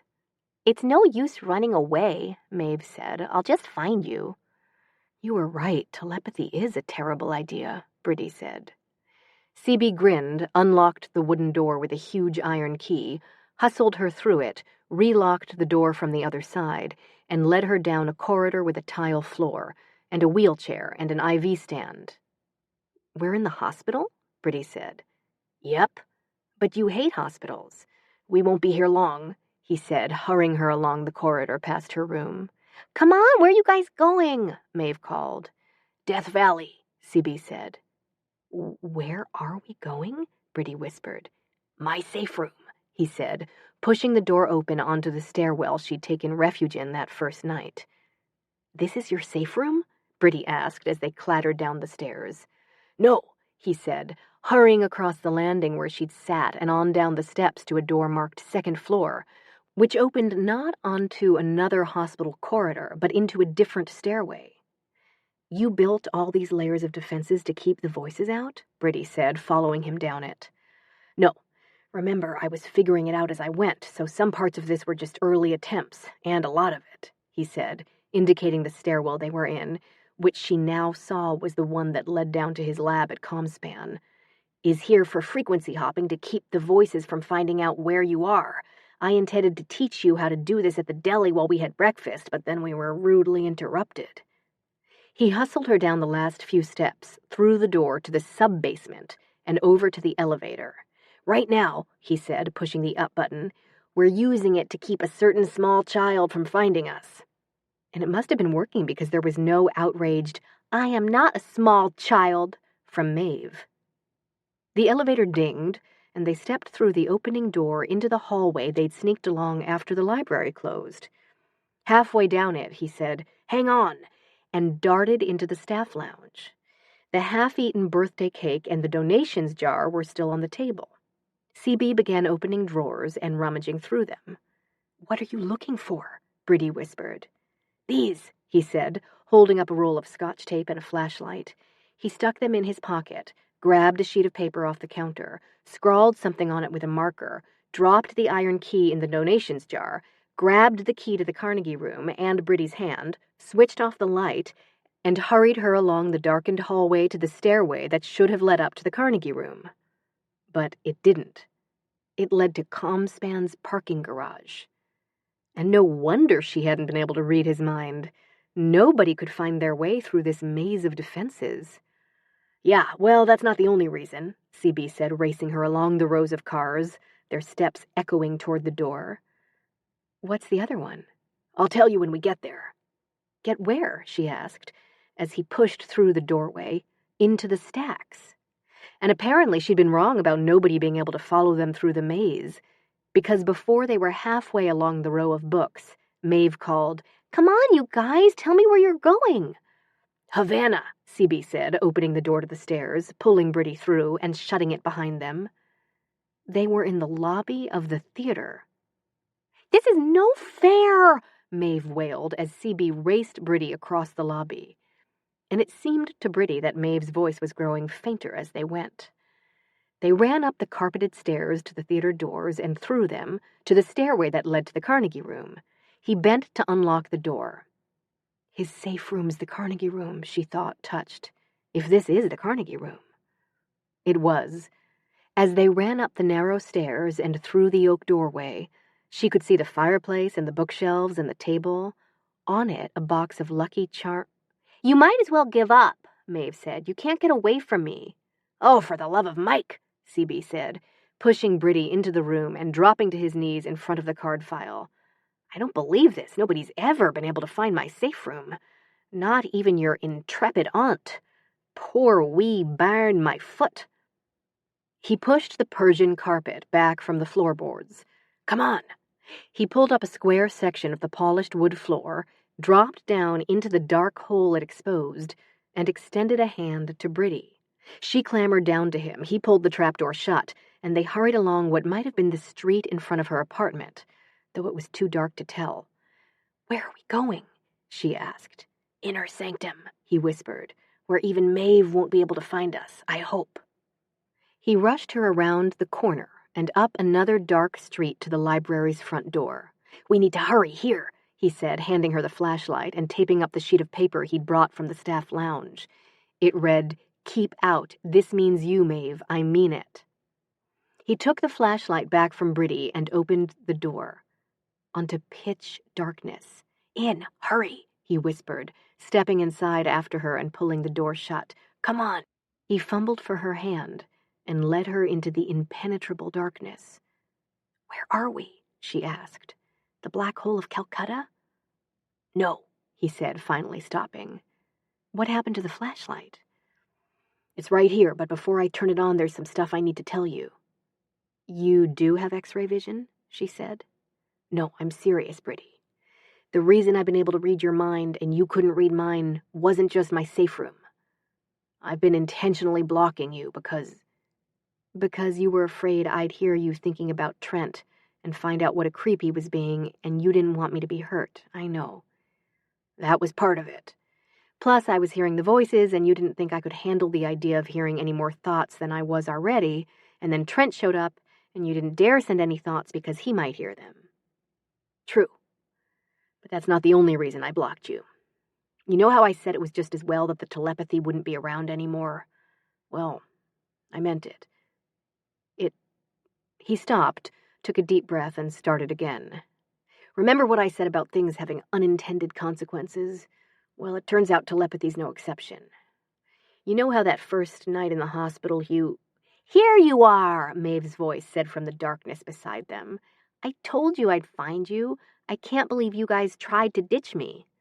"Tried" being the operative word, CB said. "How did you get in here?" "Are you kidding? It was easy."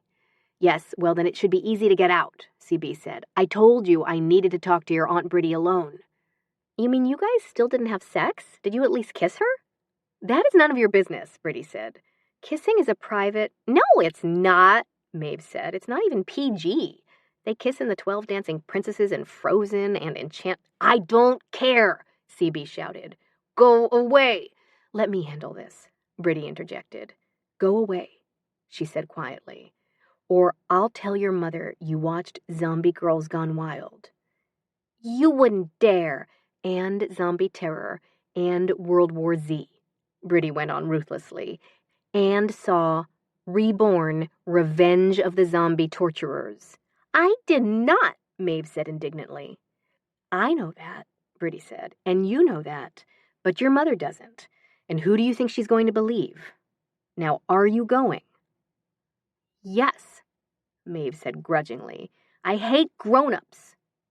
And they heard the door slam. "Is she gone?" Briddey began, and heard the door open. "Not that you care, but I fixed your stupid jammer," Maeve said, and slammed the door again. "What do you mean you fixed it?" CB shouted. "Maeve, come back here." "I thought you told me to go away, make up your minds." "What do you mean you fixed the jammer?" "I mean I fixed it. I made it so we could still talk to each other." "You did what?" CB said, sounding like he wanted to throttle her. "Maeve, I swear, if you've jeopardized..." "I didn't. The feedback loop will still shut down Trent and Lysandra and all the other people, so they'll think it's gone, and they won't be able to do anything bad with it. It just won't shut down us." "Us?" CB said. "You mean full telepaths?" And Briddey remembered that Maeve didn't know about Aunt Una and the Daughters of Ireland, and then hastily quashed the thought so Maeve wouldn't hear it. Apparently she didn't, because she said, "Yeah, you and me and Briddey." Don't worry, I got rid of the bad parts and just kept the nice stuff. What do you mean the bad parts? CB demanded. You know, the scary voices. I shut them down and made it so they can't ever come back, but I kept everything else. It's okay. Nobody else will know about it. They won't even know it exists. And how exactly did you do this? I took the stuff you did and put it behind a firewall and then disabled... I'm not sure I can explain it to you. It's kind of complicated. But don't worry, it works really good, she said, and was gone. CB didn't try to call her back. Oh my God, he said. If she's been fooling around with the program and messed it up... Come on. He grabbed Brittey's hand and started back through the blackness toward the door. We don't have to go back through the whole maze, do we? She asked, trying to keep up with him. No, of course not. You do know we've been in my lab the entire time, right? Yes, she said. Though that wasn't strictly true. The illusion had been so complete, and still was. When they reached the door and CB opened it onto his lab, she blinked against the sudden light, and it took her a minute to adjust to the idea that she was actually standing by the lab table, looking down at the smartphone jammer, not walking through the doorway from his inner sanctum. It was a minute that cost her. During it, CB had shut the door behind them, and it had returned to being the wall with the pinup of Hedy Lamarr on it, which meant she'd missed her chance to see what his inner sanctum had been. CB had already dived for his laptop and was typing madly, his face intent on the screen. Lines of code scrolled by, and he checked them with his finger as they did, frowning, and then began typing again. Did she mess it up? Briddey asked anxiously. I don't know, CB said, drawing his finger along a string of numbers. I can't figure out what she's done here. She's altered the code. And beside Briddey on the lab table, the phone he'd stolen from Suki rang. Can you get that? He asked, his eyes still on the laptop screen. Briddey nodded and picked it up, thinking, I thought he turned the cell phone jammer back on. He did, Maeve's voice said from the phone. I figured out a way to bypass it. And apparently a way to get Suki's number. Maeve, Briddey said warningly, I told you. You said to go away. You didn't say I couldn't call you on the phone, Maeve said with maddening logic. I need to talk to CB and tell him I didn't mess up his stupid code. I fixed it. The way he was doing it, it would have taken forever, and we wouldn't have been able to talk to each other anymore. So CB grabbed the phone from Briddey. Tell me exactly what you did to the program, he said, cradling the phone against his shoulder and typing again. Uh-huh. How did you... Wow. I never thought of that. What about... Uh-huh. Okay. He ended the call, stared intently at the screen for several more minutes, and then straightened. Well, Briddey asked CB, did she fix the code? No. She wrote a whole new program, he said, looking bemused, which is, as far as I can tell, a vast improvement on mine. And, as near as I can tell, it does exactly what she said it does. It eliminates the voices, but lets full telepaths go on talking to one another, and shuts down the signals completely for everybody else. He frowned. But that's good, isn't it? Briddey asked. It means you won't have to give up being telepathic? And I won't have ruined your life. Yeah, it's good. It's great, he said, though he didn't look like it was. What's wrong? Briddey asked. Do her changes mean it'll take you longer than 2 days to finish the jammer? No, she's already started it. It's been running since 5 minutes after we took off from my safe room. But how could... She wasn't even here.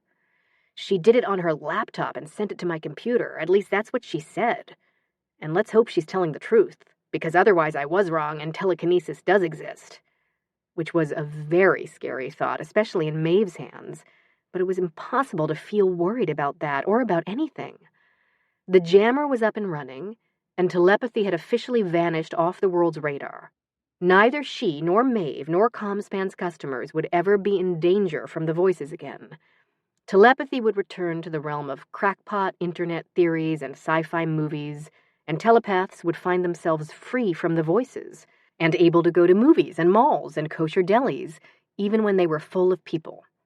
And Aunt Una and the rest of the daughters of Ireland could stop blocking and go back to matchmaking and forcing their nieces' daughters to take Irish dancing lessons. And CB won't have to face being interrogated and tested and forced to provide information to anyone, Briddey thought happily, or be burned at the stake. He's safe, and our problems are over. I wish, he said.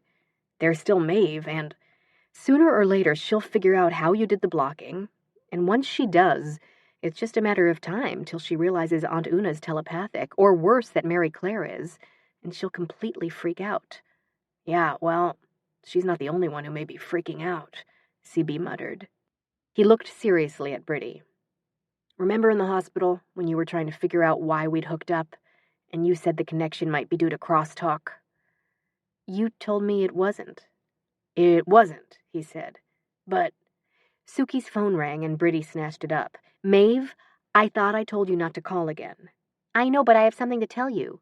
What? Briddey said tightly. And make it snappy. Okay, don't get mad. I thought you'd be done kissing by now. We haven't even gotten started, Briddey thought, thanks to you. What is it you needed to tell me? It's about Aunt Una. Oh, no. Don't tell me Maeve's found out about her. She wants to know if you can come to dinner tomorrow night to celebrate Kathleen's engagement. Engagement? Briddey said bewilderedly. She got engaged to the lattes in love guy? I thought he was already engaged. Not to him, Maeve said. To Sean O'Reilly. Sean O'Reilly, Briddey repeated, and turned to look in astonishment at CB. The fine Irish lad Aunt Una was trying to hook me up with? Yeah, only he's not really a lad. He's kind of old and bald. Aunt Una and Kathleen went to this Hibernian heritage thing they were working on, and he was there, and I don't know what happened. I'll bet I do, CB said, and I'll bet you and Maeve aren't the only Flanagans whose telepathic abilities have been triggered recently. And if Kathleen's had been, and Sean O'Reilly had had to rescue her and teach her how to put up defenses...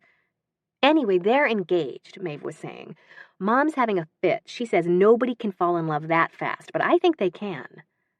So do I, Briddey thought, smiling at CB. I mean, Rapunzel and Flynn Rider fell in love in 2 days, and in the Zombie Princess Diaries, Xander fell in love with Allison in like 5 minutes, but that's because there's not much time when there are zombies chasing you. No, there isn't. So anyway, Aunt Una's having everybody over, Maeve said. She's making corned beef and cabbage, and she said to ask you. She said you don't have to come if you don't want to. Of course I want to come, Briddey said. Tell her I'll bring a loaf of soda bread and crew beans. You can bring CB too if you want, Maeve said. I already asked Aunt Una. I don't know, Briddey said, looking doubtfully at him. I'd love to come, he said. Are you sure you've already been through one interrogation? No, I already made it so it won't be, Maeve said. When Aunt Una told me to ask you, I said, can I invite CB because he helped with my science project? And she said yes, so she thinks that's why he's coming, and that way nobody will ask you since when are you dating and what happened to Trent and are you getting married? And what do you want in return for doing that for me? To get out of being grounded. Fine, Briddey said. I'll talk to your mother tonight. Goodbye. And no more calls. She ended the call. Are you sure you want to go to dinner with my family? She asked CB. Positive. That is, if you still want me to come after you hear what I have to say. He took a deep breath. Maeve said she got rid of the bad parts and just kept the nice stuff, but that isn't entirely true. There are things that are intrinsic to the telepathy that can't be eliminated without eliminating the telepathy, too. So, we won't be able to talk to each other after all? No, we'll be able to talk, but when telepathic signals get too closely aligned, it causes interference, particularly crosstalk. I don't understand, Briddey said, and felt a thrill of fear. Are you saying the voices aren't shut down? That they'll come back if we... No, CB hastened to reassure her. No, the jammer shut them down for good. But you said one of the reasons I blocked you was that I didn't think you could handle hearing any more thoughts than you were already. You're right, I didn't think you could. But it wasn't ordinary, everyday thoughts I was worried about. It was what? Briddey prompted. The crosstalk. And the problem is it's not like electronic crosstalk. You can correct that or filter it out. But this is part and parcel of the telepathy. And even if both partners are crazy about each other, there's a limit to how much honesty and openness the human race is equipped to handle. Maybe that's why they developed inhibitors, because they couldn't handle it, and they realized getting rid of it was the only way to survive. I wasn't kidding when I said telepathy isn't a survival characteristic. CB, Briddey interrupted, I have no idea what you're talking about, or what all this has to do with crosstalk. I know, I'm sorry. What I'm trying to tell you is, you know how I called having sex hooking up? Well, the phone rang. Briddey answered it. Maeve, I told you. I know, but I forgot to tell CB something. What is it? I have to tell it to CB. Briddey handed him the phone. It's for you. He listened a minute and then said, You really think I should? But what if she... There was a pause, and then he said, Yeah, I think you're probably right. He handed the phone back to Briddey. Maeve said, It'd be way easier if you just let me talk to you in your heads instead of using the phone. No, Briddey said firmly. Now go away. And no more phone calls or eavesdropping. I mean it. She ended the call. CB was squinting at her as if trying to make up his mind about something. What exactly did Maeve tell you to do just now? Briddey asked. This, he said, and kissed her. The world came apart. And it wasn't just the kiss, which Briddey realized now she'd been wanting ever since she saw him standing there at the hospital, waiting to take her home. It was what was happening inside her head. She was sensing CB's feelings, hearing his thoughts. She was doing what she'd thought she was never going to be able to do. She was reading his mind, and he was reading hers. Wanted to do this ever since, he was saying. Didn't dare, afraid you didn't. I mean, how could you? Too beautiful and smart to even look at someone like me, let alone. And she was saying, thought I'd lost you, thought we'd never be able to talk to each other again. And they were both talking at once, their thoughts and feelings tangling together till it was impossible to tell which were whose. Thought I'd ruined everything and you didn't love me anymore. How could you think that? Thought that was why you were blocking me, because you couldn't forgive me. Blocking you because I was afraid if you knew how I felt. In the stacks, so close, so beautiful. So were you. Yeah, I know what you think of my messy hair. I love your hair. Their thoughts flowed together in an incoherent torrent of relief and joy and delight, colliding, crashing, looping in a cascade of longing and explanations and desire as overwhelming, as drenching as the deluge of voices had been, but wonderful, wonderful, wonderful. And she was going under, she was going to drown. She broke out of the kiss like a swimmer breaking the surface and staggered back against the lab table, groping for support. What was that? She said shakily. I told you when the signals get too closely aligned, it causes crosstalk. Crosstalk? She said breathlessly. I thought you were talking about a few words or phrases getting through, but that was a deluge. I know, I'm so sorry. I shouldn't have... Is that going to happen all the time? Briddey asked, still having trouble getting her breath. Because if it was, no, just when there's sexual contact. You know, kissing or canoodling or... But I thought in the library you told me sex shut down the voices. The other voices, he said. Not the ones of the people involved. It has sort of the opposite effect on them. That's the understatement of the year, Briddey thought. CB was looking at her anxiously. Are you all right? I don't know, she said honestly. I've never... She put her hand unsteadily to her chest. It was so... Yeah, I know, it's pretty overwhelming. Even more so than I thought it would be, and I totally understand if you don't want to have anything to do with this, or with me.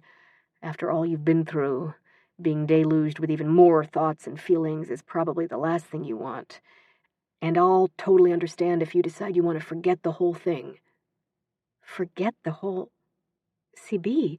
No, it's totally okay. I don't blame you. If I were in your shoes, I'd probably feel exactly the same way. Look, we can forget about Havana. I can take you back to New York, like Sky did Sister Sarah, and not... We can keep things completely platonic. Platonic? Or, if you'd rather, I can have the jammer block you altogether, and things will be just like they were before you had the EED. What? Briddey said. I can't believe this. You've been lying to me this entire time? Lying, he said, taken aback. No, I haven't. I just didn't tell you about the whole... I don't mean about the crosstalk. I'm talking about you constantly telling me you could read my mind. What do you mean? He said, bewildered. Because if you could, you wouldn't have made that ridiculous speech just now. Ridiculous? You mean you still want... He said, and she didn't need to be able to read his mind to know how he felt. It was all right there in his face. Yes, she said. I do. He reached for her again. Not so fast, she said, putting up a hand to hold him off. We need to set a few ground rules first. Like what? Like no more blocking. If you're going to read my mind, I get to read yours, so I'll at least have a fighting chance. Okay, but I have to warn you, it's a cesspool in there. Like, right now, for instance, all I can think about is... I know, she murmured. Me too. He reached for her again. Second, she said, holding him firmly at arm's length. You have to promise to teach me how to build those auxiliary defenses. To keep me out? Maybe, sometimes. Like you said, there can be such a thing as being too connected. But mostly I'm going to need them to keep Maeve out so we can have some privacy. I don't know if that's possible. She seems to be able to break through every firewall and barricade ever erected. And she's a whiz at decryption. And she's only 9. What'll she be capable of at 13? Saving France, Briddey said. You're right, she's a great kid. Maybe she'll even be able to figure out some way for everybody to experience telepathy. The nice parts, not the bad ones. Without destroying the planet in the process. But in the meantime... He shook his head. Don't worry, Briddey said. There are other kinds of auxiliary defenses. Like what? Like, she said, raising her voice slightly so Maeve could hear her, though that probably wasn't necessary, threatening to tell her mother Maeve's telepathic, and telling her if she doesn't leave us alone when we tell her we need some privacy, I'll tell Mary Claire she's not only been secretly watching zombie movies, but Cinderella and Tangled, and wants a Rapunzel tiara more than life itself. And heard a disgusted, fine, and a very final-sounding slam of a door. See? Briddey said. Problem solved. Good, CB said, and reached for her. She pushed him away. I'm not done yet. There seem to have been a number of things regarding telepathy that you failed to tell me the whole truth about. So what else have you neglected to mention? Nothing at all, he said and grinned. My mind's an open book. I'll bet you probably do have X-ray vision. No, but if I asked Maeve to put her devious little mind to it, I'm pretty sure she could come up with an app. Don't even think about it, Briddey said. Besides, she took hold of the front of his flannel shirt with both her hands and pulled him down onto the couch. You won't need it. Hang on. He disentangled himself. Not here, come on, he said. And they were in her courtyard again. Why can't we stay in the lab? Briddey asked. If you're afraid Maeve will interrupt us, she won't. Tangled's her favorite movie in the entire world. Exactly, he said. She's temporarily cowed. Una doesn't know the jammer's up and running yet, which means she's still busy blocking the voices. Your sister Kathleen's busy quitting her dating sites, and Suki's too busy looking for her phone to be spreading any gossip. This may be the last chance we ever have to be completely alone, and I intend to make the most of it. He grabbed her hand and started for the blue courtyard door, which was no longer latched, nor barred. It didn't have to be. There were no longer any roaring voices outside, not even a murmur. So where are we going? Briddey asked. Niagara Falls? There isn't time, he said, opening the door onto the pitch blackness of his inner sanctum. I'll take you there on our honeymoon. He pulled her through the door, shut it, and let go of her hand. She heard him taking off his flannel shirt and stooping to lay it against the door so the light from under it couldn't be seen, and her heart gave a queer jerk. I know where we are, she thought. Yup, CB said, and switched on the light. They were in the storage closet. CB was standing there in front of her in his Doctor Who t-shirt and jeans, and behind her stood the wooden card file and the oak table piled high with the Encyclopedia Britannica. And behind CB, propped against the stacks of chairs, George Washington still glared disapprovingly at them. "Go away," CB said cordially to him and clambered up the chairs. He turned the painting around and jumped back down to stand in front of her. "I expected the stacks would be your inner sanctum," she said lightly to keep him from hearing her thudding heart, her flushed and skyrocketing thoughts. "Since that's where all the hooking up takes place." "Not all," he said. "Plus, your arms weren't around my neck in the stacks," and took her hand in both of his and clasped it to his chest. "Oh," she breathed, and put her free hand to the back of his neck and pulled his face down to hers. "I should have done this the first time we were in here," Briddey thought. "You're right," CB said. "You should have." And kissed her. It was even more dizzying, more drenching than the first time. But now there was a deep current of happiness running through it, and splashes of amusement. "Thought you said connecting didn't have anything to do with emotional bonding." "Never said that, said it didn't have to." "You were the one who kept saying we weren't." "I know, such an idiot." "I should have known the minute you put your arms around me," Briddey said. "I felt so safe." "If you'd heard what I was thinking, you wouldn't have," CB said, and they were suddenly surrounded not by water but by golden fireworks, and then, abruptly, fire. Flames sparked and flared around them, through them, so hot they couldn't even form their thoughts into coherent sentences.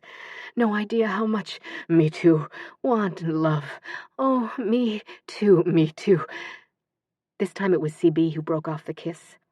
He backed away from her, crashing into the stacked chairs. "What's wrong?"